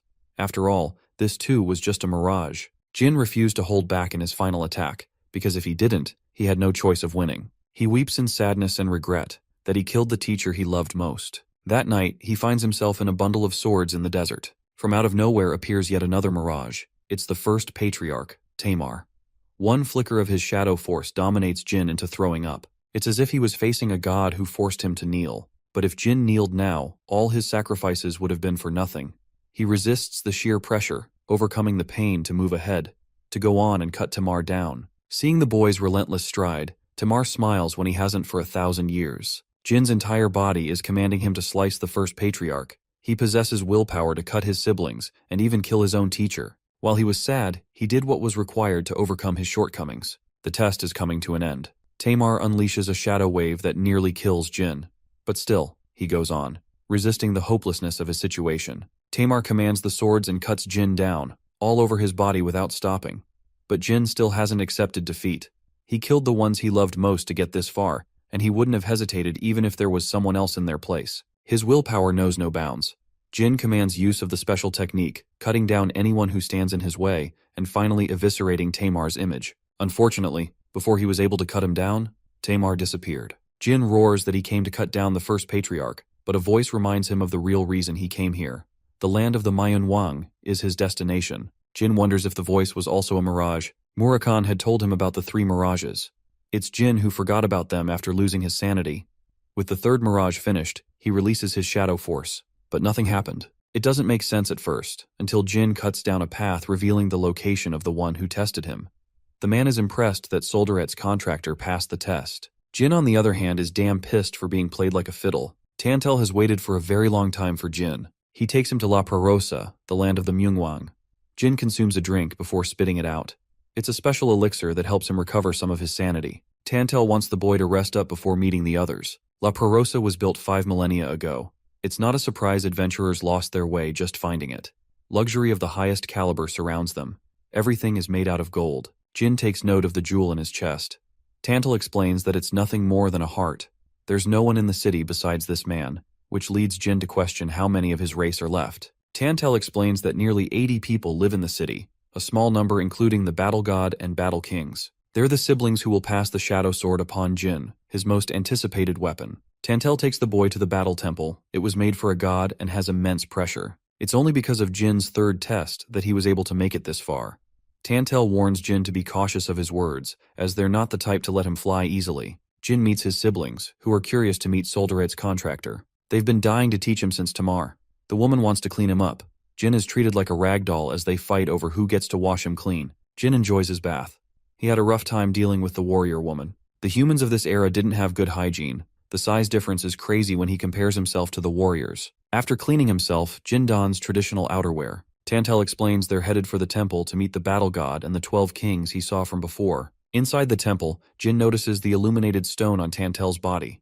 He wonders if it has something to do with the battle god. Tantel advises him to respond appropriately, or else he's getting his ass sent back to the desert. The door opens at last. Jin stands before the Golden Kings and their battle god. The pressure he's feeling right now is immense. Belize and the other battle kings are staring him down. The ruler of the place is the battle god, a smaller woman compared to the others, but with such a dominating presence that it eclipses the strength of the other kings. Surprisingly, the battle god comments on the differences between Tamar and Jin's appearance. Yet they boast the same energy. It's unlikely that Jin will become the better of the two, and they don't expect him to rival Tamar. Still, Belize trusts in his strength. After all, he's Solderet's contractor. Most of the other kings have already considered him weaker than Tamar, and for good reason. But Jin didn't come here to be treated like an inferior. He's bold enough to claim his name in the presence of the 12 kings. Van, the battle god, introduces herself properly. She makes it clear that the 12 kings are his enemies before becoming his rivals. Jin is okay with that, because he senses their open hostility. The problem is, he can't get a read on their intentions. Van will conduct his test tomorrow, and until then, she tosses him her own sword to fight. Jin calls it an ordinary sword, but then it immediately absorbs all of his shadow energy. It is drawing out every last bit of his shadow energy. Van tells him that Tamar overcame the Shadow Asbring sword, so she expects the same from our boy. Jin is bold enough to try and back his words. After the meeting is dismissed, Belize argues that it's too soon for Jin to overcome the shadow-absorbing sword. After all, Tamar was much older and stronger when he overcame the sword. Van knows this, but she chooses to act anyway. It's been 1,000 years since Tamar's fall. Their race stands to test the limits of the current Runkendel family, which means Van is confident in their evolution and believes they've grown much stronger since then. The next day, Jin turns up, drained of his strength. He couldn't even sleep because the sword kept exhausting his energy. With no amount of shadow force left in his body, Jin's going to have trouble. Garmund is the first of the 12 kings to test his resolve. He comments on the boy's exhausted condition and emphasizes that he has yet to acknowledge him fully. The first test is to swing his sword 10,000 times. Of course, Jin is confident because he's already done that before. The number goes higher and higher until it reaches 8,000. It impresses Tantel as Jin executes his 9,000th strike. Thanks to Luna's excessive teachings, as well as the steel ball training, Jin's sword technique has been perfected. It is the very technique that forms the Runkandel family's mindset. At last, Jin completes his final swing, maintaining his stance. Garmund is impressed by the boy's powers, as many Runkandels failed to do the same. The people cheer in Jin's name, but Garmund is tight-lipped. Jin doesn't want to hear lame compliments from the man. He commands Garmund to accept that he's worthy of his teachings. Garmund is embarrassed, but he admits as much. Now the real training begins. Of course, Garmund has no intention of fighting against Jin, confident of his victory. He thinks that Jin won't even dent his sword, so the Runkandel decided to prove his strength by pushing him back. Garmund explains that it was a metaphorical figure of speech.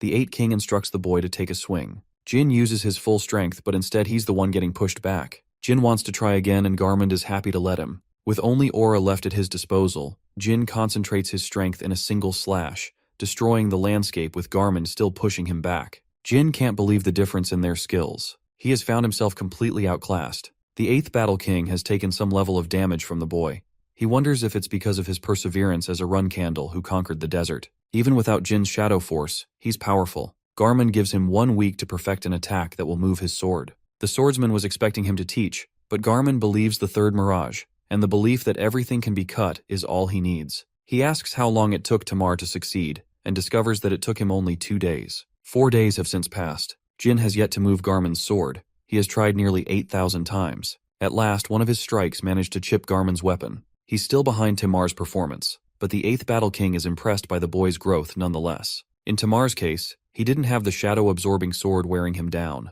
which begs the question if the first patriarch could have succeeded in 4 days like Hin. It's an impressive achievement, and shows that the Runkandel family has been growing in the outside world. Garmund fully acknowledges the boy, and knows that the others will come to see him the same way. But before that, Garmund requests that he be the first to taste the fruits of his achievement. Jin doesn't know the heck he's talking about, but accepts anyway.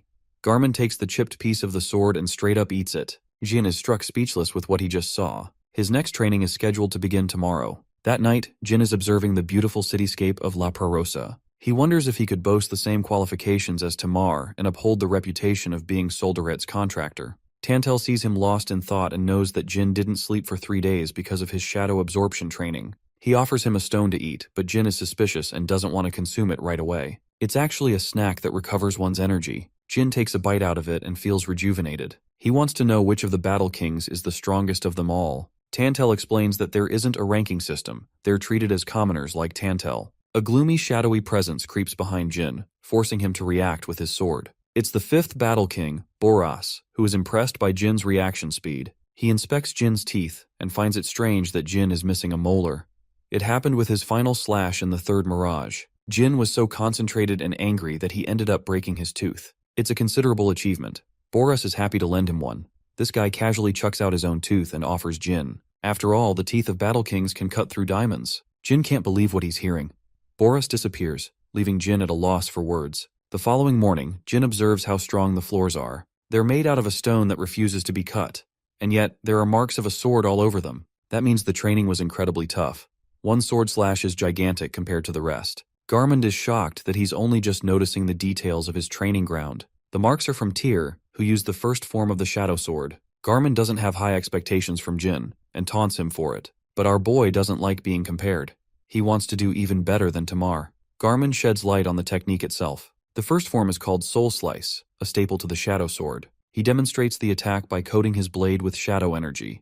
Jin doesn't really want to waste time around the details of Shadow Force. He just wants to see the technique. Garmund deploys it before his eyes, unleashing a wave of shadow so sharp that it annihilates everything in its path. Jin compares the attack to be similar to Luna's finishing move. While it's less powerful compared to her attack, it's still effective. That means if Jin can master this one technique, he will defeat any swordsman below the 7-star rank with ease. Garmund only executed half of the technique, which is why his attack was smaller than Tamar's. It's a powerful technique that annihilates a person's soul, That means he could easily use it to defeat even stronger opponents and overturn the battle. In order to learn this technique, he has to learn how to unite his shadow energy. It's a feeling that Jin is already familiar with. He might be able to replicate the technique without a shadow absorption sword. Jin felt the same when he fought against Muron. A feeling came over Jin, prompting him to use a swing so powerful that it sliced Muron. The same happened in his battle against the werewolf, and even Tamar. The technique relies on the belief that he can cut anything that stands in his path.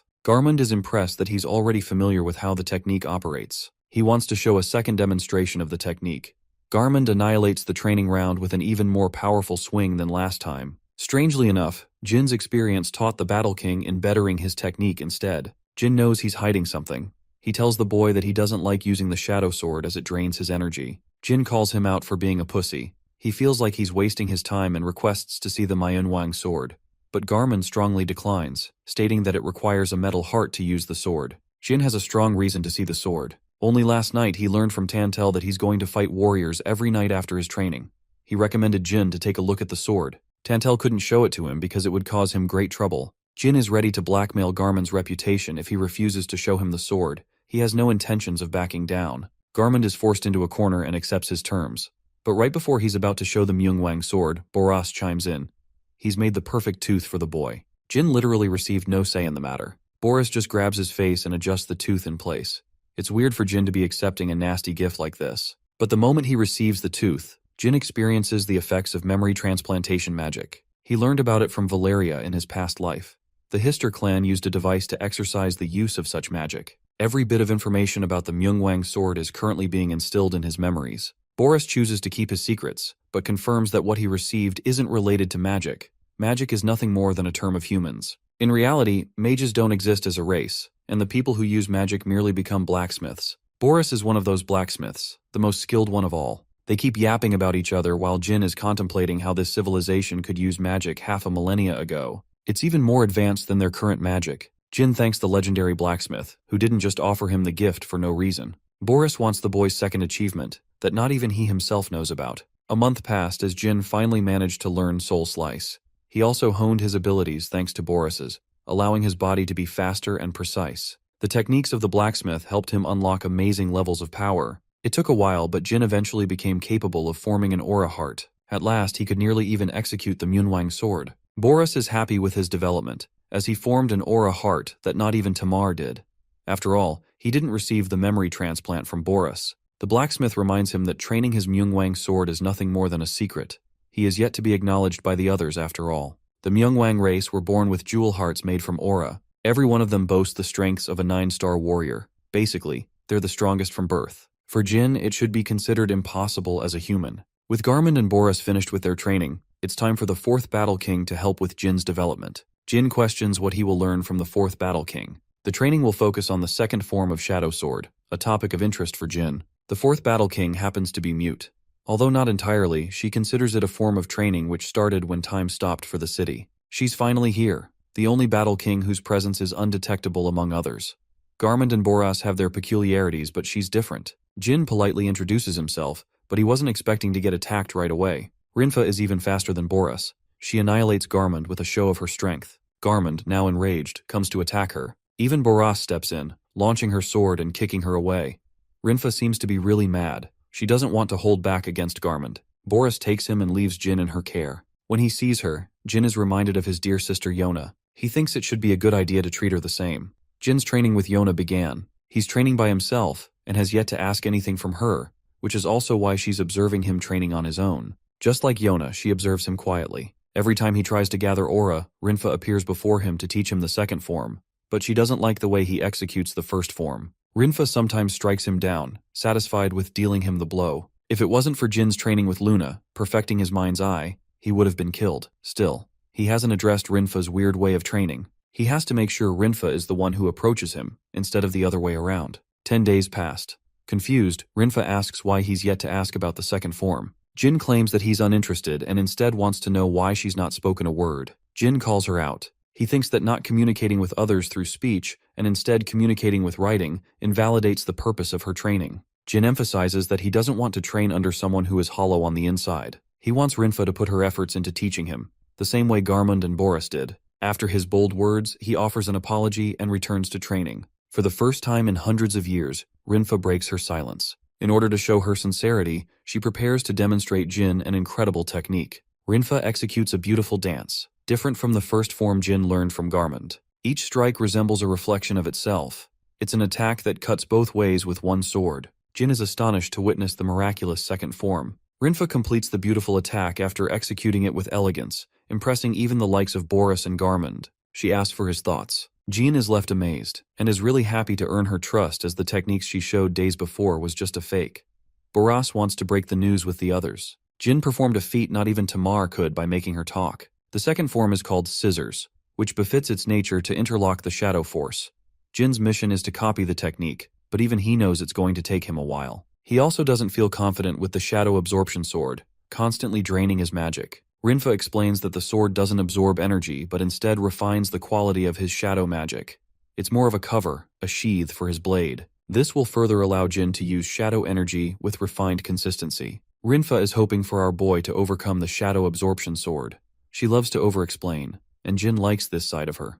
He wonders why she stopped talking. It was actually a punishment she gave to herself, something Rinfa couldn't share with the others. Jin acknowledges her feelings, and understands that she must have struggled so long on her own. He's happy to lend her an ear and hear her out. Rinfa ends up telling him everything. She faults herself for the failings of her people. She unnecessarily blames herself for stopping the arrogance of her race from challenging the gods. Rinfa was able to move past this hurdle after Jin's conversation. She thanks him, and believes Jin possesses a unique quality to transform others. News of the fourth Battle King reaches the ears of the commoners. They're here to celebrate, and Jin is most happy that she can communicate freely with others. Boris confronts him. He not only knew about her story, but he also knew that Jin Runkandel would be the person who could finally make the fourth Battle King break her silence. The fourth Battle King, the mute Rinfa, began talking once again ever since she started training the Runkandel warrior. Under her tutelage and training, Jin Runkandel sharpened his understanding of his sword skills. She helped him overcome the shadow absorption sword, taking away his powers, and taught him how to control its energy. Apart from that, Jin was taught the Shadow's sword's first form as well as the second form, both devastating attacks that he could now release after constantly learning for 2 weeks. Jin's rate of growth was impressive, and he could at this point only use the ability instead of perfecting it. It was an incomplete technique, but he thought about consistently practicing and getting used to both forms first. Perfection comes later after all. The Shadow Sword is a real problem obstructing him from doing so. A month passed. By this point, Jin had conquered the shadow-absorbing sword at will and retrieved his own sword. He's surprised to receive his precious weapon again. After all, at first he was told that his sword won't be used in the temple. Tantel confirms that from this point forward, it's crucial for him to use his weapon as part of his training. Right after he finishes up his training with the fourth Battle King, the real battle begins. Jin will have to face against their kind in actual duels in the form of sparring matches. It's been a while, but it's finally going to happen. Tantel confirms that the first few matches will take place in the afternoon, and people will come to see his strength. Currently, the first Battle King is selecting a suitable opponent for Jin Runkandel's skill level. Jin is excited to finally come face-to-face with a Myungwang member. Their kind is exceptionally more powerful than average humans, so he has been itching to clash his swords against them ever since he first came here. Tantel worries for him, however. He thinks Jin is taking on a challenge far too difficult for him at his current level. He's right, because the Myungwang are overpowered from birth, and Jin is nothing compared to the strongest of their race. From his words, Jin is able to piece together the fact that he's getting destroyed in the upcoming exhibition match. He was originally thinking that his opponent would be equal to the level of a member of the White Wolves. But this oversimplification and underestimation of the Myungwang makes Tantel laugh, who confirms that only one of their members is strong enough to beat the average warrior from the Red Tiger tribe, which is even tougher than the White Wolves. It's a short way of telling Jin that he's got 0 chances of victory in his upcoming battle. There's also the fact that the first Battle King, the one selecting his upcoming fight, really doesn't like Jin at all. It's almost certain that his opponent will have a tough fight. Jin admits that the typical Myungwang member is at least 9-star level when compared to humans, which is just overpowered as hell when you really think about it. Without a doubt, any opponent that gets picked is going to give Jin a tough fight. Tantel is supportive of Jin, however, and is prepared to support him no matter the outcome of his battles. He wonders if Jin followed his advice, the advice to watch the Myungwang sword at least once. Jin remembers going out of his way to do just that, even behind the backs of the Battle Kings. Jin contemplates that he learned about it from the memory chip he received from Boris, and now, he's going to see the real deal in his upcoming duel. Tantel is glad that he followed his advice. The next thing is to wait for the duel to come. So he leaves Jin to rest until the afternoon. Some time passes and the fated time arrives. Boris comes to check on Jin's preparation for the fight. Jin isn't worried about making any special preparations, probably because it won't help him much anyway. His only mission is to focus on defeating his opponent. The other Battle King confirms that his strength is commendable, so much so that it is difficult to call Jin Runkandel a human being. He has faith and confidence in Jin's abilities and thinks he will fare well in the upcoming fight. But Boris is worried, because he thinks failing once can be really demotivating and discouraging for the soul. Rinfa argues the same, but all three of his teachers are hopeful for Jin's learning progress. They want him to use this as a learning experience and hone on his mistakes. Jin really doesn't like their pity party circling around him. He knows from Tantel that he's already going to lose, and yet people are treating him like he's already dead lost before the fight even begins. Boris explains that they're worried for a reason. In fact, they're worried that Jin's reaction will be the same as Tamar's, the first Runkandel. This is an interesting piece of information that catches Jin's reaction. He learns from the Battle Kings about Tamar's undefeated record in the outside world. While Tamar was unstoppable in the outside world, he faced limitations in La Prarosa and lost many times. Curious to assess his strength, Jin questions how strong Tamar was at the same time of their first duels. Rinfa claims that he was still stronger than him at this level, but even he couldn't defeat the average Myungwang for a long time. Right after his first hard defeat, Tamar's soul took a hit. He stopped eating food and felt like a failure. He wallowed in despair, never knowing what defeat felt like. They assumed that Jin had the same trait as the first Runkandel patriarch, but that's actually wrong. Jin's mentality is far stronger and refined than even Tamar's. He doesn't get why it's a big deal for someone to react in this manner after losing once. Jin isn't the type to lose his morale and give up on his mission. He's already lost many times at the hands of capable warriors and knights before. Defeat isn't a new experience for Jin Runkandel, who has previously lost countless times in the name of training and growth. What's more, Jin's situation was even worse. He was defeated in his original life and lost his very life. Throughout both of his lives, he has experienced what it feels like to lose. Hearing them out, Jin assures them that there's nothing to worry about as he's not going to end up like Tamar. This confession shocks the Battle Kings, who assumed he was just like his predecessor. Anyway, it's time for the fated duel to take place. It's a special one as duels didn't take place for 1,000 years until Jin arrived. The Colosseum is filled with people placing bets on the underdog challenging the Myungwang warrior. The audience is cruel as they're open about Tamar's disappointing defeat in the first battle, who apparently couldn't even survive a bunch of hits before being taken down. The warrior he's facing is a man named Shaku, known and adorned for his lightning-fast speed. He's a tall figure with long hair, and apparently he's a favorite of the crowd as they cheer his name. Shaku politely addresses Jin as the successor to the first patriarch. The underdog has only one request. He wants Shaku to give it his absolute best to try and kill him.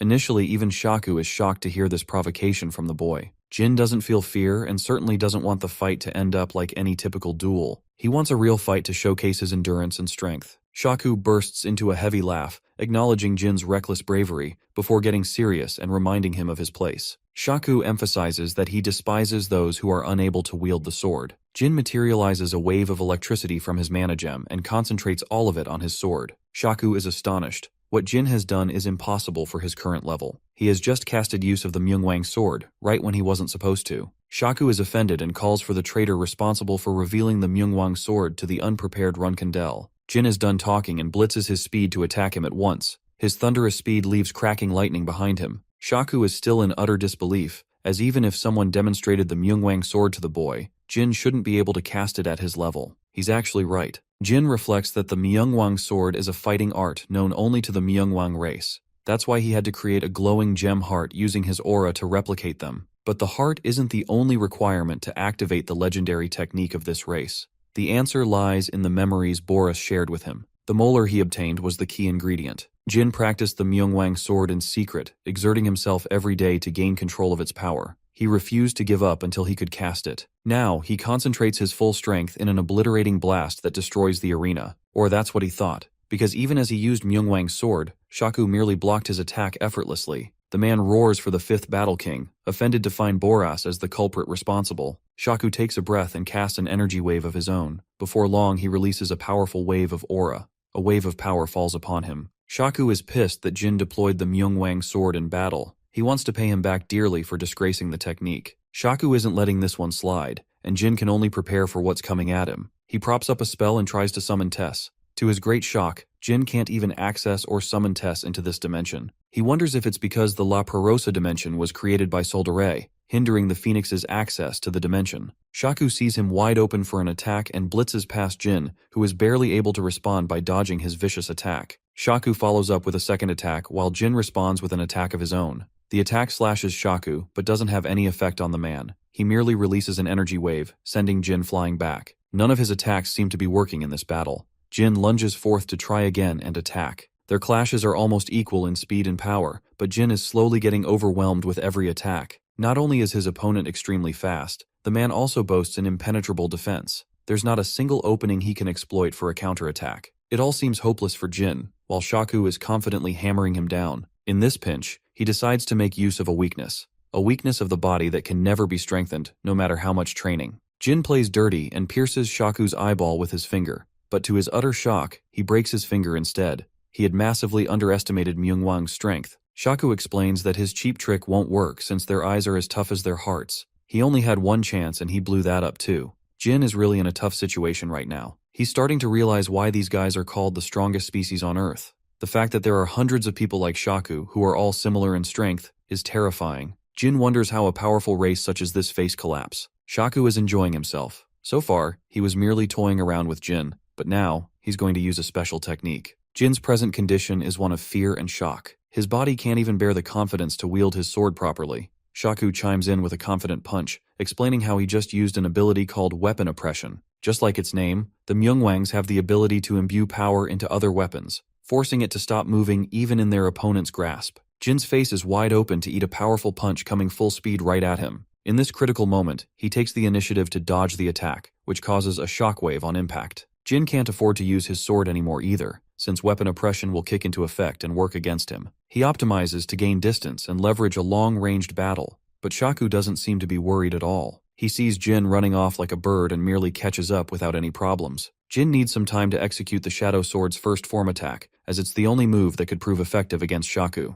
He exhausts his body's limits to run as fast as he possibly can. Having gained the distance he needs to execute the attack, Jin charges the Shadow Sword's first form, engulfing his weapon in a column of shadows. But as he's chanting the slash, Shaku catches up and stops him from executing it. He catches Jin's sword with his own, preventing him from using the slash at all. Shaku then tosses his weapon away completely, before grabbing Jin's clothes and dishing a really strong jab to his face. So powerful in fact that it launches Jin away. But the torture doesn't end here. Shaku catches him and decides to give the Runkandel a taste of the real Myungwang sword. He stops Jin's foot into the ground, preventing him from moving. Now that Jin is completely wide open, he eats hundreds of punches from Shaku, one after the other, in endless punishment. Shaku releases a final attack with a frontal kick, stomping Jin's entire body into the ground. Then he lunges forth for another charged kick, sending Jin flying into the air. Jin's lifeless body plummets into the ground, all battered and bloodied from impact. At this point he's incapable of battle, but Shaku isn't quite done. He grabs him again, before catching his blade and preparing to deal the final blow. As punishment for Jin using the sword before his time, Shaku intends to slice off his limbs, hoping that he isn't as arrogant in their next match. Jin's pitiful state renders him unable to respond. And just like that,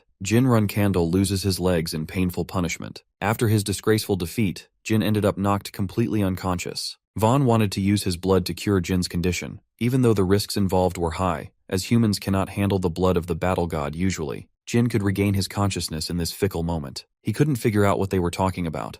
The battle god was fine with the treatment, recognizing Jin to be different from the average human. The blood transfusion process begins with Jin receiving whatever blood he can get from the battle god. After coming in contact with his body, Jin's nerves electrify from the sudden changes. Since he's a human and not a Myungwang, his body reacts abnormally and grows tense under the pressure. A voice calls out for him, confirming that the Runkandel can no longer hear the voice of the god of the darkness. There's a clear error, because if Jin cannot survive the blood and eventually dies, then that spells utter doom.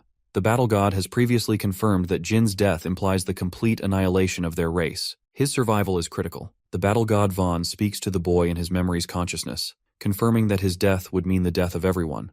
Jin at this moment is reminded of his miserable past life, and how he faded during that time too. His senses become sharper and more pronounced. The elixir of 10,000 poisons that he acquired from his sister is working itself to maintain Jin's survival. The elixir is so powerful that it will make it impossible for any assassin to kill Jin easily. Jin fights against his body's negative energy, refusing to give up right here and now. He has many objectives under his belt to accomplish. Failing here would be the end of it all. Most importantly, Jin has many people to protect and has to endure this suffering for their sake. Instead of the Myungwangs deciding his fate, Jin takes it upon himself to be the one who decides what happens to him. His mana heart strengthens, and after 1 month of remaining unconscious, Jin finally wakes up again. The very fact that he was able to wake up means that he survived the blood of one of the Battle Kings. He gets up, acknowledging that a month passed. Still, Jin believes that he's wasted too much time like this. He has to be done here by May, and it is March already. In his contemplation, Jin confirms that the only reason he survived is via the effects of the elixir of the 10,000 poisons. For some strange reason, he feels an immense energy and light coming from inside his body. Jin glances at the mana crystal in his chest, which is beaming in a flash of light. He can't believe that he has actually acquired the real deal. Jin had no idea that he could obtain the Myungwang heart after receiving a blood transfusion. Since he's now awake, Vaughn comes to visit him on her own, wanting to know if he's alright. Jin can't fathom what to believe or expect. He acquired the molar from Boras, and then he formed a Myungwang heart thanks to her blood. She acted without even asking for his opinion. It's a surprising objection from Jin, who literally could have lost his life anyway if Vaughn didn't offer her blood. Jin is annoyed that he didn't have any right to decide his fate. He also didn't know he would end up developing a Myungwang heart as a consequence. Vaughn apologizes for acting without permission, but Jin isn't worried about it. All he's concerned about is his new heart. He's trying to understand what's been going on. After all, he received blood from a literal god. Vaughn is surprised that he isn't complaining instead. Jin would have things to say if she was an enemy of some kind. He's worried that having acquired the Myungwang heart means that he has now become a part of their race. He's also unsure about the reaction of the Myungwang people, because people like Shaku might as well kill him for that. Vaughn doesn't deny his words and thinks that's exactly what will happen. Faced with this situation, Jin asks a curious question. He wonders if he would have gained any acknowledgement from the Myungwang people and the Battle Kings without Vaughn's help. Vaughn observes his reaction. She can see Jin's fist tensed up in frustration. She counters and asks if he will destroy the heart if her answer is yes, because it is a power that Jin didn't obtain on his own. The Runkindel confirms that he's frustrated, but in the end, he also helped create his new heart. It wasn't something he wished for, but at the same time,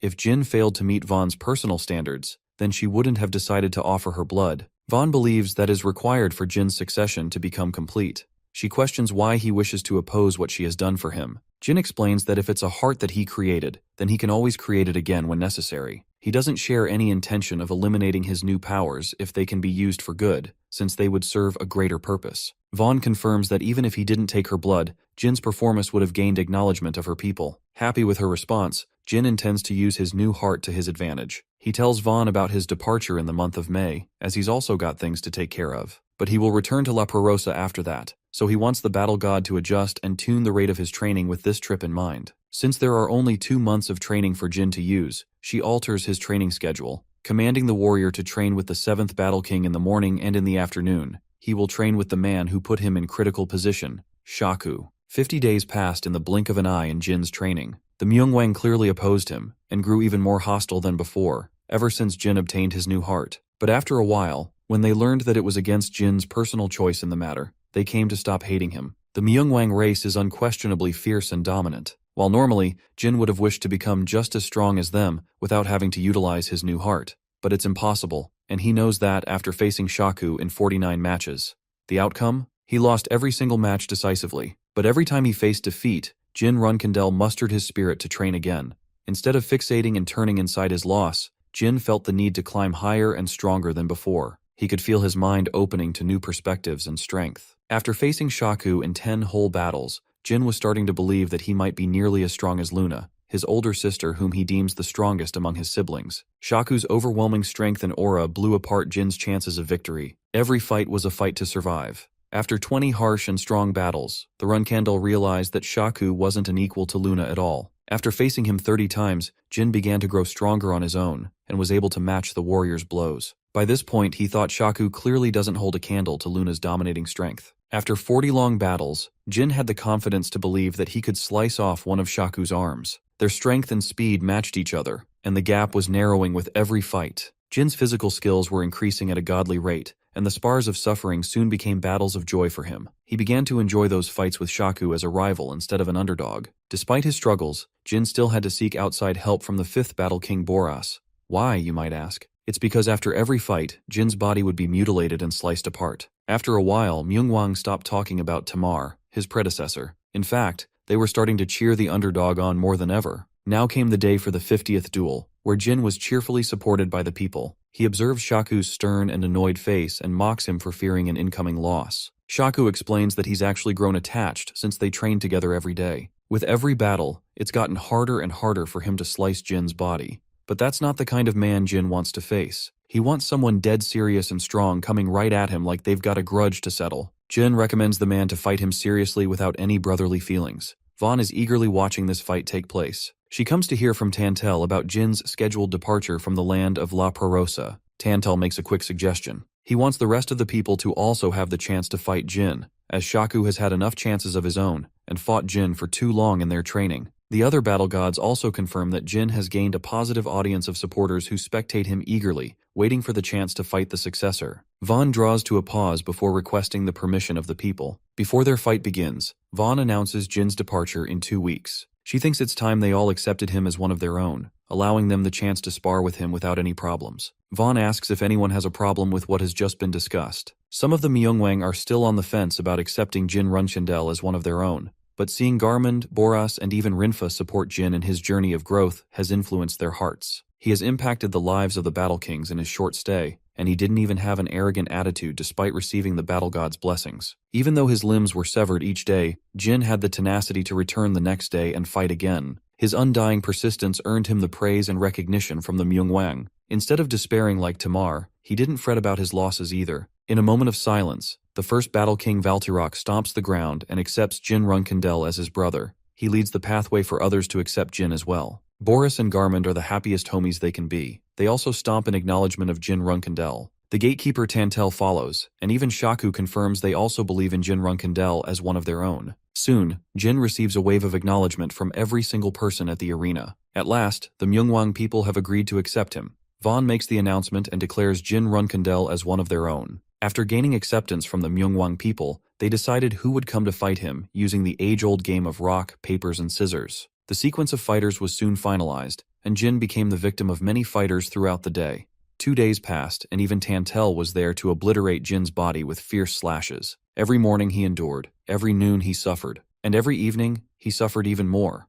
Jin endlessly fought the Myeongwang people without taking any form of rest. He was physically strained all up until he had to face Shaku in their 50th rematch. Jin was pissed after getting the living crap beat out of him in every match, so he wanted to return the favor. But surprisingly, the moment he landed a small scratch on Shaku's face, the man accepted his defeat and surrendered. Jin was furious like hell that he couldn't dish out the same treatment that he got in return. He was really mad, but at the same time, came to accept the fact. After all, his new goal was to beat the Myeongwang people instead of Shaku. When the fight finished, Jin regained his composure and helped Shaku get up from the ground. 9 days remained until he departed from the realm. He has a duel with each of the Battle Kings scheduled right after he returns from the human realm. So for now, he's simply training with the other Myeongwang members for the meantime. In conclusion, that's how he fought a total of 64 endless matches against the Myeongwang people. After his battles, Tantel decided to throw a celebratory treat in Jin's name, who has been consistently putting in the effort and surviving the brunt of every battle. He offers Jin the same mineral drink from day one,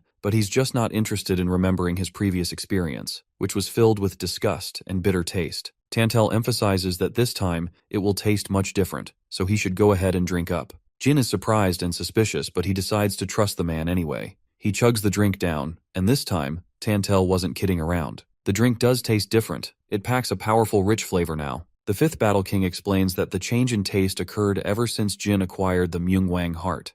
Jin is pleasantly surprised it's possible to influence his taste. Shaku has become best buddies with him and offers his drink too. Jin has no choice but to accept his drink in kind. They both chug it all down like old rivals. The rest of the party shares a drink with Jin too, pouring him a damn tub of alcohol to drink. This man Jin actually gulps down all of it, impressing his fellow brothers. They even toss him in joy and happiness, celebrating the moment to its fullest. After the party, a drunk and defeated Jin returns to the roof. There, he finds one of the Battle Kings waiting for him. Belize's surprise appearance made him wonder why she came here. She draws a wide smile, realizing how happy Jin is while enjoying the company of her people. She came here to enjoy the beautiful night sky. The dimension was once reproduced by Soldere, but it's actually the same as the original place they belong to. Belize can't help but admire the purple hues of the sky. Jin curiously asks if she's interested in the outside world ever at all. Belize explains that since time has forever stopped for the Myeongwang people, they merely accepted their fate and no longer possess the desire to return to the outside world. While it sparks her curiosity, Belize drops a wise thought. She thinks it is pointless to dwell on something they could never have in the first place. The memories of the people they loved are no longer there after all. Jin apologizes for his rude remark. Belize admits that she heard something from the battle god Van herself. It's been 5 millennia in the outside world, so maybe there is something that could free the Myungwang people from this dimension too. Jin hears her out, but even he knows that in the modern age, nothing like that has been developed. No amount of magic or advanced technology could free them from this dimension. The reason for that is simple. They've yet to connect to the fire dimension, the home of the phoenixes itself. Magic from the outer dimensions is forbidden and prohibited by every association too. The kind of magic that could potentially free the Myungwang people will likely never be developed according to Jin. He still asks if there is any possible way to explore the outside world. Jin remembers Tantel contacting him from the outside world, so he thinks there may be some other way. Belize confirms that it's because Jin was lingering in the desert, and Tantel was the gatekeeper of the dimension to receive him. Belize makes a hopeless and pure request to Jin, asking him to explore a method to free the Myungwang people and help them escape this dimension. Jin confirms that he's going to find a way for them to get to the outside world. The following day, Jin contemplates and prepares for his plan to obtain the special compass. If he fails to obtain it now, it's going to be impossible later. Yona's help in extracting information from Bubar's meeting was critical. Something like that won't happen again, so Jin doesn't want to waste this opportunity. His only goal is to succeed in his mission no matter what. Vaughn comes to find him in a distressed state and asks what's keeping him busy. Jin tells her that he was just on his way to talk to her regarding an alarming matter. Vaughn inquires if it has something to do with his departure. Jin confirms that he wants to leave and execute a plan with his friends, but he's still unsure if his current strength will be enough to take on the mission ahead. Vaughn finds it rather hilarious that he's still uncertain in his strength. After all, he's fought one of the toughest people on the planet who are even stronger than humans. They've all reached divinity in their own ways. Jin confirms that he wouldn't have anything to worry about if he actually defeated any of the Myungwangs. The problem is, he's still falling short in every fight. He's unafraid of receiving injuries in battle. What Jin is really worried about are his friends, who aren't as strong as him and won't be able to survive tough blows. Vaughn senses his shaking confidence and encourages Jin, reminding him that he's the only human on the planet that can become their salvation. That means, if the current Jin is finding himself uncertain, then the very fate of the Myungwang tribe will flicker in his uncertainty. She hands him a brand new weapon as a gift. This sword is the Phoenix Thunder Sword, slightly adjusted by Boras for Jin to use. With whatever time he has left, Vaughn wants Jin to fight against her and improve his strength. The battle god has extended her challenge to the swordsman. Jin is initially stunned to hear this, and his reaction is understandable. He talks about how his training with the Battle Kings hasn't even concluded, indicating that he's not nearly strong enough to face the one that sits at the top. However, Vaughn points out that Jin is facing a shortage of time. He doesn't exactly have forever to live here, which is why she's ready to inform the Battle Kings that their training with him will be cut short. For the rest of the period, he's going to be personally trained by her. Vaughn's intention from day one is crystal clear. She wants to make sure that Jin Runkendel's burdens are alleviated, and by the time their training is finished, that he's much stronger than he was before. She tells Jin that she'll make sure he's capable of facing himself properly. Surprised as he may be, the only instruction he is given is to take out his blade every time he is prepared to survive. In other words, he internalizes that Vaughn is instructing him to take out his Sigmund blade. Initially, he had no idea what was the meaning of her ambiguous message, but it all began becoming clear the second he stepped in the battle arena with the battle god in her glory. Vaughn's mere presence alone commanded an authority from the world itself. Her light blinded everything in her path, a titanic and towering mountain for the Runkendel to chase. At that moment, a single thought clung to his mind. Despite his fear and discomfort, Jin Runkandel realized that he was going to rip to 1,000 shreds the second he unsheathed his blade. He could see himself getting annihilated just being in her presence alone. Despite thinking of numerous different strategies to face her wrath, to perhaps in some way outsmart her, or maybe closing the gap between the two.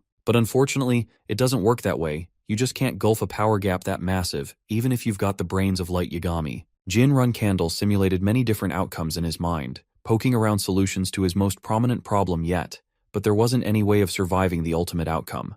Everything would result in his decapitation. Everything. Hundreds of simulations later, Jin Runkandel is faced with a nightmarish understanding that despite him taking out his blade countless times, the end result is all the same. The reality is so grim that he wants to reject it, defy it, deny it, but deep down he's seen it. He knows that death is inevitable, that he will perish in the attempt of even challenging Vaughn. The imaginative aspect alone puts him on edge, despite his training and experiences so far. He can't find an opening, not a single penetrative opening, to exploit even the smallest of advantages. This is more of a battle of mental fortitude at this point for him. 5 full days passed. Jin Runkandel couldn't do anything until the 5th day. Mustering all of his will and determination, he burst forth to try and unsheath his weapon for the first time in this hellish training period. Sigmund was unleashed, despite Jin Runkendel having nearly 100,000 deaths in the span of a few days that went by. That's a testament to how powerful Vaughn is. But today is a bit different. He unleashes Sigmund's wrath. The thunder itself cuts through the heavens and crackles down to the ground.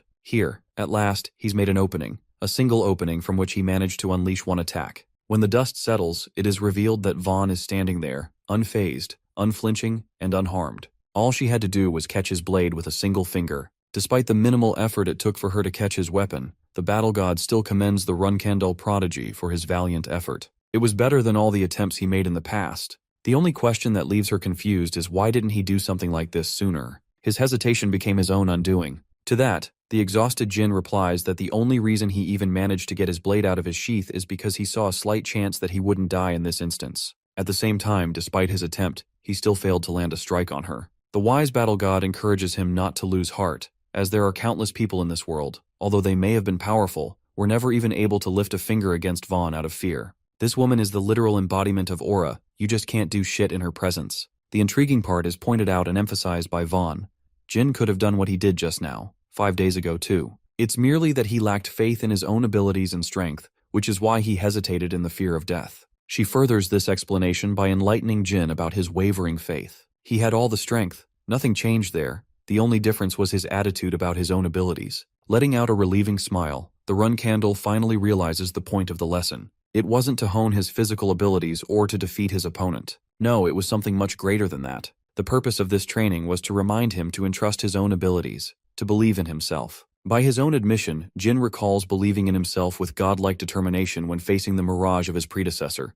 But during this time in the sacred realm, he forgot about it. Vaughn confirms this notion, that pain and agony are responsible for shaking one's belief in oneself. She also goes on to state that if he hadn't learned this lesson, and that if he still wavered in his confidence, she would have retrieved the blade from him as he would be unready for it. On a side note, I think this is an important learning moment for us all. Sometimes believing in ourselves and being optimistic is the only thing necessary to achieve our goals, and I hope you guys can apply this lesson to your life. Jin Runkendel's belief in himself has been regained, and he has the confidence to think that he can at least strike the battle god once. Vaughn seconds his thoughts, agreeing that he proved it with his previous attack. So for the 4 days from then on, the Swordmaster was able to learn a technique from the battle god herself. A technique that revolves around the Sigmund blade, and a skill only the wielder of the godly sword could hope to obtain. With the training period finally finished, Jin Runkendel sheathes his weapon, stating that he can finally relax for a while. The mesmerizing battle god agrees and hopes to face him again the next time their fates cross each other.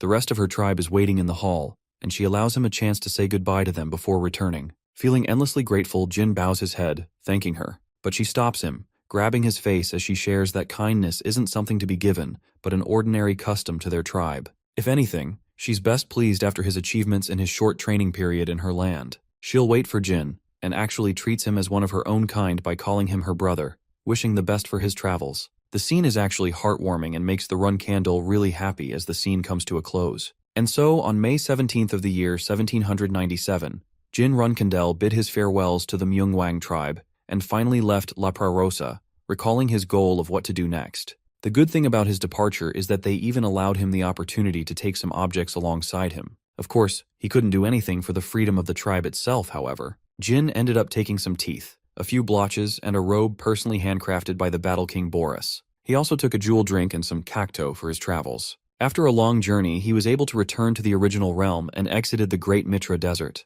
The difference in his training could be felt while returning home. He wasn't so sure if it was the training itself or the fact that he obtained a heart of the tribe, but for some reason, Jin didn't feel an iota of exhaustion on his way back. His travels continued for 4 days, and he reached the waypoint where he broke off from his guide at the start of the journey. The night of May 25, Jin Runkendel reached the part of the forest where he saw the little ones. They're shocked to see him returning from the desert. Jin is pumped to see Dark Flame and even wonders why they're out here of all places. Turns out that they were here for a job and only just returned to Yuka Yuka. Dark Flame is really happy that the human didn't die, as everyone from his little gang was worried about him. They're curious to know if he overcame the desert and his trials at last. Jin answers by painting the experience as something he'd never experienced before, an unforgettable time spent. He also recommends talking stuff out since they're both headed in the same direction. For the same reason, Dark Flame is cautious and warns him not to return to their home territory. This surprises him for a moment, until he learns that only a few days ago, a red tiger tribe came and they posed great trouble.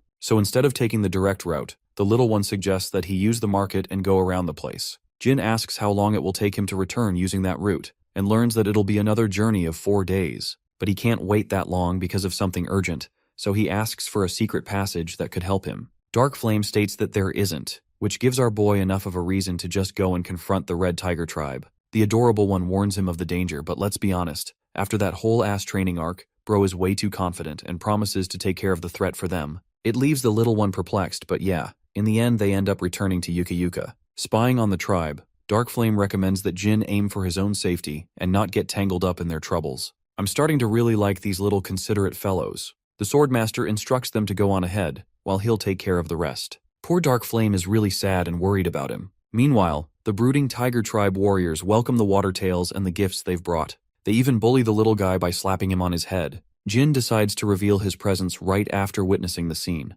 questioning why the bastards had to hit them even after stealing their money. Seeing a human walking up to them from a distance, the Tiger Tribe warriors laugh in arrogance, believing that this guy can't do shit against them. They're just happy to steal all his belongings. That's until Jin unleashes a golden aura, showing him his menacing presence as he commands that, on the contrary, it is what they'll be doing instead. With a frightening order, he commands them to give back everything they stole from the tribes while his patience is allowing them to live. A clear and resounding message to take back what was lost from the Beastmen tribes. And yet, the energy and power behind that message causes the instincts of the Tiger Tribe to run crazy, frightening them to question the kind of power this human possessed. Foolishly rushing in to strike, the Tiger Warrior thought that perhaps it stood a chance if it landed a preemptive strike before the human could do anything. Jin Runkandle easily tracked him with his eyes, and a mere command of his caused the creature to fall down, restricting its airflow as it struggled to make every breath. The creature kneeled before him, revering him as some kind of god and pleading to be saved. The Runkandle then landed another declaration. He was going to kill the Tiger Warrior if his friend didn't run away alongside him to the count of 3. The countdown began with Jin preparing both of his awesome blades and exuding thrilling energy. Before he could even finish the countdown, the tigers chickened out and ran the hell away from him. The situation is diffused and Jin has successfully helped the little ones return the fish they bought with their money. It really makes them happy to claim what's their own. Dark Flame tells him to rest up now and also hopes to throw the human companion a party at his tribe someday. Unfortunately, our boy has to hurry up because he's got to deal with some stuff. As for the treasure stolen here by the tigers, Jin leaves the responsibility up to Dark Flame to return them. As he's leaving, the rest of the Watertails celebrate in pure joy, hoping that he will savor a meal with them. Seeing the open invitation, Jin realizes that he's actually hungry from his travels, so he decides to stick around for dinner. They sit by the fireplace, enjoying the delicious fish, while Jin inquires if hair dye is sold in the tribe. Dark Flame is pretty shocked that he's asking for a dye out of nowhere. The Runkandle tells them that he's got to run a disguise and enter a territory. That's why he wants it. For that, the little one offers him an even better solution, recommending the usage of the Golden Tongue tribe, known for their specialty in disguise spells. It's way better than anything a dye could pull off. In fact, the little one even offers to travel along with him to the tribe. Fast forwarding ahead, we get to see yet another cute one who celebrates Jin's return and learns that he's in need of a disguise. Immediately, the member of the Golden Tongue tribe puts out his pricing board, startling Jin and asking if he's interested in only hair color. The little businessman understands that maybe the prices listed here are premium, but then again, it's a job that they excel at compared to other species. They utilize a natural essence from the extracts of herbs, and a bonus of that is that the user has a nice scent to them. It's actually high in demand too. Hearing the opportunistic little one trying to hustle the human, Dark Flame steps in furious, reminding him that this one saved them all by defeating the Red Tiger tribe. They even showcase the many treasures they received as a consequence of recovering goods from the Tiger tribe. Hera is surprised to hear this, and realizes that he may have said too much if the human is owed a favor. It makes it seem like he's conning our boy, which is just hilarious to me. Hera is offended because he thinks he nearly became a terrible seller who was about to cash grab from their savior. As for Dark Flame, the poor boy can't bear the yap session and nearly fades away. Anyway, the merchant holds Jin in high regard for defeating the Red Tiger tribe, and his perception of him has changed. They're very happy because of him, as the merchants in the territory can now resume business without any issues. So just this once, he's more than happy to do a custom order for free for their beloved savior using the special spell of their tribe. Man, I just can't get enough of these adorable guys. It was the last day of May when Jin Runkandle arrived on the southern island of the Bellido Empire. The place looks grim and harbors an edgy atmosphere, resembling the same as its appearance from the original timeline. Here, the blonde warrior clad in a badass black outfit has arrived, recalling how this place is still swarmed with trash merchants and the poor, miserable people. Some of them are those who bet their entire savings on the arena tournament and lost it all. Aside from that, the northern region of the same island is lavish and distinguishably different from the misery of this hellscape. That place is enjoyed by the aristocrats and the nobles who love gambling, and it's also the same exact location where the compass trade will happen. Meet young Master Bommerl, in other words, Jin Runkendel, under the special disguise spell. I have to say, that merchant wasn't kidding around. He did a better job than any hair dye would. Spotting a man in the distance, Jin wonders if this snickering man went psycho after going to the arena. But as he's walking past the guy, he is stopped by the clown, who hands him a small paper. The resemblance is familiar until you realize this idiot is actually the idiot Jet from before. Extending his kindness, the swordsman leaves him with a bunch of coins, receiving blessings from him. Also, what Jin has noticed in this brief interaction is just how convincing Jet's disguise actually is. His ability to execute well is the reason he recruited this guy, even though he was conned by him in his previous life. Inspecting the piece of paper, Jin learns a bunch of important information that's going to help him in his mission. The coordinate is the Birdbeak Inn, so he follows that and asks for a room. Well, he's quickly told to fudge off because they have no more rooms here. But then, Jin reveals the secret password, catching the receptionist by surprise as he allows them the keys to go to room 203. And so 203 it is. Jin is pretty impressed by Jet's attention to detail and finds a letter in a secret spot. He takes a moment to comprehend the situation. The letter reads that Jin's friends have already arrived and set up spots in different inns. As for the problematic Kinzello clan and the Zippel clan, they've yet to catch on. As for the events that transpired, here is what Jet has to say. Firstly, the shadow organization Kinzello is being led by Archmage Chukon Tolderer and 5 8-star magicians under him. They also have access to 3 white tigers on par with the level of assault commanders. That tells you all you need to know about how powerful this team is. Apart from that, they've made sure to place plenty of assassins and archers all over the place. Though Jet is confident of Kinzello's side, he has no idea who the Zippel family sent from their side. It is as if they're intentionally hiding themselves until the day of the trade. Finally, Jet warns him of his suspicion, believing that both sides must have people scattered around in disguises to blend in with the surroundings. The mission timing is still the same. The exact location is the gambling house in the Grand Estate. Normally, access would be restricted, but it's thanks to the special ticket Jet has left behind in the red box for Jin that he can safely enter the estate without any trouble. Lastly, by the end of the mission, he wants him to escape using the departure location they've already talked about. Jet also decided to write down important information at the back of the letter, including the locations of the inns where our boy's friends are staying. Based on the agreement between the Dark Dragon and Sir Kashmir, they've decided to allow Ceres to take part with them on this mission. The reason is simply because of her vast experience in covert assassinations and guerrilla warfare, making her an excellent tool in the plan. With the content of the letter settled, the merchant intends to return to Tikan and hopes that they succeed in their plans. Assessing the information he just received, the Swordmaster understands that he's up against a 9-star mage as well as 5 8-star magicians, not to mention the powerful white tigers. The fact that the Kinzello family sent such a powerhouse of a team means that the Zippel family would have to send people of equal caliber. Jin predicts that the same despised playground of the pirates will end up as a pure battle of the stars in just one day's time.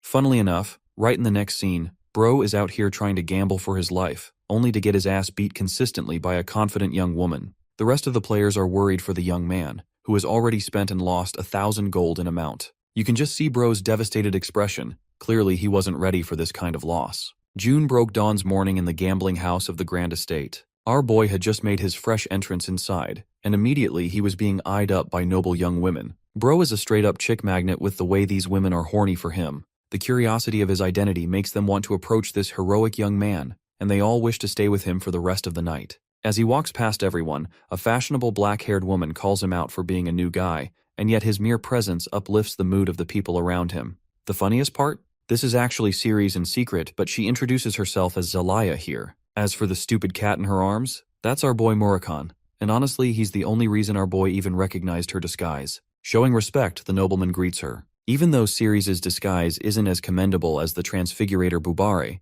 it still holds impressive weight for being produced straight out of the Ice Palace. Well, Ceres thinks it's about having a fun time playing roulette. It's his first time here after all. Murakan eggs him on to join along too. Our boy, being wise, rejects the offer as he plans to look around first. Because in his mind, he knows for a damn fact that he'll get ripped off by the greedy bastards. Ceres shows a hint of her personality and agrees to help him scout around some games before playing. They communicate using code language. On the surface, it looks like they're talking about the dice game, when in reality, she's telling him that the Zippel and the Kinzello family are sitting at the table in front. She offers him a chance to sit at the roulette table, which in reality means that he should see for himself. Jin agrees to her suggestion, and Ceres emphasizes that he should make haste so that they can set their plan into action quickly. Our boy nervously agrees to the idea, but you can tell he can catch a bad feeling from her implication. In the next scene, Jin is parsing through the information he received by Jet, recalling how the Kinzello people could be hiding in plain sight. But that's not the part that worries him right now.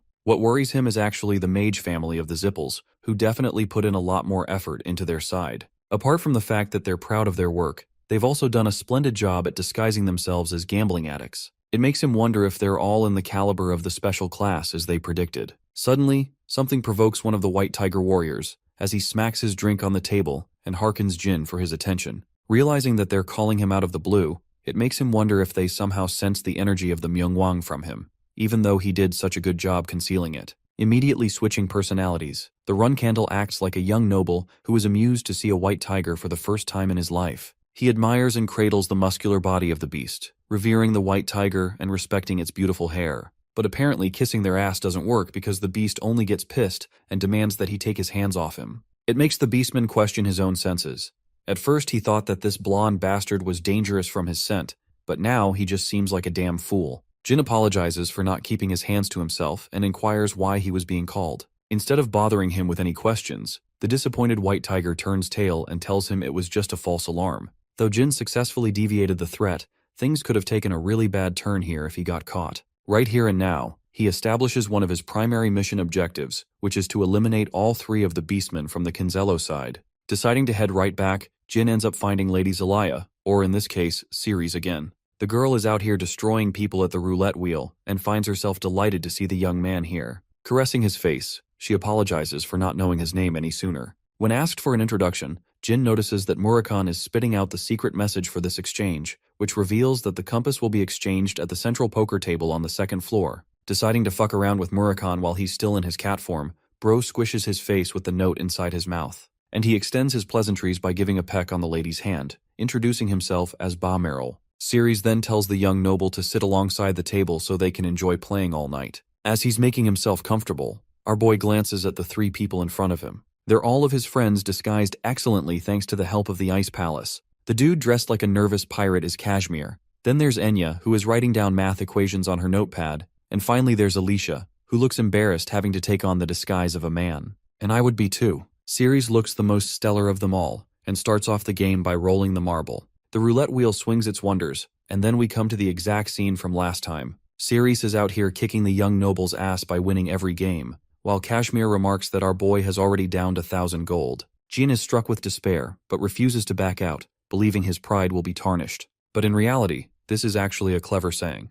Let's switch positions and move to a different game. Ceres is glad to hear that and allows him the opportunity to choose the game of his choosing. The young noble confidently suggests a game of poker, believing that in that game, she won't be able to best him. Once again, if you guys remember from the scene earlier, the trade will take place at the poker table, so Jin is smartly alluding to that. Ceres catches on and tells him that the table is on the second floor, once again going closer to their destination. Inspired by their epic clash, a few people want to follow them and see the conclusion of their duel. As for the three hooligans, they're gonna stay here and observe any suspicious activities taking place on the first floor while they're gone. Ceres is glad and emphasizes that they should wrap up their preparations by 10 for their plan. The clock is approximately 6 minutes away from striking 10, while the crowd is anticipating the conclusion of the match between the two. The shocking part for them is how the majestic young master keeps on losing, even in a game of his own choosing. Bro's hand is out here quivering, and he puts on the perfect act of despairing in a loss. Everyone in the crowd pities him for losing, but then again, they all think he made a big mistake by challenging Lady Zelaya of all people, who's the best here. I can just tell Ceres is enjoying tormenting our boy here, even if it's for the plan. She pities the young master and believes it's time to go, but before leaving, she drops a message for him while meeting his gaze. The message is that he'll be all good by tomorrow's time, which probably implies something in the success of their plan. The clock is seconds away from striking 10, and our boy is fully aware that an opportunity like this won't present itself again. He has to succeed no matter what happens. Secret communications between the people of the trade have already begun. A man reaches for his bag, and Jin immediately suspects that it has to be the golden compass no matter what. Unleashing the weight of Shadow Force, he initiates his plan to recover the compass by blowing up the damn place. Let's go back 5 minutes before the clock struck 10. A group of individuals made their way past the young master who kept on losing his little games. While he was busy losing, they were busy meeting with a prominent figure who greeted them upon arrival. This man is none other than the Zippel family's representative, Karl Zippel, who was sent here for negotiations. Now, the Kinzello organization doesn't really give a damn about having introductions of any kind. The 9-star magician on their end is peeved by the senseless commotion in the crowd around them. This guy, who looks like he never had a happy day in his life, is actually the representative of the Kinzello clan, Chukon Tolderer. Karl Zippel tells him that they can't exactly stop the commotion in a gambling house, and urges them not to pay attention to the crowd's chatter. Seated in place, the man from the Kinzello's side talks about how he's chronically pissed off because of his advancing age. Yup, that about sums up the boomers of the generation. Anyway, he suspects the Zippel family right away, accusing them of planting thieves among the crowd. Karl basically tells Chukon not to get his panties in a twist because the idiots around them are nothing more than gamblers who can't help themselves. Then there's the fact that the Zippel family wouldn't go to such lengths just to keep the item after the trade. Knowing that the arrogant Zippel representative is taunting him, Sir Chukon already knows that this guy is trying to put on an act so that the rest of his underlings can execute his plans in motion. The thing is, if an important item such as the compass was returned to the Kinzello clan officially,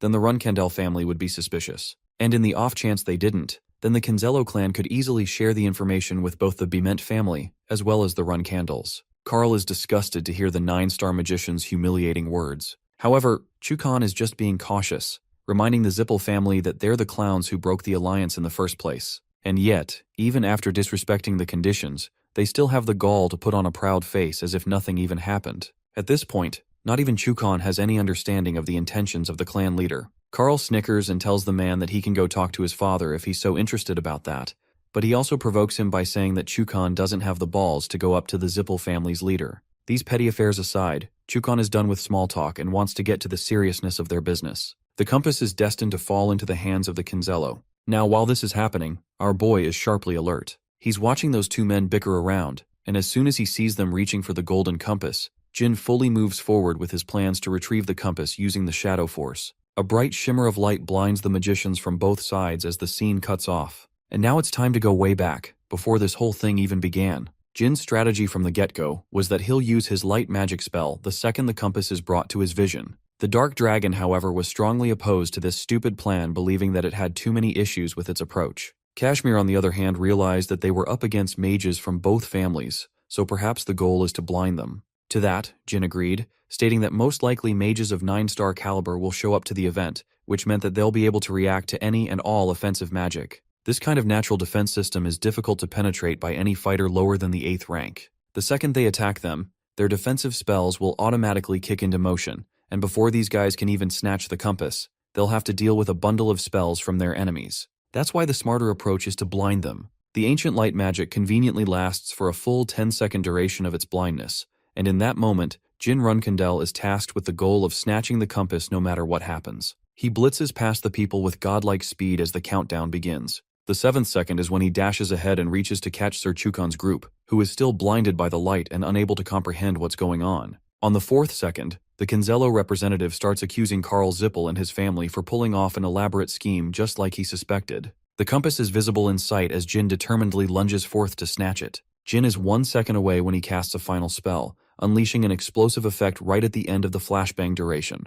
The explosion on the 2nd floor is noticed by people of the gambling house. Ceres and Murakhan are put on red alert as they sense his signal from afar. It's go time as they both dash to find him. I think the final part where the explosion went off was unplanned, which is why they're both surprised. The good thing is that they spot the glimmer of the golden compass as Jin tosses it to Ceres. She's glad that he's able to safely execute the strategy and actually catches the artifact, securing it in her grasp. Then she spots her 3 allies, the ones who are ready to act. She uses a silver coin and tosses it right inside the 1st floor. The coin behaves like a contact bomb, unleashing a smokescreen effect and causing more chaos on the 1st floor. The compass is then safely handed to Enya, who is then instructed to get going. The people inside the gambling house are cautious and realize that they're being ambushed. They're attempting to block the entrance and kill anyone suspicious. While Enya is on the run, our girl Ceres reflects that this last part wasn't actually part of their plan at all. It was supposed to be a safe execution, but now she has to create chaos. The funniest part is how she acts like she's on the side of the Zippel family and unleashes her ice magic.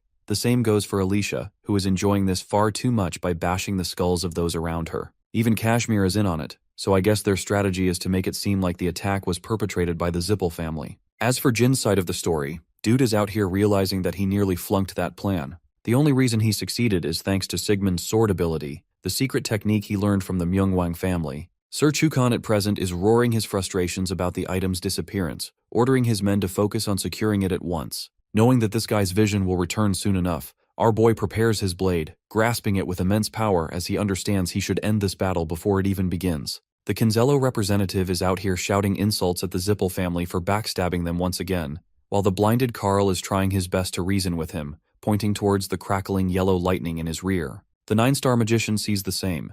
Meanwhile, his beastly warriors urgently rush to check on their leader's condition, questioning if he's doing all right. To the White Tiger's shock, it's the same dangerous energy exuded from the noble from before, only this time, it has manifested in all its glory. Unleashing the Phoenix Thundersword.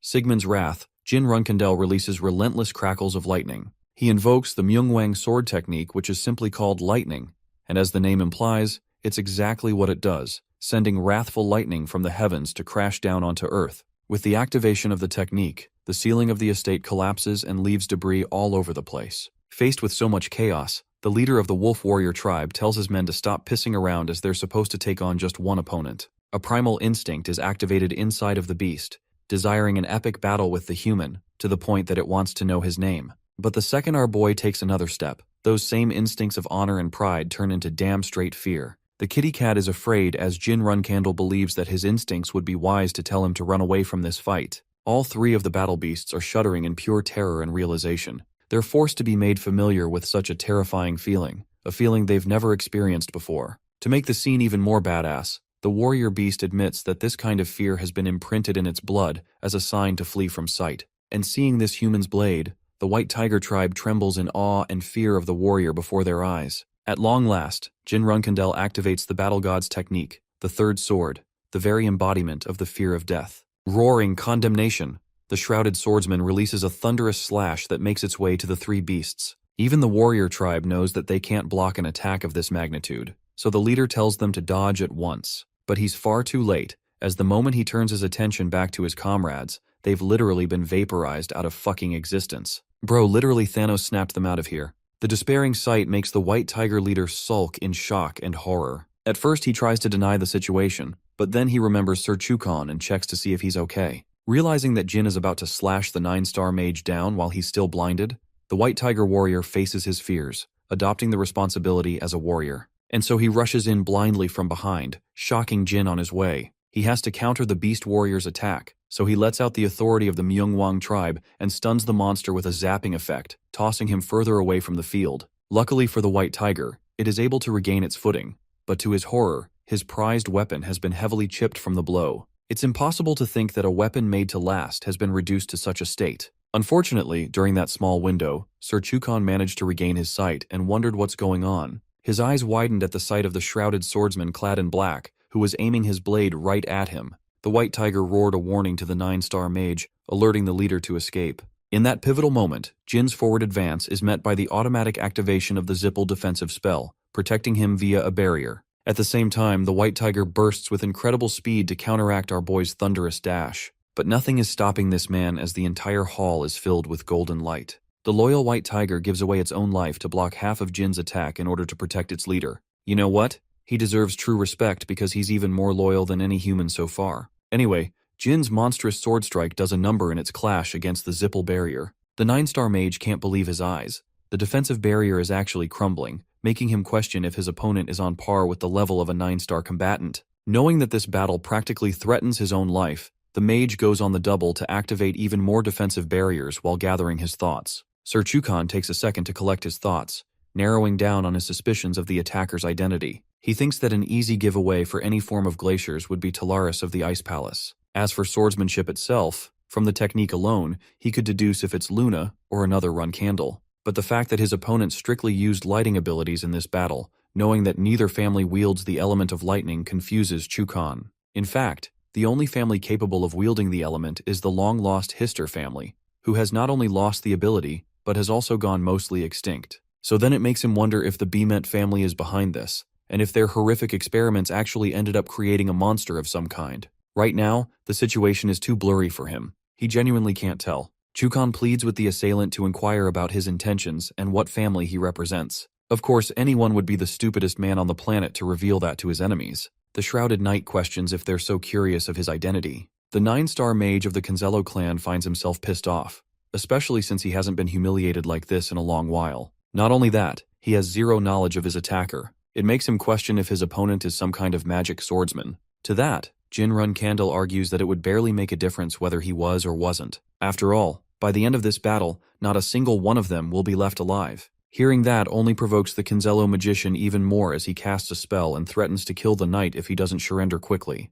But before he can do anything, Carl Zippel shows up, applauding Jin for his bravery against a threat of this caliber. The fact that he invoked light magic, used lightning, and that he turns out to be a magic swordsman on top of it all. This guy is a powerhouse who took on both sides and was ready to take them down. Hearing the guy applaud their enemy, Chukon questions whose side he's on. Deciding to introduce himself properly, Carl Zippel makes himself known as the master of the 4th magic tower and quickly gets to the point. He's extremely fond of the magic swordsman and promises to hand over anything that the shrouded swordsman desires, so long as he becomes an ally to their family. Introducing himself as the tower master of the 4th magic tower, Carl Zippel has made our protagonist an interesting offer considering the fact that Jin nearly annihilated all of them into the ground. The audacity of the Zippel family's magician betraying them and extending an offer with good reward to their enemy makes Sir Chukon furious and gets on every fiber of his being. Bro screams so loud that even the mage is like, "Shut the fudge up, you're making me go deaf." In any case, Carl Zippel expresses that though their enemy may have possession of the compass, the better way of handling this problem isn't to kill someone that could be used as an asset. Pointing to vaporized beastly corpses that are laid out fresh in blood, Carl believes that there's hardly a chance that they pose a challenge to this swordsman. Instead, the best they can do is clear the misunderstanding and resolve the conflict by making their enemy a generous offer. For the first time ever, a villain has decided that fighting their way out isn't a smart choice, and I actually commend that. Let's go over to Sir Chukon's reaction, who is still out here raging like hell, calling out the magician for his nonsensical claims. But Carl stands resolute, stating that if his words are offensive or against the Conzello family's interests, then he could simply make a similar offer to the swordsman. Breaking his silence and letting out a small laugh, Jin finds the offer entertaining on behalf of the Zippels. After all, these guys are prideful as fuck, and yet they're offering to recruiting the same man who brought upon their downfall here. Reading the room, Jin smartly assesses that the flying ship and the Zippels' ultimate weapon, the Kozak, is probably far away from this area, which lowers their chances of survival even more.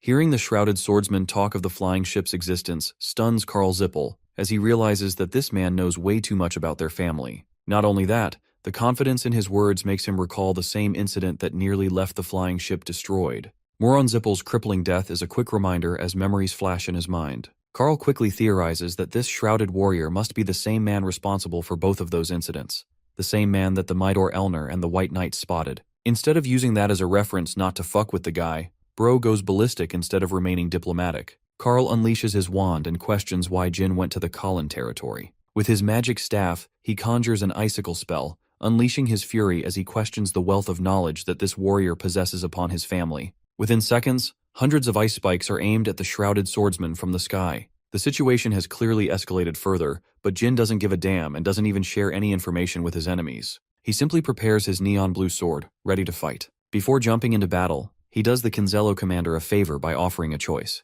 First, Jin tells him that the compass isn't in his possession, not to mention the fact that the most competent bodyguards, those being the white beasts that he just downed, have all been reduced to waste. This puts the 9-star magician in a pinch. In other words, it's actually an offer that he's making to Chukon, a way for him to vent out his frustrations against the Zippel family. Carl hears this and becomes overwhelmingly angry, releasing the fury of his spell in an effort to prevent any kind of alliance from forming in his presence. Those same ice spikes rain down like a meteor shower, but our boy stands there fearless as he commands use of the Myungwang sword's thunderbolt technique again. Ripples of electricity bluntly destroy the ice spikes as if they never even posed a threat. Then, Jinrun Candle swoops right in, declaring how even the master of a magic tower is pathetic and doesn't meet his expectations. It makes him wonder if Carl is acting recklessly without thought. Also, while this is happening, Bro has already sliced the mage's arm and shattered his wand, releasing a pang of pain and a spurt of blood. The wand hits the ground, while the weakened Carl pathetically glances at the swordsman of his undoing.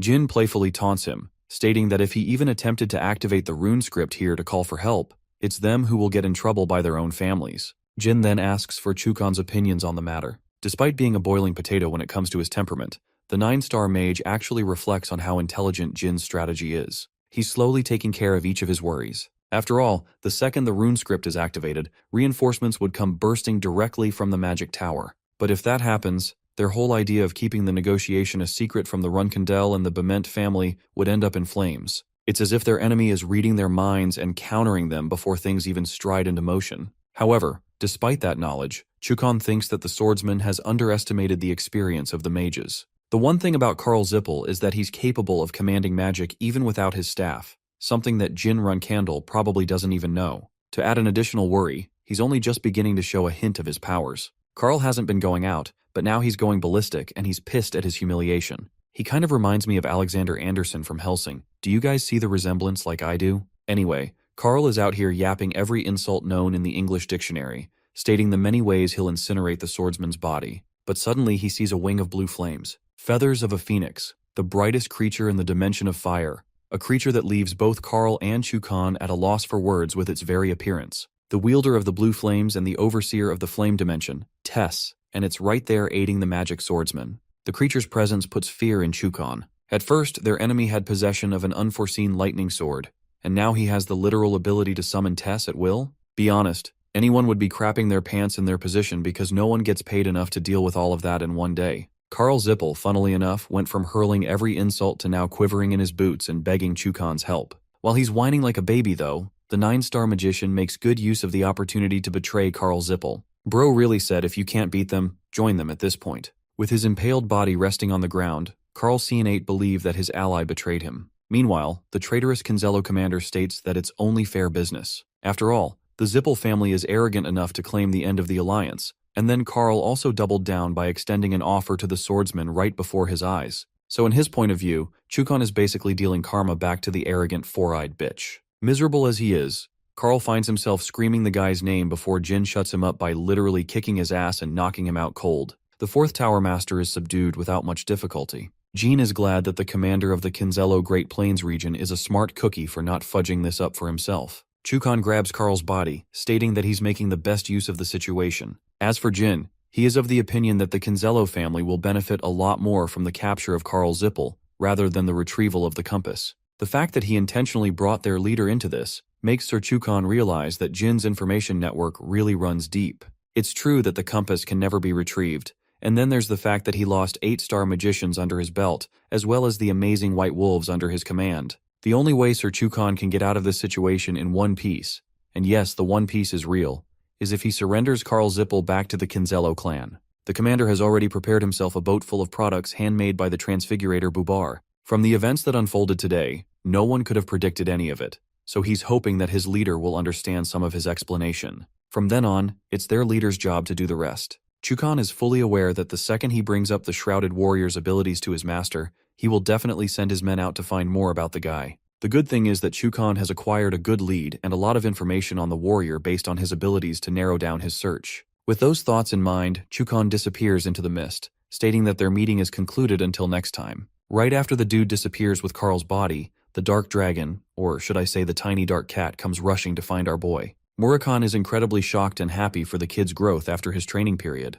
He saw everything unfold before his eyes and he's genuinely proud like an older brother figure for him. He even thinks the kid's nanny will be impressed. While he's ruining Jin's hair, our boy taunts him for practically doing nothing but waiting around like a damn cat. He quickly asks about the state of the compass. Murakhan is more than happy to report that Jin's #1 fan, Enya, took the compass and safely evacuated the island. At long last, the tireless training period of 6 months resulted in a success. As for Ceres, Kashmir and Alicia, Jin wants to know what's up with them since their original plan was to reunite after the showdown. For that, Murakhan has some stuff to delve into, which gives Jin the impression that maybe they fucked up somewhere. He wants to know if anyone's hurt, but Murakhan denies that. It's the fact that all 3 of his comrades are currently on the run to take care of the rest of the groups in the gambling house. Jin is still at a loss and doesn't get what's happening, so the Dark Dragon gestures to him to take a look for himself outside. The second he glances out the window, Jin's eyes widen with utter shock. Arriving on a ship is the Bement family's Special Affairs Division, a completely unexpected turn of events for them.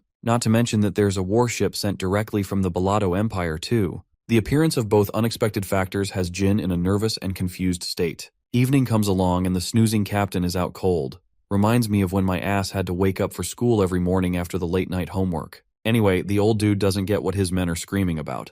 That's until he hears the mention of the Imperial warship from the Bellado family suddenly popping up out of nowhere. What's concerning is that more are coming from where that one came from. The captain is at first surprised, but then he goes into a state of entertaining laughter. Dude is ecstatic that they can finally execute their plan with this opportunity. The ships owned by the noble families have already begun fleeing from the island because of the dangers imposed.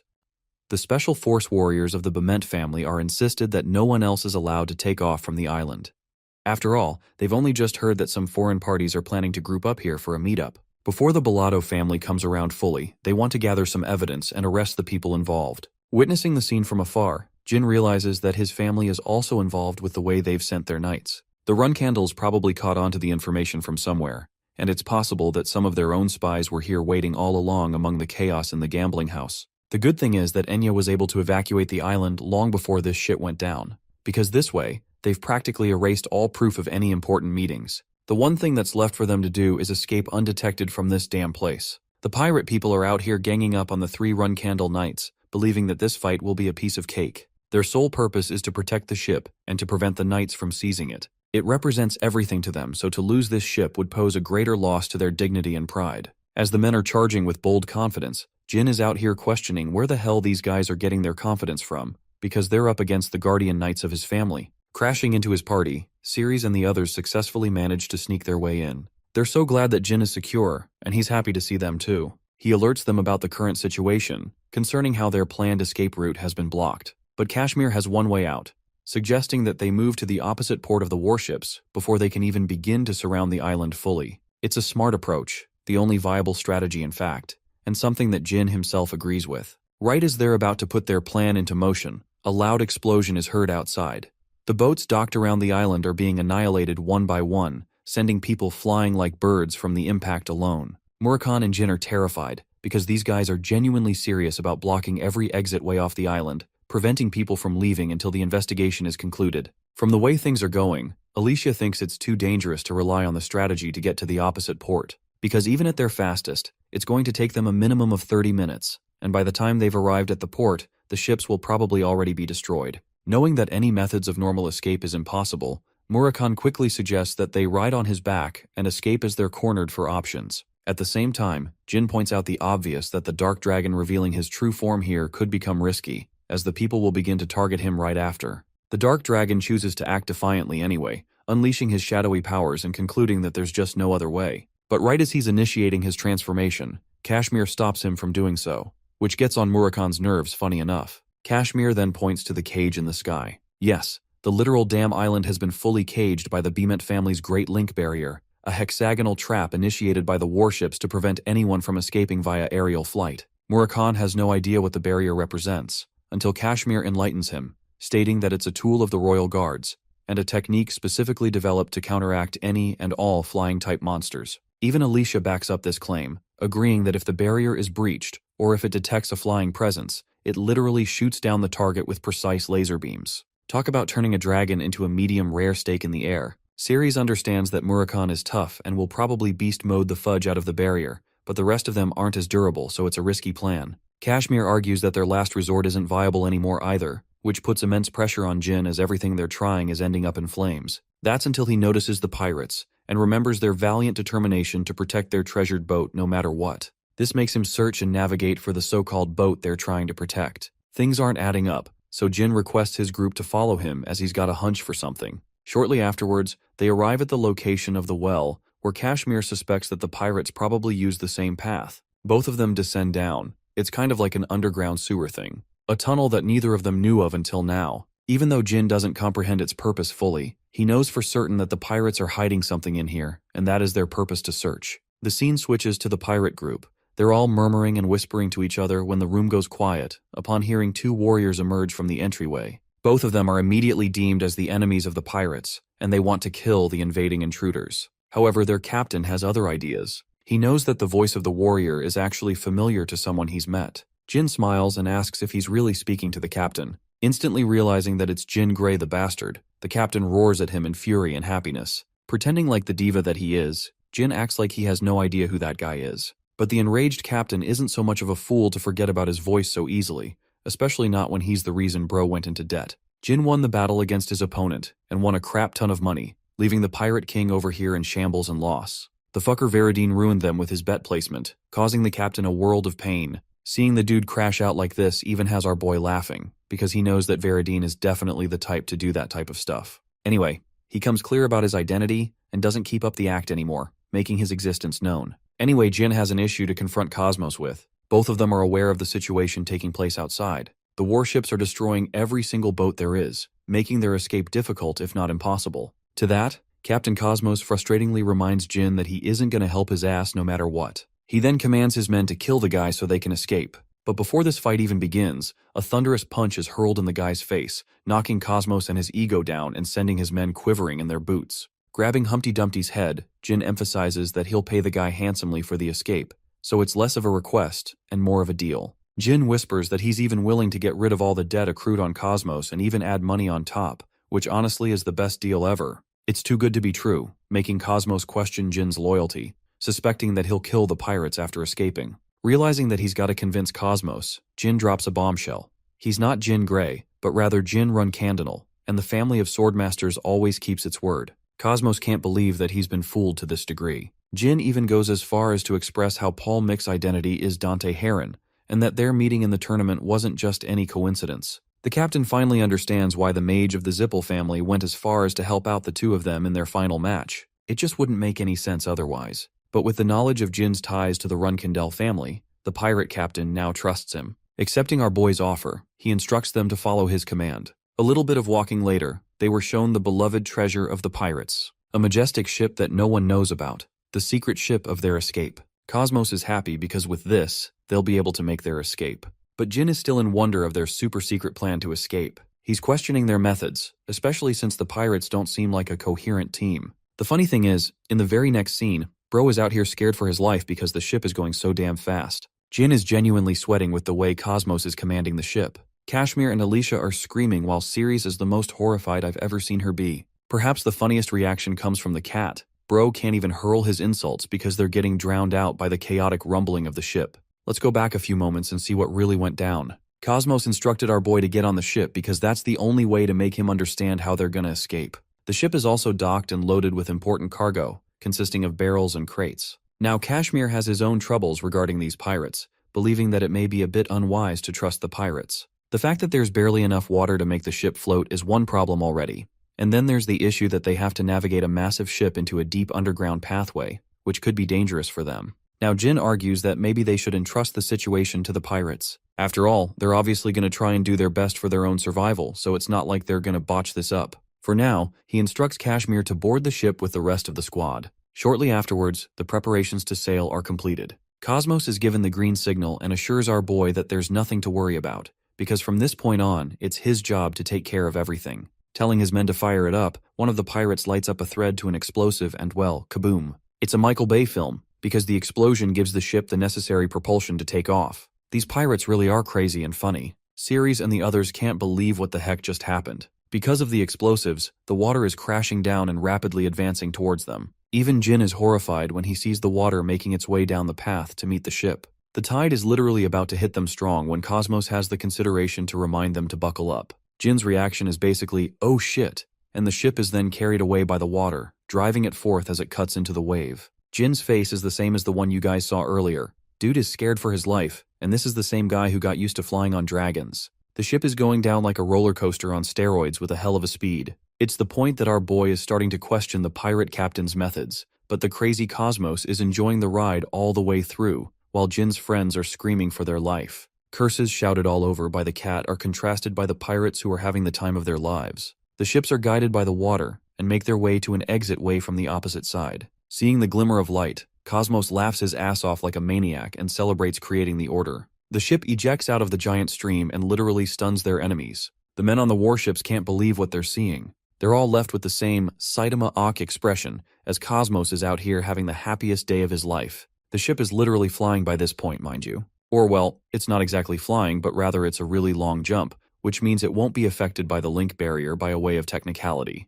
Cosmos emphasizes this point as the ship manages to cut its way past the aerial barrier. But this is the part that gets troublesome for them. They're about to have a landing, a really mean and abusive one. The kind of landing you only get after your dad's belt becomes your demise for an F on your report card. As the ship is descending, the people of the Beament family are furious and on red alert. They want to move their ships back, but it's going to take them so much time to catch up that the Pirate King over here is confident that they're clear of trouble. The sails are released as the Pirate King's endless laughter echoes into the sea as all of them successfully escape the surrounded island. Bro is genuinely living the life with the way they are casting fireworks of him after the escape. Anyway, with Mission Impossible over here executed, we now move forward to June 18th and back to the independent city of Tikan. The ship has made its way here successfully. And right after Jin sets foot on land, Jilly and Enya come rushing for him. The nanny is so happy to see him alive and well. She's always worrying for him like a true mother, and I love that. He's also glad to see Enya executing her side of the mission brilliantly. Receiving a compliment from her idol, the girl literally crashes down like a K-pop stan.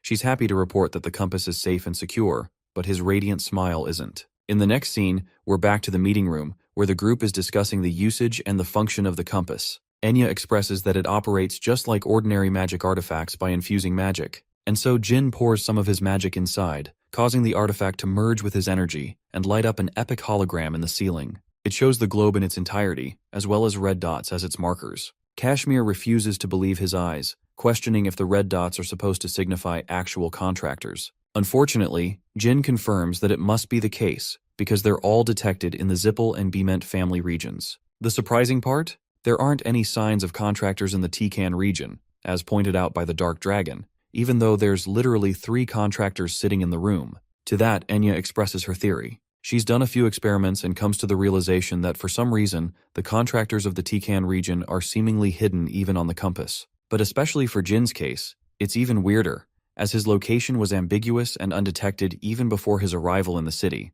Murakami thinks it's nothing to be surprised about as her idol is literally a contractor of the God of Shadows. Enya is fangirling over him so hard after hearing that it's just another one of his great abilities. Still, Quiquintel has issues to raise, as other than Jin, they've still got Julia and Enya's issue to take care of. This means it's less to do with them and more to do with the region of Tikan itself. Suddenly, the run candle brings out his leading suspicion, the magic mirror. Murakami and Quiquintel also wonder if it's the reason. After all, it's the only object that holds the properties of the God of Magic as well as the seal of the God of Shadows. This only makes Enya even more of a fangirl because it's thanks to Jin's contributions that their city is blessed. Apart from that, Kashmir is just happy that they're doing good for the time being. The compass is with them too, so it's not like they'll have any immediate threats to worry about. Jet the sleazy merchant also shows up reporting his explorations. Apparently Jin has become extremely famous again. He hands them the papers, and well, Enya is the first to get dazzled by the report. The news reads the appearance of an unknown, yet extremely powerful warrior, who used his magical weapons and escaped with the pirates. The people deem this person to be the young master and noble Balmoral, someone with a beautiful face and is suspected to have contracted with the god of storms for his lightning powers. The strange thing is that it's been nearly 300 years since Fatal contracted with someone, so it's an astonishing discovery to the people. The news also summarizes how the actions of this young master have led the people of the continent to grow curious of him and to observe his next moves. Murakami is pissed off reading the report and mentions the god of storms, but it's only good for them, as Kashmir thinks that the more chaos the media circulates, the better it will be for them to remain mysterious. Murakami jokes around how Jin is a supernova according to the news, and in return our boy only thinks how embarrassing it is to say something like that. His biggest fan, however, is eating up the news in enjoyment, humming and singing to delight. Suddenly Jin notices something on the map. He spots a contractor in the Hufester region. Though the location is imprecise, it's certainly clear that they're confined in that region. In the next scene, the same news is being read by a certain someone, and that someone is none other than the dude who got bitch-slapped by his father not long ago.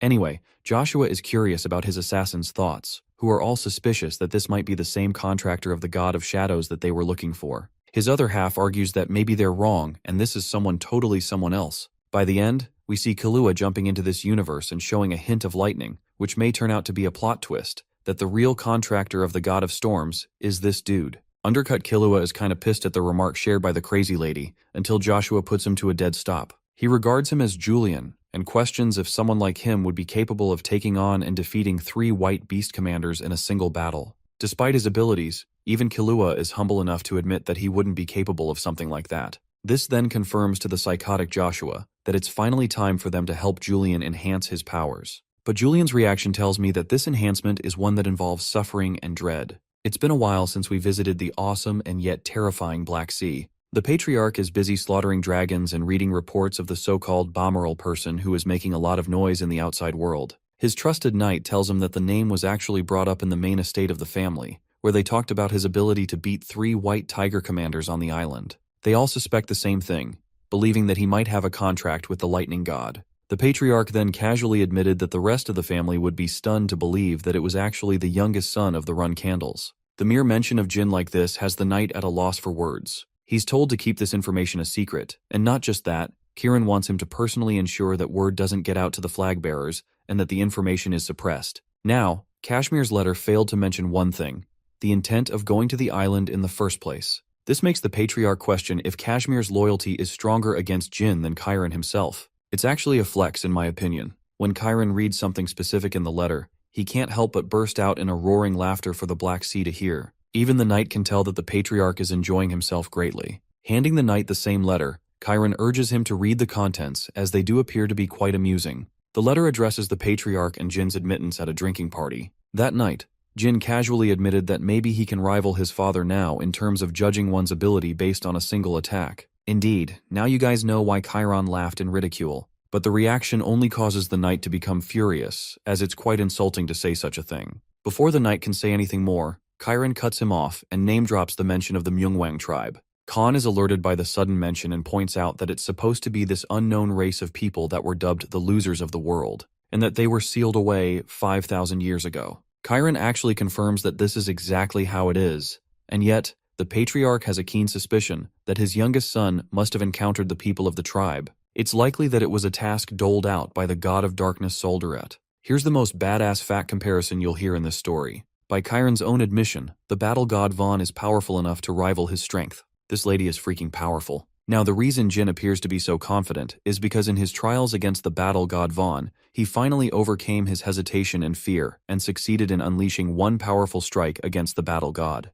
That's one of the reasons Jin explicitly mentions that he can use that against his father. It's not that he's more powerful or even comparable to either one of them, but it's still something to consider. Khan still defends his patriarch's reputation and points out that the youngest must be overconfident in his ability when it comes to actual combat. To punish him, he is even ready to bring the Runkandel to the Black Sea for punishment. However, Kieran denies any such thing, disagreeing with the idea as a subject of his own curiosity. He's curious if the boy has it in him to take responsibility for the bold words he chose in his statement. That's also why he wants a letter to be prepared and sent to the Anti-Mountains, and something tells me it's going to be really exciting. The juicy parts aside, in the next scene, we get to see that July is nearing its end now in the city of Tikan. In his estate, Kashmir is sought out by the merchant Jet, who has come to report something strange. An unknown old lady came to express her approval and support for the Seven Colors organization. She appears strange in behavior, so he wants Kashmir to check on her personally. Now, Kashmir is confused up until the point that it is revealed that the very same woman brought a goddamn ship filled with treasures and gold.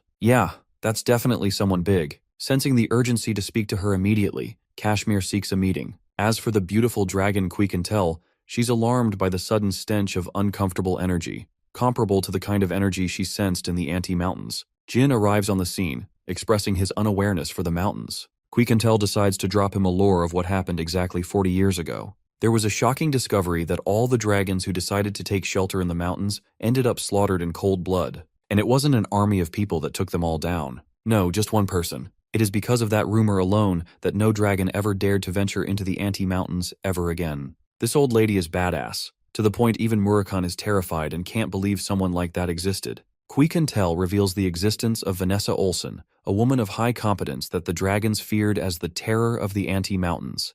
Now that is pura aura for this old lady. Speaking of which, Vanessa has stepped into the city of Tikan, looking all dripped out with her outfit, sensing the presence of dragons from the estate. Kashmir personally goes out to greet her with respect, addressing himself as the leader of the organization. He even points to his beloved wife Alicia, who extends her greetings the same. Just being in the woman's presence, one can feel her controlled and yet radiant aura. She extends her greetings and praises Kashmir's wife for her beauty. But the pressure she exerts is surely noticed by Alicia, and even seconded by Quikentel. She points out that this energy is undoubtedly of the one that is known as the Terror of the Anti-Mountains. All this time they thought she died, but apparently the MILF is alive and kicking. Murakhan is curious if she personally came all the way here to hunt them down, and he's happy to kill her and keep all the gold she brought. Because, you know, dragons love their gold and all. The silver dragon argues otherwise, countering that if that was the case, she would be going batshit crazy and hunting them down already. Even in her prime condition, she didn't really actively go on the hunt down dragons. But the woman is so badass that Murakhan is thrilled and wants to face her off, unable to believe that a human out there exists that can beat down dragons, with the exception of the first patriarch Tamar. Quicantel does her best to alert him that he's no longer in his prime, and it's best he forgot about those times because in his present condition, he's literally going to get demolished even if he had a second life on him. Murakhan is still arrogant and states that one can only learn from a proper battle, seeking the approval of Jin Runkandel. Our boy actually disagrees with the Dark Dragon too, supporting the Silver Dragon's wise words not to provoke the one woman that can fuck him up for life. While Murakhan is out here ranting a response to Jin, our boy on the other hand internalizes that Vanessa is probably the person that his father personally handpicked to inspect his new skills. This also makes him suspicious of Kashmir and whether or not he ended up sharing the same little party fact in the letter when reporting to his father. Things get even more spicy when the merchant Jet reports that Vanessa is exclusively waiting for Jin in the garden. And if what the Runkandel suspects is the case, then this could get really ugly for our boy.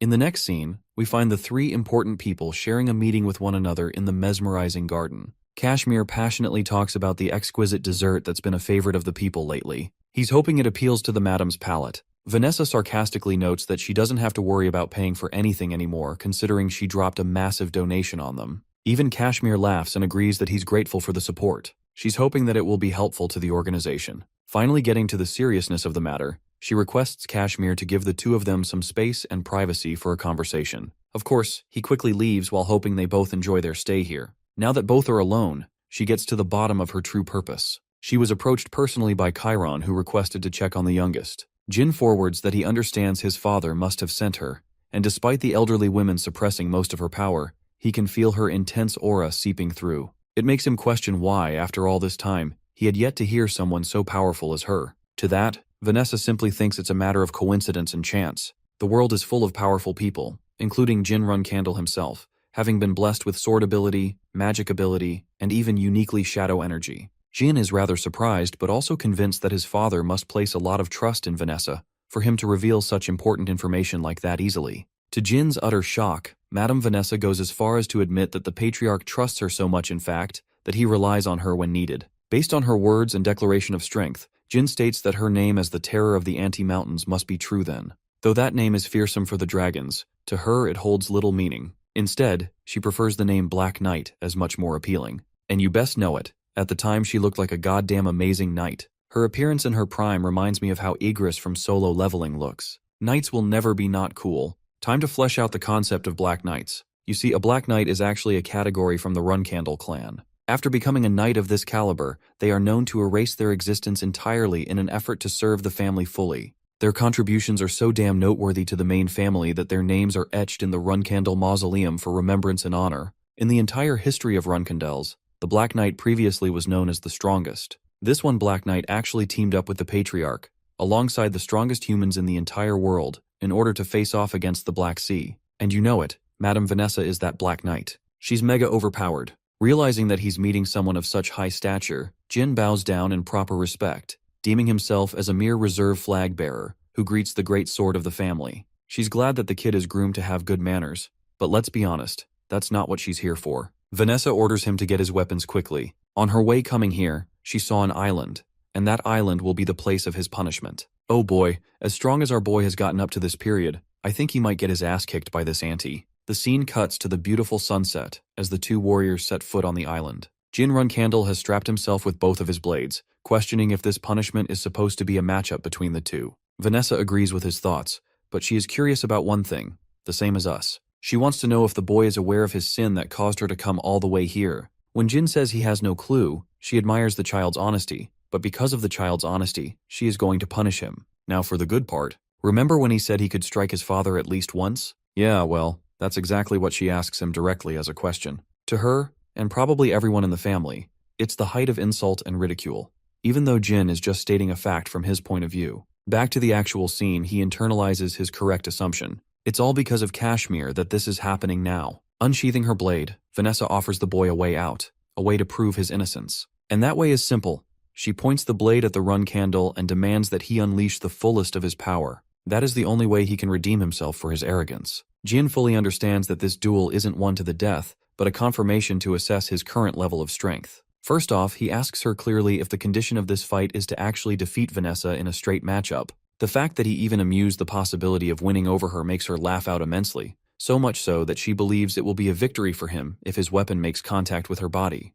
Of course, Jin is one fast bitch because the dude literally pulls up with immense speed to make her eat her own words. Using the neon blue blade of lightning, he aims to cut her down. Vanessa finishes up her words, and without even moving from her spot, she waves her blade and deflects Jin's attack, causing him to go back and reclaim his ground. But he's not just done yet. He bolts with super speed and this time attempts to go for a swing from behind. The slash is clearly aimed for her neck, and it makes sense that holding back against a powerful opponent would be a death wish for him, so he's going all out. Vanessa is really impressed that he's using the Myungwang blade to his advantage. Her inhuman speed allows her to counter his attempt with another deflecting slash. What's more, she's really curious to see how powerful his shadow energy and magic abilities have become. The Runkandel is really astonished that she shares extensive knowledge about his Myungwang sword, which only proves that his father didn't hold back on leaking his secrets. By the way, Jin is actually visibly struggling. His opponent is using an ordinary sword, and yet her slashes are so intense and fierce that he's having a hard time keeping up with her.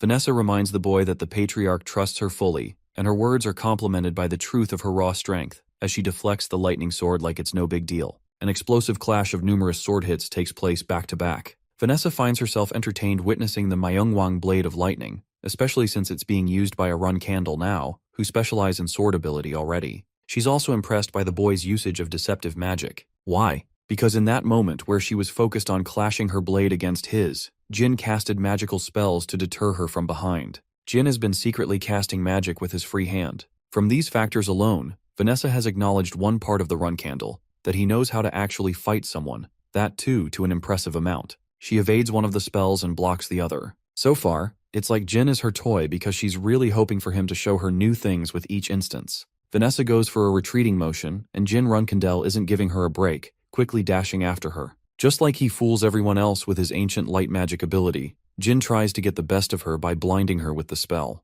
Even the Black Knight admits that she hasn't seen such an ability in a while. By the way, the spell actually connects. She's blinded to her sight but unafraid. Jin plunges his sword to strike her down, and a smile carves up on her face. It's the realization that Jin would easily destroy most 9-star knights in a battle. But here's the thing. This woman is the definition of aura. Jin's expression is of absolute shock. It's the most surprised I've ever seen him in the story. Vanessa, despite being blinded, has evaded his stab. Not just that, she returned it with double the force with a hook punch to his side. Yes, this lady can throw hands, literally too. She got our boy flying to the stratosphere, but Vanessa understands why Chiron is so intrigued in the boy's development. Jin catches himself with his blade as blood pours from his body from the previous hit. As he's regaining his breath, the mature elderly woman recalls that Jin is only 17 years old. And even at this age, he's shown to be unbelievably skilled, to the fact that it reminds her of Luna's talent at the same age. Recovering from the heavy hit, Jin boldly asks if his sister Luna was capable of striking his father at least once at the same age.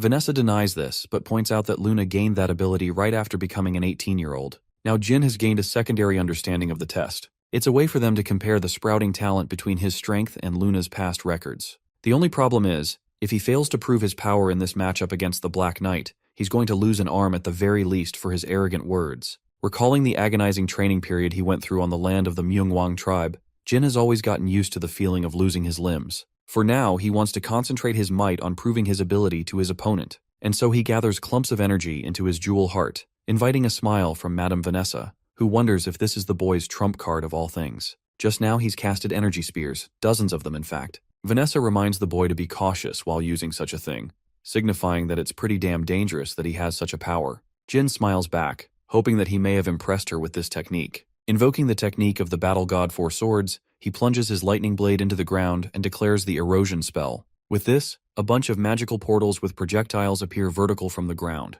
The whole thing reminds of Gilgamesh and Enkidu again, especially when it comes to their main abilities. Ready to impress Vanessa's standards, Jin declares that he's got a lot in store for her. Erosion unleashes a wave of thunderous currents from the very spot he's standing on. Even Vanessa is taking note of the fact that Jin is focusing on merging thunder with the earth as tiny spears pop out from the ground. She also highlights how this particular ability shares a resemblance to magic, rather than true swordsmanship. In a way, she's disappointed because she was expecting the technique to be something more than what it is, especially coming from a tribe of people who ruled the world 5,000 years ago. And yet, the technique appears underwhelming in its image. But just as she's admitting her disappointment, a gigantic bolt of thunder descends upon her from the skies. She managed to step aside just enough to avoid getting hit, but you see, this is exactly the point. All of a sudden, Vanessa finds herself intrigued by the special use of his technique. My guess is that the little spears or blade-like energy points are supposed to attract and focus lightning. Anyway, Jin wastes no time and rushes with full force, recalling how his technique is far, far inferior to the one the battle god personally showed him. However, that's not what it's for. Jin ignites the presence of the blue god of flames Tess. I think he's trying to go all out with this one forward lunge, especially with how many variables are at play here. There are lightning points himself, and then even Tess. The same tiny spears actually begin to conduct electricity, which means a ton of thunderbolts are on their way to strike his opponent down. But that's not all. Even if the Black Knight is capable of evading all of them as they're coming down, he can still find an opening against her in that vulnerable moment. Tess concentrates its descent alongside the barrage of thunderbolts. But here's the thing. Jin greatly misunderstood his opponent's next move. Vanessa calmly questions if he was hoping for her to dodge, blowing his expectations out of the water. The Black Knight concentrates her power in her blade, showing a hint of her true strength while impressively remarking the emergence of Tess here. Jin's eyes widened in sheer shock. This woman is really about to deflect everything he's about to send her way. And that's exactly what happens. Sharp, precise ripples of sword slashes cut through the air with an intensity so powerful that they destroy the lightning strikes all at once. Finally, there's the direct attack from our favorite Blue Phoenix itself. Tess unleashed a wave of fire to hit her directly. But even as powerful as this attack is, the Black Knight is capable of slicing through the flames and even going as far as to destroy the manifestation of Tess in that moment. Using this as the opening he needed, that's exactly where Jin Runkandle sweeps right in, emerging from the Phoenix's withering body, powering his sword with shadow force and surprising Vanessa to an amazing extent. So far, she's really happy with his battle IQ, and she also greatly regrets being unable to bring a more competent blade with her for a better fight. Warping his blade in the darkness, Jin Runkandle releases the Shadow Sword's first form, the soul slice technique that he perfected just like the first patriarch Tamar. In response to his slash, Vanessa responds with a powerful strike of her own. The clash releases considerable amounts of energy from both sides, but the outcome is clear. Vanessa's blade fails to withstand the overwhelming force that was generated from the soul slice attack, and so it crumbles to hundreds of pieces. By the end of that last strike, Jin Runkandle is once again on the ground, recovering his breath from the sheer energy he exerted in that moment. Vanessa is considerably impressed with the boy's talents, recalling her objective to punish him, but something incredible has happened. Jin Runkandle successfully left a scratch on her face, which invites a reward from Madame Vanessa for his incredible accomplishment. Our boy is looking seriously glad because he had to basically pull out everything from his arsenal just to get one tiny little scratch in. By the end of their confrontation, both warriors drink like champions. And I really mean that. These guys are downing liquor from giant-ass barrels. Vanessa also learns that Jin ended up drinking the elixir of 10,000 poisons, practically making him immune to every single toxin. Despite his strength, he argues that he's a long shot away from reaching someone like Vanessa in terms of strength. Curious for her thoughts, he decides to ask her a question. The question is indeed surprising. It's not about learning a technique or some kind of battle advice. Jin simply wants to know how his father and the elderly woman met each other. To that, she reveals that it happened a long time ago. She also takes a serious posture while admitting that this is going to be a long story. Madame Vanessa talks about her early childhood days. She was an orphan with a younger sibling to look after. Tragedy struck one day as a gigantic fire-breathing dragon descended upon their village, blazing the village down in its fury and unleashing destruction everywhere. In that instance, she lost her precious sibling. Fueled with unfathomable revenge, she went on an extensive journey, traveling the Anti-Mountains, knowing that the dragons lived there. Because she was on a quest for revenge, this mad lad destroyed every single dragon in the mountain range on her own. And yet, even after all of that, she still couldn't discover the beast that destroyed her village and took from her, her precious sibling. Eventually, she decided to set up a base in the mountains. The moment she confronted a dragon, she demolished it without remorse. But it didn't stop there. She did the same when it came to people. Basically, she killed everyone in her way. Vanessa admits that she had gone fully insane, mad in the pursuit of revenge. Her kill count for dragons reached over 100, which is freaking insane considering their caliber of strength in this story. And yet, even after all these years, she's been unable to track down the one that destroyed her village. 15 years passed after her mad pursuit until one day, the patriarch Chiron decided to personally find her. From the second she laid her eyes on him, she could sense immeasurable power. The only man on the planet who managed to defeat Vanessa in a duel, even after she had gone crazy for 15 long years. After taking her first L, Chiron then personally escorted her to the location where the wild beast that killed her village resided. It turns out that this bastard was actually a guardian dragon that descended from the family of mages, the Zippels. To make it even more interesting, the dragon descended from Kadun's own bloodline. Of course, the creature wanted to protect its bloodline, so Kadun stood by him. What ended up happening was that Jin's father decided to face off with Kadun while she decided to take on the bastard dragon who slaughtered everyone she knew. Having suffered a really powerful slash from Chiron, Kadun flew away like a little bitch. It's only because of that she managed to kill the fire dragon and completed her cycle of revenge. Shortly after the incident, she loyally swore to become Chiron's personal Black Knight. This woman gets more amazing with every panel. Such a refreshing character. Jin is amazed and yet at a loss for words. Madame Vanessa emphasizes that there's no point focusing on the past anymore. Since she's been yapping for quite a bit, the elderly woman decides it's time for him to receive his reward. It's a special map that was entrusted to her from Chiron. Long ago, he instructed her to give the map away to any one of his children who became competent enough in her eyes. The Runkandel is honored to receive such an impressive gift and has no idea what the map represents. Here's the kicker. It's the map charting out the location of the Black Sea. Here's the deal on why this map is so goddamn special. Jin points out that the Black Sea is teeming with high-level monsters, to the point not a single nation ever bothered to carve a map of it. Yes, that even includes the prideful Zippel mages. And yet, the Runkandel family has already accomplished this feat. It was once a confidential mission on behalf of Chiron, who led his forces alongside his knight. Having obtained this map, she tells him that he'll have to endure a new test after using the map. It makes the Runkandel question what this is going to be like. The only remarkable place on the map is highlighted with red. That's the spot where Jin is tasked to kill the monsters. These monsters aren't your average high-level beasts either. Rumors have it that they were raised by a powerful witch called Hellerum a long time ago. Okay, side note, I find it really hilarious that this reward just ends up being yet another test for the guy. Poor Jin. The very next day, it can be seen that Vanessa is returning home to the mountains. You can even see a skeleton of a dragon being used as a decoration piece, which is honestly so in character for a monster like her. Interestingly, the Black Knight notices that her door is unlocked, and when she makes her way inside, there's a clear intruder drinking something. She actually talks highly of the person, stating that he's become more and more surprised with his tricks. Not only did Chiron send her a letter, but he also decided to whip up out of nowhere and showed up to her place. The man is chillin' like a Zen warrior, enjoying his tea, and he only cares about hearing about the progress of his youngest son. To that, Vanessa points out that Chiron's patience is starting to run thin with his growing age. But even according to someone as strict as her, Vanessa argues that Jin Runkandel is showing impressive progress. Of course, Chiron smiles, pointing out that he could read her expression the second she entered the room. It meant that she was proud of what she saw in Jin. Casually confirming her own reaction, Vanessa pours down some water and even shares that she's gifted the boy a map as a reward too. Now that is something that shocks even the likes of the patriarch, and the reason being is that she never once sent it to any of the other children. It makes him wonder if Vanessa had a gut feeling that Jin would end up impressing her in the end. Though Chiron is curious about her thoughts, another matter clings to him. He has realized that the moment Vanessa handed over the map to Jin symbolized that she has grown out of her attachment for Luna's talent. Vanessa goes silent all of a sudden, before stating that every single Black Knight was fond of Luna's godlike talent.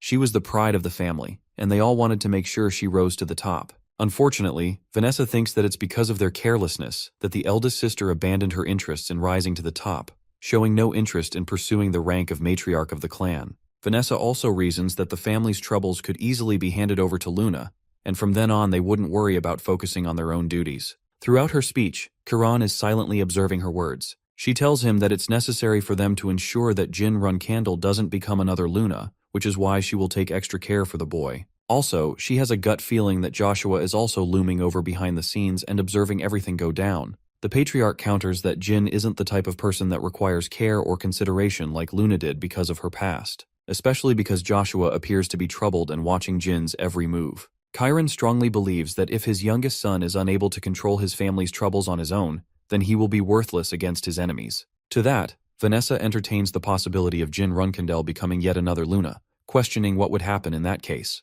But interestingly, Chiron terrifyingly puts that it's the reason she handed the boy the map in the first place, signaling that the boy's upcoming test will be a test of his integrity to the mission. Speaking of which, Jin Runkandel is already speeding his way to the location thanks to Murakan's flight speed. August 15th is when they finally reach the devastating Black Sea, the only location on Earth that no one dares to enter. Following the coordinates given on the map, they successfully find the pillar they were looking for. However, the Dark Dragon corrects the boy's false observation, pointing out that it's actually the nest of Kolkia, a structure that is formed by a species of flying monsters. Now I don't know about you guys, but that sounds epic with the way it's shown. Anyway, these ugly flying creatures clearly don't take a liking to any invaders, so they're strong on the offensive. But really, what can they do against the might of the Dark Dragon himself? Murakami considers it a bold move on their part to even try and unleash a powerful column of breath that nukes the flying creatures, eviscerating their very molecules as they're caught up in the full range of the blast. The creatures are purely decimated. This show of strength astonishes Jin,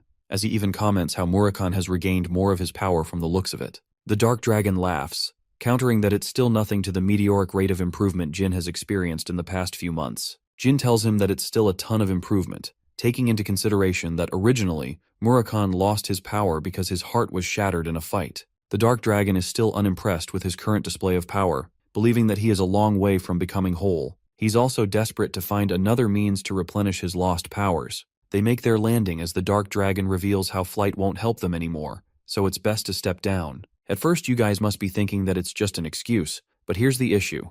The atmosphere up ahead is coated with clouds of poison, so deadly that they can easily tear through and melt a dragon's scales. However, it adds to Jin's confusion, and the reason is simple. How the hell were those freaky flying monsters flying without any problems? Murakami transforms to his human state and points out an interesting fact. Every single creature that is the inhabitant of the Black Sea has poison running through their veins. It's safe to say that everything here is poisonous, so they have to tread carefully. In the next scene, they're walking their way through a path when Murakami talks highly of the current patriarch's strength. It's insane that someone actually came here and carved a map of this location. The Black Sea is so hellish that not even powerful dragons come here. While reading the map, Jin agrees with Murakami, questioning what the hell his father has been doing in a place like this of all things. Changing topics, the Dark Dragon points out that they've got to annihilate the monsters that the witch Hellurum created. Everything to do with the witch invites trouble, according to him. Murakami's knowledge of Hellurum surprises the Runkendel as he pries for more information. The Dark Dragon reveals her background.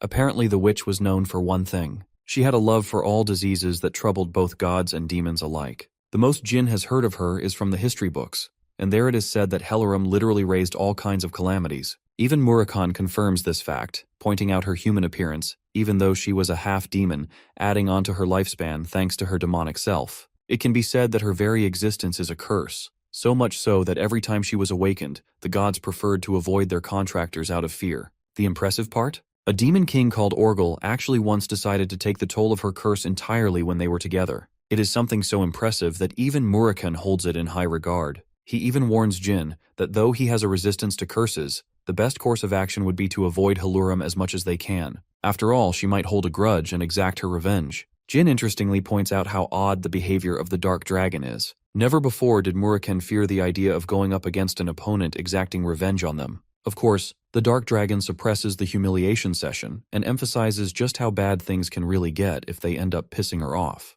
While they're bantering, a bunch of creatures of hell are making their way up to them. This wolf has brought dozens of his friends along too. Here's the part that worries Jin the most. Even though his dad and Vanessa clearly knew about the location of Hellurum and all the trouble that comes along with her, they still didn't decide to kill her, or kill the creatures for that matter. The Dark Dragon is baffled all the same, almost offended that Jin is asking the question. The hungry wolves that were eyeing them down realize that it's the perfect time to strike down a distracted prey, so a bunch of them quickly make the jump in an effort to strike down the run candle. But Jin responds beautifully with a barrage of electric slashes that cut the creatures all down and leave their nasty poisonous blood trailing on the rocks too. This is clear-cut evidence of what Murakami said earlier. These monsters really do have poison running in their veins, and it's so dangerous that it's grilling a rock. Sometime later, they actually reach the part of the map that was marked. From here on out, Jin doesn't want the Dark Dragon to follow or intervene with the test, because it was a task specifically entrusted to him. The Dark Dragon understands that, but still worries for the boy,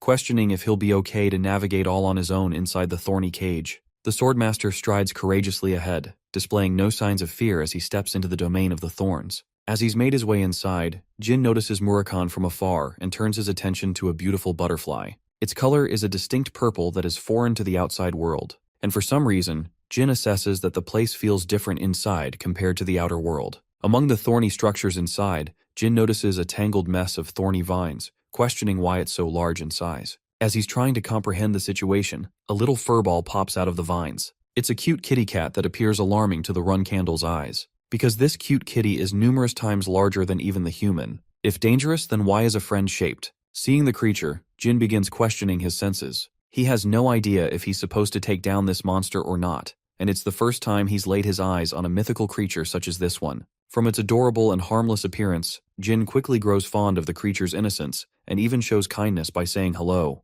Instead of responding to him, it pounces away using the vines as a means to escape, much to the Runkendel's surprise. It's surprising to him how a creature of such size can run away like that, when ordinary monsters would be quick to attack. Since it's the only thing keeping its interest, the Runkendel decides to chase after the giant pillow to find where it went. But he's a bit lost himself as he can't tell where it went. Suddenly, Jin hears a rumbling noise and becomes terrified when he sees a giant ball of thorny vines bolting down with rapid speed. The ball actually leaps over his head, and before things can get any more predictable, the Runkendel decides to slice it down 3 times, cutting the structure down. From inside launches the giant cat, which actually hits him at full impact. Not just that, it smashes him against the vine cage. Yeah, I know we were all thinking that he's found a friend, but apparently not. This cat is a straight-up menace. It launches away again while Jin Runkendel is in tatters. He's never been reduced to this condition before, not after his training arc. He now understands the purpose of the creature that tried to lure him. Its mission was to take advantage of its territory to strike down the Swordmaster.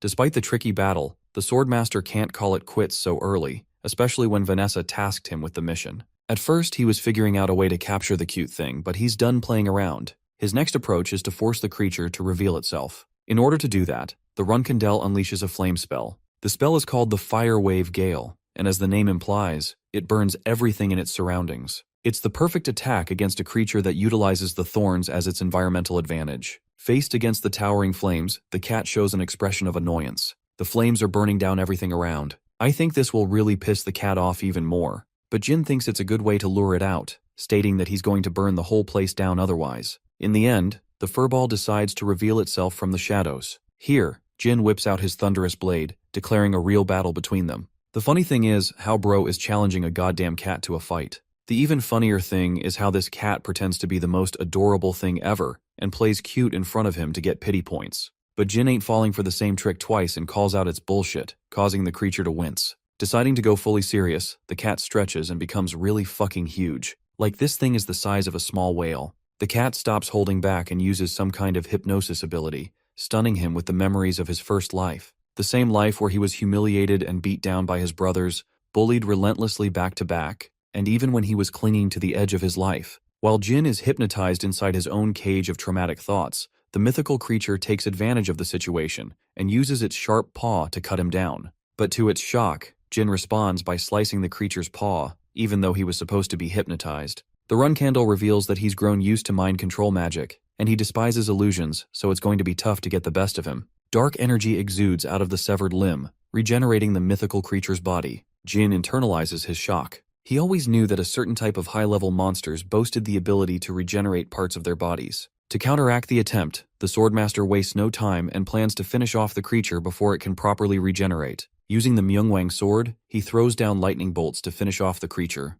And then the funniest thing happens again. This goddamn uses its razor-sharp paws to punch down on thunderbolts. I think the author is trying to tell us something here. Cats are secretly overpowered gods. Unfortunately, one thunderbolt ends up coming in contact with the stupid cat, causing the giant fluff ball to let out a painful meow as it receives a full shock. While the creature is staggered, the Runkendel uses his second sword, the Shadow Blade, covering it with shadow energy and releasing the first form of his sword technique, the Soul Slice. He unleashes it with so much magnitude that it severs the creature in half, commencing the end of the beast. Or so he thought. Because even an attack as ruthless as this isn't enough to stop the mythical creature from regenerating. Tendrils of flesh and magic begin reconnecting, causing Jin to express his shock. He points out that even the best regeneration magic can't stitch something that was severed in half like that. All of a sudden, Bro is feeling the sheer weight of terror behind his father's request. Chiron sent him on his mission for a reason. The impossible goal of this mission is to kill an immortal being, showing just how helpless Jin feels in this moment. The Runkendel faces an immortal opponent, not knowing why his father has tasked him with a mission of this caliber. From his little knowledge of the creatures of the Black Sea, Jin Runkendel is confident that not even the best of the creatures of the abyss can regenerate to a scary effect like that. Even when it comes to dragons like Queek and Tael, their regeneration ability is limited to how much time the dragons can reverse. This means that what he's seeing may not be an effective display of talent or skill, but something entirely else. While his confusion grows, the surrounding flames wither away as Jin grips his blade, factoring that what he's seeing isn't a regeneration ability, but a hyperactive curse. And to that effect, Jin asks if the witch Haluram has placed the curse of immortality upon the creature, and if that is the reason it cannot die. The fluffy creature weeps in agreement, making Jin sense its great pain. It shows how the creature must have been alive all this time for many years, and it has lost the will to even fight anymore. Now that Jin has already burnt down the entire forest, there's no place for the immortal creature to be anymore. The sad little thing appears speechless. Its devastating look even invites an apology from the Runkindel. Jin feels guilty for having brought so much pain to the creature, and justifies that it was behalf of a test. The boy emphasizes that the children of the Runkindel family have to follow the patriarch orders to a strict degree. Hearing the word Runkindel actually elicits a surprising reaction from the creature as it stands back up in intrigue. It leaves Jin completely confused because the cat is going on, meowing its way, but Jin simply doesn't understand its language and explains that he's lost on what it's trying to say. The creature meows again and turns around as if to say, "Follow me." Jin senses this and decides to tag along. After a while, they end up arriving at the mythical creature's house. But strangely enough, there's a mystical alcohol bottle in here that snaps the warrior's attention. This is actually the sign of royal liquor, and it's basically the reward for Jin after he successfully completed the test he's been assigned. Grabbing the bottle and popping the lid, the Runkindel sits next to the curious fluffball. To entertain his new friend, he talks about how the royal liquor is actually brewed by fairies. The interesting thing about this liquor is that once consumed, the owner of the bottle will tell a story that will be played inside the person's head. And so following his knowledge, Jin puts the liquor in his mouth, wondering if his father is trying to tell him something. His mind plays the story. A mental imagery forms vividly inside his mind, revealing that the liquor was actually for Luna's sake, who was long destined to come here. In the end, Luna didn't end up taking the mission, which left the immortal cat all alone to herself. It waited many years for Luna to show up while guarding the liquor. Jin's fascination for the cat grows even more, causing him to help the cat out by making it enjoy some of the liquor. The cat's story is just as remarkable. It is told to follow the Runkindel who discovered the bottle. And well, that's how the trial ended. Meanwhile, the catified dark dragon is out here sleeping like a log. Jin calls out to him and scares the life out of the guy when he sees a huge cat right next to the guy. Murakkan reveals that the creature's name is Shuri, and even Jin is surprised that they know each other. The dark dragon talks about how Haluram's personal pet Shuri is actually quite famous. Speaking of which, Shuri takes a liking to the dark dragon right away and cuddles the crap out of him.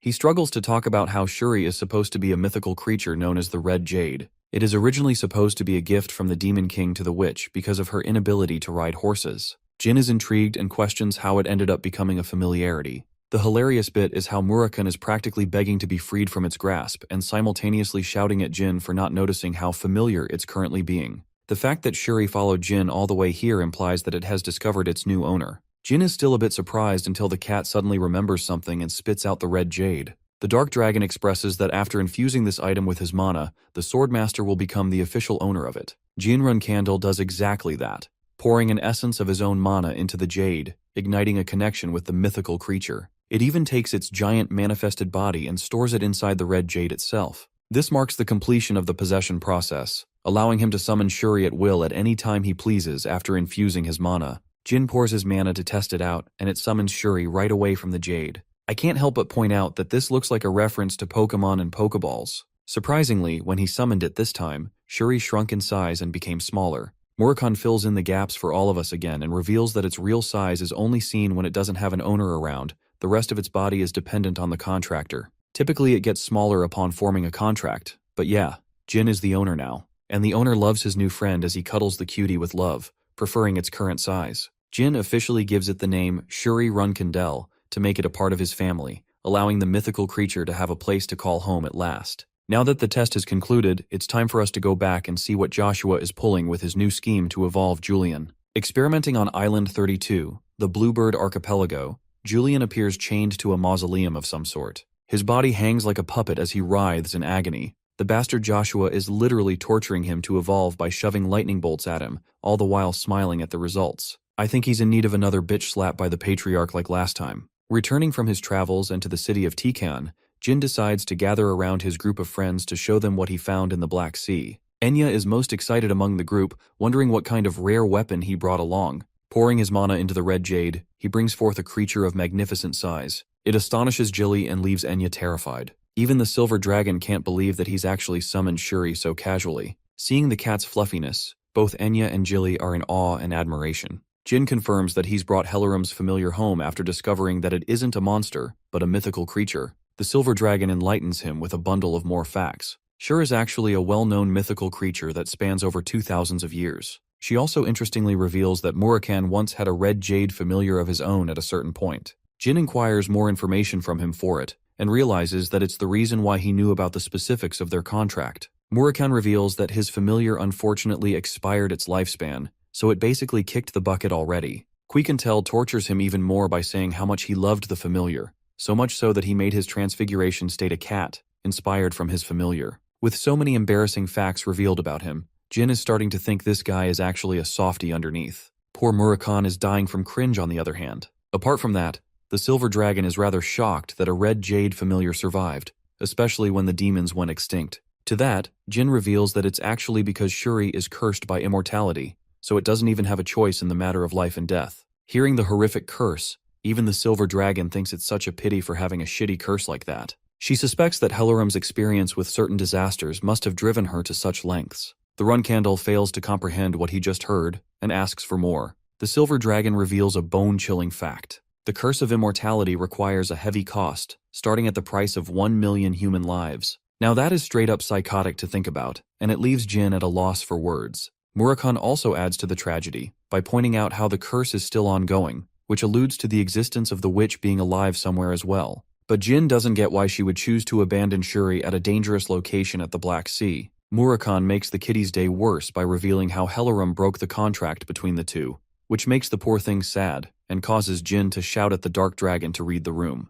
Jin touches upon the royal liquor that he received as a gift from his father, which was apparently guarded in her nest. Though he's unsure, Jin has a suspicion that maybe his father one day thought to send his daughter Luna to recover Shuri from the Black Sea one day. But in the end, Luna never took the test, and the one who did it was Jin Runcandle, who brought the mythical creature to his family. The Dark Dragon also thinks that it gives the implication that Jin is being acknowledged by his father as an heir, though that's something he's still unsure about. It's too unclear. The thing is, Chiron had a goddamn soft spot for Luna and gave her the most love of all. But the moment she resigned herself from the path of pursuing matriarchy, he stopped caring about her. This means the very same could happen in Jin's situation. It's a terrifying truth, but it's something he has to be cautious about. After all, remembering what happened to him in his previous life, it becomes clear that his father isn't going to spare him when the moment comes. The boy was discarded and told that he wouldn't die all on his own. It makes Jin's heart break when he relives those memories of being outcast again. His nanny helps him snap out of the memory lane by correcting the boy's view of his father.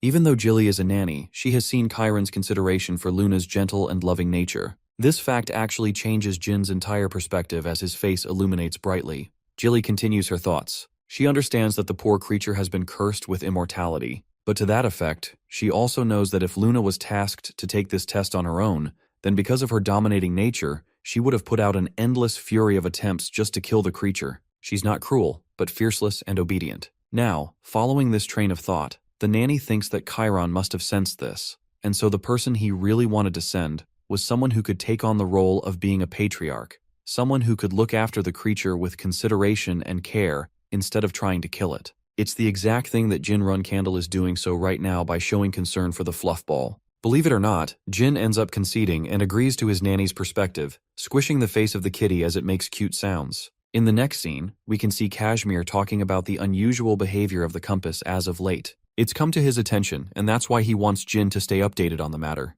The Runcandle asks for more information and ends up learning that a strange contractor's whereabouts have been spotted in the Hewfester region of Bluebird Archipelago. Thanks to the intelligence organization's investigation, they've actually specified the exact location of the contractor that has been spotted there. Jin asks about the location details and learns that everything is going down on Island 32, and reports of the investigation conclude that at least one of the Runcandle family members have been spotted. Not just that, the report also lays out the confirmation of having spotted Joshua Runcandle as the flag bearer and guardian knight. And from the looks of it, they're under the assumption that Joshua actually owns the entire island. The very mention of Joshua's name has Jin going serious and asking about the details of the contractor on the island. If his brother really is hiding a contractor there, then it means it's a place that needs to be checked out properly. Fast forward to Jin and Murakan journeying to the island. The only problem is, the weather is going ballistic with literal thunderbolts raining down into the turbulent waves. Jin learns that the seas surrounding this specific island are always like this for some reason. The place is completely uninhabitable for humans because of the raging storms as well as frequent lightning strikes. The fact that the island is known to be dangerous makes it a more alarming matter for Jin, because he thinks that Joshua's intention of hiding a contractor here must be serious then. The funny thing is how Murakhan is having an even worse time than him. Jin checks up on the guy's motion sickness and questions how the hell dragons can be so damn weak to sailing. The dark dragon fires back a snappy response, stating that his condition could be related to his sudden increase in power or something else. But we all know this is probably an excuse to cover up the real reason. Anyway, he asks Jin what his goal is concerning the secret contractor that Joshua is keeping on the island. To that, our boy expresses that everything hinges on the contractor's reaction for that matter. At last, they've finally spotted Island 32 of the Bluebird Archipelago. Unfortunately, this is as far as they can go as not even the ships can course through the rough currents beyond a certain distance. Realizing that they're cornered, Murakhan thinks it's a good idea to use the cute furball to their advantage as a means of travel. The Runkandel is shocked. He had no idea that Shuri possessed the capability to swim. The dark dragon smiles and shares that it's actually easy for the creature to swim through such waves without any trouble. Summoning the mythical furball, he makes a request to take him to the island. The cat meows in happiness, and Murakhan is the first to mount on its head. Jin also grips some of its fur, and the group takes off by diving right into the waters. To Jin's shock, this thing truly does behave like a Pokemon. It's casually floating on top of the waters with immense speed even against such currents. It leaves the Swordmaster astonished. Shuri is going faster than a speedboat with the way it is leaving giant ripples. It doesn't take them much longer than that to step foot on the island. Shuri dries itself off while Jin begins his search for the mysterious contractor. He also retracts the mythical creature back into the red jade to make sure the cute thing doesn't get into an unnecessary fight. While he's doing this, the dark dragon notices something. His lightning Myungwang blade is actually fidgeting and behaving strangely. Jin decides to inspect the blade by pulling it out of its sheath. And when he does that, the beautiful sword is glowing more than before, and reveals a set of unknown characters that are foreign to the Runkandle's eyes. Inspecting the characters, Murakhan puts his brain and memory to work and senses the familiarity of these characters. He wonders if the language is Fatal at first, but then thinks it might be something else. The lightning blade Sigmung is reacting strangely like a compass, pointing to a specific direction. When Jin looks down in that direction, he sees a lightning bolt crashing down at that exact spot. Immediately, he senses that something is happening where the lightning strikes, which means they gotta hurry. The legendary Myungwang blade's reaction implored Jin to head out and check the location. Upon arriving there, his eyes widen in shock, while Murakhan proclaims his surprise and disbelief upon seeing the Grave of God. The phrase Grave of God is unfamiliar with the Runkandle, until the dark dragon explains that this place is supposed to be the grave of the god of thunder, Graham. This makes the Runkandle recall his conversation against the battle god Vaughn when he was still training. He wanted to know why his blade was known to be called the lightning sword Sigmund. Vaughn revealed that it contained the power of the thunder god itself, but here's the surprising bit. This blade actually wasn't conceived from the thunder god at all. In fact, the weapon is responsible for killing the thunder god and then sealing the god's power within itself. Talk about one cold-ass sword. It killed a literal god. Once again confronting a piece of Myungwang history, Jin clearly wasn't expecting to run into a situation like this. Murakhan mentions that Grom is confirmed to be dead, and their grave is supposed to be in this place. But that only begs the more serious question. Just why on earth is his scheming older brother Joshua keeping a contractor hidden in this location? While they're contemplating the situation, someone is preparing a blue lightning arrow aiming at them from a distance. The light is blindingly sharp until the warrior releases the arrow with utmost ferocity. The arrow is tracked by Murakhan and Jin's perceptive eyes, and the Runkandle faces little to no trouble in blocking it with his blade. But here's the thing. The attack was actually executed from both directions, meaning Murakhan was also targeted by another assailant, and he fended off the blow. While the smoke clears, Jin assesses that they were just struck by a lightning arrow and then a sword full of wind and poisonous magic. As the smoke cleared, the two familiar assassins made themselves known.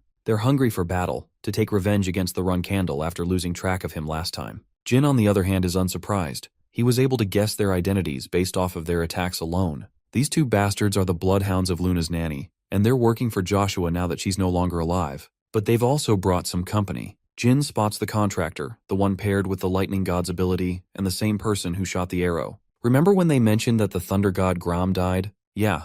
Well, Julian has actually made a contract with the wind god, Fatal, who is supposed to be the sibling of the deceased thunder god, hence their shared abilities. Immediately, the assassins instruct Julian to target Jin Runkandel primarily, and then take care of the guardian dragon. From that instruction, Julian bursts forth with incredible speed, but instead of following orders, he changes his target to Murakhan and charges up a lightning arrow towards him. Now this sight is a pleasant one for the dark dragon. He wanted to be underestimated, knowing that people would aim for him thinking he was no longer in his prime. But since Murakhan is so pissed, He's ready to throw hands and prove his strength, so he tells our boy to take care of the other two assassins while he's busy facing off Julian. Gojo's off-brand cousin with a short height releases an arrow from his lightning bow, but Murakami easily dodges the blast with ease, swirling past the projectile using his shadow energy, enraged that a contractor has the balls to target a guardian dragon like him. Murakami gleefully grabs the rascal's skull, happy to have given the opportunity to teach the kid a memorable lesson, and then he shoves Julian's face straight into the ground with such a heavy impact that it releases lightning. The funniest part? Bro is knocked out cold after that single blow. Went to sleep in seconds. Murakami talks down on the ordinary contractor who thought he was special and overestimated his powers. Normally, you'd expect no one to get back up after that diabolical ass-kicking. But Julian's body starts reacting strangely and releases bouts of lighting energy. Let's cut to Jin Runkendel's side of things, as he's currently facing off against the two assassins bloodthirsty for his head, thinking he was the one who caused the downfall of their mother. Of course, it's their mistake thinking that this is the same guy they met back then, because Jin casually deflects their sword blow calmly, and points out how Joshua must have manipulated the assassins into thinking that he was the one to kill Taemoon. Jin points out the ridiculousness of the notion that he killed the nanny, but the enraged twins are not having it, and are full of bloodlust. As he's clashing his blade against them, Jin tells them the reality of the situation. Taemoon was killed by assassins disguised in the armor of the executioner knights of their family. What's most interesting is that their very own poison was spotted on the murder weapon. Jin overpowers the assassin with his blade and reveals how Joshua Runkendel is actually supposed to be his eldest sibling. Kujan is at a loss for words. All this time, he had no idea that he was facing Jin Runkendel, even accounting for their previous battles. Jin confirms his identity, while the other assassin goes ballistic on him. Her attempts to surprise him from an aerial strike are no good as Jin casually moves away using his Ultra Instinct that he learned from Goku in the other realm. He basically calls both of them as Joshua's puppets, who don't even see that they're being manipulated with such ease. The female assassin thinks that this guy is actually just saying all of these things as an excuse because Jin is afraid of them. Jin dishes out a heavy punch against the bitch's side to prove that he's stronger and explains Joshua's scheme. First, his older brother wanted Taemoon to place a curse on him, but because he feared being caught so much, he decided to kill her off to prevent being caught. Also, his punch just now really did a number on the girl. I mean, look at her face. That looks painful. Jin continues by emphasizing that Joshua has full knowledge of the fact that he's a magic swordsman on top of being the contractor of the God of Shadows. The very fact that his brother concealed such crucial information from the both of them implies that he's deceiving them from the beginning. The punch sends her rocking right back, while Kujan finds himself being overwhelmed with the information. He doesn't want to believe it, but Jin also isn't the type to beg them to stop. He's done explaining with words, and emphasizes how the both of them simply can't move on from the fact that he wasn't their mother's killer. After all, the guilt of being unable to protect Taemoon lingers on and traumatizes them. Jin doubles down and really destroys them by declaring them as cowards who can't even stand up to the might of the real villain, Joshua, who is simultaneously responsible for killing their beloved mother. His haunting words cause the purple-haired freak to go batshit crazy. She releases an outburst so powerful that a tornado surrounds her body. But before Varys can do anything, she is struck by a bolt of thunder so bad that she screams at the top of her lungs. Even Kujan is worried for Varys in her fragile state, while Jin is astonished to discover that the three of them appear to be fighting each other. He wasn't the one who used that lightning attack. It's actually Fatel's power. As for Murakami, bro is out here sweating all of a sudden, expressing that they've got one big fish to fry.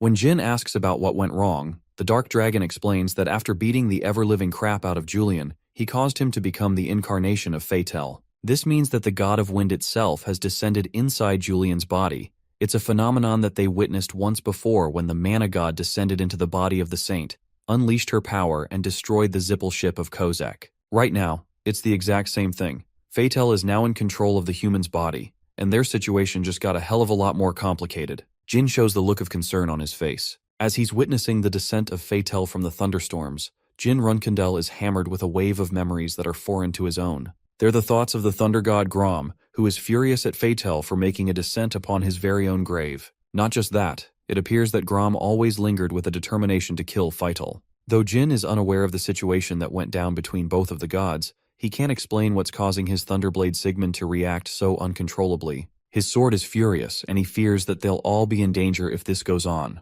Being opportunistic about the situation, Jin Runkendel calls out Kujan and roars at him to make a choice. He will either die here in vain, or escape with the rest of them. If the assassins truly seek the path of vengeance, then they must focus on surviving firsthand. Kujan is in a vulnerable state, clenching his teeth in frustration as he makes his choice to flee the site and protect Varys. As he's running away, Jin's blade becomes freakishly uncontrollable as the letters inscribed on the sword become even more prominent. The yellow lightning of the Myungwang sword unleashes its fury in response to Feital's descent, causing Murakhan an air of worry. He can't tell what Jin's intentions are. Even our boy is confused, expressing that the blade is reacting on behalf of Graham's anger towards the wind god Feital. He's ready to follow Murakhan's orders as long as they can get out of this situation without blowing themselves up. The Dark Dragon considers his options and reveals that there is one thing. Since this isn't a full descent of the wind god, they can try a method involving shadow energy. But for that, Murakhan will need some time. Jin volunteers to buy him as much time needed, aiming to take on the avatar of a god with his overcharged lightning blade. The Dark Dragon gathers giant lumps of shadow energy and concentrates it inside his body. Next up is for the Run Candle to act as a barricade. Murakhan warns the kid that the dimensional door is about to open, and right as he says that, a wave of blue thunder engulfs the figure of Julian fully. From within that storm unleashes a body that no longer appears human, but mystical in form. It's Feital, and he's descended at last. Feital declares that he can already sense the power of his brother Gram, and it's coming from none other than the body of a human, or rather the blade wielded by him. In his glory, he points towards Jin Runkadnel, who is genuinely nervous facing a literal god. Even if it hasn't descended at full power, just watching Feital is putting pressure on him. At the same time, compared to the likes of his father, Chiron, and the presence of the battle god, Vaughn, this much is nothing. He's faced both of them, so he musters the courage to face this trial as well. Showing movement in the presence of the wind god causes Feital to become angry. He can't believe that Jin is even bothering to try as a weak human. The wind god unleashes a piercing blast that annihilates the very ground Jin was standing on. Luckily, our boy courageously came forward without any fear, but Feital's got a lot in store for him. You see, the wind god already has immense portals of energy ready to shoot down our boy, and that's exactly what he does. The laser-like energy blasts flatten the very ground Jin is running from, causing rumbles of lightning as he navigates past each lightning bolt with finesse. While he's dodging, however, the Run Candle is struck dead on by one of the blasts aimed for his head. Unfortunately, the attack fully connects with his body, knocking him down with a whirlwind of pain as the beam puts him to the ground. In response, Feital calls the Run Candle as nothing more than a mere insect for him to squash. While he's unaware of how Jin was able to obtain the lightning sword, he's annoyed that the human is trying to pretend like he's a Myungwang warrior just because of the weapon he possessed alone. He also talks down on Gram, the lightning god, calling him insignificant in comparison. But to Feital's shock, when the smoke settles, our boy is standing upright with his ever-flowing lightning blade in hand. His jewel heart is erupting with energy, shocking even Feital to see something like this in possession of a human. Also, can we talk about that ripped body? I need Jin's ab routine, man. Anyway, the Swordmaster points his surging blade right at the god, stating that he obtained the blade Sigmund from someone who killed Gram. He wonders if the deity is familiar with the name of the battle god, Vaughn. Her domineering name and authority are more than enough to give Feital a shock of fear and absurdity. While he's processing his shock, Jin leaps away with super speed, clinging both his hands to his lightning blade, declaring that even a god must know of the power of this weapon. Jin unleashes a lightning storm of his own, calling the god to be a coward for hiding in the skies. The Swordmaster's blade cuts through the skies with thunderous ferocity as he forces Feital to descend down to the earth. The attack is a clean hit, and it's one so powerful that it causes the currents to become even more chaotic than before. Even from this distance, Kujan can't believe that Jin has become monstrously powerful. It's a difference of night and day from when they first met. Recalling his words regarding Joshua's scheme, his plan to shut Tai Myun up and eventually assassinating her, Kujan is starting to find himself convinced, and he questions what he and Varys must do from now on, now that the truth has come to the light. Back to Jin's situation. Remember how he was trying to contain Sigmund's power from spiraling out of control? Well, here's the issue. Now that he released the extent of his slash, the power exploded beyond control. It's because Gram's anger for Feital is in another league, and he doesn't want to stop until Feital is killed. It's spiraled so much out of control that Jin is starting to believe that not even Feital should be able to survive this attack, and that he'll probably win without Murakhan's intervention.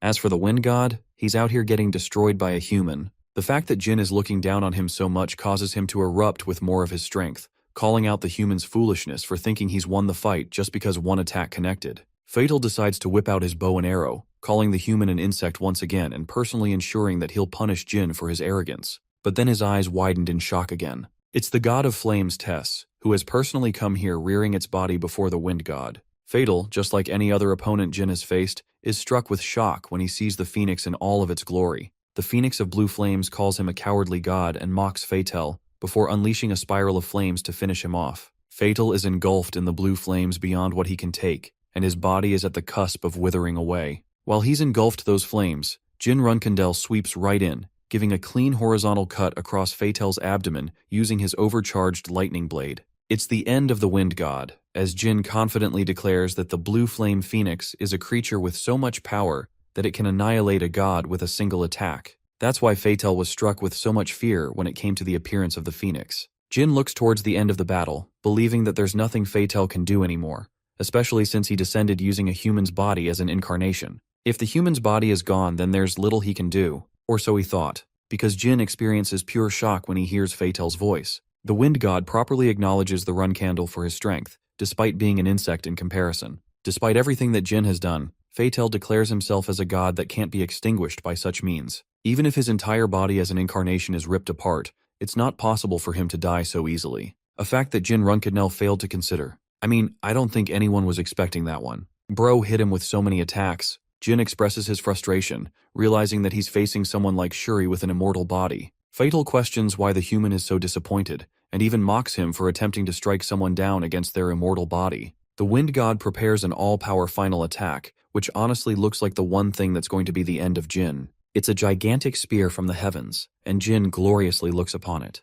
But it's finally time for Murakhan to play his part. He calls Fatal a bitch for using the lame immortality approach. Remember the shadow force that the Dark Dragon was charging for so long? Yeah, it's become so overwhelmingly powerful that not even Fatal can contest it for long. Murakhan looks down on the god for speaking about immortality right in front of his brother's grave. It's the height of foolishness to the Dark Dragon. The majestic Dark Dragon unveils his true form, stating that it's time for him to play with the incarnation of Fatal. From the moment it went off, Jin could sense Murakhan's shadow energy release and stood in shock. Let's actually go back to his younger years, when the boy first experienced the Dark Dragon's shadow release technique for the first time. Murakhan released a bit of his shadow energy, explaining how it is rooted in one's own shadow. Every single shadow to ever exist in this world is formed by Soldaret's powers, such is its divine power. Because of the fact that they're formed due to the God of Darkness's powers, the shadows also serve him completely, which means that as the sole contractor of Soldaret, Jin Runkandel can access this energy, harvesting it for himself in a form of one giant release. It was at that time that Murakhan laid out a vision for Jin Runkandel. He could one day become the master of all the shadows in the world after conquering his power. That in turn is the essence of shadow energy release. The young Swordmaster points out that the Dark Dragon has only received half of his original power, and yet he's still so absurdly strong. It makes him shiver to imagine a world where Murakhan was at his physical prime. The Dark Dragon has emerged in his true form, engulfing Fatal's knight. The beast's declaration of battle pisses off Fatal. He extends his hand to annihilate the creation of Soldaret, dubbing him as nothing more than a mere servant. But suddenly something happens. Fatal can't do anything, his powers don't work much to his own confusion, and the Dark Dragon reigns supreme, still engulfing him whole. Fatal's troubles began to worsen as the giant beast dwarfed him in size, while he could do nothing but complain about why his powers weren't working anymore. Giving him a demonic glare, Murakhan mocks the god for appearing flustered and helpless in the face of losing their power. He thinks Fatal is making a clown out of himself here. Recalling the Wind God's previous declaration of being unable to die even if his body was sliced to pieces, Murakhan happily takes up the challenge, emphasizing that Fatal has yet to experience the despair of the shadows. He promises to teach God a lesson on humility, on what it truly means to be helpless against the shadows. While this is happening, the Wind God is actively losing his sanity, appearing afraid and telling the dark beast to go away. From the dark, Murakhan unleashes two slashing attacks that pierce the Wind God's body through his shadows. This annihilates the incarnation's body to pieces, severing Julian from limb to limb. Fatal is caught off guard and experiences pain, but then again, he's arrogant in his ability to regenerate from such an injury. But as he's attempting to do that, it doesn't work anymore. Murakhan severs him again, this time horizontally with a deep cut across his body. The torture continues as the Dark Dragon continues to sever Fatal's body, piece by painful piece. The Wind God is writhing in pain and begging to stop the torture, but it's pointless as his body gets annihilated back to back. By this point, even the Dark Dragon is impressed by the show of persistence by his opponent. He calls the Wind God a cockroach who refuses to die,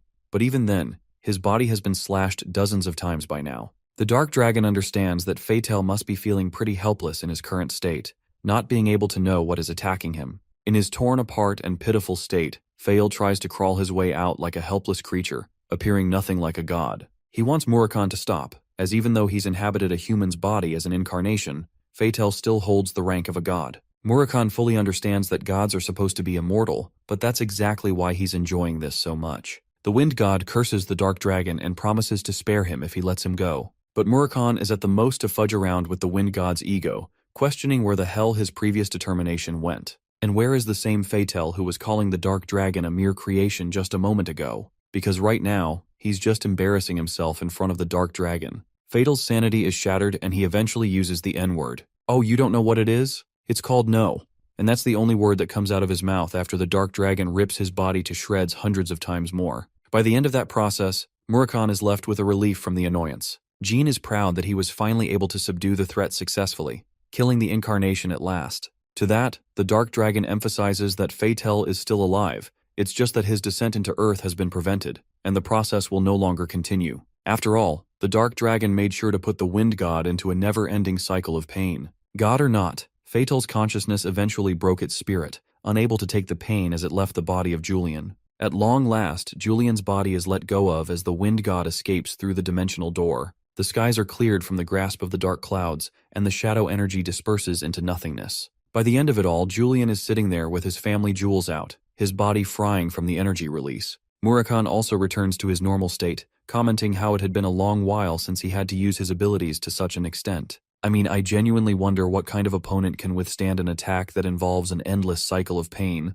The Dark Dragon is glad that the incarnation process is halted, and because of that, Julian won't be able to wake up for at least a week's worth of time. Damn, that's a coma. Jin inspects the unconscious Julian's body and realizes that he's still breathing, which is a good sign. With this threat cleared, all they gotta do now is check on the two assassins that fled, Kujan and Varys. As the Runkendel is mentioning this, Murakhan's body suddenly flops to the ground. Jin shows obvious concern for his friend, but the dragon assures him that there's nothing wrong. He's just taking a small break after releasing so much of his power at the same time. Instead of believing his words, Jin makes fun of him on the contrary, pointing out how the dark dragon looks completely gassed out and doesn't even look remotely fine. That gets the tough guy personality inside Murakhan firing off as he roars at the kid. He's just gonna rest for a bit, but he wants Shuri to be placed in guard instead. Jin summons the fluffball, and instead of giving him time to rest, it snuggles the crap out of Murakhan instead. Jin is such a devil. He leaves Murakhan all alone as Shuri's plaything, while the poor guy is begging him to take her with him.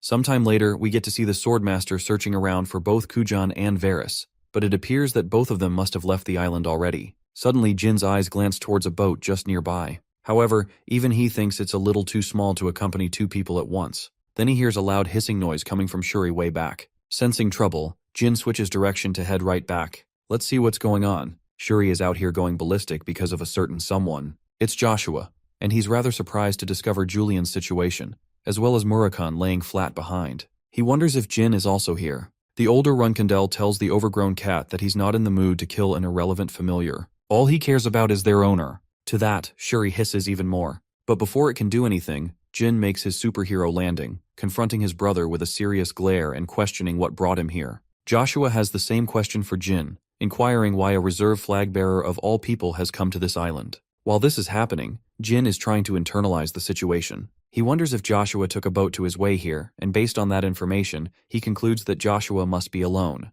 The arrogant older Runkendel is actually quite glad that they're getting to meet each other. After all, he's got lots to discuss with the youngest. Jin straight up tells him to drop the bullshit because there's no point pretending anymore. Joshua is baffled to hear such a response at first, but then our boy clarifies his answer. Just like how Joshua has been keeping tabs on his little brother's adventures and powers, Jin also knows and has been following everything connected to Joshua. Based on his reaction, the arrogant older Runkendel assesses that his little brother is quite angry. Joshua is basically saying that Jin's reaction is inappropriate, meaning he's still trying to act innocent as if he's committed no sin. Jin decides to drop proof, recalling the message he read when he was in the Keydart research facility. There, it read that the man known as Jin Grey won't be receiving an easy death. Joshua appears smug, impressed that his little message left a number on his baby brother. After all, despite the incident being reported by every news source in the world, no one in the entire world could figure out Jin's identity as a Runkendel. And now for the most pivotal reveal. Jin Runkendel declares that it was his brother Joshua who placed the special curse on his body while he was an infant.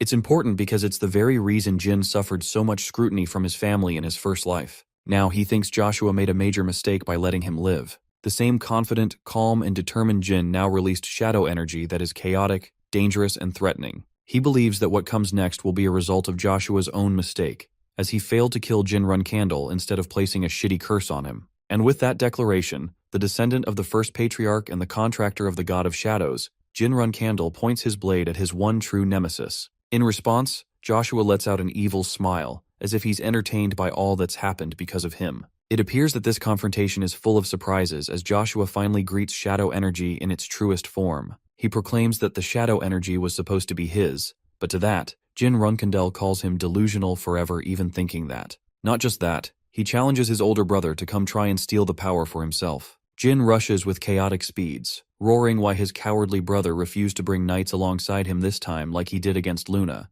The contractor of the god of shadows releases a shadow slice, pointing out that his older brother isn't the type to take on a fight all on his own. To that, Joshua leaps upwards, taking his blade out and questioning if his little brother is so arrogant to assume that he can take him on merely because of Solderet's authority alone. In his hand, he's wielding the silver sword Sran. The reason Jin is so shocked to see the blade is actually because Joshua doesn't use this weapon every day. It's not his favorite sword to say the least, and yet his opponent hurls the blade right at him. The ground crumbles as Jin evades the heavy blow, but his older brother isn't done executing his attack just yet. He follows through with incredible speeds, descending right into the same spot where he launched his blade in a heavy crash. From that spot, Joshua emerges with the silver sword again, his eyes determined like a snake to laser down his brother. Joshua is starting to enjoy the fight, realizing that Jin actually underestimated his powers, thinking that he was weak all this time without any physical dominance. He thinks that Jin must have taken a look around Joshua.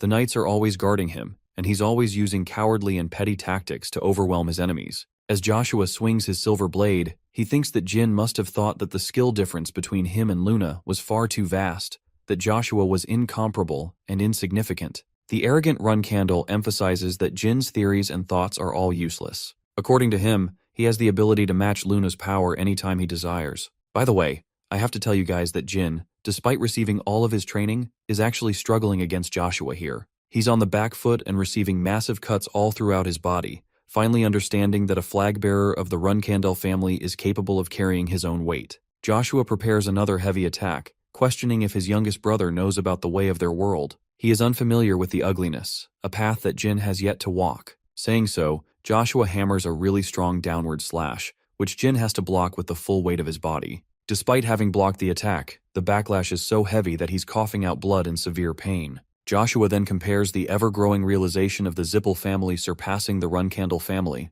Even though Chiron's there, the strongest knight is alive and well, and yet their families are experiencing a disparity. Joshua blows Jin away with an explosive kick that looks straight out of Dragon Ball. Then he follows up with Jin's flailing body, stating the truth of why Chiron has yet to cast Joshua aside, even though he understands that Joshua doesn't even meet his standards. According to the eldest brother himself, the reason is simple. Even though the patriarch is unsatisfied by Joshua in every manner imaginable, there is one thing that separates him from the rest. By the way, while he's giving this speech, Jin is genuinely helpless in the air. He knows that he can't dodge this attack, so his next best approach is to take the blow head-on. Joshua prepares his attack and continues his speech, concluding that their father Chiron understands that the person most wary of all their enemies in the clan is none other than Joshua himself. In that moment, Jin invokes what little shadow force energy he can to match the blow of his brother's attack. Their swords collide in equal might, both sending ripples of energy throughout the battlefield. Both opposing energies form a twister of slashes until nothing is left but a crater in that space.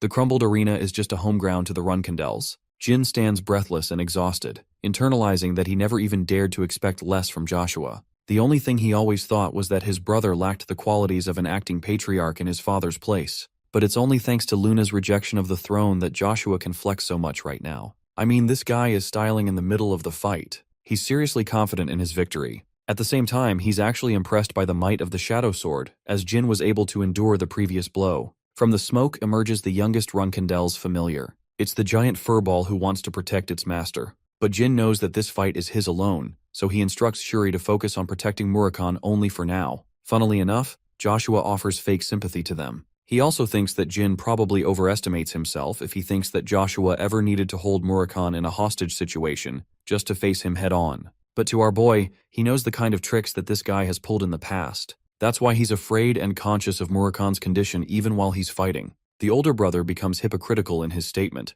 calling Jin out for being arrogant enough to assume that he won't be able to end Jin's life in a real battle. Because if that happened, the contract that Joshua desires so much would no longer be available for him to steal. From this revelation alone, Jin has discovered one thing. His brother knows how to transfer a contract from one body to another. It's just like the Zippel and the Canzello clan. At first, Joshua commends his little brother for having the foresight to think far ahead. But that fact still doesn't change the outcome of this battle. Joshua roars a declaration. He'll make sure Jin Runkandel is made a cripple who can't even use his sword after the fight is over. And that is an even worse punishment than death in their family. At last, Jin speaks from his side, certain his position that Joshua will be unable to kill him no matter what happens. Jin raises his shadow sword, engulfing it with shadow energy, understanding that even if Joshua states that he won't kill his brother, that still doesn't change the fact that the rest of his allies are currently headed this way. They'll be the ones to execute Jin. But our boy's not going down that easy. At the edge of his raised sword, he focuses on a point of shadow energy. It gathers from the surroundings, while Joshua appears troubled for the first time ever in this fight.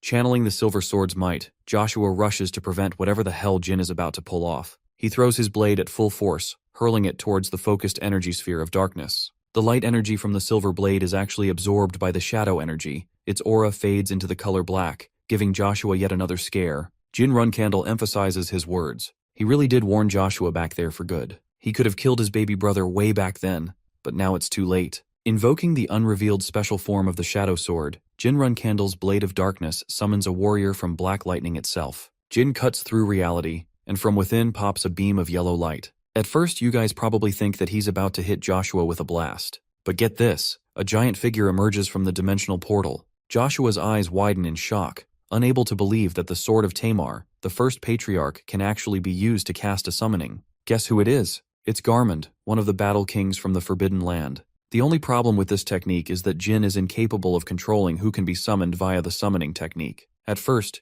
he was genuinely afraid that anyone would show up, but it's a good thing that one of the battle kings is a necessity for the technique. Garmund puts down his blade, thrilled to see his brother again. Jin apologizes in his exhausted state, stating that he called Garmund out of nowhere because he needed help. The Battle King thinks it's nothing, and is releasing incredible amounts of energy, hoping to help a brother in pain. Both of their jewel hearts shine, symbolic of the Myungwang tribe, as Jin Runkandel declares his one and only command, to kill Joshua Runkandel, the man standing in front of him as his enemy. Garmund smiles, gleeful that he's been tasked with such a mission. He readies his blade, announcing himself as the 8th Battle King of the Myungwang tribe, and the one who has accepted his brother's request. He offers his victim a chance to say their final words, because before long, they'll be dead. He also releases a wave of shadow energy to show his might. But Joshua may not be as much of a fraud as I thought he was. This man is out here channeling red aura, like he's the devil himself, surprised to see a living spirit from a dead tribe that was banished from the earth. As for their fight, he's more than happy to cut the musclehead down so that he can move on to punishing his little brother next.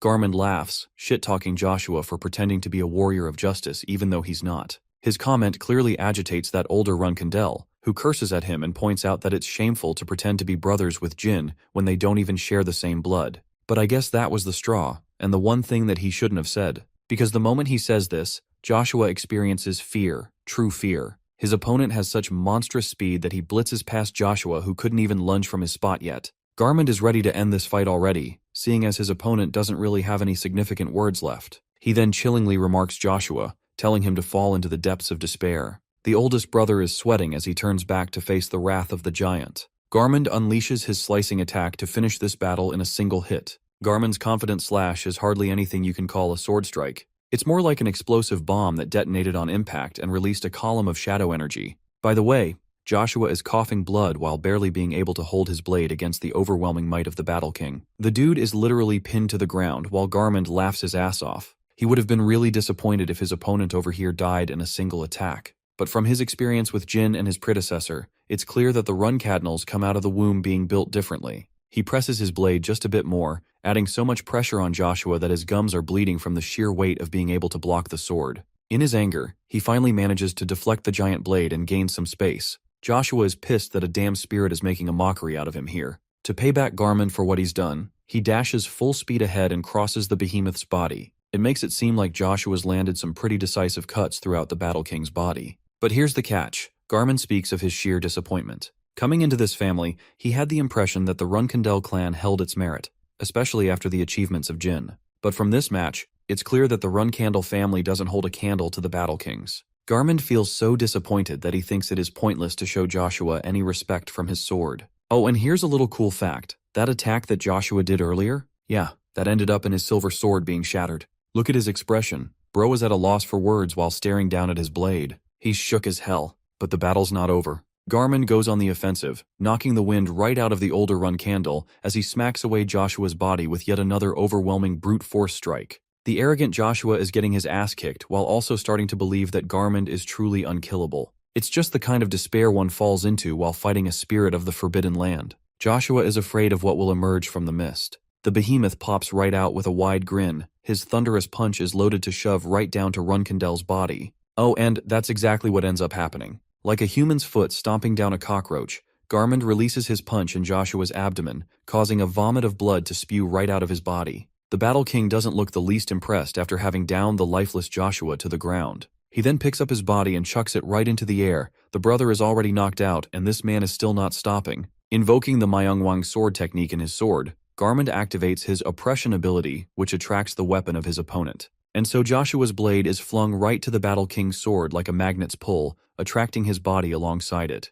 Joshua's body plummets on the hard-ass ground. Fight's not over as the Battle King pulls his blade, following it up with a heavy smash of his punch bitch slapping Joshua's face and giving it plastic surgery for life. That one punch literally sends this guy miles away from the impact, all the while rupturing the ground from the impact. Supercharging his Myungwang sword, Garmin covers his blade in an aura of lighting. From the looks of it, this fight is over. Even Jin knows it, there's just nothing his brother can do anymore. The smoke clears, but instead of Joshua sinking into despair, he sinks into pure madness. A villainous laugh creeps up, psychopathic in its nature as he releases energy like never before. Jin blocks the excess aura being released from his brother's body, and realizes that the real showdown is about to begin. Joshua Runcandle is going to use his strongest ability, but even according to our boy, it's already too late for him. Garmin senses the same raging aura from the older Runcandle, believing that it's a mere waste for someone like him. He dubs the Runkendel's abilities as purely human in nature, meaning he's not a threat to someone like the Myungwang people.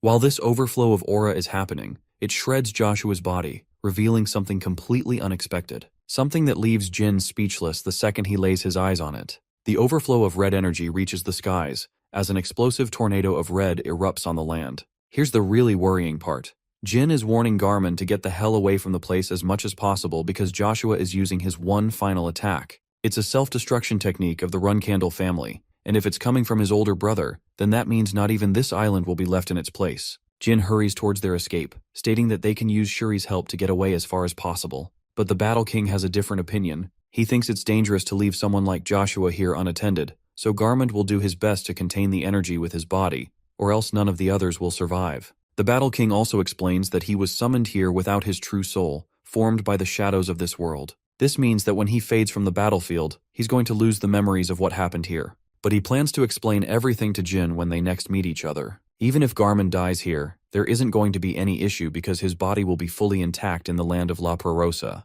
That much he reassures to the youngest Runcandel. Jin understands the situation and accepts it, escaping using Shuri's speed to get as far away as humanly possible from being blown to a billion pieces. Joshua's body has reached the point of no return. His aura is extending out of control, and in this impossible moment, all he has for his little brother is a spiteful challenge. He's damn near certain that Jin won't be able to survive the vicinity of the blast, no matter what he does. With that said, he casts the detonation of the ultimate technique of the Runcandle family, the unstoppable volcano. The explosion starts off like a blinding light of heaven, reminding me of the scene from Dragon Ball Z, where Vegeta used Final Explosion to defeat Majin Buu. The radius of the blast is huge. It's swallowing everything in its path, so much so that its penetrating light reaches Jin already, who is supposed to be a considerable distance away from the impact using Shuri's speed. The grave of Grom is demolished, and caught in between is the 8th Battle King. Garmin stands fearless as he blocks the pulsating chain of explosions with his sword. Using the might of the Shadow Force, he prevents the explosion from making its way to Jin Runcandel, becoming a final barricade, a shield for his friend and brother.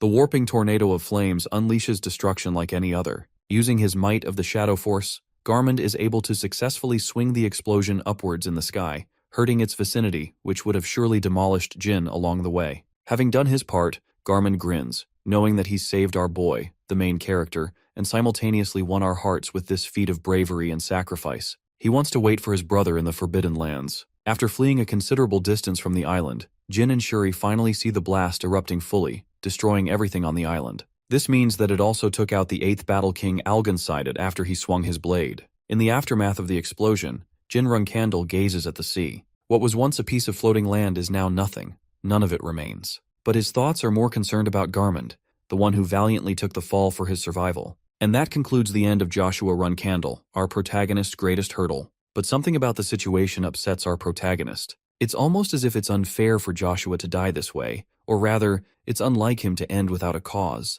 And then the impossible happens. I bet what I'm about to tell you guys next is going to shock you. Jin reads the latest news of the Runkandel Knight appointing ceremony. Lo and behold, Joshua Run Candle is photographed there, alive in the flesh, smirking like the cockroach he is. Not even Jin can believe his damn eyes, as his expression turns to anger with him crumpling the newspaper. I mean, going through all of that, just to find out that your evil brother is still alive must hurt like crap. Not to mention that everyone and their mother hates Joshua. Seeing Joshua alive in the flesh may have ticked our boy off. What about Joshua himself? Just where is he? To find that out, we have to head over to the hideout of a certain witch's lair. Here, the interim patriarch of the Runkandel family, the supposed man to succeed Chiron, is currently strapped to a chair. He's struggling and writhing in pain from his very spot. Then a voice reminds him that even though he's supposed to be the child of prophecy and become the next leader of the Runkandel family, currently he's trembling in fear in the witch's basement. Manifesting from the shadows, the witch mocks him shamefully, calling him pitiful beyond comparison. In Joshua's sorry-ass state, he questions the witch strongly, asking if she's only come here to make fun of his demise. The witch isn't afraid of him, so she confirms such a fact and agrees that it's exactly the case. Halura makes her descent, and I think I just had a neuron activation moment after seeing her. The damned Witch of Calamities is furious that this man destroyed the clone she had spent so much time creating, and because of the clone's destruction, Joshua is currently suffering the after effects of what happened, trembling in agony. Haluram thinks it's only fair to laugh at him while he's like this. Tensed up in both pain and anger, the older Runkandel emphasizes that it's the only way he had to successfully kill off the Myungwang spirit that his little brother summoned to the battlefield. Hearing that makes the witch laugh uproariously in amusement. She calls it a foolish person's strategy. After all, the people of the Myungwang tribe are already imprisoned in a world separate from their own. Right from the beginning, Joshua basically had nothing to worry about. What the witch really cares about is that he carelessly killed off, discarded the clone that she handcrafted after putting in so much work. Haluram toys with Joshua, and turns back questioning why the prophecy just had to have chosen this guy of all people. Piercing her gaze towards him, she talks about how everything could have flowed much smoother if only the prophecy revolved around Luna, or even Jin Runkandel for that matter. While she's saying these things, of course Joshua is getting pissed as hell like a jealous little prick. The witch even concludes that his father, the patriarch Chiron, was supposed to be the original person destined for the prophecy. But a major shift occurred when that man's power exploded beyond comparison, and reached the level of Genesis, forever altering his fate. But if he ended up tangled with Haluram instead, she would have been living the life without any troubles. Because then she wouldn't have to be wrapped up with a clown like Joshua. I just love how she's verbally abusing the crap out of him, and it's actually affecting Joshua with the way he's getting aggressive every moment. Though the witch does point out that the older Runkandel did manage to succeed in one thing, because with the knowledge of Jin's abilities, they fully understand that he's capable of summoning a spirit from the Myungwang tribe. Apart from that, they also know the exact location of Shuri because of him.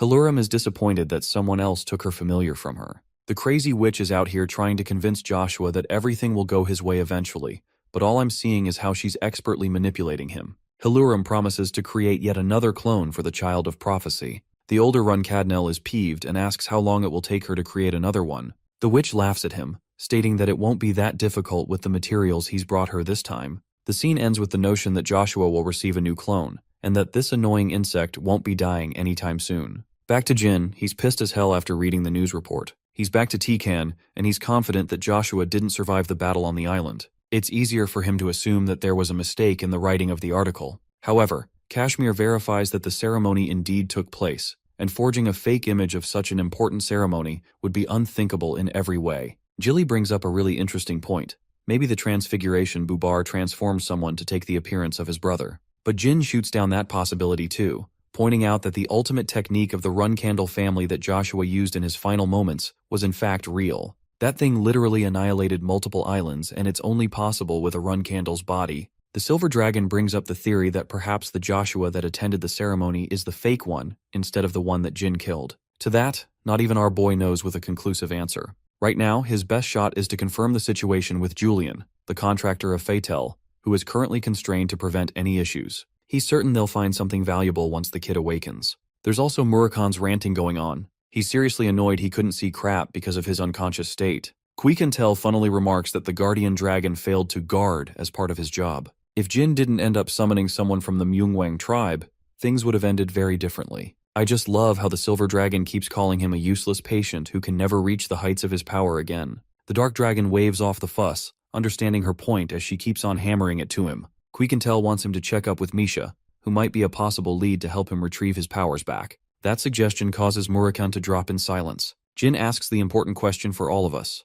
Who the hell is Misha? Quikentel reveals that she's actually his older sister, who is also a dark dragon. Murakhan has had enough of getting steamrolled and rants away, stating that he doesn't accept Misha as his sister. Saying so, he slams the door shut, proving that there's some tension between him and his sister. Even Jin comments on it, until he learns the truth of the situation from Quikentel. It turns out that when the dark dragons were young, Misha picked on him a lot and bullied him around. Eventually, Murakhan became powerful, and the first thing that came to his mind was to exact his revenge against his sister for everything she did to him. That makes Jin wonder if the two can really have a successful reunion, considering everything that went down. Quikentel confirms that although Misha is also a dark dragon, she's not going to kill her brother, who is supposed to act as a guardian beast for the Runcandle family, as well as the protector of Solderet's contractor. It's just not going to happen. The silver dragon intends to tag along for the journey, preventing anything ridiculous like that from happening, because in reality, Mishan and Quikentel share an amicable relationship with each other. That night, they come to learn of the dark dragon's sudden disappearance. Quikentel is mad that he stupidly left by himself, while Jilly retrieves a letter from her room. I think everyone knows who it's from. Jin retrieves the letter. Get ready, folks. This is gonna be good. First off, Bro's look of sheer cringe and regret is enough to give you guys an idea of the contents. It starts off by Murakhan addressing Jilly as his beloved strawberry pie, and the only concern that Murakhan shares in his letter is for Jilly alone, not his contractor Jin, the man he's supposed to protect. Bro is out here acting like the nanny is his wife and he's going to war. This man even talks about their first encounter and how it felt magical for him. Upon returning, he promises to take Jilly on a trip they planned together. Well, Jin is out here legit ripping the damn letter in half because Bro can't bear the cringe. He also can't believe that Jilly decided on a trip with Murakhan without even saying a word. The nanny tries to deny anything like that, but her reaction is obvious. Meanwhile, Quikentel doesn't care and shows concern for his well-being while he's away. The scene cuts to another town, where a cloaked figure is making his way to a hideout. He opens the door and sees Kujan waiting there for him. Apparently, there's supposed to be a trade between the two parties. The assassin asks for his payment up front. The bag of coins is tossed to his side, while the man questions the effects of the poison. Kujan emphasizes that this poison is unique, and it's so strong that it's practically untraceable. The unknown man is intrigued looking at the container, and asks where Kujan retrieved the poison from. Showing hostility and refusing to answer any more questions, Kujan practically tells him to fudge off because the deal's finished. Afraid of him, the man agrees to leave. The assassin then goes to the other room, where his sister's body is quivering in pain from the electrical shock she received the other day. The lightning is causing immense pain in her body, while Kujan is begging her to just wait a little while longer. Even a ruthless assassin like him breaks down in tears, because he doesn't want to experience the loss of the only family he's got left. The following day, Kashmir arrives with some good news on him. He discovered the location of Kujan Marius. He appears to be hiding in the Delki Kingdom. Jin receives a note pertaining to all the information from Kashmir's organization. They confirmed that a rampant surge of blood poisoning has started circulating lately among mercenaries. A member that he personally sent confirmed that it was poison, a lethal one that isn't even registered among academia. These clues are more than enough to confirm Kujan's presence in the kingdom, and Jin is certain of it. Even Kashmir reaches the same conclusion, since the Delki Kingdom is home to the Marius family and the safest place for them to be. Just like last time, Jin Runcadnell has to task himself to go to Delki Kingdom immediately. And so that very same day, he tags alongside Alicia and Kashmir to explore the same location where the mercenaries have been arriving to purchase the poison. Upon opening the door, they discover Kujan Marius sitting all alone in a shabby spot. The broken down and defeated assassin can barely recognize Jin Runcadnell, but from this, our boy understands that the assassin was actually anticipating his arrival. After all, this is the same assassin duo that made it impossible for themselves to be tracked the first time Jin confronted them. And yet, Kujan revealed himself without any troubles here. Jin thinks that the assassin feared Joshua would catch him after his failure at the island. That's why he signaled Jin to come using this strategy. Kujan begs our boy for help and takes him to the room where Varys is choking blood. Seeing her in such a critical state, Jin understands that the assassin is desperately trying to save his sister's life. Unfortunately, they can barely do anything at this level. Remember that final moment of Varys where she unleashed a questionable amount of mana? That actually resulted in a mana counterflow or mana backlash, and in her current state, her body's in a state of complete decay.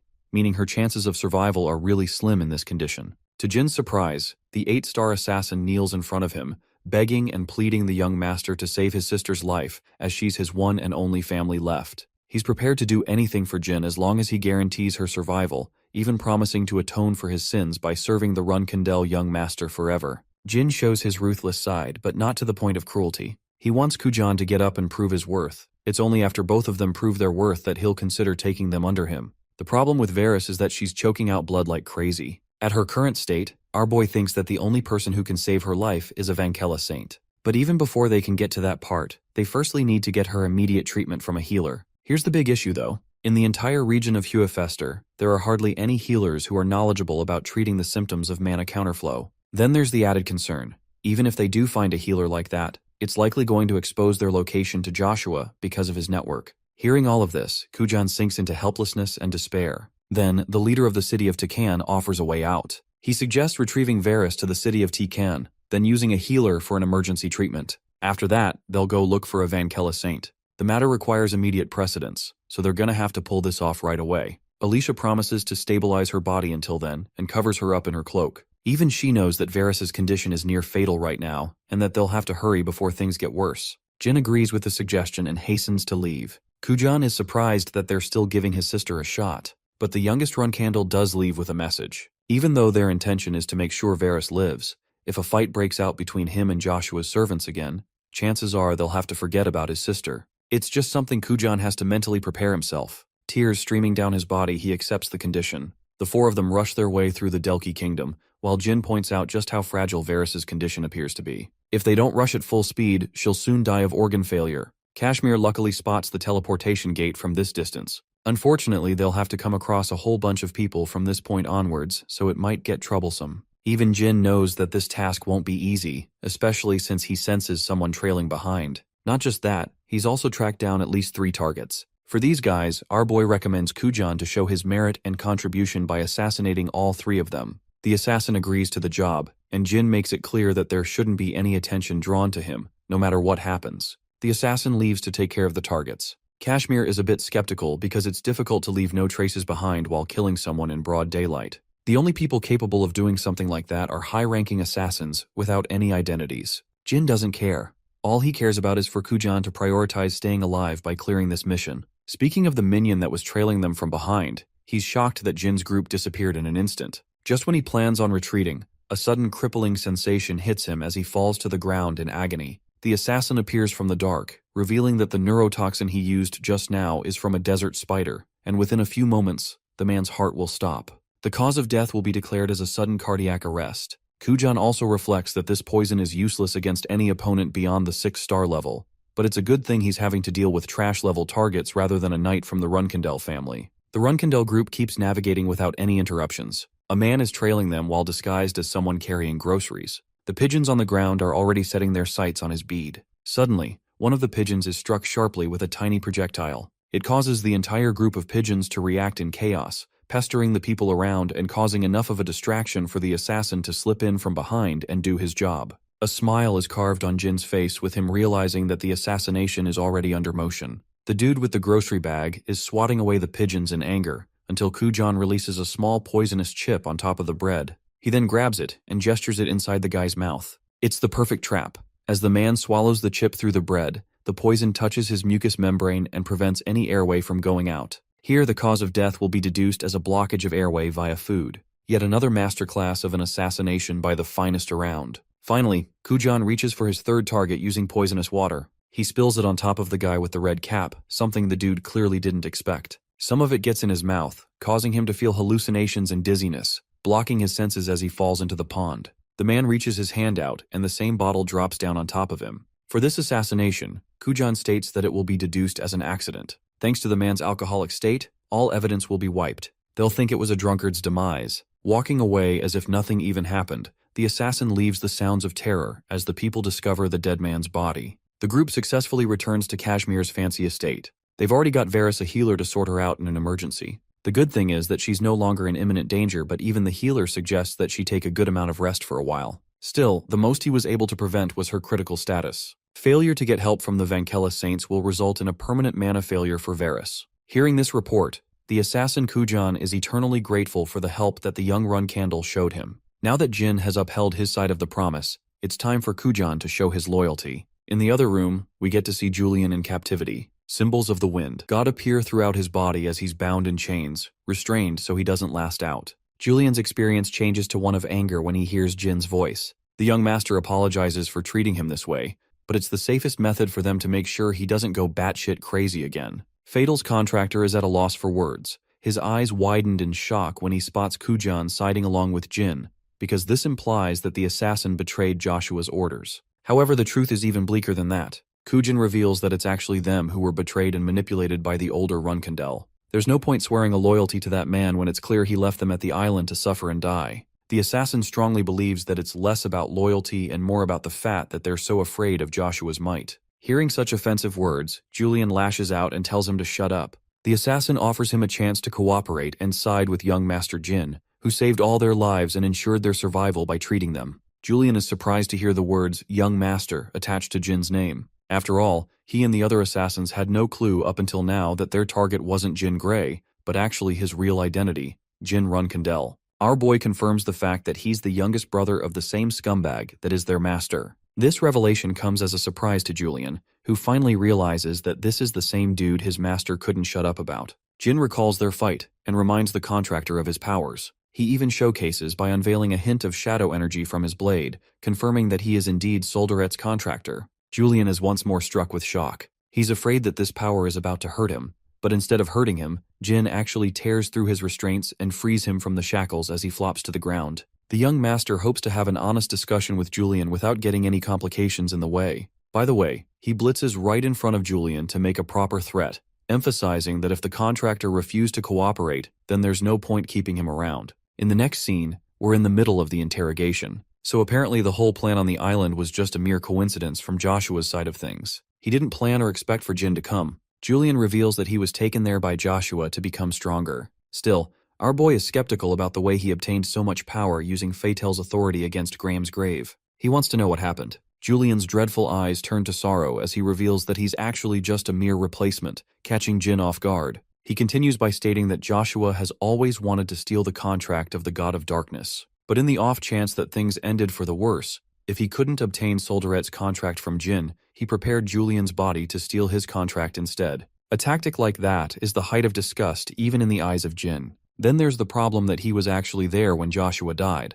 His detonation was real at the Bluebird Archipelago, and that kind of power simply can't be faked. Yet it's shocking that the same bastard older brother is alive and well, appearing in the ceremony without any problems. Jin doesn't know how or why, but he's curious if Julian is willing to help him out with an answer here. The helpless contractor of Fatel is prepared to give out every last bit of information he knows, but all he wants in return is proper protection. Jin promises to offer him protection as long as the information is worth his time, and so he starts off by mentioning the role of a special woman with prophetic powers. Of course, he's referencing Hellerim here, but neither Jin nor Julian know that yet. That same woman is responsible for influencing every single move that the older Runkandel has made so far. She's also the same woman who referenced him to visit Graham's grave in the islands, so that Julian could evolve his powers up a notch. Julian reveals the most important bit of all. The man they fought at the island is nothing more than a carbon copy of his previous master. Jin is surprised by this and asks about the method of clone creation. Unfortunately, not even Fatel's contractor knows about the exact details of what goes down. The only thing he's sure of is the requirement. The creation of one clone requires a sacrifice of an extremely large number of humans, and Julian strongly suspects that the humans that are being used as sacrificial pawns are the death row inmates of the Hufester region. Once more, Jin Runkandel is alarmed by the shocking news. He has one question for Fatel's contractor, though. Even though Julian possessed the information that Joshua would steal his contract one day, he still didn't escape even when he had every reason to. Why is that? Jin guesses that maybe he's using the kid's family as a threat. The truth is similar to that. Julian reveals that Joshua is actually keeping his beloved guardian dragon hostage. The kid has no family, and the only people he knew from his village were eradicated. Every single one of them were killed by the scumbag Runkandel. Julian's pathetic state of being controlled by the same man who destroyed his family is the reason why Varys mocked him, because the kid didn't even have the heart to go against his own enemy. The poor kid is driven to the corner because his guardian dragon is the only thing he cherishes in his life, the only creature he loves. It's a situation similar to Kujan's, who is worried sick for Varys' state. Tears stream down the boy's eyes as he pleads with Jin to help his guardian dragon. The young master gets up from his seat and maintains his neutrality. Unfortunately, since Julian is a prisoner, he can't really help the boy out. At the same time, Jin promises to help Julian if the boy swears his loyalty to him. He allows Julian a chance to go and rescue his beloved guardian dragon on his own by proving his worth. This level of kindness astonishes the young contractor. Jin is hoping that Julian won't end up disappointing him after their conversation, and saying so, he leaves the room with the assassin. The next thing he does is hold a meeting with Quiquintel and Kashmir, discussing the information he received from Fatel's contractor. The Silver Dragon is surprised by the mention of a prophet pulling the strings behind the scenes. Not to mention, this same person boasts the ability to create human clones and steal the contracts of others. Jin is curious if she's got any clue on the prophet's identity. To that, the Silver Dragon persists that all clues point towards the fact that they're dealing with a demon, or even the Demon King here. Lastly, it could also possibly be the witch Hellerum, who fits the picture for using both methods as a tool. Cloning humans isn't out of the question for her, neither is the idea of stealing contracts. Jin finds himself in deep contemplation, figuring that perhaps she is a being with connections to their family from within, apart from Joshua. Even the city leader Kashmir seconds this opinion. If a person of that importance is helping out a dude like Joshua, it's clear that most of the important figures within the family are already aware of the truth of her involvement. The only question that remains is to figure out if these people are siding with Joshua or if they're spectating the scene from the side. The Silver Dragon thinks that if the people are actively supporting the older Runkandel despite the truth of a demon's involvement, then Tamar would probably be disappointed in his lineage. From the looks of things, Jin understands that it's a very sensitive matter even within his family. It's not something for him to easily tackle, at least until he becomes a proper flag bearer, because in that position, a slight mistake causing some scrutiny can be handled by him. Jin Runkandel understands that he can no longer wait 5 whole years to become a flag bearer. He has to act faster, and so he marks down his official declaration to return to his family immediately.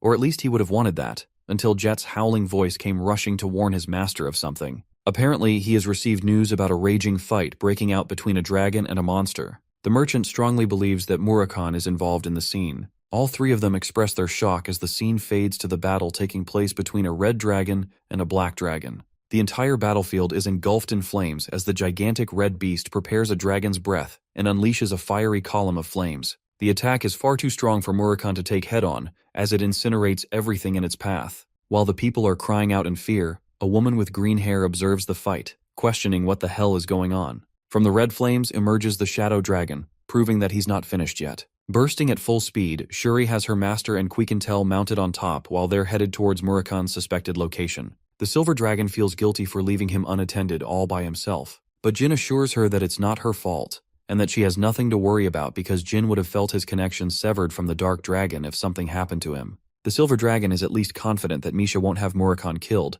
especially if he's facing off against Kaduna. After all, not even Misha would be able to predict what would happen to Solderet's contract if that happened. At the same time, Quiquintel suspects that maybe the Dark Dragon's sister drugged him, or perhaps plans to torture him so that she can eventually get to Jin Runkandel, his contractor's location. Our boy is hearing her out, when eventually Shuri meows, signifying that they've arrived at their location. At the edge of the cliff, they can see the destroyed town catching flames. Just from this distance, she can confirm Kaduni's dragon breath, as he's the only creature capable of releasing such tortuous flames. Not to mention, Kujan reports that the same fire has been going rampant for several days now, and yet not a single media outlet has reported it, strongly suggesting that the Zippel family is behind the scenes, controlling the media outlets and suppressing any involvement. The young Master Jin suggests that they enter the city immediately. In the next scene, they've already invaded the city. Jin reports his strange observation. This place is actually called the State of Shul Kingdom, and yet, instead of the kingdom's soldiers protecting it,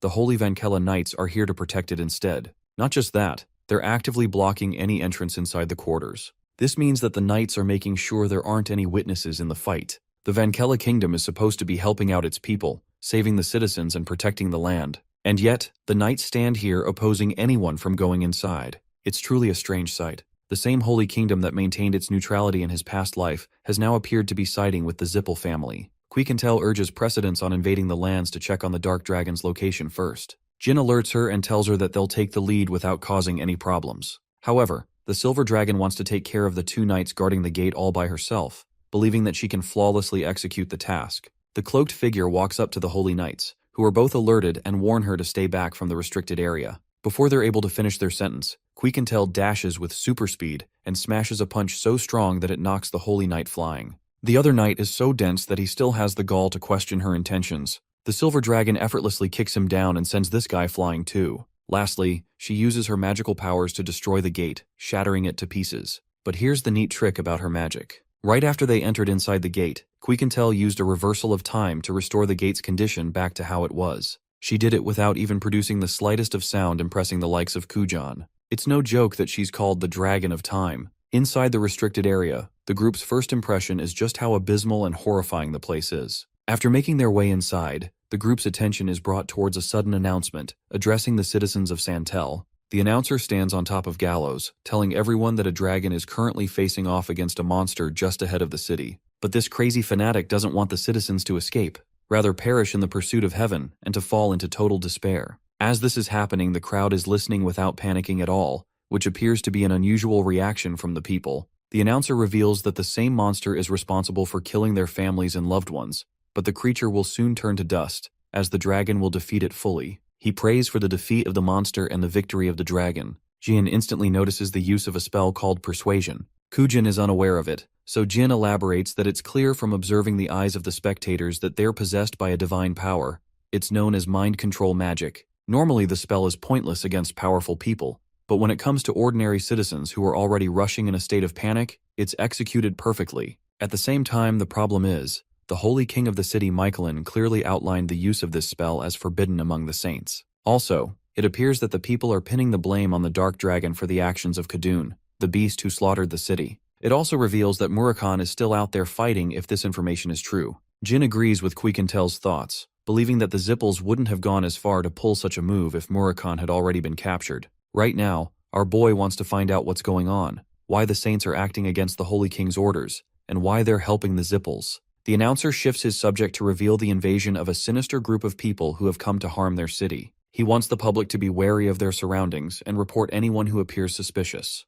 With this announcement in motion, the best course of action is for them to hide. But as they're about to leave, one of the people spots them and roars his attention towards the suspicious group. The mind-controlled people rush to capture the group. In an effort to escape, Kujan whips out a trusty grenade that detonates a gust of smoke, allowing them a window to escape. When the smoke settles, the group is nowhere to be found, causing the announcer to furiously issue an order to hunt the wicked group down. Our heroes are running straight towards the scene of the battle, but as they're running, a bunch of holy knights prepare themselves for battle and denounce the invaders to drop their weapons at once. But you know how Jin operates. He loves cutting down his enemies. So he whips out his blade of lightning and sends down Zeus's wrath with 4 lightning bolts, annihilating the entire group. When the smoke clears, only one knight remains, protected by a magical barrier they casted. The assassin Kujan is happy to kill the remaining one, until the holy knight strangely announces that she's not their enemy. Jin is perplexed and points his blade, asking for clarification in the heat of the battlefield. The holy knight raises her hands in surrender,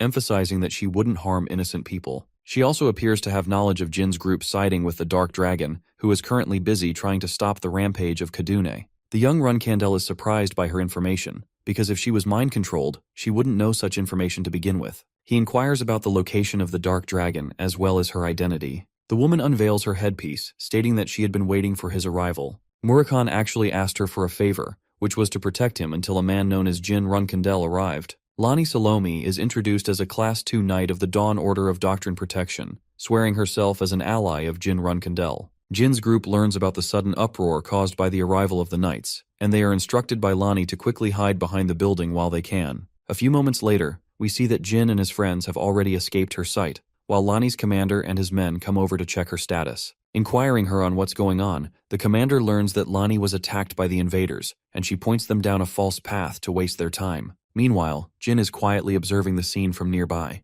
Before leaving, the commander scolds Lani for being so hesitant in her duty, that despite the fall of her own allies, she didn't prepare her sword to strike. The commander thinks that it's her stupidity, and because of her beliefs, she can barely be classed as a knight of protection. Hearing those heavy words, Lani confesses that she's prepared to face punishment for her actions, but the commander doesn't care about that right now. He just thinks that she's placing far too much trust in a stranger's kindness. His words provoke Lani to the point she roars at him, questioning how anyone could call the invaders as pagans to begin with, when they can barely even tell if the invading group is infiltrating in the first place. The 5th commander is starting to have troubled thoughts about her beliefs, and commands her to be put under immediate probation. As for the rest of them, he tells Squad 3 to ensure the safety of the injured, and takes the others alongside him to look for the invaders. After the commander has left, the other knights talk down on Lonnie's audacity to speak back to her commander like that, especially when she's the one who disobeyed orders in the first place. They detest her to the point that they can't stand her being in the Order of Protection and spoiling its reputation.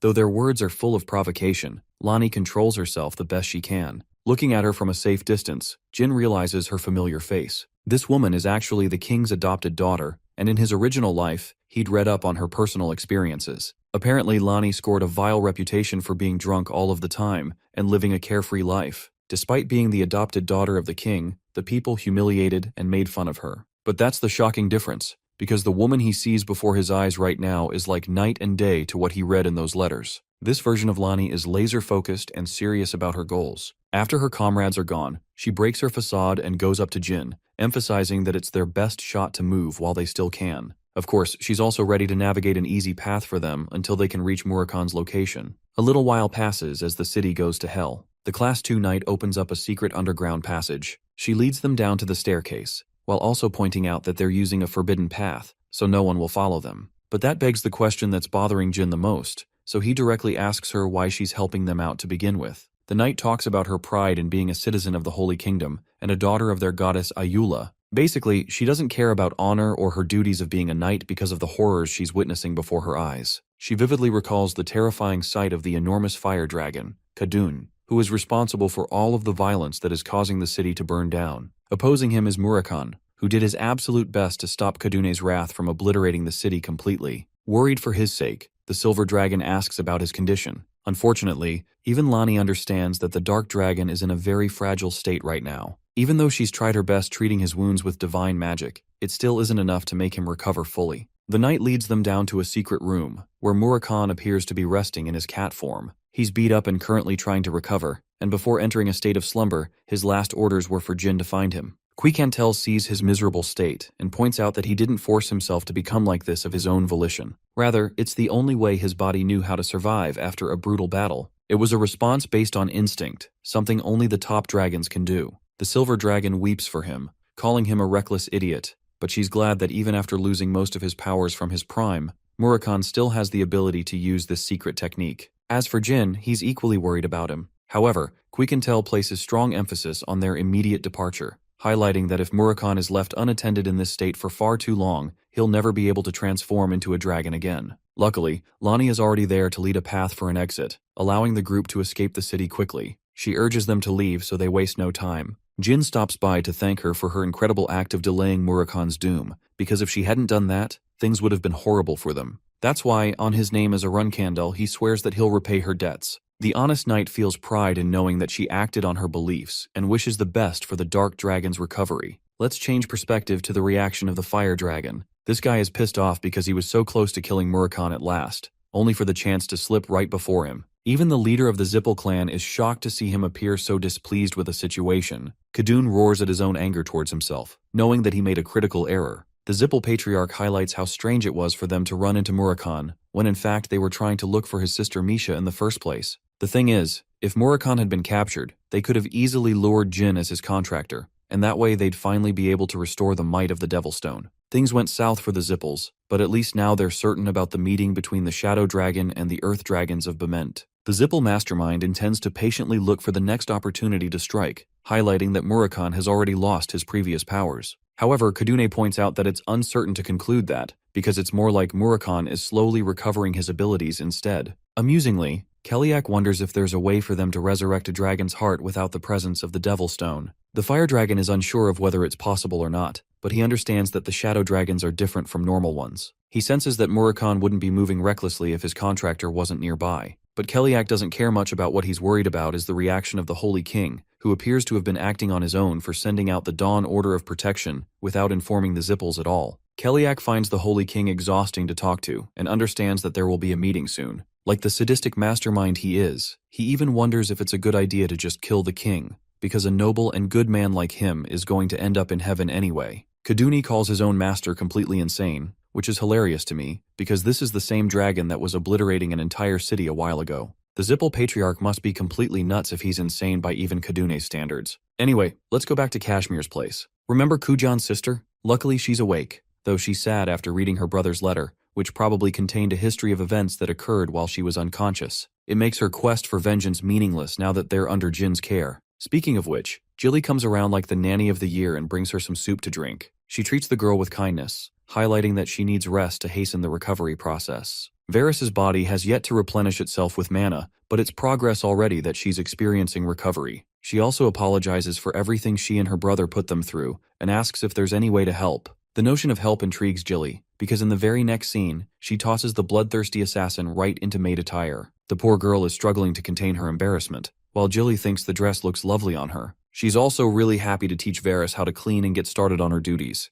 The attire reminds Varys of her mother, because she used to be the head nanny of the Run Candles and wore the same outfit. While she's reflecting on her memories of her, a veil of shadow creeps up into a vortex of black, and a spiraling voice comes out. Misha is pissed off that her brother made her come all the way here, and goddamn does she look like a dessert to the eye. In the next scene, our boy makes his return and is welcomed by his nanny. But for Kujan, this man turns into a marshmallow the moment he spots his sister. The beloved siblings reunite at last, as Kujan embraces her in a loving manner. He'd started to lose hope in her, but thankfully she's here. It's also uncommon for him to cry, which shows his love for his sister. As for Jin, our boy is also very happy to see her return full speed to recovery. Varys bows down in respect, and explains that she read her brother's letter, which talked about Jin's kindness to the two of them. Kujan pays his respect to Jin, and quickly glances at the bruise across her face. He asks her about it, and learns that apparently some guest attacked her. Jilly then reveals the shocking arrival of Murakan's sister, which led one thing to another with Varys. Misha is hosted in the sitting room,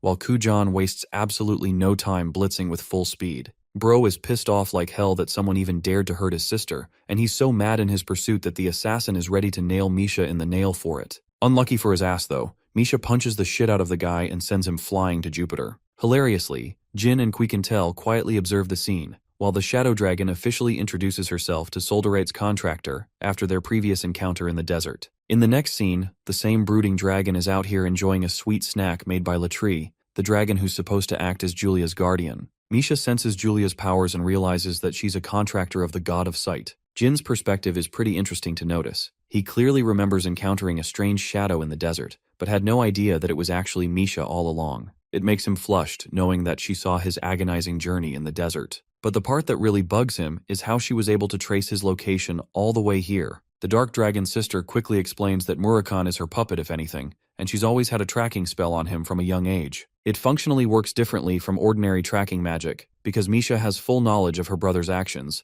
even though Murakan is completely unaware. The Silver Dragon thinks that it's a loaded and confusing explanation, to which Misha amusingly laughs at. She thinks it is easier to describe such an ability as an authority, rather than a specific tracking magic spell. To demonstrate her ability, she plunges her arm into a pool of shadows, promising to entertain Jin. Here's the reason why Misha is the superior Shadow Dragon. It's because Murakan only knows how to use his powers to fight, while she can manipulate her shadows to basically do anything. She slips out a small tendril of shadow and demonstrates the effectiveness of even a single trail. With just a single attached shadow, she can instantly discover people's locations. But that's not all. She could also manipulate her shadows to manifest and make complete copies of a person. For example, our boy is fucking terrified when he hears Misha talking in his face and form. This girl is basically a skinwalker. Jin looks at her in terror, while she gives him a cheeky smile in his own face. It only makes him realize the sheer possibility that comes with complete command over the shadows. Even Misha highlights that it must feel strange experiencing oneself like this without a mirror.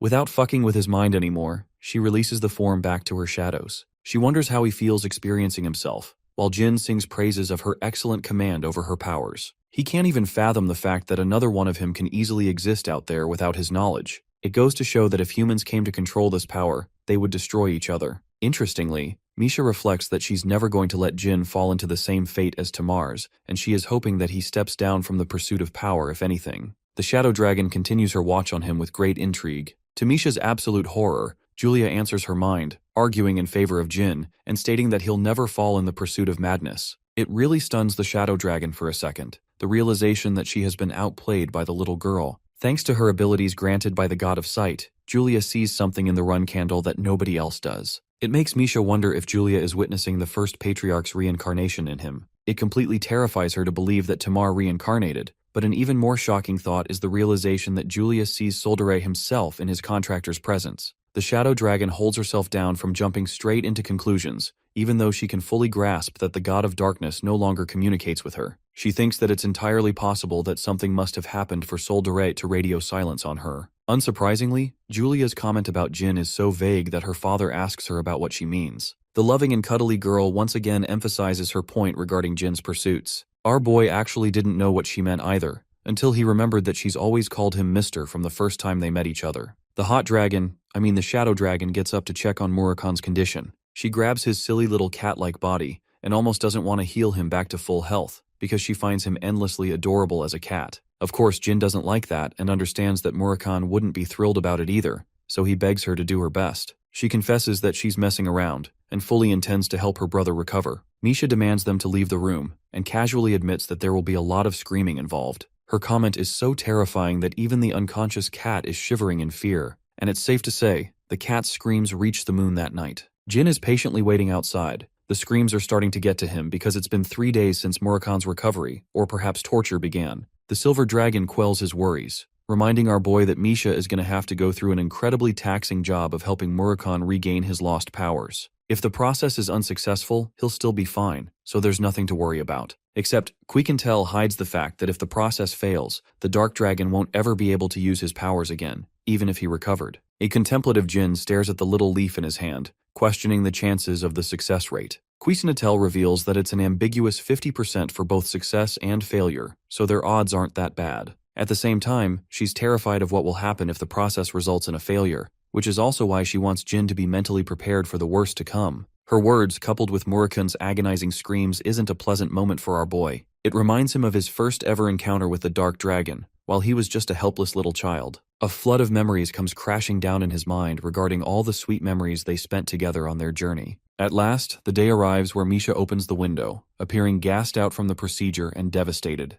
Then she confesses the ugly truth. She has failed. Her words terrify Quiquintel and infuriate Jin enough to roar his name. But suddenly, a fast shadow blitzes out of the window as our beloved Murakan sticks his superhero landing, aura farming in all of his glory. The maniacal dragon laughs like an evil villain. His mere laugh is able to send ripples and shatter structures nearby. At long last, Murakan revels in the glory of his prime, a fresh body and absurd levels of strength. But even while he's out here posing like he's turned Super Saiyan or something, his sister quickly humbles him by kicking his ass. Literally. Misha is pissed off that he's happy about only gaining 40% of his original power, stating that his body is far too weak to handle its full strength. I have to point out that she's also bitch-slapping the shit out of him while this is happening, so F's for this man in the comments. The Dark Dragon thinks that his sister messed up the procedure on purpose, because if she'd fully restored him to full strength, he'd end up stronger than her. Misha launches this man flying for thinking of something so incredibly stupid, and she follows through with a full beatdown, all the while expressing how much pain she felt just trying to save his ass. As they're bantering against each other,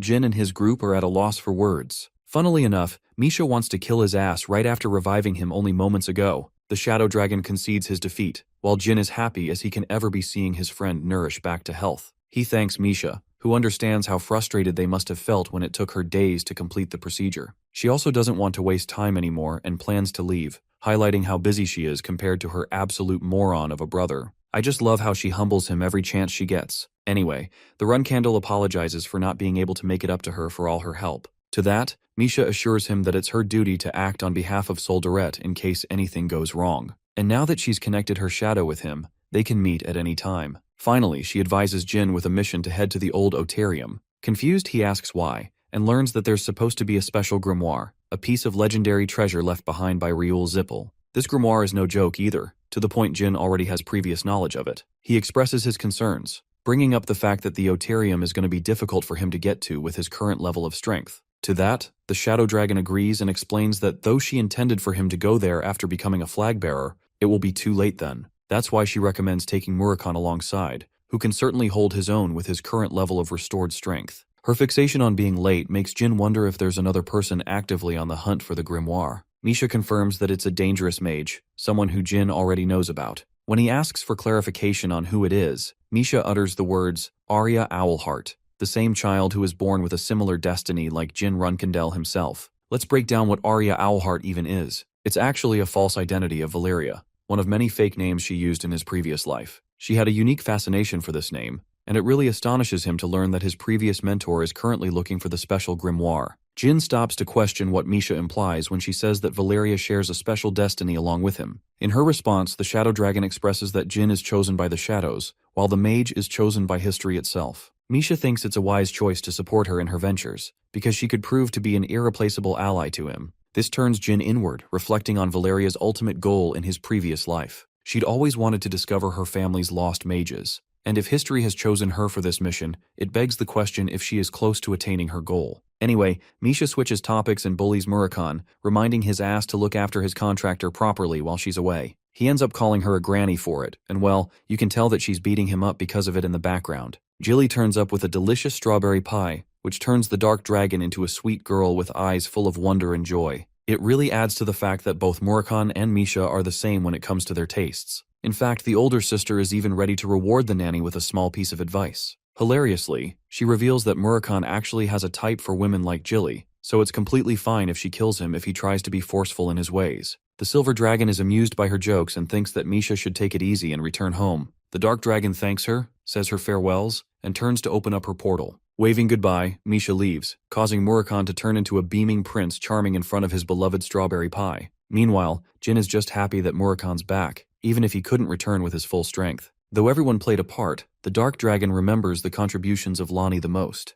That night is the sole reason he's alive right now, because Kaduni would have tossed him in front of his master. Jin reveals Lani's name, and explains her role as the adoptive daughter of the Holy Kingdom. The dark dragon cuddles with Shuri, and understands that he has a debt to repay for Lani's kindness. The Runkandel also reveals about certain intel he received from Kashmir during the time Murakami was recovered. Apparently, the Class 2 knights ended up getting drunk at a ceremony and caused problems at the temple. This was taken as a direct offense to the king, causing her to get tossed into a cell. Jin's words infuriate Murakami to the core. The same valiant knight who helped her is now rotting in jail and awaiting her trial, and her life is in grave danger. The perspective cuts to Lani herself, who is completely shattered and robbed of her will. The girl covers her face in shame, still being unable to contain her drinking habit. The timeline skips to December 14th in the Holy Kingdom. A crowd of people has gathered for the special event called Advent, where Ayula descended upon their kingdom. It's a celebratory festival that lasts 1 week in praise of the god, and Murakami understands it because Ayula is supposed to be their savior and maker of peace. The people think that every time Ayula is enraged, it destroys everything. It's the reason they symbolically represent it as a dormant volcano that can explode at any moment. King Mycalen is received well by his people, roaring and chanting the Holy King's name. This man is Lani's adoptive father, but for some reason, Murakami doesn't appear pleased knowing that this guy is the Holy King, to the point Jin probes him for it. The Dark Dragon expresses his annoyance, because for each Holy King that he met in the past, they all possessed incredible aura. Even though they're not particularly strong, their very own divinity is enough to make them unapproachable. Strangely though, in Mycalen's case, that doesn't appear to be the case. This man is a mystery on whether or not he possesses aura, but they plan to get all of their answers from his daughter Lani soon enough. Guarding the capital's eastern church, the 2 knights standing by are talking shit about Lani being an alcoholic wench who can't stop herself. It's actually a pretty easy duty for them since she poses no risk and can't attend the ceremony in her state. The sneaky little Murakami tries to sneak his way past but eventually gets noticed by the clowns, who enjoy a good time playing with the little guy. Unfortunately for these idiots, Murakami has brought a poisonous tube along with him, while giving these bastards a murderous look of death. Within a few moments, they both collapse and meet a state of slumber. The Dark Dragon returns to his human form, while Jin finds Kujan's sleeping poison to be quite effective. Hilariously, Murakami is pissed off that even though he's strong as hell right now, his contractor is still messing around by making him do stupid shit like this. Luckily, one of the guards appears to have dropped their money. Jin doesn't blame them, and thinks that the dragon secretly ensured the coins would fall. Anyway, both of them make their way into Lani's room, who is reeking of alcohol. The girl is drunk as hell, and can barely hold herself together. The drunk knight spots Jin's face, shocked to find the run candle here of all places. It immediately lightens her up, as he begins to question what he's doing here. The young master reminds her of the promised debt he was going to pay. Even Murakami is thrilled to pay his gratitude to the knight. Lani is happy to see that he's doing all fine, but it appears that their roles have been switched, because now she's the one in trouble. The Shadow Dragon assures her that he's going to help her get out of this mess. Such words of consideration completely devastate the poor girl, as tears begin to stream down her eyes. She could only stare at her miserable state in the reflection of the bottle that caused her own demise. She starts crying, like seriously crying, causing Jin and Murakami to give each other an awkward and confused look. After a while, they decide to sit down and talk about things. Lonnie starts off by saying how she is being threatened, and has recently learned that the Holy King is actually a fake man deliberately put on display by the Zippel family for their own deeds. In fact, her real father is locked up in a place not even she knows about, which is the reason for her miserable state. The young master wonders if this is the work of the transfigurator Bubar, who could have potentially created a placeholder Holy King to fool everyone. Then again, it doesn't make any sense for Bubar to be siding with the Zippels, especially not after what happened last time. Suddenly, Murakhan senses someone's presence approaching nearby. He takes off to deal with the threat and tells Jin to continue on without him. Our boy emphasizes that Murakhan handles the matter discreetly, but well, before that could even happen, the damn wall shatters as two giant behemoths arrive. The dark dragon looks at the undead creatures in confusion, while Jin is shocked to see the golems. They're the same two men that they dismantled outside, and apparently they've fallen victim to becoming a golem, a state so miserable that death is the only escape. Jin's blood boils in anger, as the young master realizes that it's the Zippel family's scheme again. Meanwhile, the shadow dragon simply stares at the golems without a worry. The two creatures prepare to attack him, but this man is way too clean with it, and with just a few swipes of his hand, he slices them up like a steak, dismantling their first attack. Murakhan is enraged to find golems inside the Holy Kingdom, and manipulates the shadows to impale one of the creature's bodies. Clenching his fist, the dark dragon unleashes tremendous force, zapping the life force out of them. Unfortunately, he never wanted to kill these people, which is why they went through the tedious process of using a sleeping poison. But now, there's no helping it anymore. A piece of rock suddenly falls near them, as Lonnie gets up from her spot and quickly kneels down to command the blessing of Ayula. Using her divine magic, she sends off the rotting corpses with a blessing, hoping that her god can comfort their pain after death. After the ritual, the knight breaks down again, shedding tears at the realization that the Holy Kingdom is no longer just. It has been fully corrupted. The situation makes Jin offer her a dilemma. Either she can give up here and live in a peaceful region elsewhere, or she can allow him to help her get better. His words are shocking. Lonnie can't comprehend why anyone would fight for her sake and kingdom. The young master expresses that he still owes her a favor, and he is a Runkindel who naturally depisses the Zippels. So if anything, it's a deal on their part, between the heir of the Runkandel family, as well as the heir of the Holy Kingdom. His encouraging words allow her to muster enough courage to take a stand, apologizing for having shown a weak and pathetic side of her. Armed with courage and tenacity, Lonnie accepts the deal and agrees to help. Let's go back a few steps and learn about the fall of the Holy Kingdom at the hands of the Zippels. The mages slowly bought the higher officials of the Holy Kingdom piece by piece, offering them big handouts for their loyalty. Unfortunately, even the Dawn Order of Protection fell victim to this same corruption. Lonnie talks about her mission that was assigned by her father in order to investigate the truth about the Order, but unfortunately she couldn't find anyone to trust here other than herself. Jean understands that the current Holy King probably felt threatened because of the knight's report regarding the invaders. She actually confirms his words, doubling down by saying that the Zippel family is responsible for kidnapping her real father shortly after she expressed her report. The man that is currently serving as the Holy King is just a duplicate, someone who behaves and talks exactly like her father would. Though most of the people are fooled by him, Lonnie saw through him after all. The imposter was unable to recreate the same divinity possessed by her father. Basically, Murakhan's thoughts ended up being true about the strange absence of aura from the Holy King in the ceremony. One thing about the original king is the fact that Mikhailin is incapable of moving his left thumb. However, the moment she saw this imposter actively moving his thumb and confronted him for it, Lonnie was horrifically sent a severed thumb of her father as a response from the Zippels. The mages are psychotic, and even Murakhan thinks the same of them. But Jin is intrigued and asks for the location of the thumb. Unfortunately, the moment she saw it and confirmed it belonged to him, it actually withered away on its own. From this, the young master assumes that there was a fire seal placed on it, an ability that is only capable of being casted if one is the contractor of the god of fire. That implies the involvement of the patriarch Keliak, or the works of the fire dragon Kadun.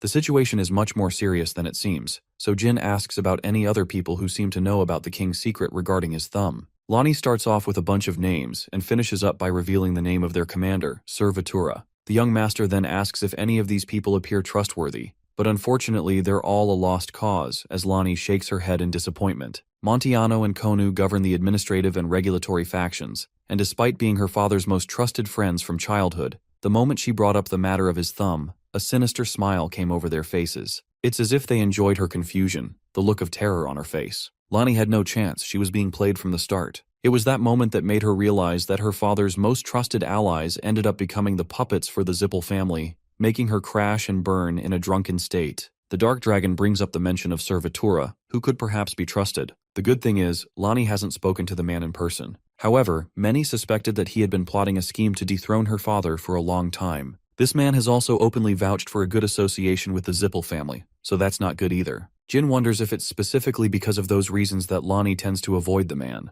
She responds by revealing her father's hatred for Sir Vitura, who always seemed like an enemy. He couldn't stand the thought of seeing his face. Going back to the king's childhood friends Montiano and Konu, Jin asks about her father's reaction to the both of them. Lonnie shares that they always sat next to him, and they were the only people whom he discussed his personal plans with. Often he would go on walks with them to relieve his stress. Overall, her words grind the gears in our boy's head. Forming his conclusion, he gets up and requests being taken to Sir Vitura at once. It's a shocking declaration coming from the Run Candle, especially when Lonnie has already revealed him as an enemy to the throne. However, the young master doesn't really find it pleasing either to hear her father's stupidity. The man kept traitors close to him and allowed his kingdom to get taken over by the Zippels without his knowledge. The scene cuts to Lonnie, who takes her two friends to have a meeting with Sir Vitura. The holy guards give them a pass, but the gatekeepers aren't so kind. They demand them to surrender their weapons. Lonnie turns to our boy, who agrees with the idea. Having granted entry, Lonnie discusses the possibility of Vitura being a pawn of the Zippels. She has reason to believe that he would plot against her and even kill her father.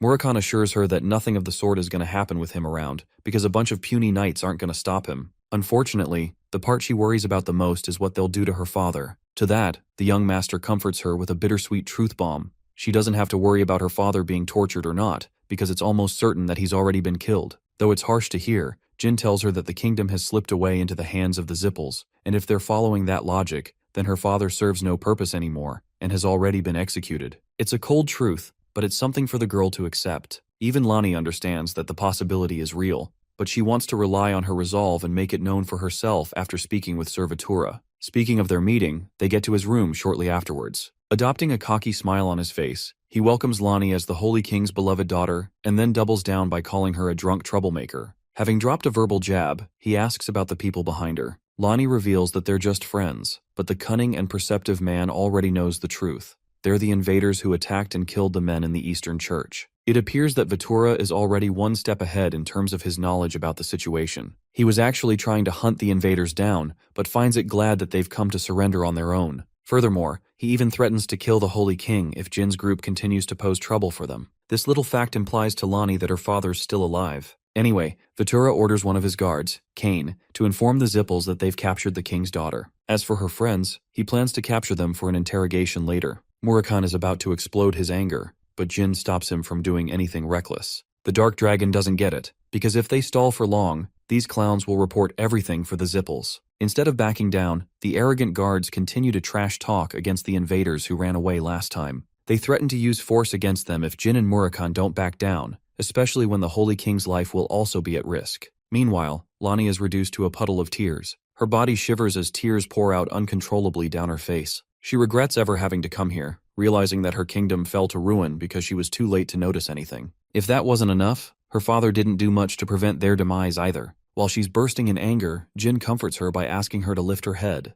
The moment she opens her eyes, the two guards have already been killed. As for Vitura, turns out that he isn't a bad guy at all, and instead he's eternally grateful that the young master saved the king's daughter. Vitura apologizes for everything that happened and assures Lonnie that she did the right thing by coming here because it will be fine from now on. Murakhan is left completely speechless and doesn't get what the heck is happening. It's revealed that Jin didn't do a thing to kill those guards. It was done so by Vitura's own blade, and he's proud of Lonnie for having done so much on her part. Lonnie's brain is having a meltdown, realizing that she doubted Vitura all along, not realizing that he was on her side. He doesn't mind, and actually finds it relieving that she's doing okay. Remember when Jin was brainstorming the possibilities earlier? He actually pieced together the information that Vitura is secretly an ally of the king. But he's also surprised to see the Holy Commander recognizing him immediately. Vitura explains that he first saw the boy at the Lone Tree Bridge party that Kieran hosted upon his return. Back then, he noticed Jin and left without a word. But now, it's time for him to reveal the truth about his true association with Lonnie's father. You see, the whole public enemy thing was actually a false persona.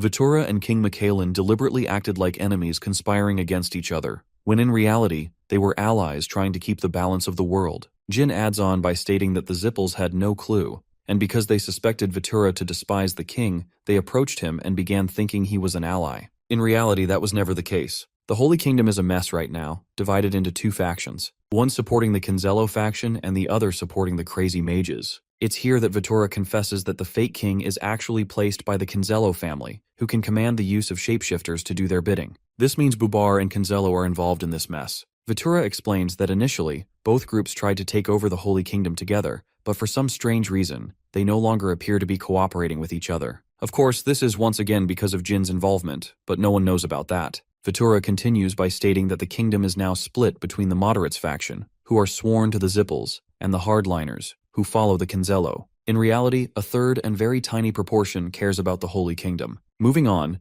Jin hands him the fragment of the golem he took earlier and asks about the human experimentations that have been going on. He also expresses how the soldiers in the Eastern Church became golems shortly after they handled them. Fueled with rage, Sir Vatura frustratingly reveals that the Kinzello have been leading their horrific experiments for 6 months now, and they've even taken innocent citizens as lab rats. This is a shocking revelation for Jin, who always assumed that the Zippels were behind the cause of experimentation, but it turns out to be the opposite. Over 100 people are taken as lab rats just to end up sacrificed as experiments in their name. The fact that Lani couldn't even catch wind of this is heartbreaking for her. However, the commander assures her that it's not her fault. It's the shortcoming of him and her father who failed to stop all of this. Murakun chimes in with his objections, questioning why Vatura has yet to come in contact with the Runkandel or any other family for help. Unfortunately, the commander fears that if the Runcandles truly end up supporting them, there won't be a Holy Kingdom left. Even Jin understands that his family could easily swing that as a motivation to start a proper war,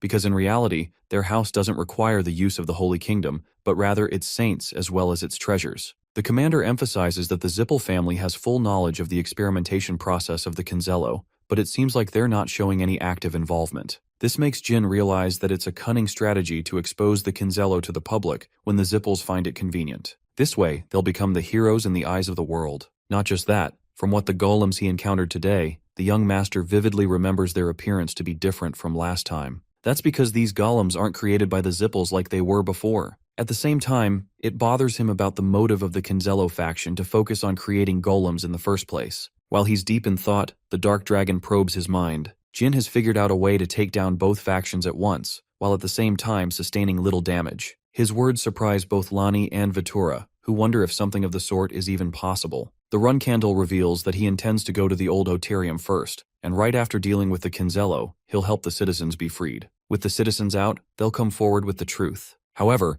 the commander still thinks it's a reckless plan if it's being left up to just 2 people. In the chance that Jin pulls this plan off successfully, there's still the issue that the idiots who supported the Kinzello would probably end up joining the Zippels. To that, the young master expresses that he will remain firm on his stance. He'll bring the Kinzello to their knees and then target the Zippel family through the people. All he demands is for the commander to trust in their plan. Vatura eventually gives in and agrees, while Lani backs up her friends, believing that they're not the type to say stuff for no reason. Seeing Lani act so freely, the commander feels a hint of relief. All this time, he was banking on his chances that the king's daughter would be the reason to help gather the rest of the loyal servants. And with that tiny group, they'd do something about the 2 factions. But that ineffective plan means nothing anymore, when Jin Runkandel has been sent as a blessing to their kingdom to save them all. Though he's frustrated, the commander of the Holy Knights places his complete trust in the young master and asks for anything of his service. Jin orders him to keep on maintaining his disguise as a servant of the Zippels and to make sure Lani's fine until their return.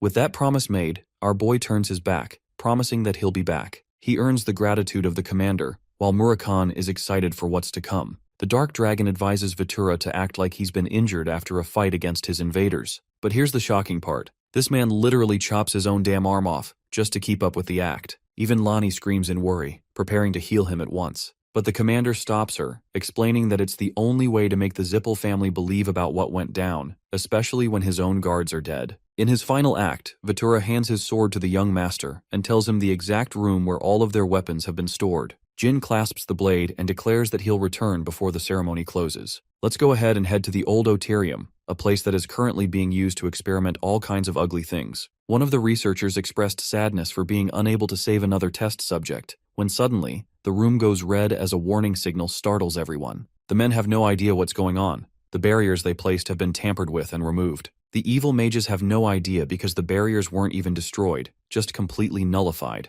While they're piecing the situation together, they realize that an intruder is making his way. Both men take a step towards the window to see what's going on, only to witness an ever-blazing shadow dragon making his godly descent. The winged beast of black has completely dissolved the barriers and has taken control, Terrified, the men roar out a signal to attack the dragon at once. But Murakhan simply enjoys himself, imbuing himself with dark magic, before sending out his tendrils and engulfing the entire Otarium in a coat of black. Content with what he's done, he smiles at their amusing yet helpless attempts. The mages can no longer control their magic, allowing the dark dragon to make his move. To summarize just how powerful Murakhan has gotten, let's talk about what he just did. With a single swipe of his hand, he slices the Otarium like butter, cleaving it clean. But not just that, he quickly makes a devastating descent to deepen the blow. Having marked his descent, Murakhan shares that any remaining survivors will quickly meet their doom. Because the dark dragon hasn't just come to invade, it has come for their death.